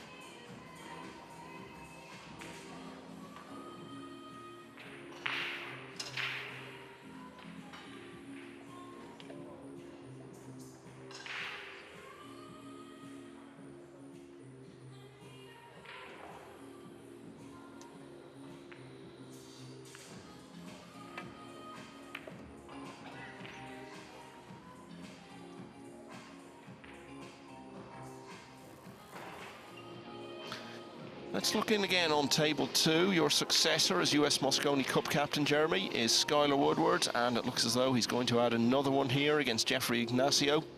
There was a period of last year where you really felt Woodward's time was coming and he may be on the brink of winning one of these big events. Didn't happen for him and faded a bit towards the end of the year, but it was still a very good 2023 for him overall, and in the first major ranking event of this year, he's a couple of racks away from making it to the weekend. Woodward leads Jeffrey Ignacio by 8 racks to 3. Back to table 1. Yeah, and we all know, we talked about it already, the biggest favor he can do for himself as captain is make that team all points. Then have both those wild card selections, you know, to play with. Well, that's it. It wouldn't even be a question of deciding whether or not to pick himself, because the agreement has already been made for both him and Jason Shaw. They will be playing, so if they don't qualify automatically, they're obliged to use one of their picks to include themselves. All right, big draw stroke here on the red 3.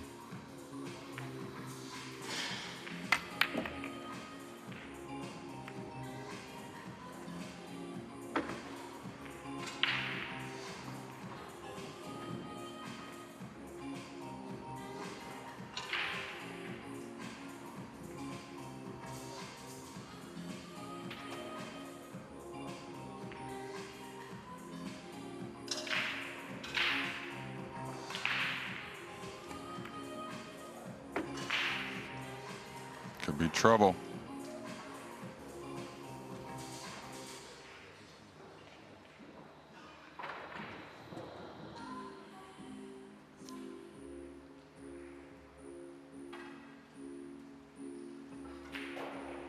And you see what's going on here. How is this doing them any good?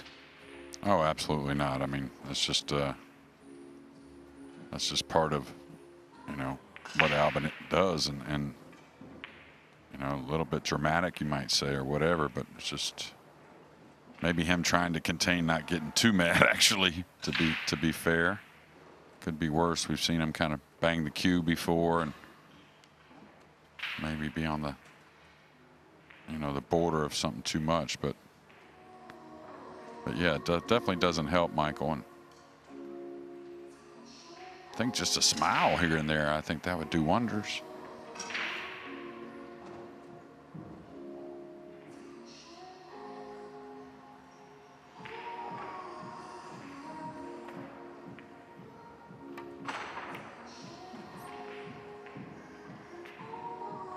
The outcome of that isn't going to help him.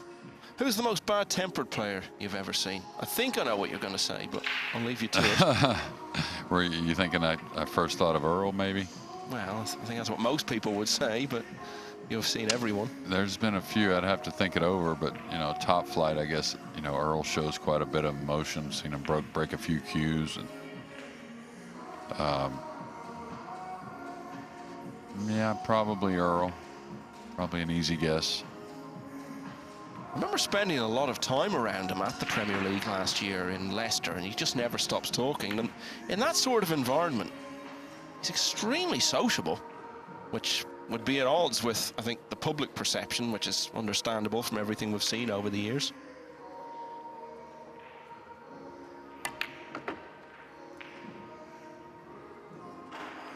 Gary Wilson's a very sociable chap as well, and he'll be feeling very good about things now. Remember, he was 3-0 down in this match. But he's only lost one further rack of the 7 that have been played since then. Gary Wilson might just be starting to sense the winning line appearing on the horizon, because he's only 4 away from it. It's 6-4. So Skylar Woodward, as we know, 8-3 up on Jeffrey Ignacio. 6-all now between Robbie Capito and Anthony Braben. Carlo Beato's got another one back against Victor Zielinski. So 9-5 there now. Mickey Kraus of Denmark is, like Zielinski, on the hill, leading Oscar Dominguez 9-6. Pius Labutas just has the edge over Aloysius Yap at 6-5. 3-all between Eklund Kachi and Tolian Han. And as you were in the All-American clash with Shane Van Boning, 4-3 up on Tyler Steyer. This has to be the most grueling day of the tournament, right? The final 64, these matches, you can tell how much it means to all these players. And, you know, you get in that final 16, that's, you don't want to think about it too much, but that's realistic. Now you can win the event and become UK Open champion. That's it. There are still 64 players who can win it on a Friday morning. It feels like a long, long slog, and 3/4 of them go by the end of this day, so we're starting to see the finish line coming into view and dreaming of playing in a big final. Huge day, but huge rewards at the end of it. 6-4 Wilson. Yeah, and this is the scary part. Really, Gary hasn't really got the chance to get the arm going because of the break, and really just kind of cleaning up after some mistakes of Albin Ocean. So again, a dry break. so Albin not punished in the chair, at least for now. All right, not taking much time here. This must be a safety coming. Gotta believe he's going to pick it apart if he's going offensive. Maybe going behind the 3 here. Between the 7 and 2 with the cue ball. He caught it. He's going to be okay, though. It's going to be more than okay. It's going to leave Gary a very difficult kick. A little bender off the left rail between the blue 2 and the purple 5. There's definitely enough room. He's got to draw this a hair with a touch of right English. He hits a high ball. Good chance of missing this. Got to hit downward.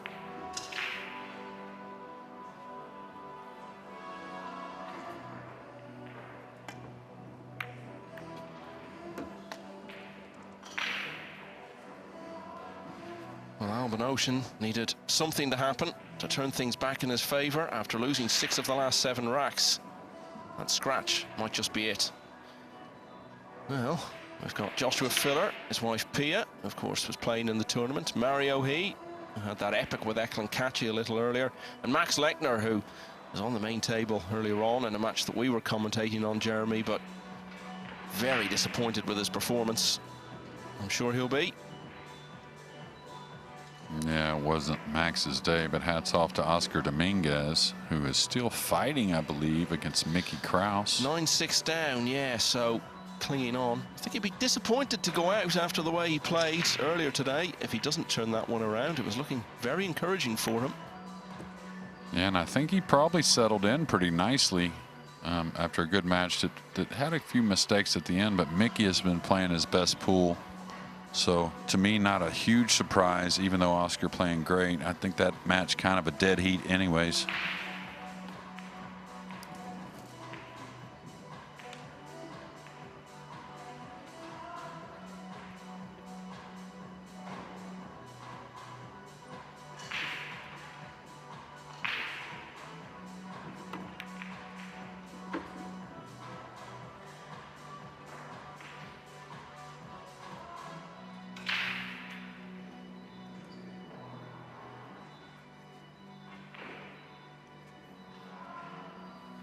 Still 2 matches yet to start in this round. Federer Gorst, who had a real scare earlier against Stephen Ellis, plays Bernie Regalario. And the last match of the day on our feature table here is a very enticing prospect. Joshua Filler will be up against Anton Raga, who beat him in the semi-finals of the European Open, as Filler was looking for homeland glory in Fulda last summer. Yeah, I saw the possibility of that matchup last night. And it's going to be a lot of fireworks and 2 players that will meet many times in the near future, years to come.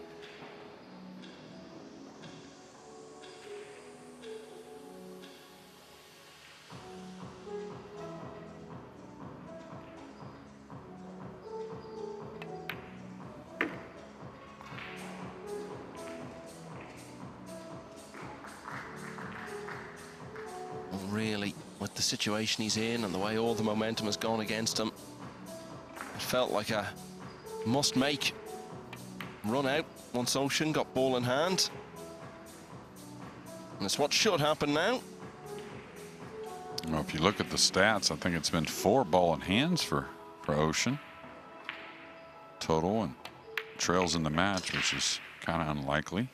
Hit that a little thick to the pocket, almost missed it. That's why he's a little short with the cue ball.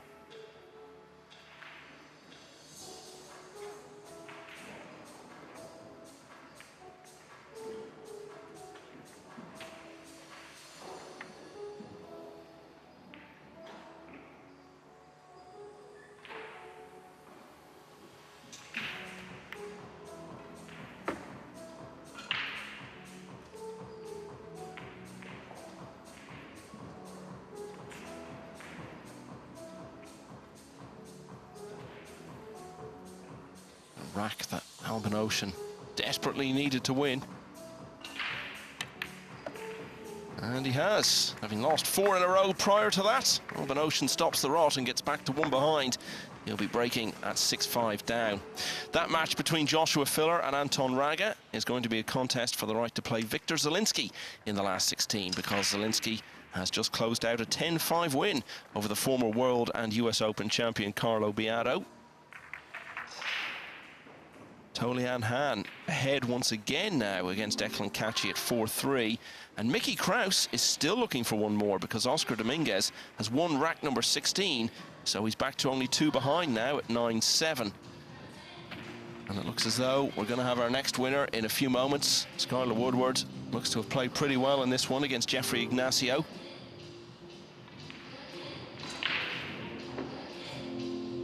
As the 8 just wriggles in, it was never in doubt really. It's a straightforward 9. Skylar Woodward, who reached the semi-finals of the UK Open last year in London,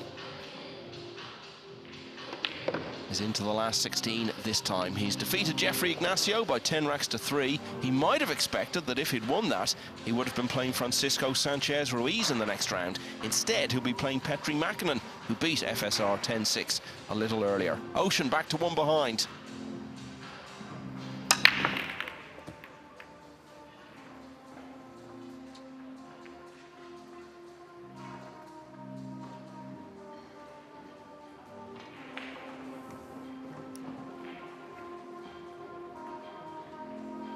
Even though no shot on the break, Gary Wilson would love to see himself make a ball on the break in this match. It's been, I think, once he's made a ball. I think that's it. No, he did make a ball the first rack, but he scratched on the break as well. So. No, he's made balls actually 3 times off the break. Yeah, not been making the one necessarily, not been getting a shot necessarily, but he has actually made something off the break 3 times.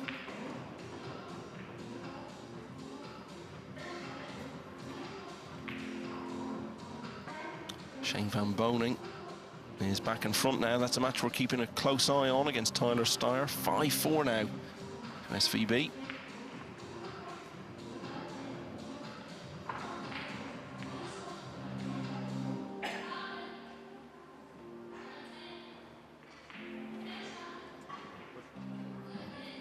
All the matches today have been raced to 10. That'll still be the case tomorrow in the last 16 and quarter-finals, and then, well, it's the format you're very familiar with now, I'm sure. Race to 11 in the semi-finals in the early session on Sunday, and then a race to 13 final on Sunday night.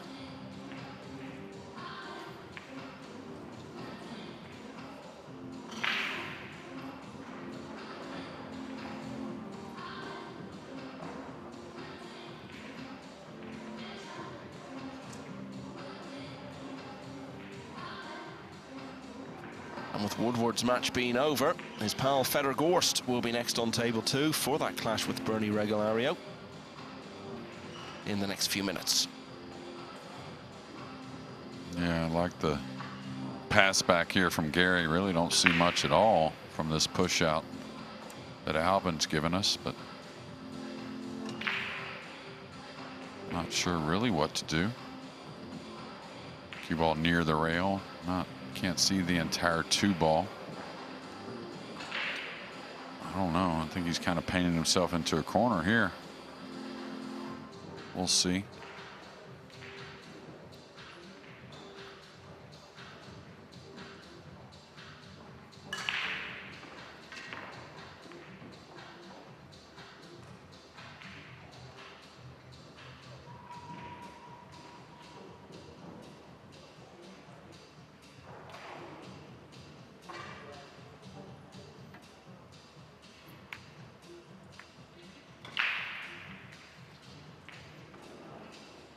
Yeah, it looks like the 3-6 kiss shot is playable if he can knock the 2 in and get maybe run into the 9 with the cue ball, something like that, to hold for the kiss shot off the red 3. I think that's what he's going to somewhat size up here. Pretty easy safety if he doesn't like much.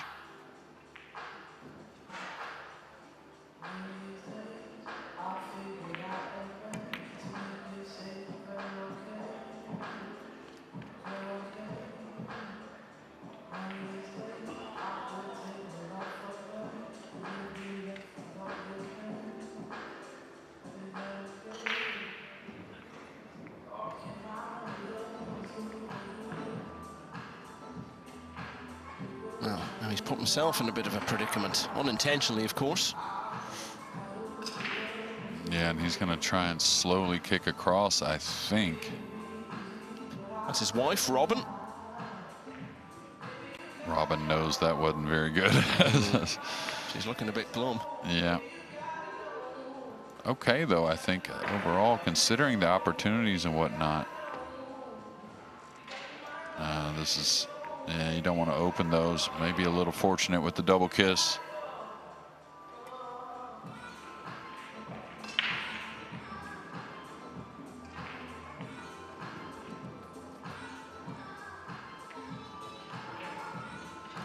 The two going in on the previous shot, is that something he might have foreseen, or was it just pure bad luck? No, pure bad luck for sure. Had no intention of making that 2-ball. Every intention of moving it poorly for Albin, but I think this combination is super tough. Balls, when they're close together, you get a tendency of a kick to where this 6 may go straight into that left point. Now, this view shows there's a bit more gap maybe, which will serve well for Albin on this combination.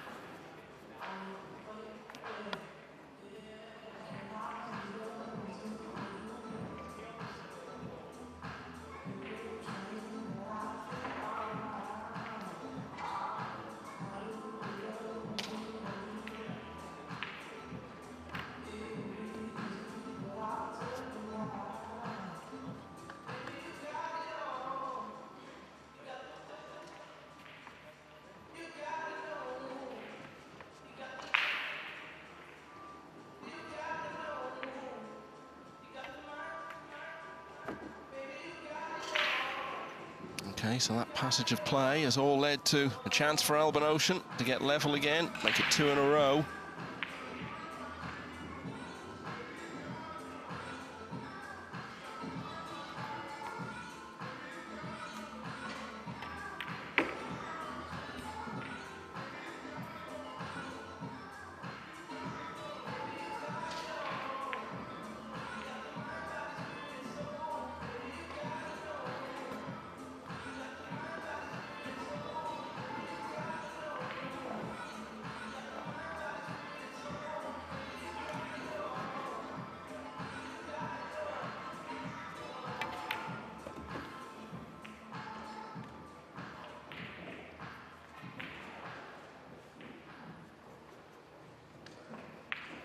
Such a good record in team events. Talked about the 2 World Cup wins he's had with Austria and a final as well, and 1 rack away from a 4th final last year.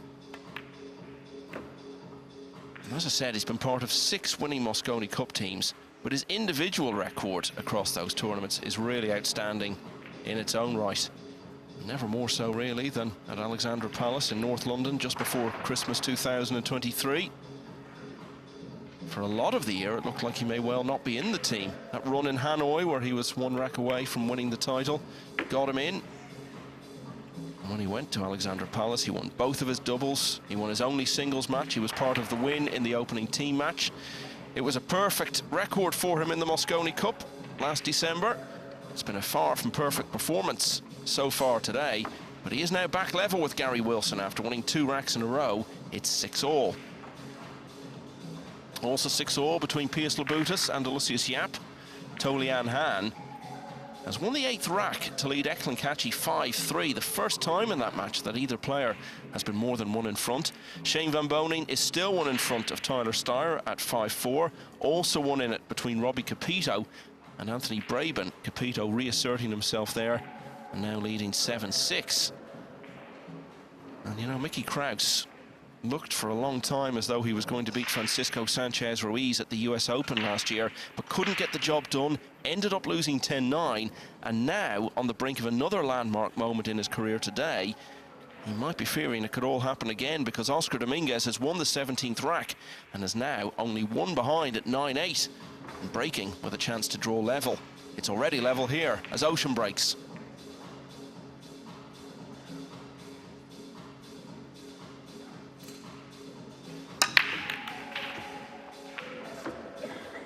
Yeah, took a little speed off there. Does have a look at the blue too, but long distance and awfully thin if you're thinking of anything offensive. Got to be a safety of some sort, which he'll definitely teach us something in that department. Albin Ocean pretty much one of the best tactically.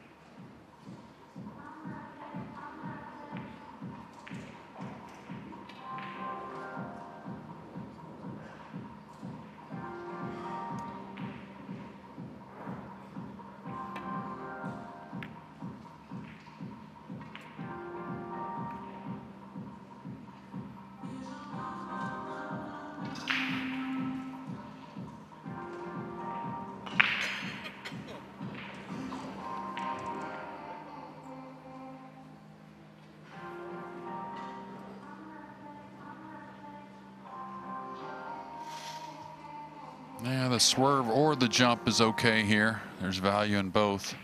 If I go for the jump, I got to try and knock the 2 around table. I really wouldn't go for a make on the jump. I don't think anyways.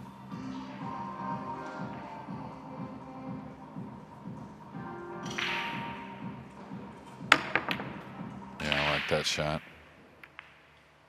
Just going to fluke the 2, it looks like. And maybe keep the jump cue in his hands, trying to get at the red 3.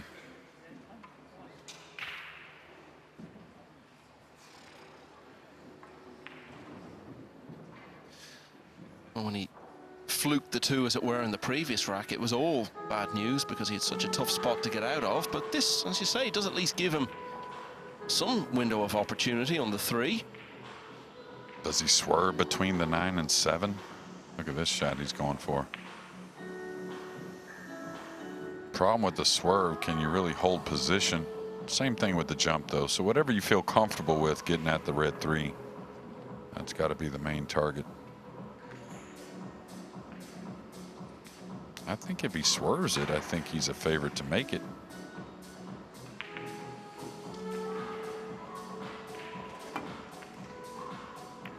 Oh, look at this.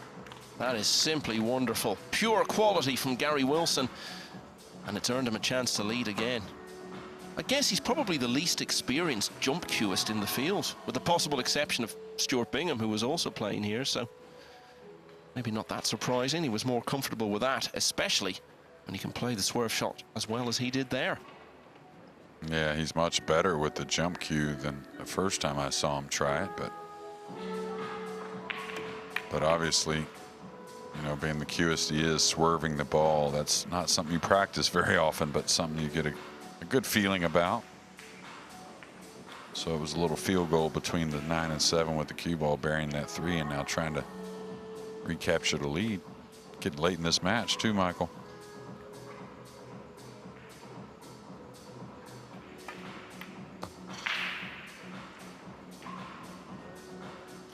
Could be late in the rack. He's eyeing up the combination.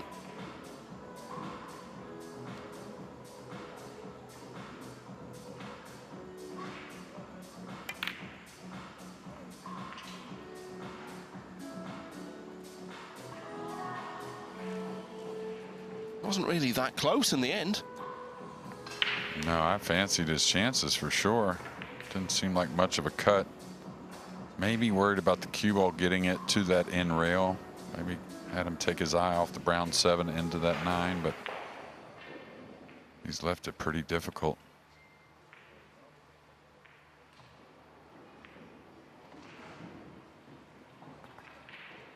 That's Olnalki. He's like SVB. I'll tell you, he gets knocked out of the tournament. He hasn't quit practicing since. Shalnocki. Yeah, he's over to the left. Wow. Been on that table ever since Ko Ping Chung delivered him that loss. Tyler Steyer spent a lot of time at the table as well. They're knotted at 5 apiece. Him and SVB.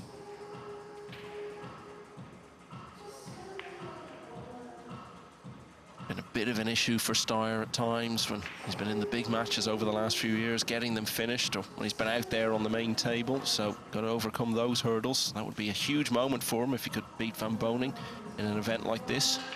Still in with every chance.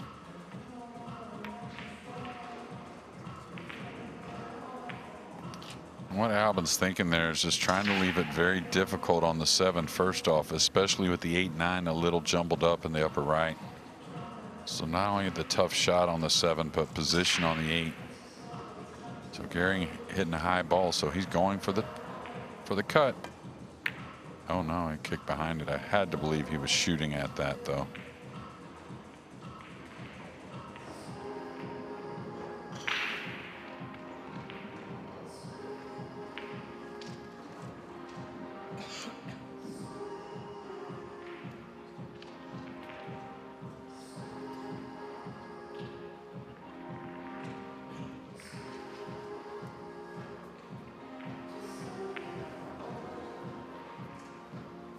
Starting to feel like a very big rack, particularly given that Wilson had that chance at the combination. I would have swept him back into the lead.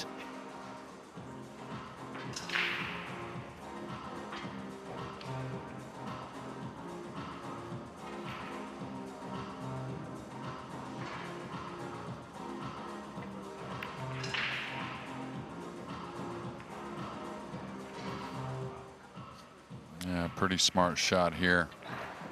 We'll see how well Gary can run the cue ball off the brown 7 back behind the 8 and 9. I believe that's got to be the shot.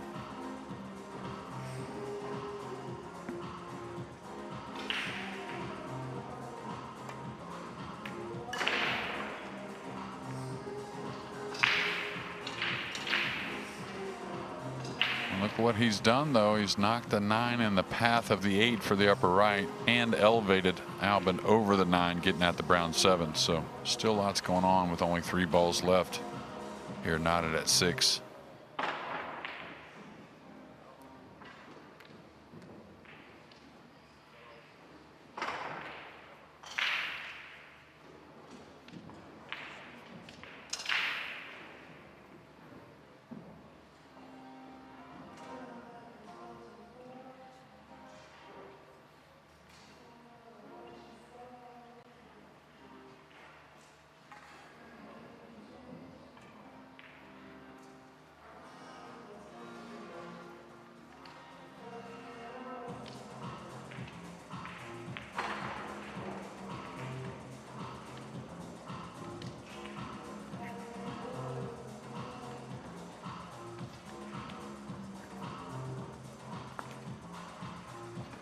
So what are his options here?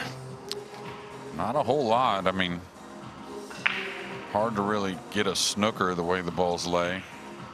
Could go for the lower left corner pocket, trying to draw the cue ball with a little running English, trying to get to the backside of the black 8 for position, but nothing easy. I think you're going to see him play something fairly simple, really. Maybe just knocking the brown to the upper rail. I'm not sure.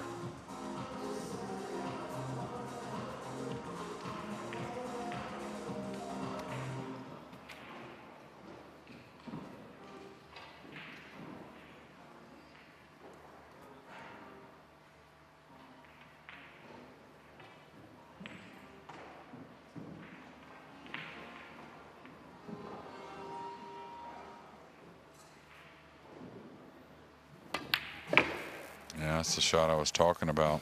That's the only offense I saw. Wow. Well, how much throwing up of the hands and rolling of the eyes is there going to be after that? What we can say will almost certainly follow it is Gary Wilson winning the rack now. Yeah, probably the shot of the match, really, to end up with a scratch.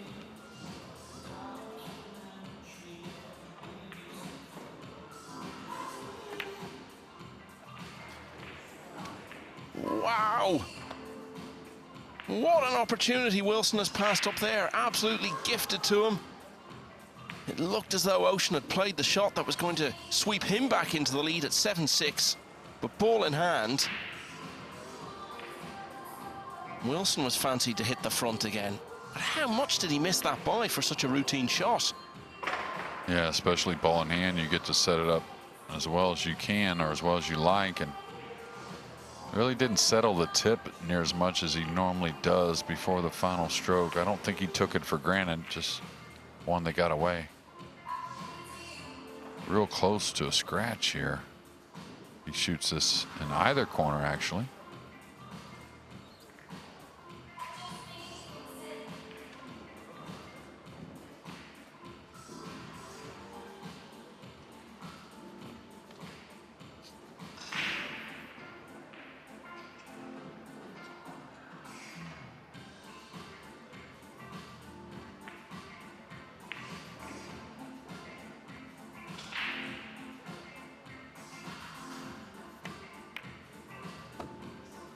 Well, what an absorbing rack this has been, and what an eventful one as well. It started with Ocean potting 2 balls off the break. It included a wonderful swerve shot from Gary Wilson, with the great pot from Ocean after such long deliberation that ultimately resulted in a scratch, and then we had Wilson missing that routine 8 with ball in hand by a mile. There's still work for Ocean to do, but he's done it, and that's why he's back in front in this match at 7-6. Someone who isn't in front is Mickey Krause. He was for a long time against Oscar Dominguez, but it's now gone 9-all. The American continues his recovery and takes that match the full distance. Shane Van Bonen has hit the front against Tyler Steyer at 6-5. Eklund Kachi is back to 1 behind against Tolian Han at 5-4. Pius Labutus and Lucius Yap are heading for a close finish, it seems. It's 7-all there. Robbie Capito is 8-7 ahead of Anthony Braben. Bernie Regalario has taken the opening rack against Fedor Gorst. Well, Albin Ocean probably can't quite believe that he's standing at the table breaking. He must have thought that rack was gone when Wilson had ball in hand. And you would have thought the only way Wilson could miss that would be if he played it with a bit of pace. It wriggled in the pocket and stayed there, but he was so far away from making it. So, Ocean in front once again at 7-6. First time he's led since it was 4-3.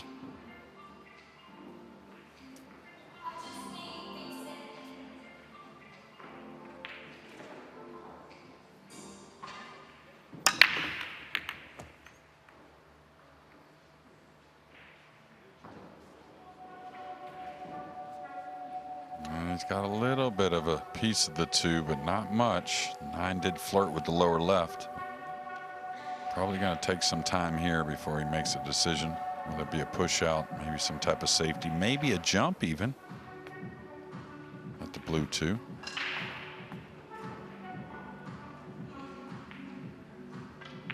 Comment from you, please, JJ, on what Oscar Dominguez is doing out there on table 6.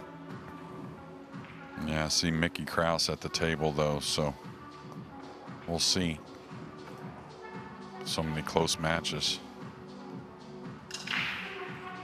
Dominguez played so well earlier against a very out of sorts Max Lechner, and it looks as though he's produced some of that form again, because he was a long way behind in that match. Yeah, it doesn't look like Gary has really left that missed ball in hand behind, and understandably so. It looks like a handshake and Mickey Krause has gotten across the line. One heck of a tournament for Oscar Dominguez. Seems like he really put it on everyone and then loses a close one to get to the final 16. So it seems the Danish player does advance to meet Pius Labutus or Lucius Yap. If he makes the Mosconi Cup team later in the year, Jeremy, considering where it's going to be, will that create a photo opportunity, Mickey Krause and Mickey Mouse? I didn't know if you were talking about him or Oscar at first, but yeah, I guess so. Although Mickey, who's spent a lot of time in America throughout the last several years, may have been there already, may have gotten that photo out. Well, I want to see that photo if it exists. I'll tell you, there's a lot of players trying to make some noise about that team, making that European team. Zielinski with a big win over Beato here at this round. A name that's probably been talked about the most, I would think, to break that barrier of the 5 that's been there the last 2 years for Europe. Oh yeah, without a doubt, he's been the most mentioned name. And you look back at what Al-Qaidi did last year, he didn't look like he was going to be in the team again. Then he won the European Open, and that was basically job done. So you win something like this, and it doesn't take much else to get in the team. Meanwhile, Gary Wilson looks bemused by what he's done there. Yeah, and I think he should go after the 9-ball here, especially if he feels like he can cover up the 2 some kind of way. I don't see how he can't go for the 9. That meaning coming off his right side of the blue 2 and drawing the cue ball, trying to pocket the 9. I think the 2 is cuttable.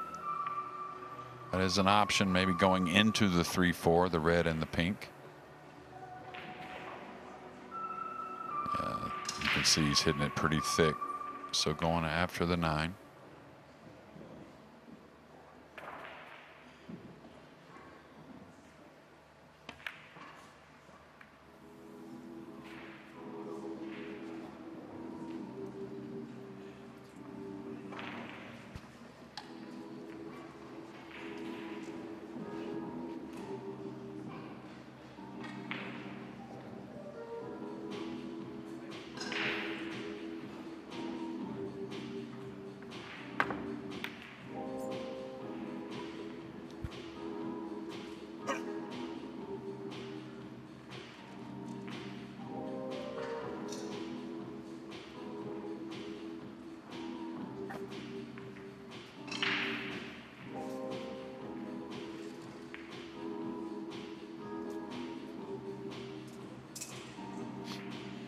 Now Albin has to make a decision. The 2 is playable, and all he needs to do is get the cue ball back on the side of the table it's on for what looks like a pretty routine kiss shot off the red 3 into the 9. Distance doesn't matter that much, so he could run the cue ball off the blue 2 or draw it.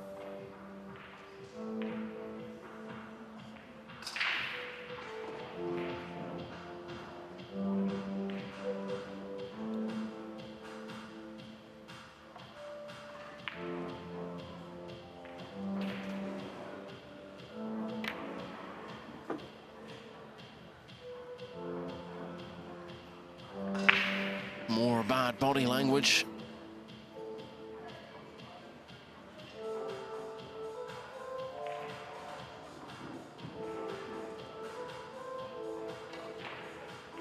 You suspect it may take a while before he plays his next shot.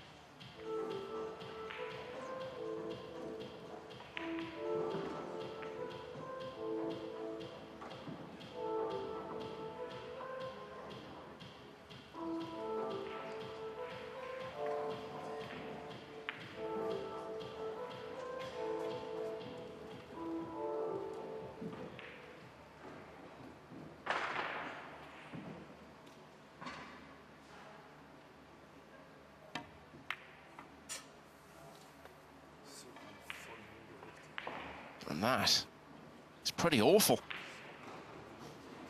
Yeah, it looked like he was aiming a little deep. I thought he was going to play to cut the 3 maybe, because Albin just usually doesn't miss his mark. So, does Wilson pot the 3 and come round for a 4-9? Seems to be what he's looking at. Yeah, he had one combo get away from him earlier. I believe it was the 7-9 combination, but that's right. This one will lay much nicer if he can get in position. It's going to end up a little short, but okay. Just a hair of a cut on the pink.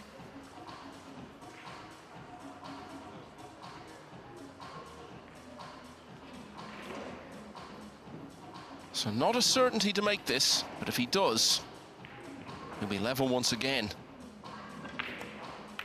And by making it 7-all, Gary Wilson has left both himself and the 2-time world champion Albin Ocean 3 away from a place in the last 16. Federer Gorst has won the second rack to level with Bernie Regalario at 1-all. Robbie Capito of Hong Kong, quarter-finalist at the US Open last year, Well, he's one rack and one round away from doing the same, because he needs one more to make the last 16. He leads Anthony Braben 9-7. Piers Labutus is only a little bit behind him, because he's at 8-7 against Lucius Yap. Eklund Kachi and Tolian Han have had quite a tussle all the way since the start, and it's still that way at 5-all, and no change in the Shane Van Boning-Tyler Steyer match. SVB leading 6-5, but as I say, that Steyer's just won rack 12, so that's level again at 6-all. And Feder Gorst has gone in front for the first time against the young Philippines player Bernie Regalario. Gorst winning the third rack there. It's a 2 in a row for him, and he leads 2-1. And a reminder, still one match to begin in this round. Joshua Filler against Anton Raga. That will follow the conclusion of this one, and the winner of it will play Victor Zielinski in the last 16 tomorrow. Race to 3 from here.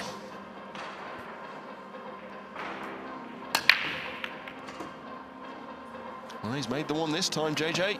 And how's he going to finish on the 2? Yeah, he's got to look. Yeah, he's got to look. The 3's pretty handy as well. And this is where, you know, it's been, to me, it's been not a lot of Gary Wilson at the table.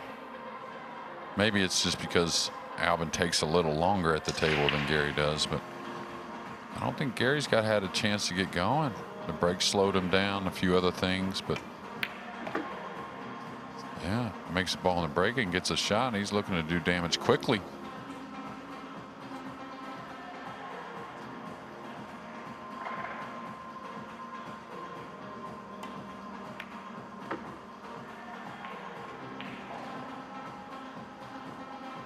Looking like he fancies the job here. Yeah, he's just got to commit here, a little in between. Can stun it, can draw it. I like the draw myself.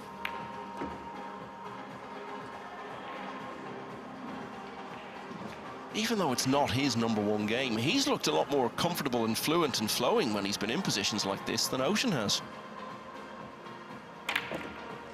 Well, he's been in a lot of big spots, but he's not going to, I don't think, fear the table so much, where Ocean's trying to use his brain, like we've seen some other players, to overcome some of the tighter pockets, instead of understanding you're just going to have to make balls like you do on any other table, which he's gotten better. Just a little few things have gotten away.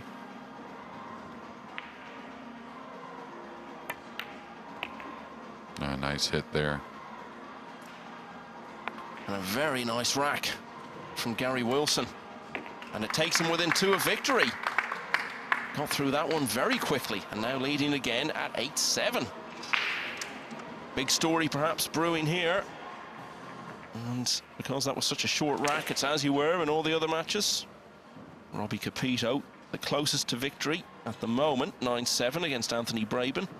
Capito flew out into a significant early lead. Braben really turned it round, but Capito perhaps coming strong at the finish. Beat his fellow Hong Kong player Lo Ho Sum earlier today to make the last 32.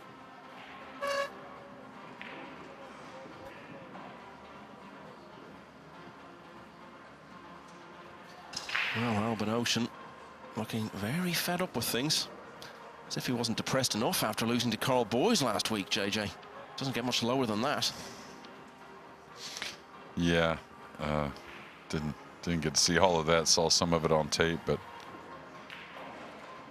impressive win from Boise. But yeah, I mean, Albin's probably sitting back saying, you know, made so many mistakes, maybe deserve to lose this match. But of course, he's hoping for some type of reprieve. But Wilson with the break and up 8-7.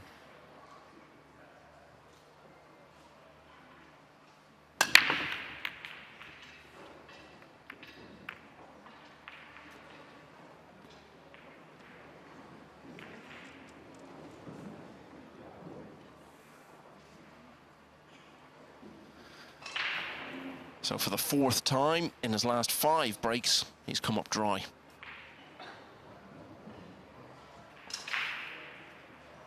Do him a slight disservice. It's 4 of his last 6. Still not great.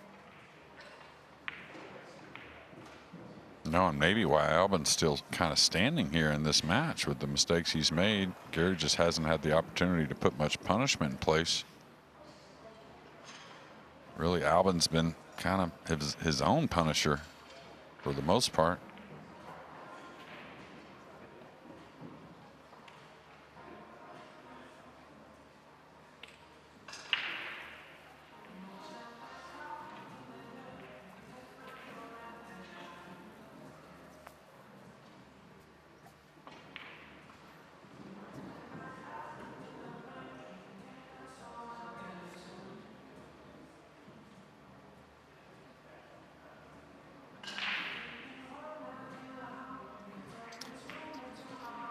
Well, if Albin Ocean is to win this match, you sense we could be here for quite some time. The amount of deliberating that's going on, it's going to take a big effort, psychologically as much as anything, to win the 3 racks he still needs.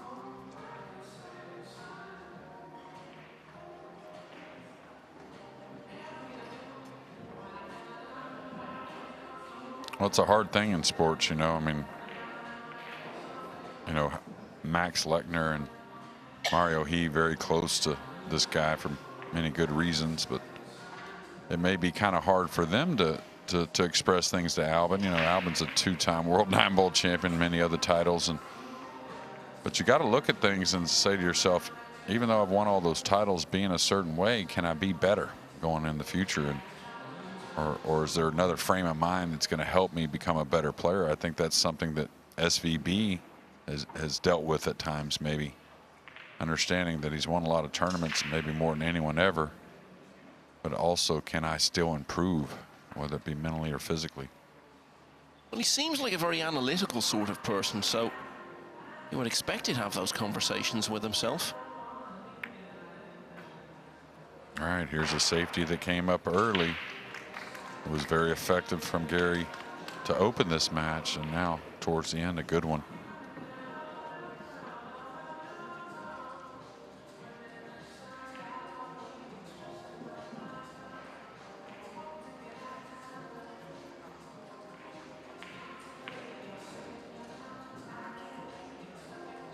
I don't think there's a light kick here. I mean, you could go at it somewhat light. It's an awkward angle to do so. Most of them, the lighter side kind of makes you keep your line a little bit better, or accuracy on the route of the cue ball, but this one here, usually a little more speed is helpful.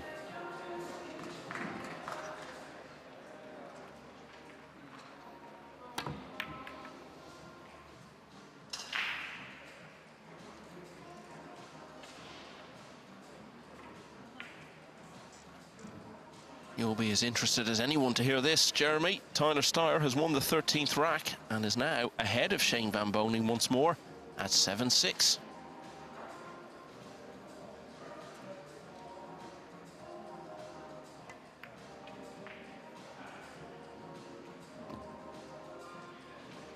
Oh, he's going to love that.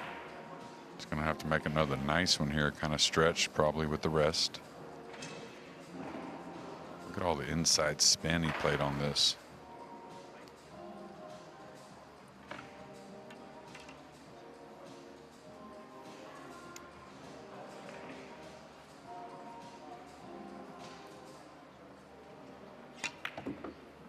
Watch out, pink. Okay, friendly little bump. It's going to be hard to get snookered, but Gary Wilson, I tell you, these are open. Little flat here on the red 3. He's got to draw back for the pink.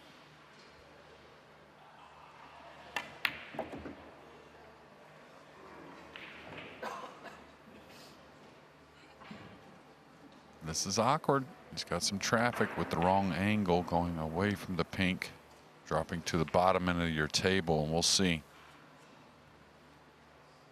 Definitely has some pockets for the purple 5, but just got to stay away from probably any collisions on the 6, 8, or 9 with the cue ball.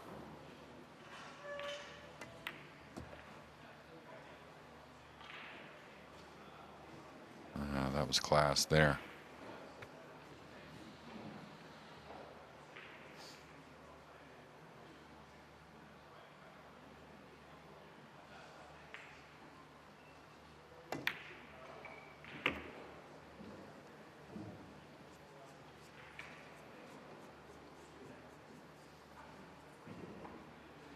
As we've said, he's come from the world of snooker. And it was in late 2022 that Wilson beat the legendary Ronnie O'Sullivan for the first time in his career. And it gave him such a lift that he went on from there to win his first ranking title in that very event, the Scottish Open in Edinburgh. This would be as good a win as he's had since he started playing 9-ball pool 2 years ago. You have to wonder, could he take similar inspiration and go on to new heights in this UK Open if he can get the job finished here?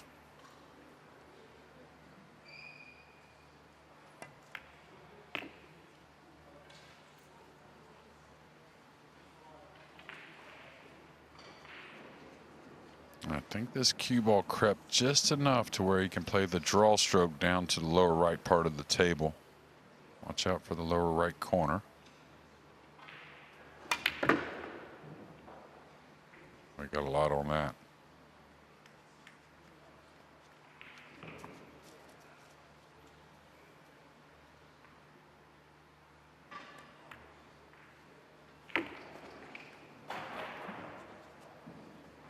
He's looking very comfortable with what he might be about to achieve here.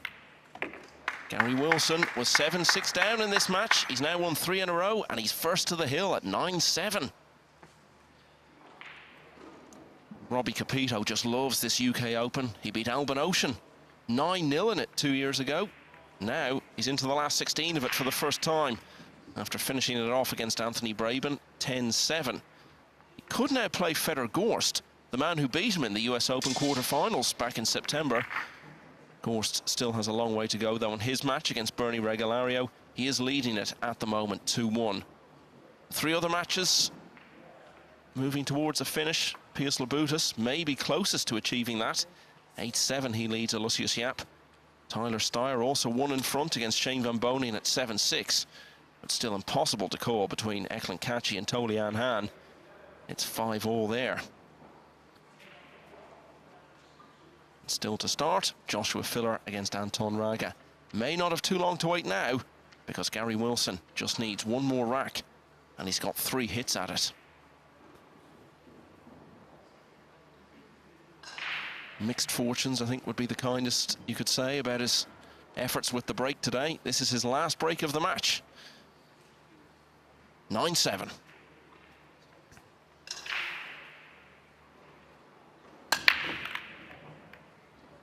Yeah, not the hit on the one there. That one was on him. Yeah, caught it awfully thin, it looked like. As we've said, remarkably, given the situation in the match, the breaking hasn't been great from Wilson today, Jeremy, but as such a student of the game and such a respected coach, if he asked you to work with his breaking, would it be something he'd need to put a lot of effort into, or is it something small he needs to change? Well, I'd have to talk to him about it first and see what his premise is, you know, going into the break shot first and see where he's at, you know. But it wouldn't take much to put him on the right lines. I think it's still something you have to practice, of course. I mean, you're hitting the ball with speed, you're cutting the one. It doesn't take much for it to go bad on you or go south a bit. But I think that there's several people that could help him quickly on the break shot.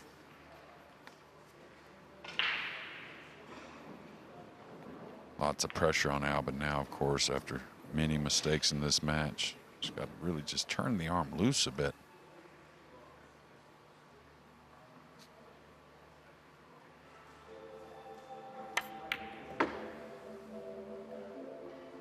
He's going to find a pocket. That's going to be a little shy. It does go in the right middle, but the concern is really the pink 4 on the bottom rail. What can he do for position? I think he can draw over for a cut shot on the pink. But what happens is now everything starts to get magnified because the purple 5 can be a little difficult after the pink 4.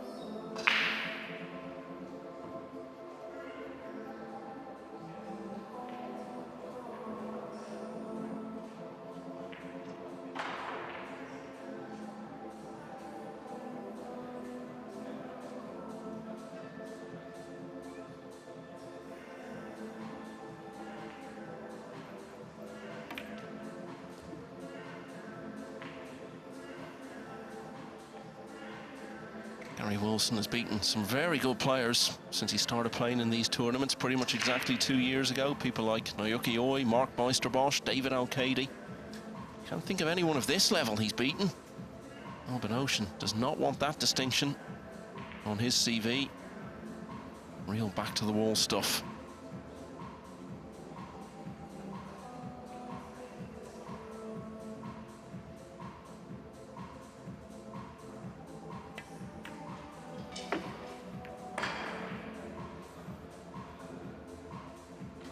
Yeah, and little things like that happen. A well-struck ball going into the purple on purpose. Got just about as nasty as it could get for just being a few feet away. And what I mean by that is could be a possibility of a scratch to both corners.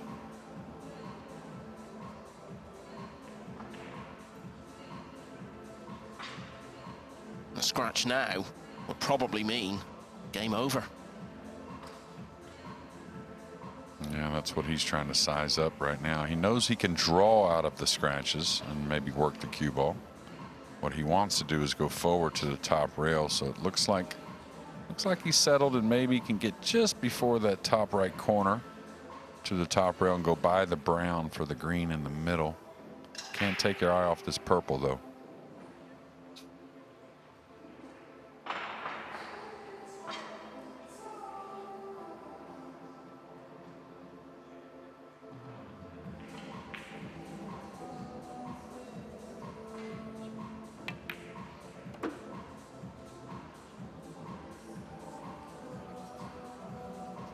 Well, needed to deliver there, and that's pretty good.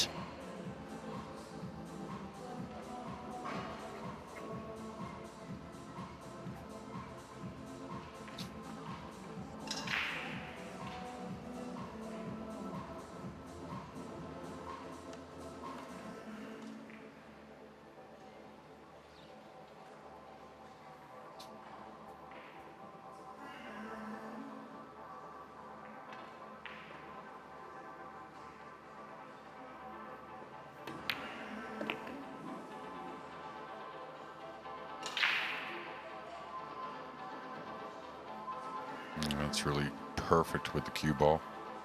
Now he can use a little side rail with a little low and right spin to track back down for the black 8.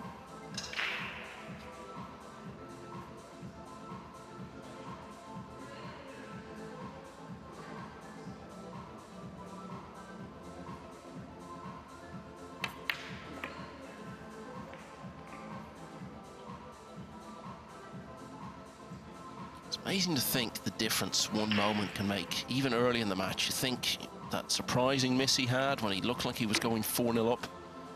If he'd made that, could have been an entirely different story. Could have had the match long since won by now. He can still win it though, because he's taken that rack and he's back to only 1 behind. Wilson's lead reduced to 9-8. Pius Labutas of Lithuania, semi-finalist at the Spanish Open last summer. He's 1 rack away from the last 16 here.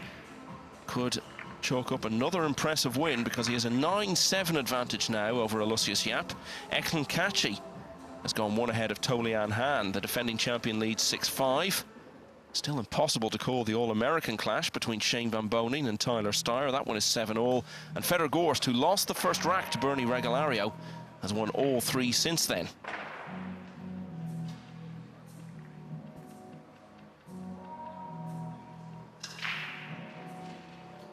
We've seen Ocean pull a few matches out of the fire over the last few years. Needed to win the last 3 racks to do it here.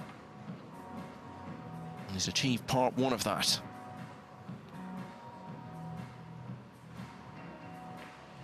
He's broken the better of the 2.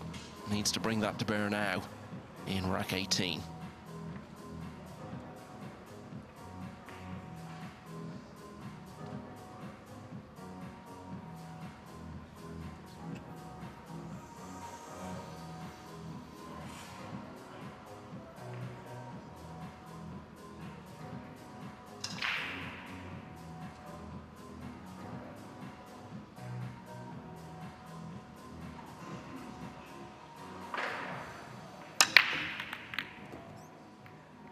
Perfect break off there. Nice connection. He's going to get a bit of a rough combination only because I think the 8 got froze to the side rail, so that doesn't give you much room for error when playing what looks like a very routine combination. Got very difficult.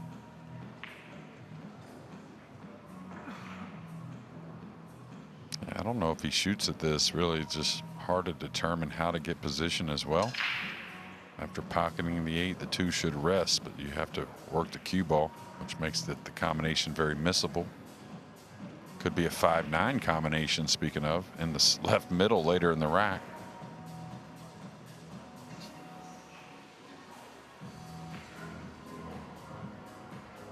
I think you're going to end up seeing him cross this over and play a safety of some sort. The 8 was just a hint off the rail. He's definitely shooting the combination, Michael, but anytime it gets froze, especially on a tough table, there really is no room for error. You really have to hit it just like you're shooting it with the cue ball.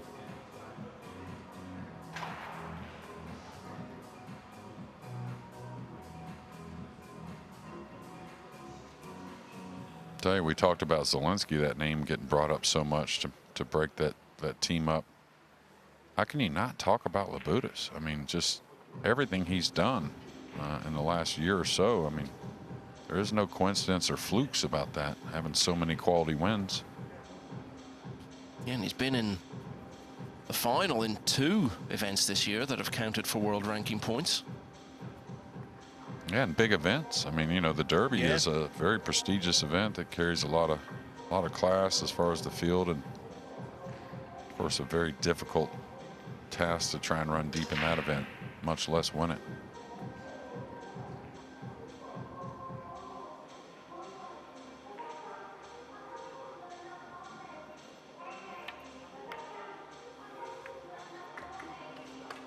Oh, that was sweet.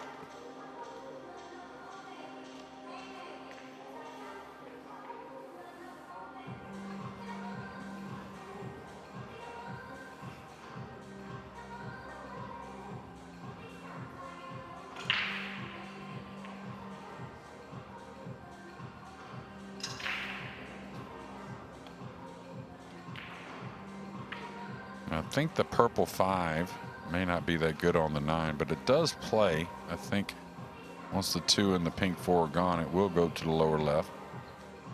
A lot of work here, though. It's got to get up for the red 3. He's looking at a rail first shot. Only problem with the rail first is you could get elevated over the 5-9. I'd probably draw out of this.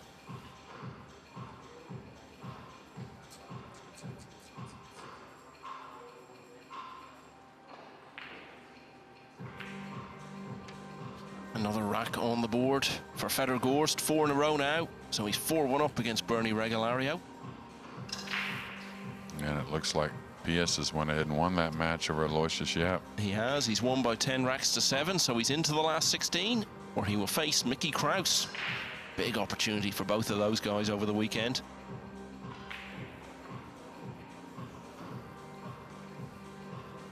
So only 4 places remain in the final 16.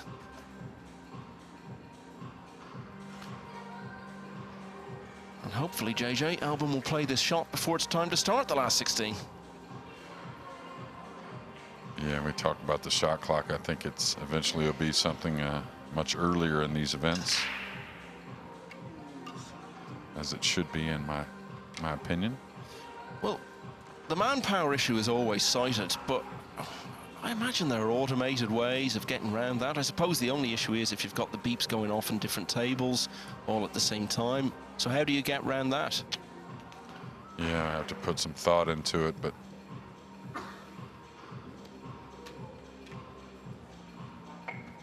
I mean, you know, the rules are that right now there is no shot clock, but you have to recognize something that's excessive, right? And like, go ahead. Well, I was going to say there is provision for that in the rules of the tour, that a match can be put on the clock. Now, when you look at the amount of time Ocean is taking, if he's not going to be put on the clock, then who is? Yeah, and the thing is, you know, say he was to go on and win this match, win or lose, you know, some would say it looks bad at Gary, whether he wins it or loses it, to bring something like that up, and where I feel like it's quite on par, really. you have to look at the facts of things, and this hasn't been just one shot. It's been a lot of push-outs. It's been a lot of situations that, you know, it's not made to look at every angle possible. I mean, if you did that, I mean, you wouldn't believe with pool how many different possibilities there are. But yeah, I think something will be done. I do remember actually one of the referees coming over during one of the matches earlier this week and asking you for your opinion on a match we were watching as to whether or not the clock needed to be put on it. That seemed to be the conversation that was being had anyway. We have seen it done in open events, certainly. I can remember at least one instance last year of someone being sent out with a clock for this very reason, and it just seems this one has slipped under the radar a bit. Yeah, I know golf, you know, they have certain players they know are excessive, and those players are warned prior that, you know, you may have the clock put on you a little quicker than others just because this is time and time again. But not to take away from an important match between these two, but I think all of us would like to see the players get on with it a hair more. Well, I mean, the amount of time he's taken over that shot there can be no excuse for that, really. Yeah, it was probably some 7 or 8 minutes ago that he broke the balls and had a 2-8 combination that, of course, was something to think about. But ever since then, it's just been on to the 3 balls. Oh, that's kind of my point. I remember in football for a long time there was the talk about bringing in video evidence, and then there was that massive moment at the 2010 World Cup where Frank Lampard scored a crucial goal that clearly crossed the line but was disallowed, and that was the moment that ultimately led to VAR being introduced. I wonder, could a match like this and the amount of time Ocean's taking, and particularly if Gary Wilson speaks up about it afterwards, which knowing him he might, that could be the moment that something changes. It's a difficult situation for all, of course, to get on top of and figure out solutions to these issues. Yeah, there's always growing pains, and something that's growing so fast, you know, there's going to be so many things to try and tackle. But the pleasure of the game, not only for the fans and the players themselves, I think is very important.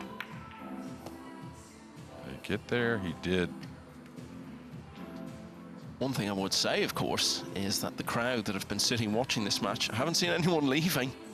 They're all still transfixed by it, despite the pace of it. In many ways, perhaps it's even adding to the tension.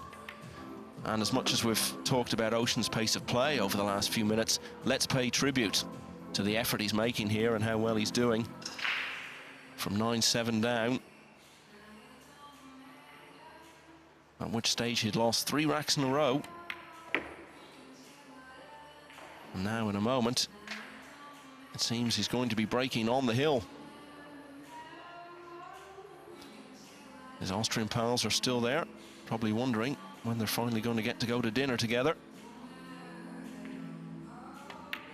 Well, they're going to have to wait at least one more rack because Alban Ocean has won 2 in a row. He's put together a good one there, you have to say. It's hill. Eklund Kachi 2 ahead of Tolian Han. It's been so close all the way. Is the defending champion perhaps putting on a little bit of a burst as the winning line comes into view? And 7-all between Tyler Steyer and Shane Van Boning. No change in the other match going on. Federgorst 4-1 up on Bernie Regalario.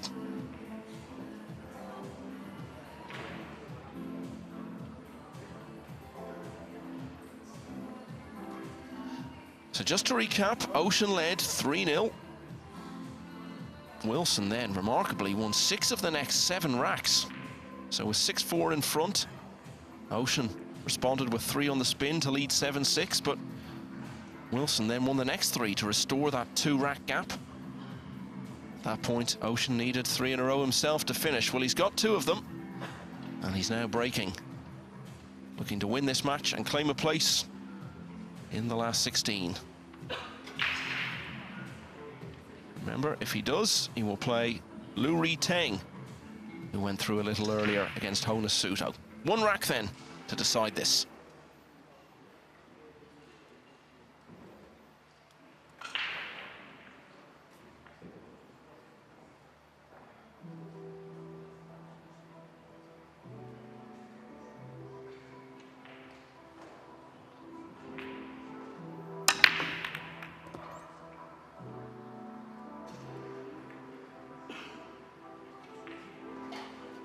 And that might be the best outcome from any break in the match. Yeah, I'm not sure if he really has that look at the blue 2 or not. It's very close. I think he may have a piece of it. There's a jump shot there with the 3 hanging over the right middle. And all of that is why I'm saying might. And from that angle, that does not look good. Yeah, and I don't think he can roll out to or push out to an easier jump without Gary taking it. Just looking to see how much of the blue 2 he has, which he does have some, but there's not much. But you saw a push out just a game or 2 ago. He took quite a long time. This one here, you got to figure it's going to take a bit before he pulls the trigger on anything. You're saying pull the trigger. Oh, he's walking around with that. It's like he's got a rifle slung over his shoulder. So yeah, initially did look like he might have the chance at spotting the 2, but you can see there clearly he doesn't have the angle he needs. There's a pretty easy kick shot here.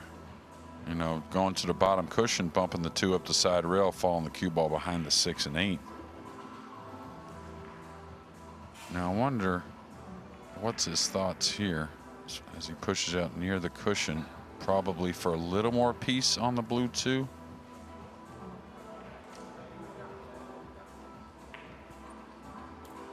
Excellent catch. He's got another one on the board. 8-5 now against Tolian Han. Shane Van Bonen has regained the lead over Tyler Steyer at 8-7, and Fedor Gorst continues to impose himself on the match against Bernie Regalario. He now leads 5-1.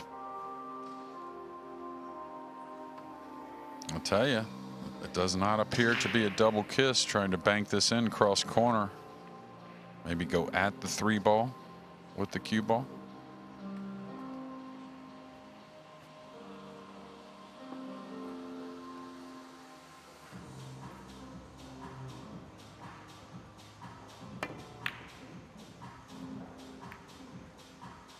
He went for it, got the cue ball to the end cushion. Not going to leave anything easy for Albin. Albin not even out of his chair yet. Didn't mind him going for it. I thought he may try and go into the red 3. That way, if you make it, you get a chance to run out. But we'll see what Albin has in mind.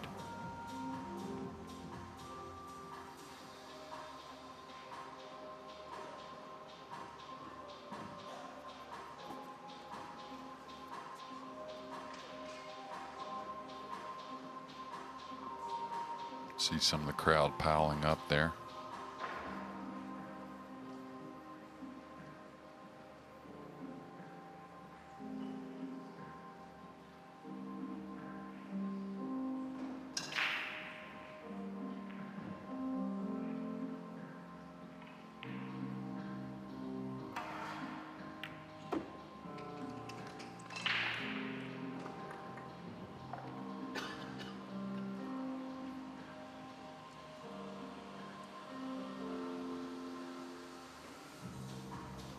Just keeping across all the other matches, Fedor Gorst has now made it 6 racks in a row, so 6-1 he leads Bernie Regalario. So could indeed be a US Open quarter-final rematch against Robbie Capito tomorrow.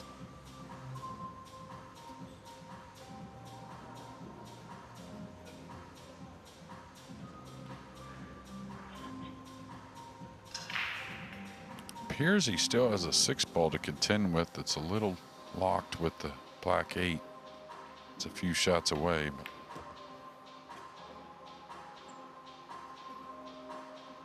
now he could get an angle like he has right now on the purple 5 and try and go into the 6-8.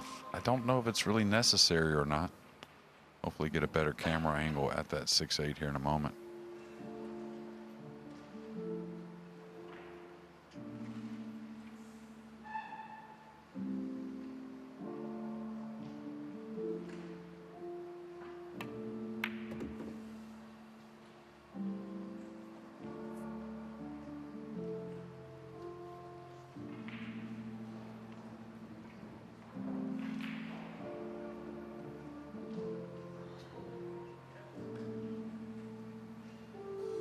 Remarkably, Albin Ocean hadn't even made the single elimination stage in either of the 2 previous stagings of the UK Open. Had to go through the loser's side to do it this time. Had a good win earlier today over Daniel Massiol, who beat him at the European Open last summer.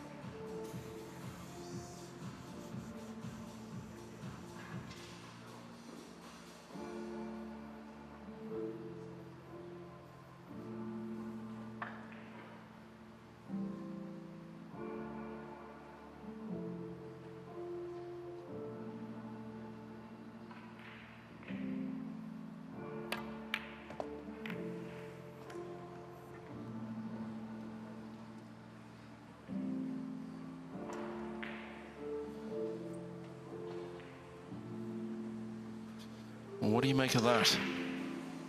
Well, I think it is cuttable, but very, very thin, as we can see.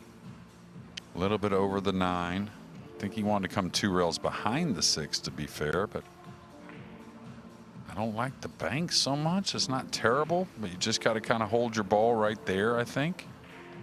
Very missable bank the way it lays, though, especially with the tight pockets. Could chip off the right and come 2 rails behind the 9.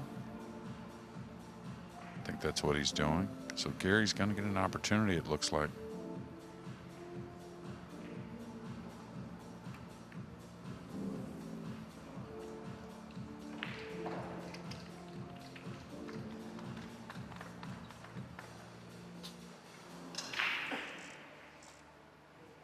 Gotta like it, though, if you're Gary, at least to get to the table. Maybe create something. Well, the pace it's gone. Must feel like he's not been there for a long time.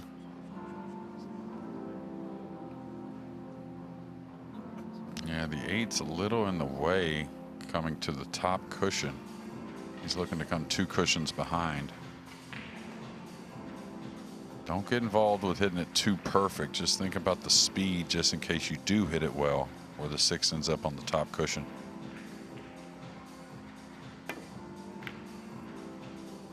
Well, this could get a little funny. It keeps traveling. Well, it's going to set up nice for Albin. What a great effort it's been from Gary Wilson, particularly given that the match didn't start all that well for him. He made the weekend, the final 16 of the UK Open last year. But right now, he's very much second favourite to do so this time. And really an awkward match. I mean, if we had the stats on it, balls pocketed, I think would be way in Albin's favor. Of course, the break shot, it's just been awkward for Gary. And then you figured him to get a little better chance to try and win the match after being up 9-7, but it hasn't been the case.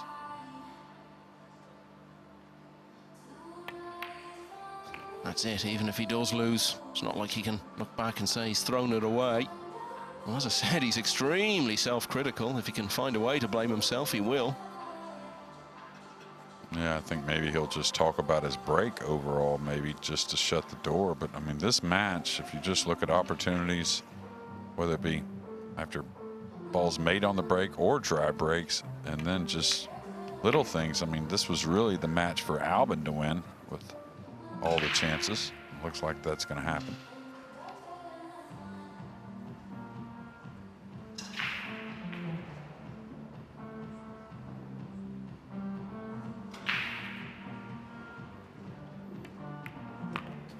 Well, he's cut a very frustrated figure at times in this match, but it looks as though he's going to come through. He's had so much success in the UK. He won one of his 2 world titles in this country. The UK Open hasn't been good for him in its previous 2 years. But maybe this is the weekend that's all going to change. A fine effort from Albin Ocean. He had to win all of the last 3 racks to see off Gary Wilson, and he has done. Ocean is the winner by 10 racks to 9, and he goes through to the last 16, where he will face Lu Ri Teng. Shane Van Bonin is on the hill now against Tyler Steyer at 9-7. Eklund Kachi might not be far behind. He has an 8-5 lead over Tolian Han. And Feder Gorst also marching towards the line, it seems. 7 racks in a row and a 7-1 lead over Bernie Regalario.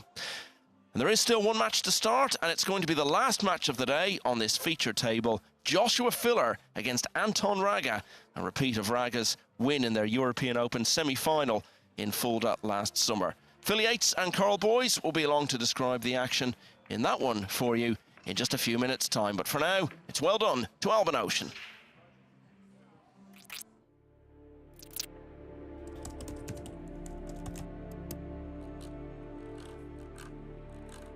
I'd have loved to have seen America versus the Philippines, Europe versus the Philippines.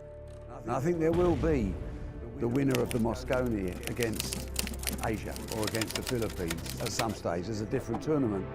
There's definitely something on another event to do with Asia versus the Moscone Cup winner, and that's all part of the bigger plan.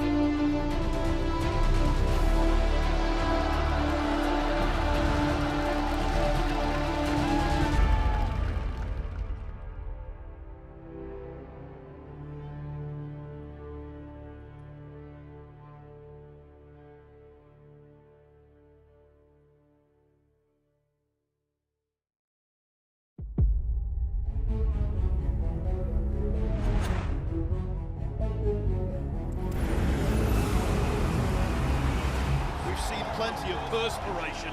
Now we're seeing inspiration. Listen to the noise. This is to tie the match up. It all would have been there for him.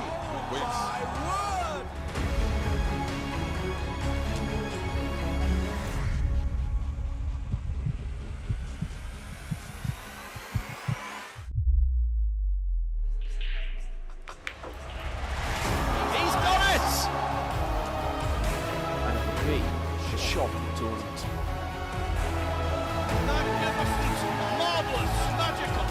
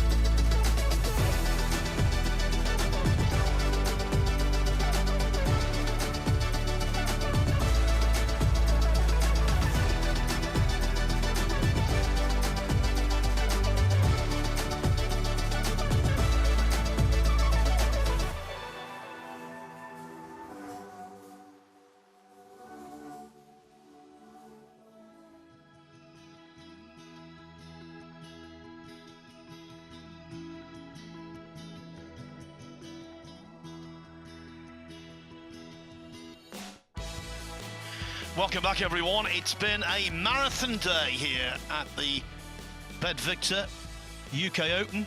The venue is the Telford International Centre. It is the third edition of this event, which is the first major world ranking event on the World Nineball Tour in 2024. Today, it was the last 64, which is completed. The last 32, almost over. And one of those through into the last 16, and it's a breakthrough for him. Denmark's Mickey Kraus. Really good performance from him. He beat Oscar Dominguez 10-9. Dominguez fighting back from 9-6 down to force a decider. That little bump off the middle pocket point made such a difference in terms of the difficulty or the simplicity of this 9-ball. And of course, Kraus knocked it in. So he goes through. Dominguez missing out on the possibility of more invaluable Mosconi Cup qualifying points. But he has been to the final of the Mexico Open and the Scottish Open this year already, Oscar, so he does have something to build on. As for Kraus, he goes through to tomorrow to take on Lithuania's Pius Labutis. Let me tell you about the last 16, how it's shaping up so far.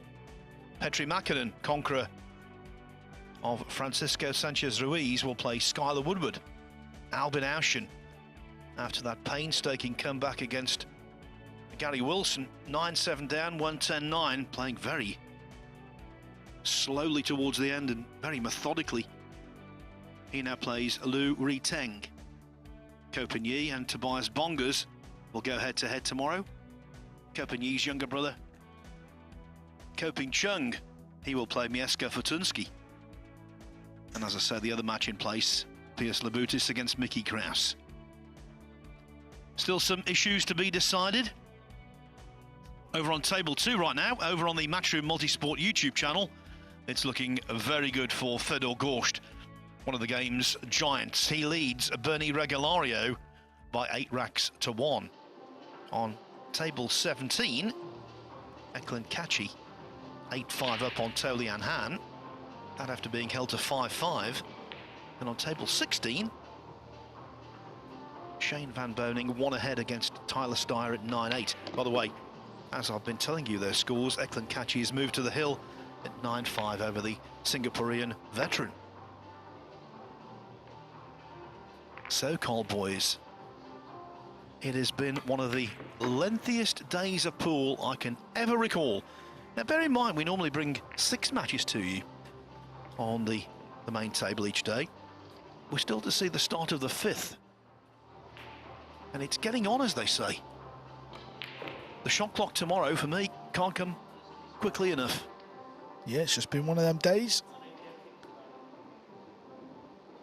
I think we've seen a lot of players just really struggle with their game out there. You know, other players, like on table 2, we've seen Skylar Woodward, he played awesome, to be fair. He really did. It looks like Fedor Gorst also is playing very well. He's on the hill, as you said, Phil.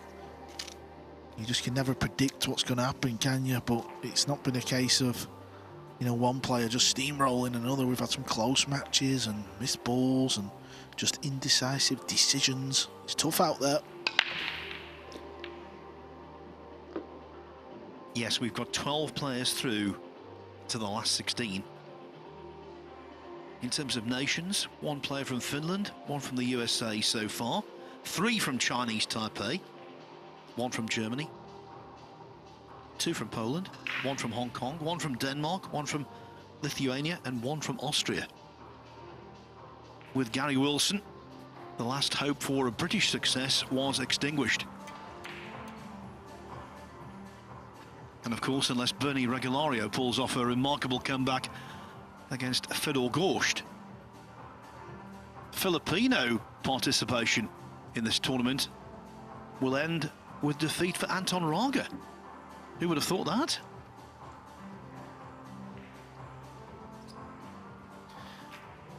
The one thing, you know, with Joshua Filler, the pace of play will not be pedestrian.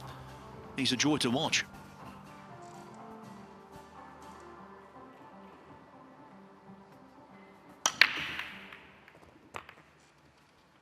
Well, straight away, Phil's going to get ball in hand to start this match off. The other thing, what I would say as well, actually, Phil, is when the break has been a struggle, when the players are not making the one ball, a lot of the layouts are becoming a little tricky. And if you look at this one, Raga's made the one and the cue ball, and the layout is actually very nice for Josh.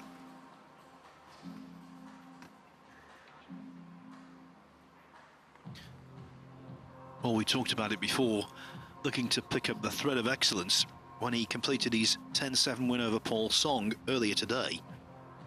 His dish to cross the line was magical. That wasn't particularly magical, knocking the 9 close to the 6.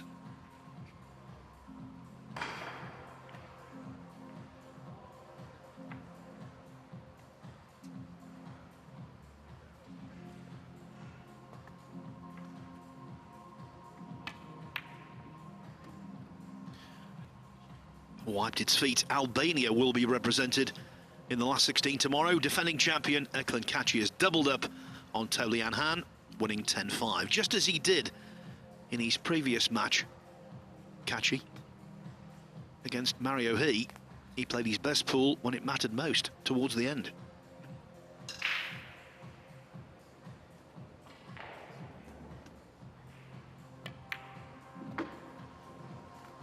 Took a gamble there, did Josh. Could have snuck in behind the 9 ball, but it hasn't. You can just see the potting angle.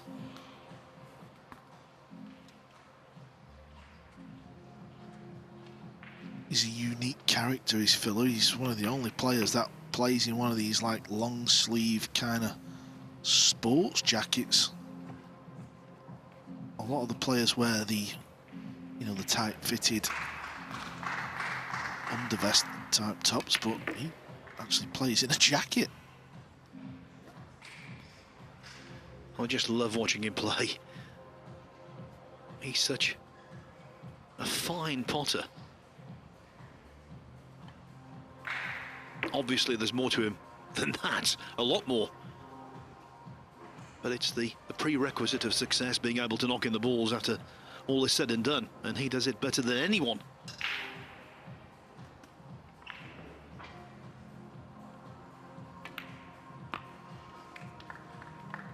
There it is, 1-0 filler in no time at all. So this is a match between two undefeated players. Filler had a bye in the first round, then he beat Arfan Dad 9-5. Luri Teng 9-3, and as I mentioned earlier, Paul Song from Atlanta, Georgia 10-7 earlier today. As for Anton Raga, he's had wins over Win, Hai Dang, Karl Naderberg, Alvin Angito. None of them comfortable, but it was in the last 64 earlier when he beat Nikos Economopoulos 10-3. Big news from out there on table 16. Tyler Steyer has taken Shane Van Boning to Hill. We'll keep you right up to date with the decisive rack that's coming up.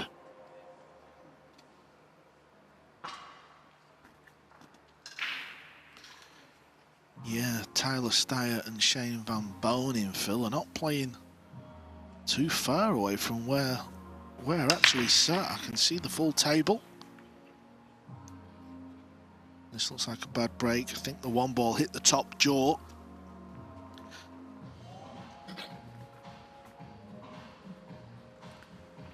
Yeah, it did, so just a slight misjudgment on the aim.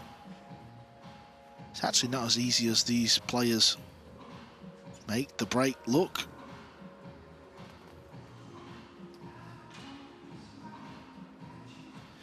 This is Pool's answer to Game of Thrones. It's the killer against the dragon.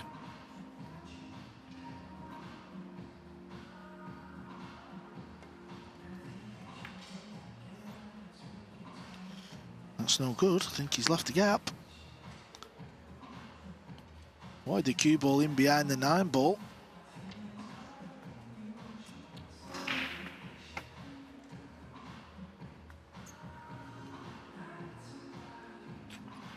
Raga knows what it takes to beat Filler over an extended distance. He did so in the semi-finals of last year's European Open before losing by the odd rack in 25 to David Al-Qaidi for the title.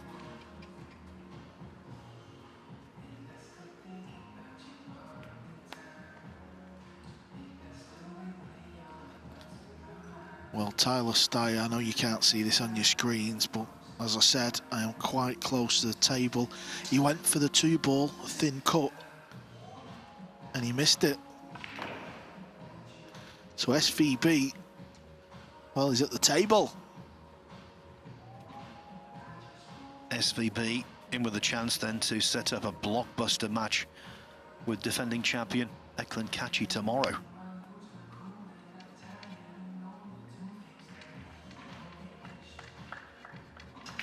The winner of this one, by the way, will face Victor Zielinski, who made short work of Carlo Biardo 10-5. Oh, Raga's going airborne. And he's nailed it. Tap on the knee from Filler. Look at this one, look at the distance. This has to hit the middle of the pocket. As does the next one.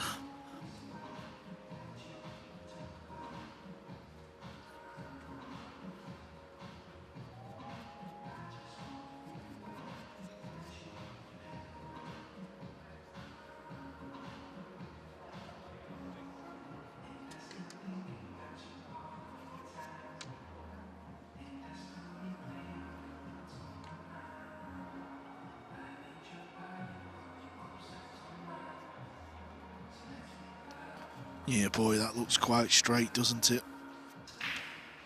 And it will be tight in the side. That gives you a perfect view, so he may play for the corner. Won't surprise me. SVB did pot that 2-ball fill I was talking about. I'm going to try and give you ball by ball radio style commentary on that take ball fill. I like it, Carl, I like it.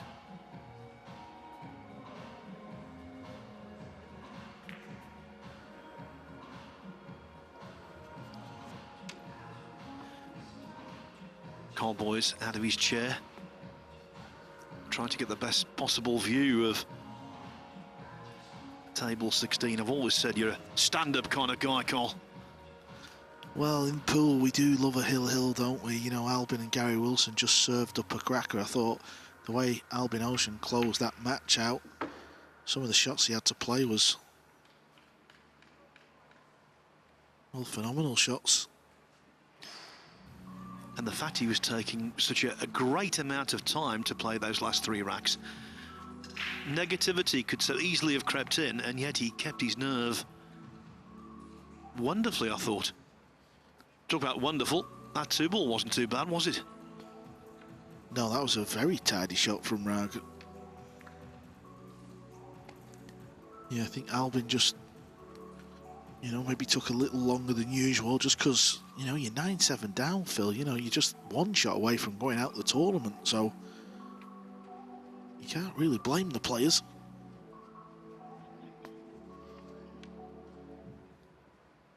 SVB is now on the purple 5-ball, just 5 balls remain. And a lot of the pool fans and some of the players that are in the arena, they've all crowded around that little area of the table. Pace looks good here from Anton Raga. USA have a second representative in the last 16 in the form of Fedor Gorst, who has closed out that runaway 10-1 win over Bernie Regulario. Let me tell you some breaking news. SVB has just missed a 5-ball up the rail. It didn't look that difficult either, Phil. He's rattled it. It stayed over the pocket. Tyler Steyer jumped out of his chair. He's got one of them tricky ones, you know, when the ball's welded in the depth of the pocket, and you've got to try and swing it round the table. Fedor Gorst with a 10-1 win, absolutely flying the Masters champ. Yeah, Gorst now plays Robbie Capito.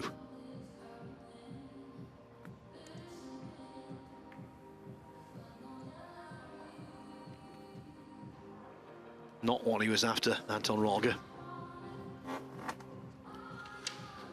Tyler Steyer got on the 6 ball, but he's landed on this 6 ball a very similar type of shot that got Tyler Steyer to the table when SVB missed the purple 5. Filler needs an angle on the pink 4. Well, doesn't look like he's got a great deal there. And there's no cheating these pockets, especially when you need a very crisp amount of base. Nineball pool is all about angles. You need angles. You can do so much on a pool table with an angle. You can manipulate angles as well with spin. Is he going rail first? Watch the cue ball. Yeah, that was very adventurous, Josh. Even for you, buddy.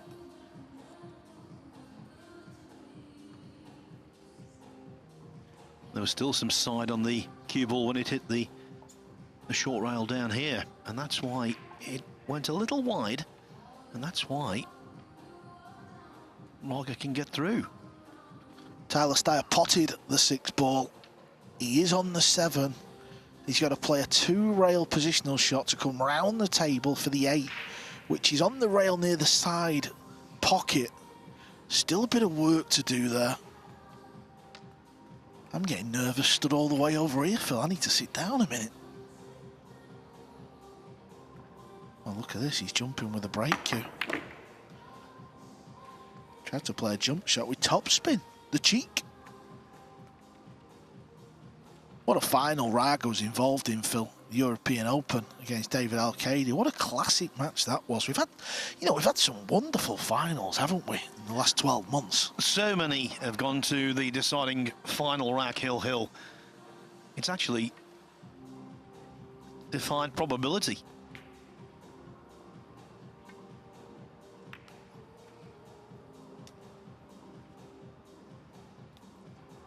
Quick update, Tyler Steyer is on the 8 ball, and it looks like he does have an angle.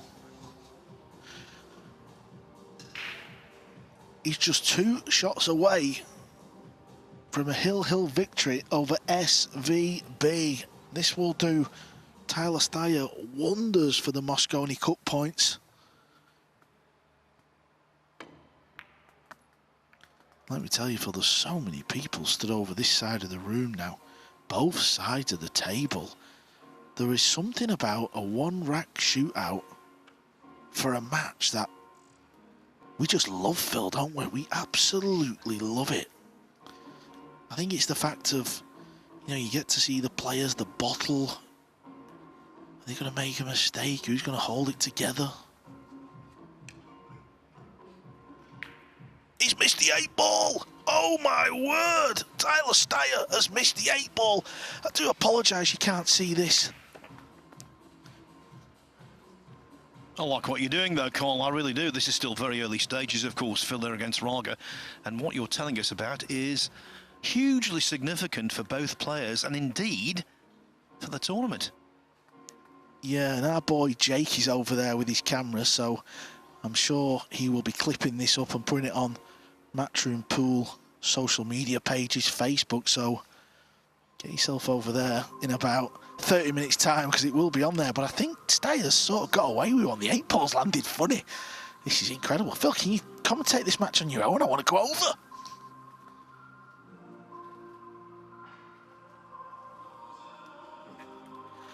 Well, this is a delicate one for Raga. Trying to slide in. Oh, he's played the knockout. He's forgot to pot the ball. Well, it's happening everywhere. There's drama everywhere. It's only the last 32, Phil.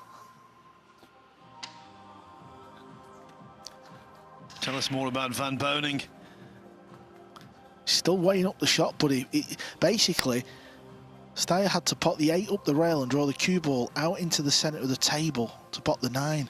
He rattled the 8, and the 8 has landed in front of the 9, so he can't pot the 8 past the 9, and he can't play a combo.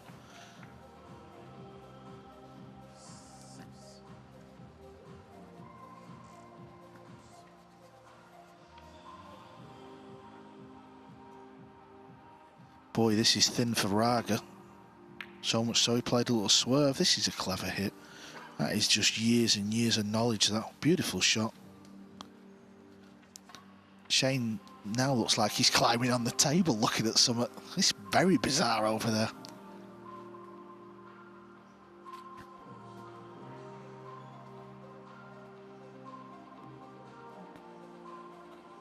Phil is trying to kick it off the top rail, kick and stick. I'll tell you what, Phil, he has improved at that shot immensely. Very rare he makes a mess of that type of shot. He gets the cue ball to stop so many times now. He has clearly been working on that shot in the practice room. Well, he's such a fine potter that if he can become a good safety player, let alone an exceptional one, just a good safety player, he becomes so hard to beat. Phil, SVB is down on the shot. Where's the cue ball? Oh, he's played a wonderful safety shot here, by the way. He's played a cross bank, swing the cue ball round the table. He's put the 8 on the top rail. He goes and sits back down, Tyler Steyer to the table.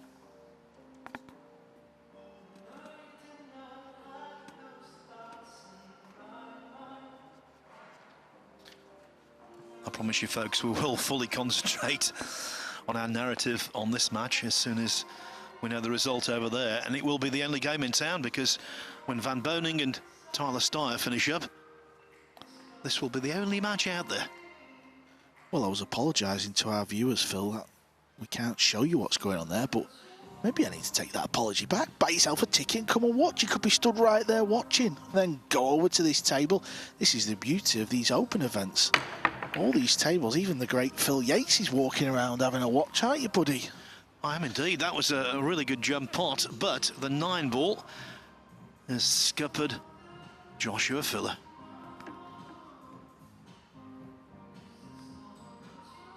Well, you could say the 8-ball scuppered him. Yeah, the fact that, you know, we're talking about shot clock, but I tell you what I do love, Phil, in that last rack, when it's hill-hill, I sort of love the idea of getting rid of the shot clock, because the players just take forever to take the shot. It really adds to the drama, I feel. It's quite bizarre. And Tyler Steyer looks like he's playing a full-length, thin snip. Surely not. This is horrible. If you miss the ball, you've lost the match. He's played it. That's what he's played, and I tell you what. Oh, he's played a beauty. What a shot he's played there. He's basically sent the cue ball thin off the 8 that's on the top rail. 2 rails with the cue ball back down where SVB left him. SVB's shaking his head, he can't believe it. Well, what do you play here if you're Anton Raga on the 7? Trying to chip off the left edge and use the 9 to play the snooker, I believe.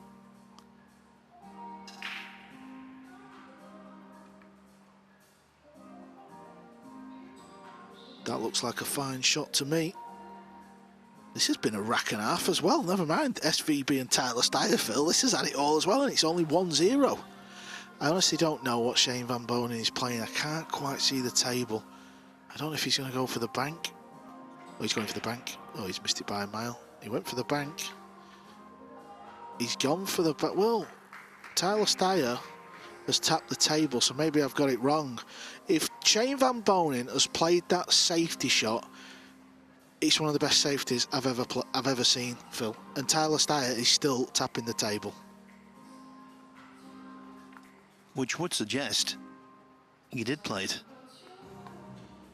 He's basically treble banked the 8 back up to the other end of the table, and it's sat right in the middle rail, the short rail, and the cue ball's on the other short rail. What a rack.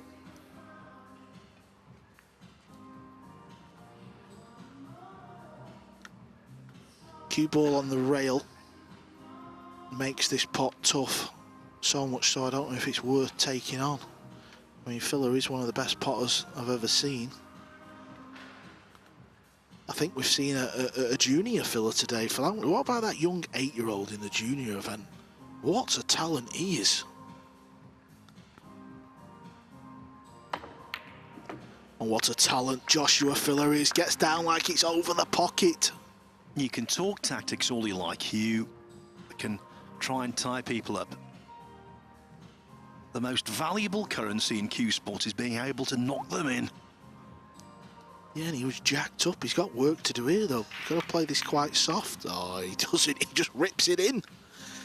Maybe he wants to watch the end of SVB's rack as well. Tyler Steyer yet to play a shot after that safety shot from Shane.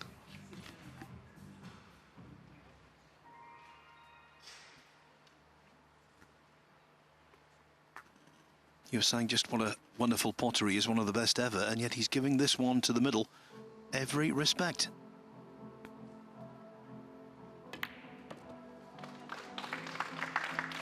(2-0). That was hard fought.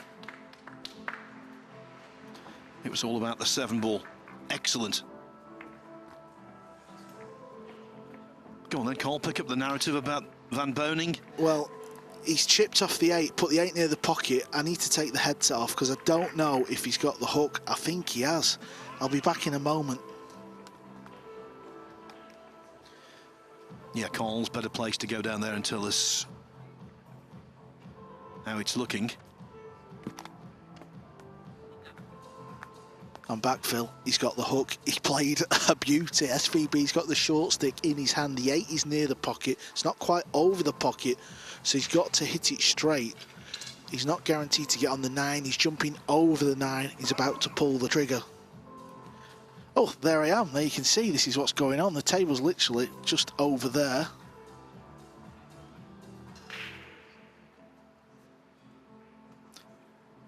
Don't think this isn't lost on Joshua Filler, but he's keeping his own concentration very well.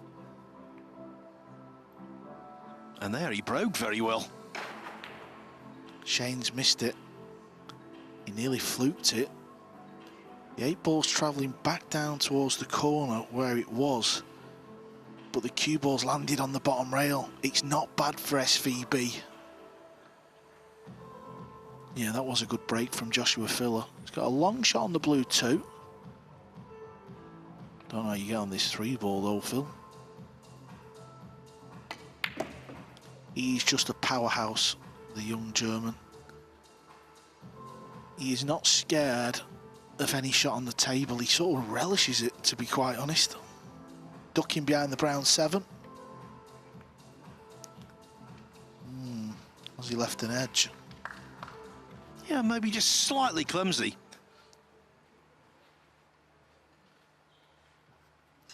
I know our viewers watching around the world will be desperate to watch this rack unfold. I promise you, if you head over to Matchroom Pool Socials, I will make sure Jake clips this rack up. It's been insane, the end of this rack.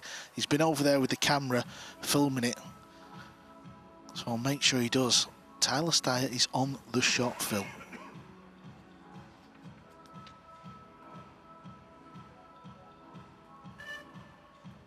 Remember, Steyer has missed the 8 ball on one occasion already. And he's just missed it again. It wasn't easy. He went for the far corner. Listen, a few people were talking about these pockets, but I tell you what, on a big pocket table, you do not have a rack like this, what we're seeing at 9-9. It has been sublime. SVB's at the table. He's got a little thin cutback on the 8 ball. He's feeling it. He's getting the cue ball cleaned. Do you fancy him to get it? I don't know. I'm too nervous. I can't make a decision. Oh, that was nice. He's come through the gap as well. He has come through the gap as Filler. It was a small gap between 9 and 7 to knock in the 3.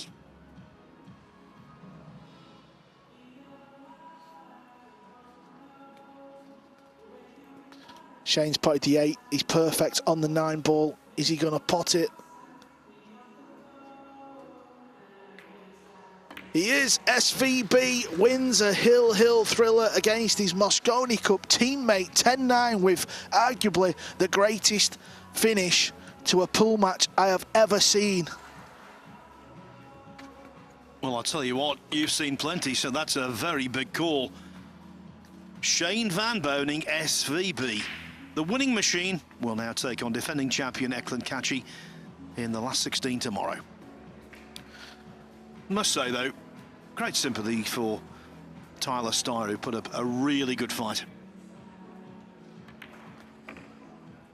I know Jake was there for the full end of that rack. I'm going to make sure he clips that up on the socials. Head over there in about 15 minutes time. You'll see the end of that rack. It was sublime. As is this so far from Filler. Filler filling up the pockets, as he invariably does.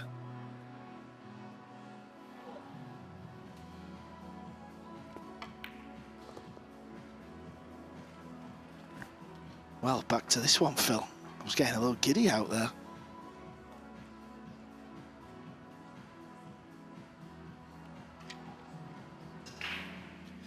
So many of the big hitters still involved in this tournament, but boy, we've seen some close shaves.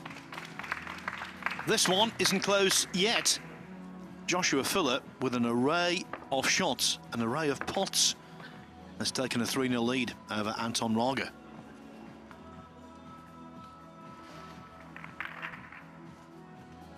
So regardless of the outcome of this match, I can tell you that jointly the USA and Chinese Taipei will have the largest number of players in the last 16.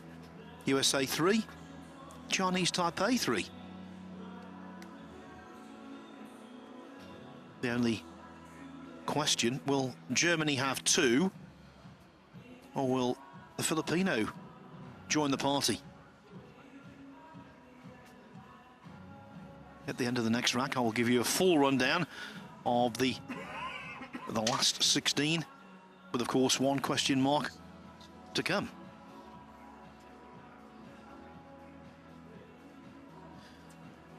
If Filler could replicate his break off from rack 3, he would love it.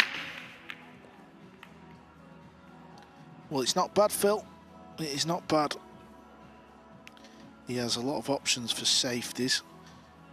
I think if he goes for the pot, the cue ball will hit the pink 4. That's hard to control the cue ball then.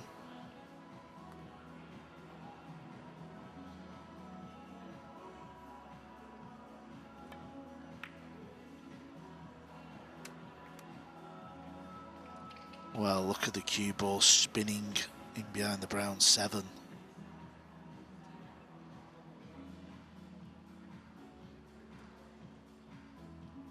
He's putting the hurt on Raga. Yeah, I know it's still quite early in this match, race to 10 for a place in the last 16, but that man there has the ability rather to just blow you off the table in no time.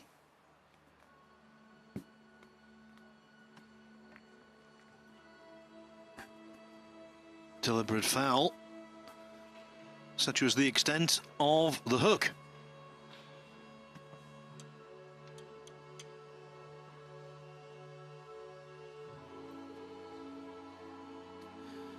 I think there's another point to be made here. The fact that this is now the only match being played, therefore all of the remaining crowd gravitates around it. I think that will be just up Filler's street. He's normally at his best when he's centre stage, the centre of attention.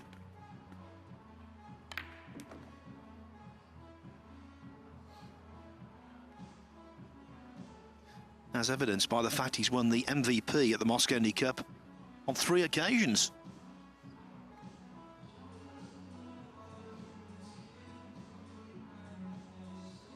Yeah, that is one tournament he absolutely lives for, the Mosconi Cup.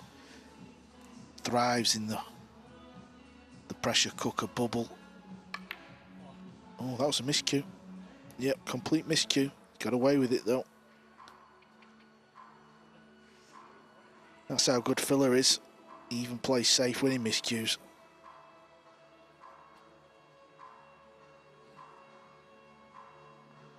Now in snooker, when a player miscues, sometimes they lose a little faith in their Q-tip for a while. Is that the case in this as well? No, usually the players would have some sort of tip tool in the bag, so they'll just go, you know, over to the case and just rough it up, stick a bit of chalk on it, you're good to go. However, if you have some sort of draw shot moving forward, it might just sneak into your brain. But I don't think it will affect Filler. He isn't that type of character, is he?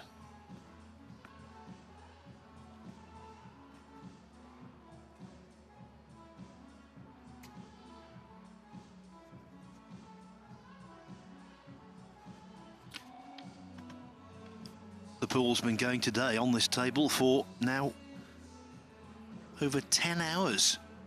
And this is still early stages of match 5. To say it's been intense would be an understatement.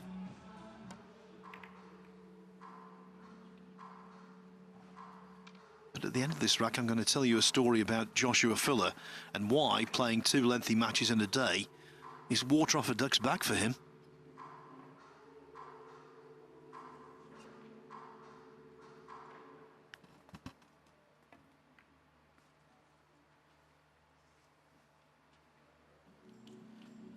Anton Raga is just simply kicking at the balls at the minute. Yeah, he's trying to hit where his finger is now, and then he's tried to hit the right-hand side of that red ball. That way, the red ball goes up the top end of the table, and hopefully the cue ball hits the 8 full and hooks him behind the 9. Well, that was a good effort. It just slid away from the 9.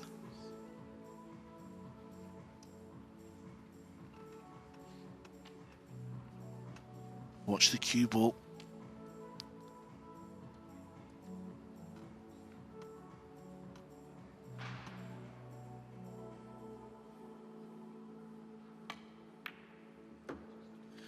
We've seen that kind of pot missed time and again over the course of the last 4 days, and yet Filler knocks it in as though it was the biggest pocket he'd ever encountered.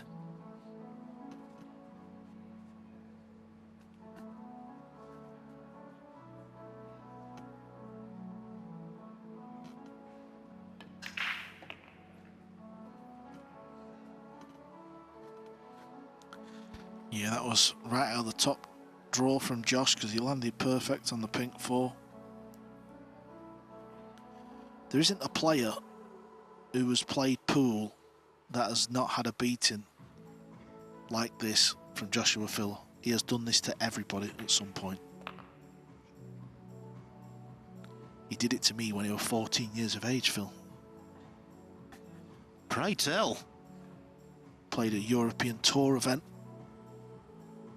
I'd heard a lot of good things about Josh. I'd actually played him before that, thinking about it. We played a club event in Holland. I beat him, but it was quite close. He was only a young kid, and then maybe it was a year later. He was about 13, 14. I think he beat me 9-3 or something in about half an hour.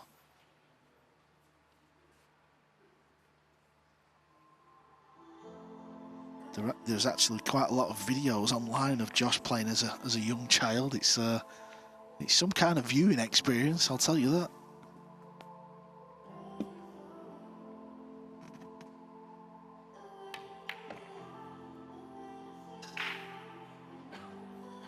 These 4 racks have been a showcase for the 26-year-old German. 4-0. Now, we were talking about his stamina. Well, it's not an issue. What happened at the Derby City Classic back in January, I think, defied belief. He won the Bigfoot Challenge on the larger table. Then, when it came to the 3 disciplines that determined the master of the table, he was 3rd in the 1 pocket, won the banks, and then won the 9-ball as well. Now, the 9-ball was supposed to finish on a Sunday night, I believe. It finished at lunchtime on the Monday. They played all the way through the night, and he ended up winning that. It was a remarkable performance. So he won Master of the Table, Banks, 9-ball, 3rd in the 1 pocket, winner of the Bigfoot. That is quite some Derby City Classic.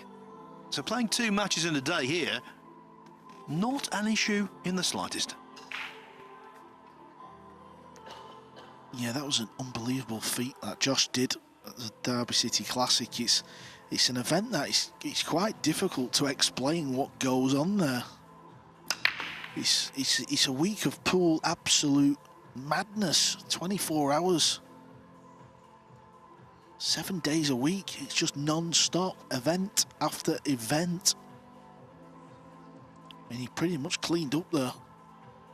Yes, with absolutely huge entries, massive fields for everything.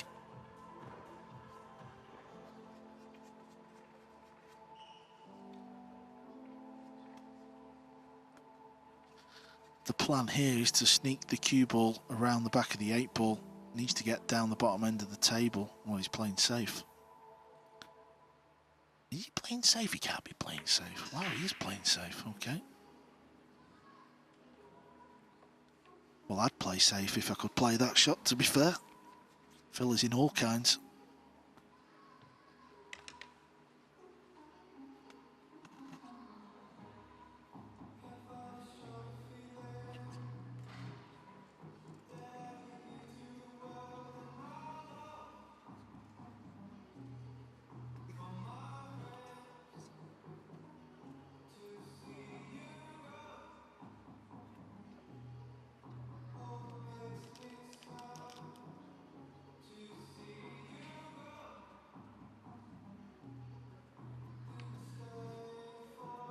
Shane Van Burning walking past our commentary position. Must be feeling so good after coming through that epic battle. If you're just joining us, he defeated Tyler Steyer 10-9 after what was a battle royal in the deciding rack. Battle royal on the 8 ball. What a kick shot Phil has played there to hit the full ball from that angle. The safeties will keep coming. He's let this 1 ball sneak out though. He will be striking down on the cue ball.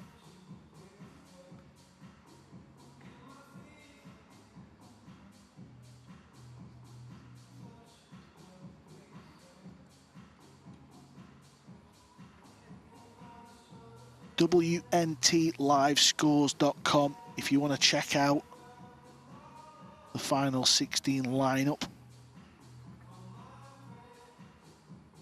Head over there, sign up. You can keep on track with all the live scores and the draws for future events. It's actually very handy, isn't it, Phil? You spend a lot of time on there while he comes, updating. Yes, of course. When we started out this week, we had 26 tables going on, so you need that in front of you to be able to get everybody up to date.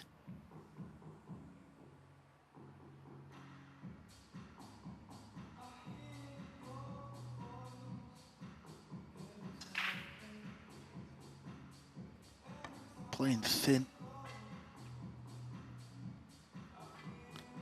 He has an array of shots.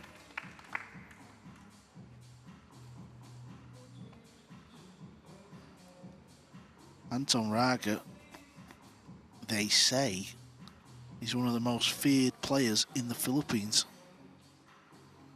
We would have to believe him. But at the minute, he's being schooled.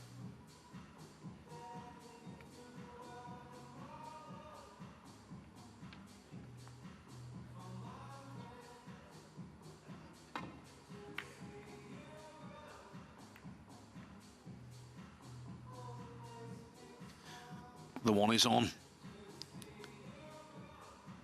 So hard to get a kick safe there. He just took a gamble. Can't really blame him.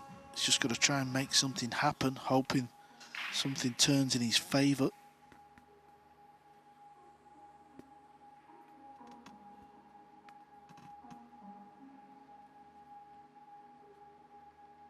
Screwing back for the 2-3 combination. But getting into that cue ball too much. He'll play the bank shot here, Phil. He can play a 2-way bank. Bank it into the top right corner, hook him behind the 6. If you miss the bank, you've got the hook. If you make it, you're on the 3.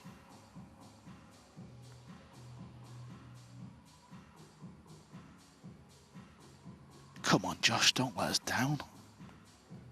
It's there, this one. And he is, as I said before, the Derby City Classic Banks champion. Reigning.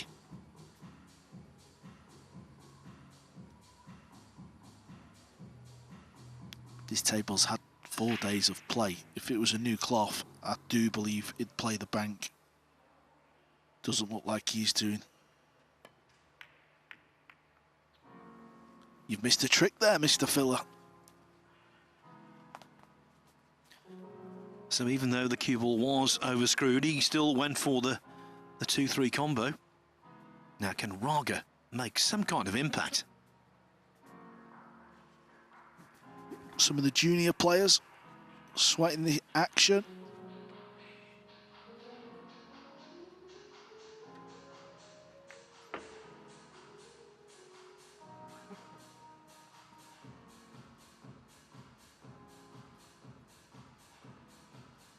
This must be one of a kind, this, Phil. This is the last table in the whole arena. I don't think this has ever happened before, has it?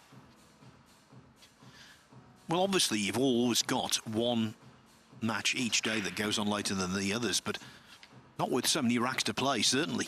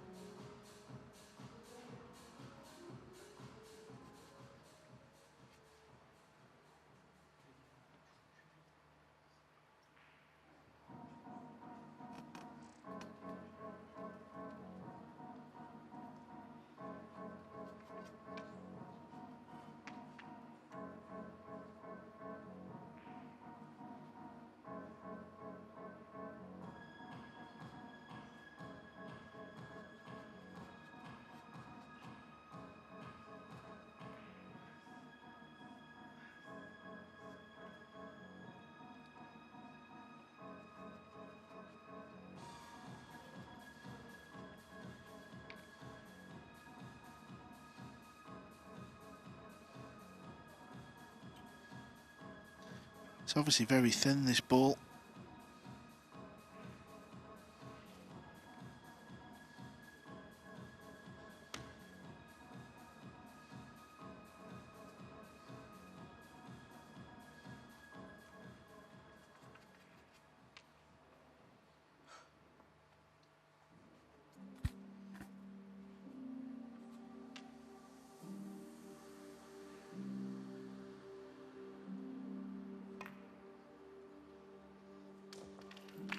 Yeah, well done.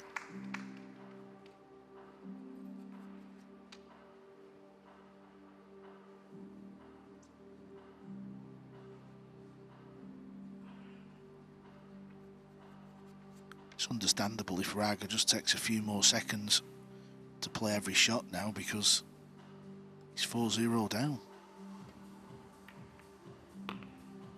7 needs to get out of the way. Which it has done. You can still pot the 6.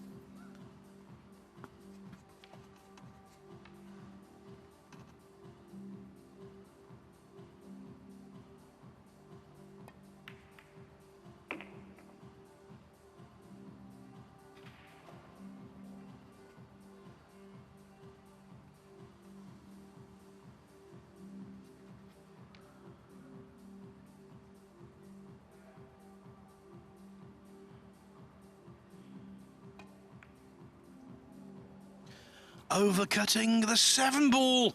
The head goes down. Joshua Filler like a ground out of the traps.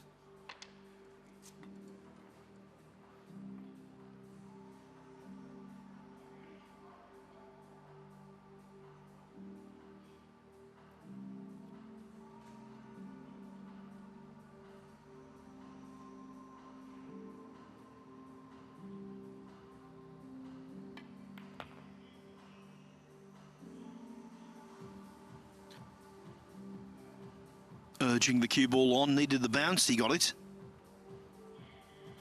But any shot into the middle pockets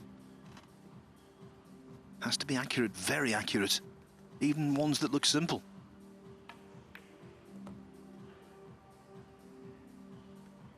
Timed it nice, didn't it?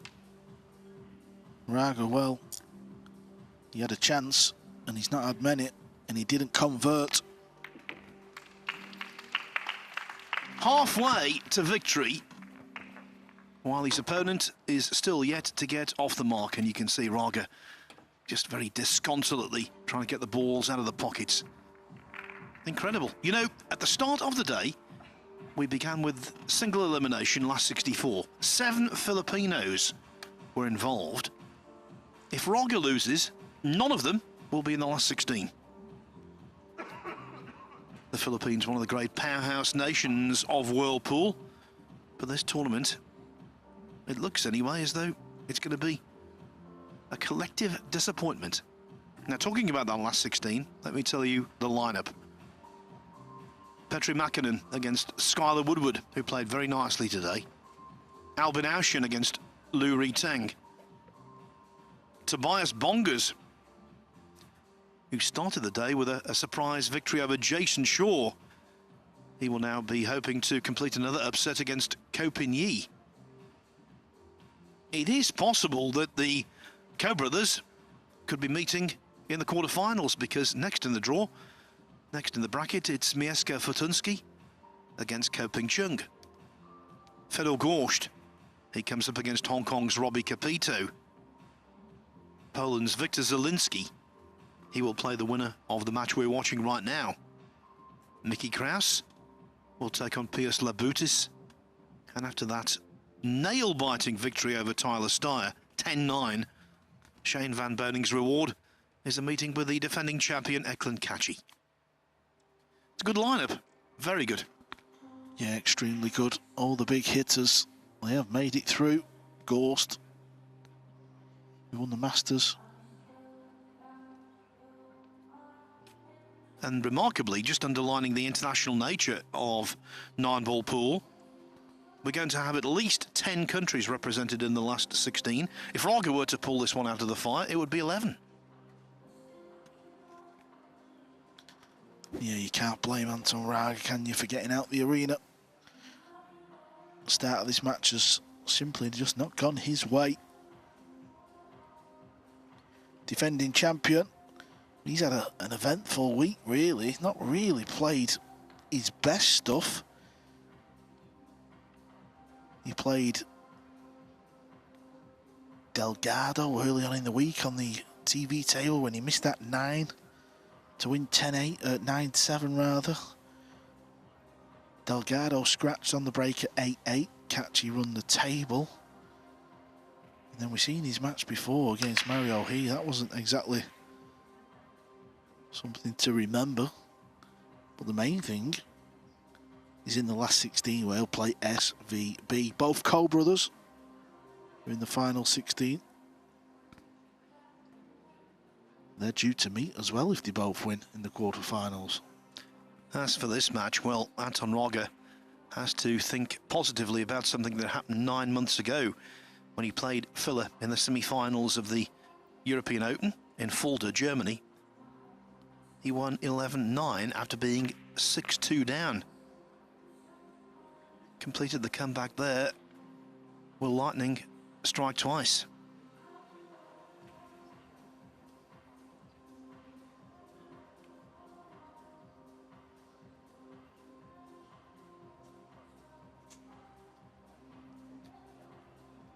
The direction of this match, Carl, you have to think no. Because Filler's clearly relishing this. Yeah, when does Filler just not play a part in any tournament, Phil? He didn't win the Masters, but he lost 13-12 in the final.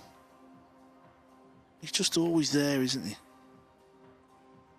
Always thereabouts. Here he is again, trying to beat Raga to get through to the final 16 on the Saturday.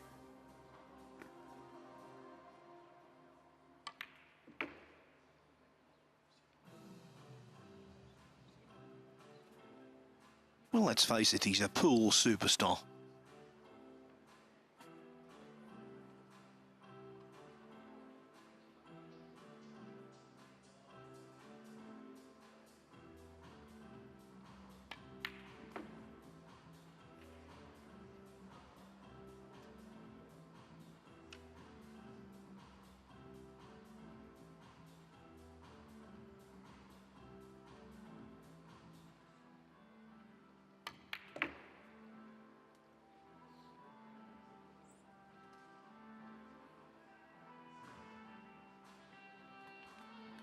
Yeah, got a bit too much into the cue ball there. Didn't want to be nearly straight.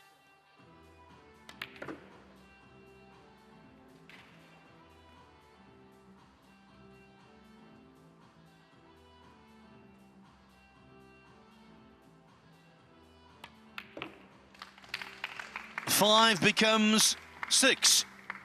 That's 6-0. Anton Raga just can't get going, can't get on the board, can't ruffle Filler at all. You know, you look down at Filler's record. He's still only 26 years of age. In 2018, he won the World Nineball Championship, defeating Carlo Biardo in the final. The following year, he won the US Open, overcoming Wu Chang. In 2021, Darren Appleton and Carl Boyes came so close to winning the World Cup of Pool, but they were denied by, you've guessed it, Joshua Filler and his partner Christoph Reichers. Then in 2022, the inaugural staging of this event, Filler came good. That same year, 2022, World Masters was the title for Filler, beating Loho Sum in the final. Throw in 3 Mosconi Cup MVPs, and you can see a portfolio of greatness in the very biggest events.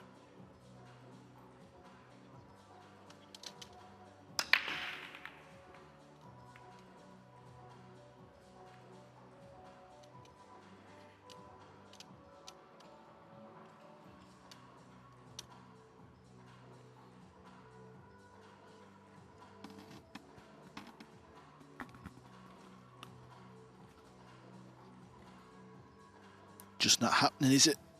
Drive break, hooked on the one. I think he's going for the short cue. Yeah, he's really trying to make something happen here, and you just can't blame the man, can you?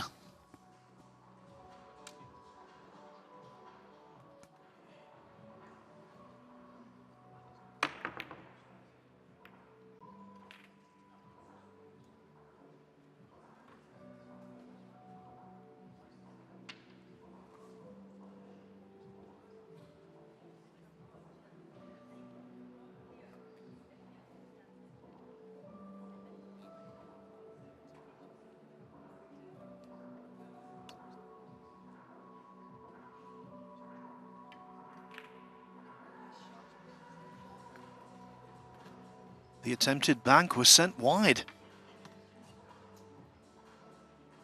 Filler disgusted with that because he knows had that gone in, everything was there again.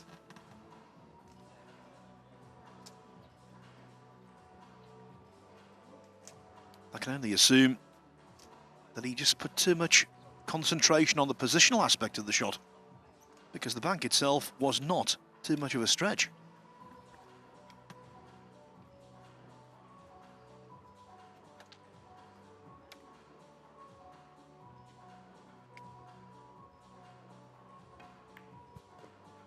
Watch outside pocket. Oh, he's caught the point. I suppose it's better than scratching Phil, isn't it? He can play the one rail kick in behind now.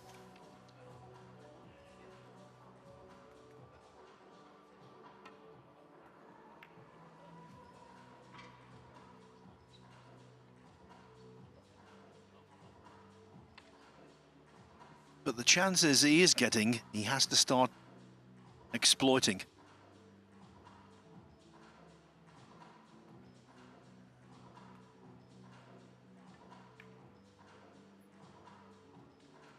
You see, there's no let up from Filler, although he's not happy that the cue ball, even though it's behind the 5.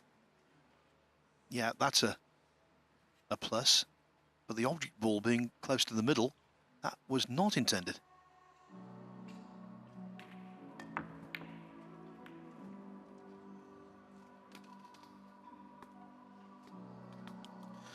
At least he's not left the pot.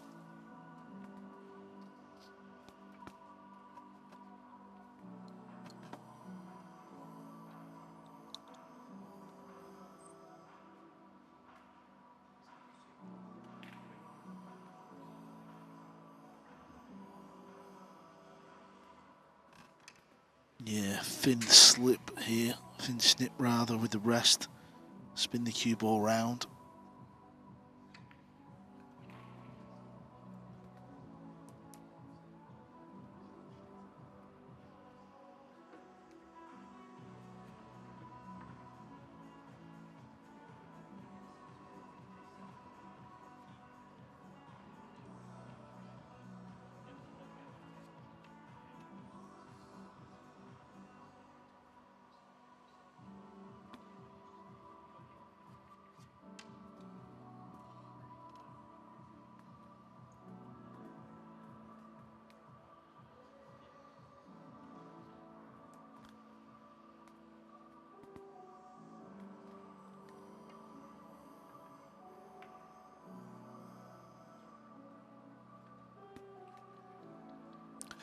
So good at playing these little delicate shots just to lay the hook.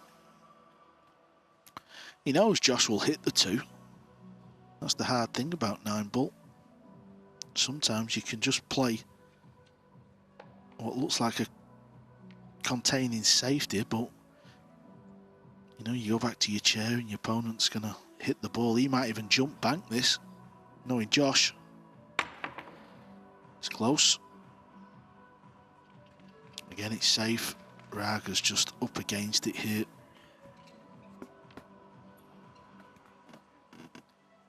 There have been some misjudgment, but there's no real hint of sustained weakness from Filler.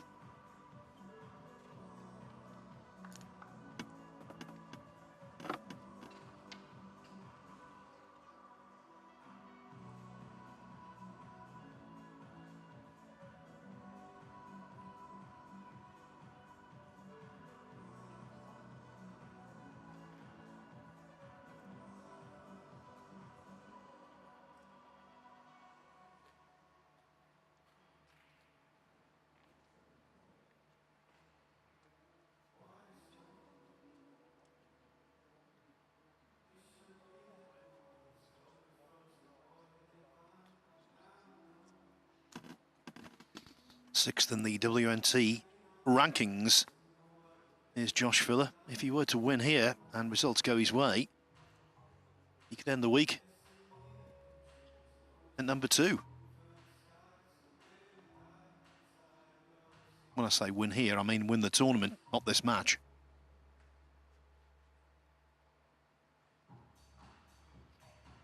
Francisco Sanchez Ruiz, number 1, is out. But there's number 2, 3, and 5 are still in. Now then, ball in hand for Raga. What can he do? Well, he's got to do something with the red 3 ball, hasn't he? If he plays the combo to pot the 7, he's got to control where the 3 ball goes.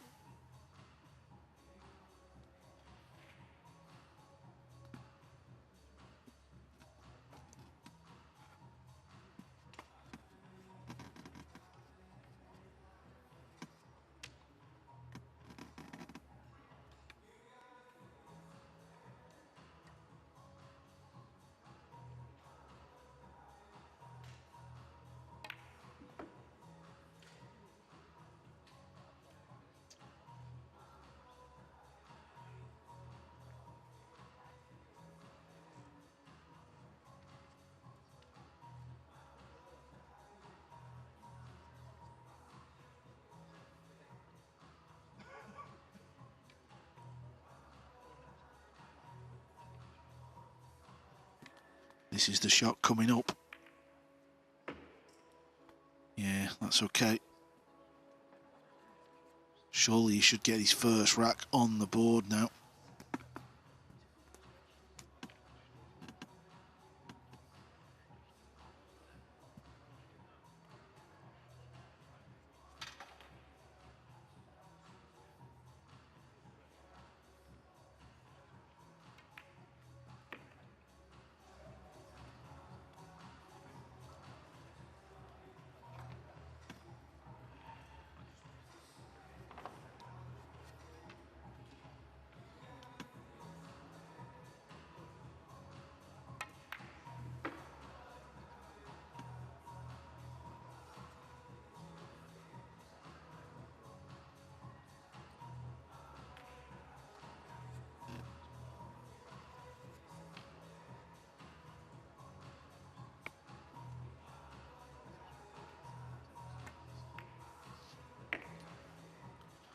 Well, he's decided to go near the rail with this.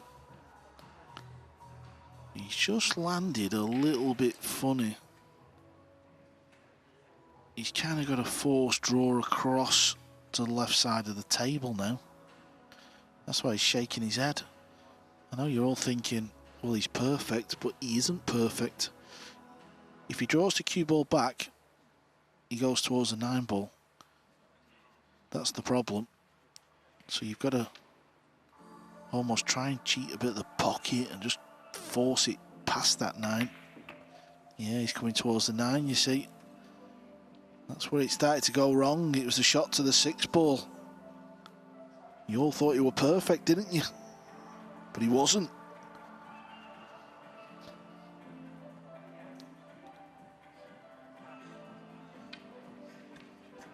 Well, if he fails to win this rag, Anton Raga, if he goes 7-0 down, you have to wonder whether he's going to win anything. The whitewash would be on the cards.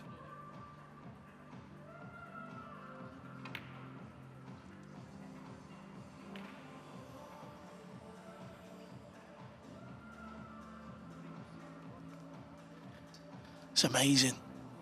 It really is. He looks set to win his first rack.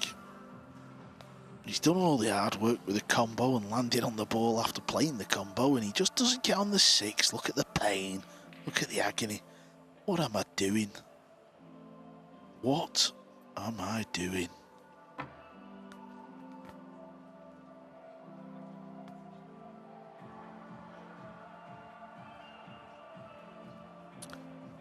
Just over 3 weeks to go to the World Nineball Championship and the blockbuster event in the city of Jeddah, Saudi Arabia. He's played this, Phil. He's actually played that shot. Oh, you've got to be joking. Listen, that is a shot on a pool table. You think he's fluked it. That is a shot we practice and mess about with, I can assure you. That is unbelievable from Filler. If he misses the pot in the side pocket, it goes on the top rail.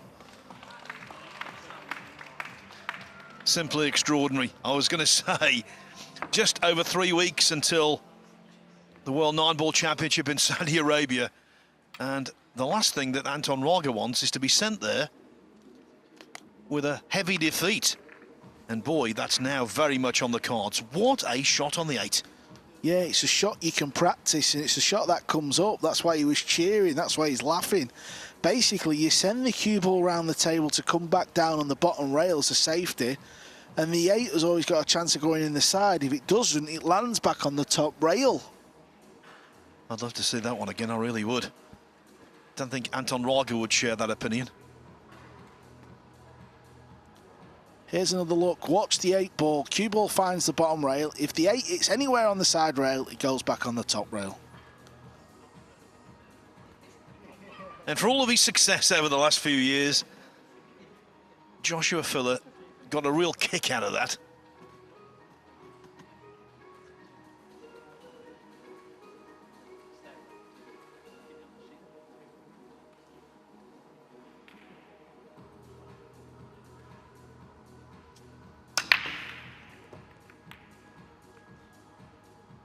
And look at this. It's as though the pool gods have said, you've entertained us, Josh. We'll give you a very nice break.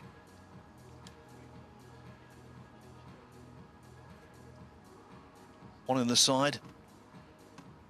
2, 3, 4 in the open.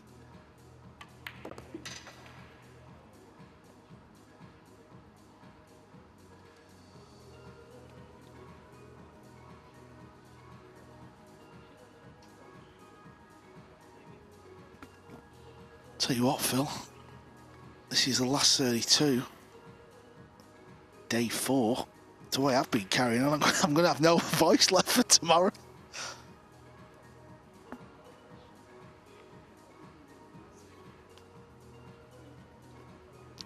After the SVB and Tyler Steyer last rack, and then that filler shot, what he's just played off.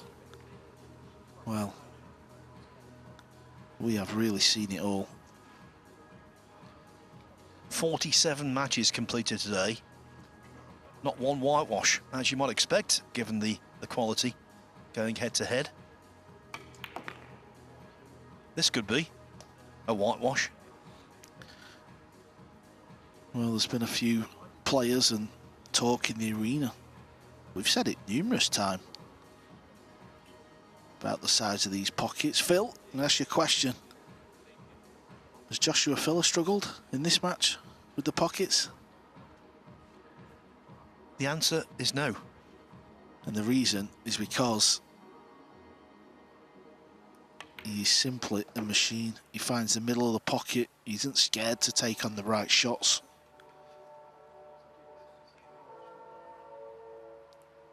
Yeah, he plays to win. He doesn't play to avoid losing. There is a distinction. Yes, you need to be cautious, circumspect at the right times, and he is. But ultimately, to be a true champion, right at the top of a sporting tree, you need to have that X factor, and he's got it in abundance. After that remarkable 8-ball in rack 7, it's a break and run out in the 8th. Joshua Filler, 8-0 up on a fine player in Anton Raga.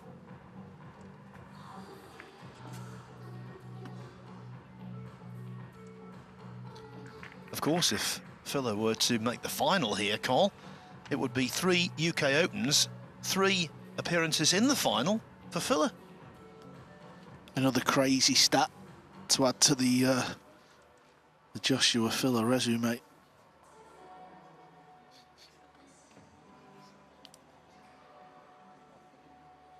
Nothing's easy, though.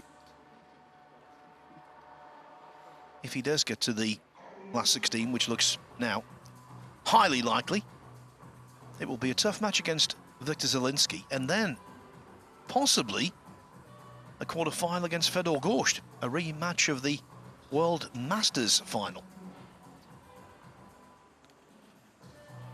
Well, we didn't see this one coming. Joshua Filler breaking at 8 racks to 0 up, and here comes the 2-ball. He's going to nestle up for a shot. Pink 4 is a problem. He's got to get on that, and I think it only goes in one corner pocket. If there's a positional solution, he will try his best to find it.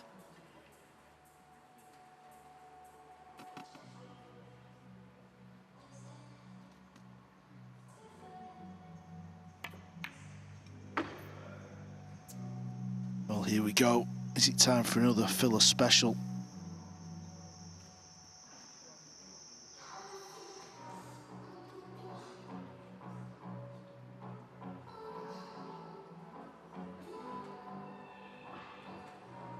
Going forward with a cue ball, a little bit of left. Yeah, he's just fired one in to the rail. He is human.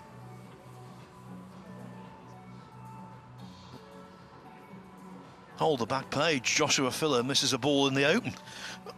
Listen, it is difficult out there. I never appreciated how difficult it really is until this week, just because I pulled the cue out. I've tasted it out there. If you are not cueing well or feeling good, this setup of the table and this break will make you look very silly.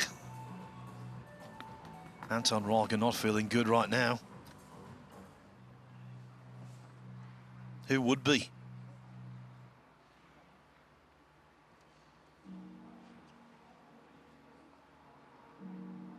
But look at the filler mentality. There is no taking his foot off the gas, no slacking of concentration.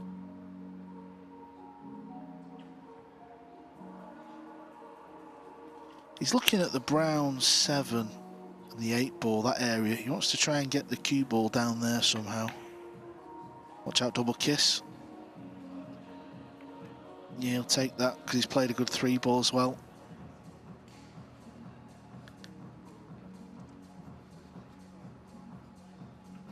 Yes, and by kissing out the pink 4, it means if he does get a chance here, the table is easier to run. Yeah, I'm just looking at Phil's laptop here. I'm just scoping out the draw. I'm presuming Phil is going to win from 8-0 up. If he does, he slides into the bottom half of the draw to play Victor Zielinski. The winner of Zielinski filler plays the winner of Capito and Ghost.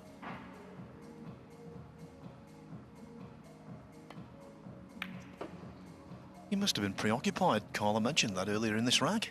You never listen to me.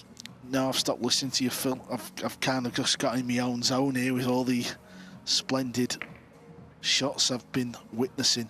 The reason why it hit my brain and I started to think about it, I was thinking about how much Joshua has achieved and how I feel like he let the final slip at the Masters. I think he should have won that final. He had all the opportunities, all the chances to, you know, to get a big lead on course, and he made a few silly decisions. I think he wants to rectify that. That was a bit lazy, but he does have an angle.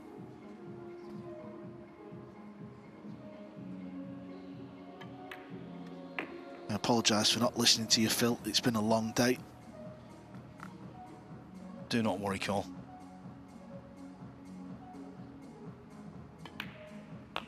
Anton Raga should worry, though. He's on the cusp of being whitewashed by an inspired Joshua Filler. It is 9-0. Filler's trying to put the donut on Raga. Will this be the last time King Julian, our referee, racks the balls?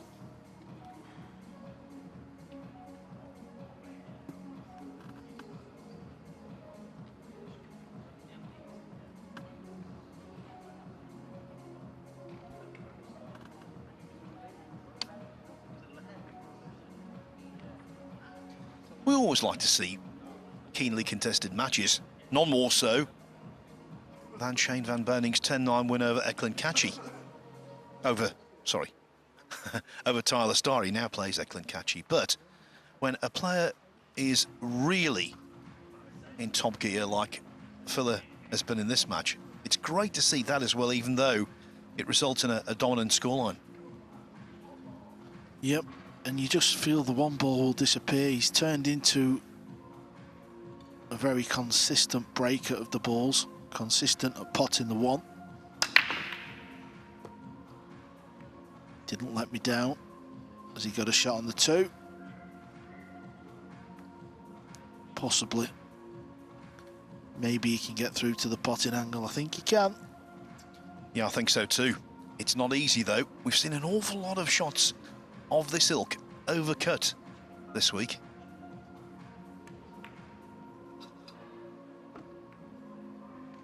It was heading in that overcut direction, but not by much. And now the writing's on the wall. Yeah, that 2 ball, you tell yourself you can't afford to hit the bottom rail. Aim the far jaw from that angle.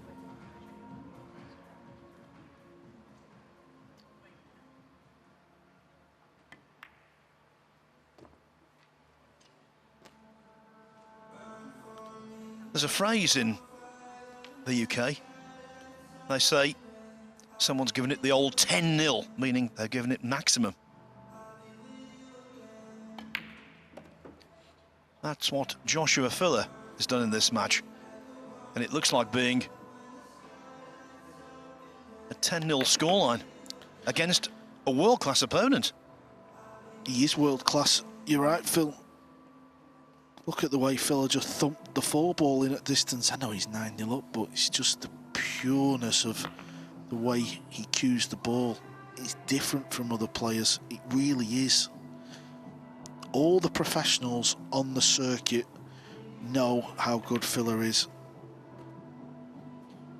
And because he is such a winning machine and such a champion, he'll take great delight in winning 10-0. It will mean something to him. Increase the satisfaction quota.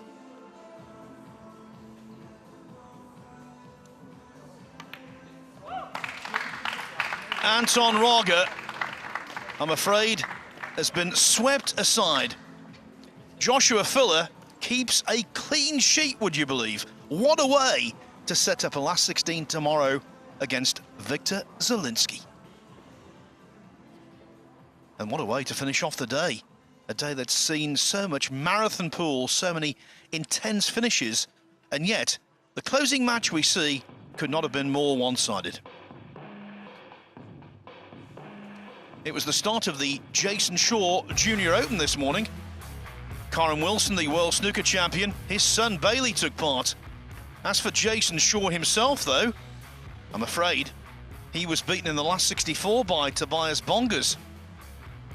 Barry Hearn was in attendance as this UK Open, now in its third year, produced some keenly contested matches.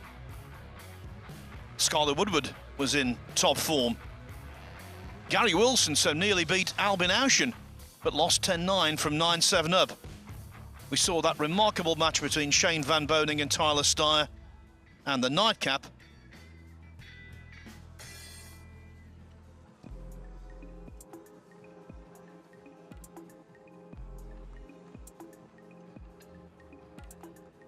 Skylar Woodward will take on Petri Mäkinen. Lou Ritang will take on Albin Auschen. It's Ko Pin Yi against Tobias Bongers. Ko Ping Chung against Mieszka Fortunski. In the bottom half, Fedor Gorst against Robbie Capito. Joshua Filler, full of confidence, he takes on Victor Zielinski. Mickey Kraus will play Piers Labutis. And finally, the great Shane Van Boning is up against the defending champion, Ekland Kachi. It is a mouth-watering lineup. We're on air tomorrow at 12 noon local time. Until then, from me, Phil Yates, and all of the commentary team here in Telford, it's a very good evening. 256 pool players, 6 days, non-stop, 9-ball pool action here at the UK Open.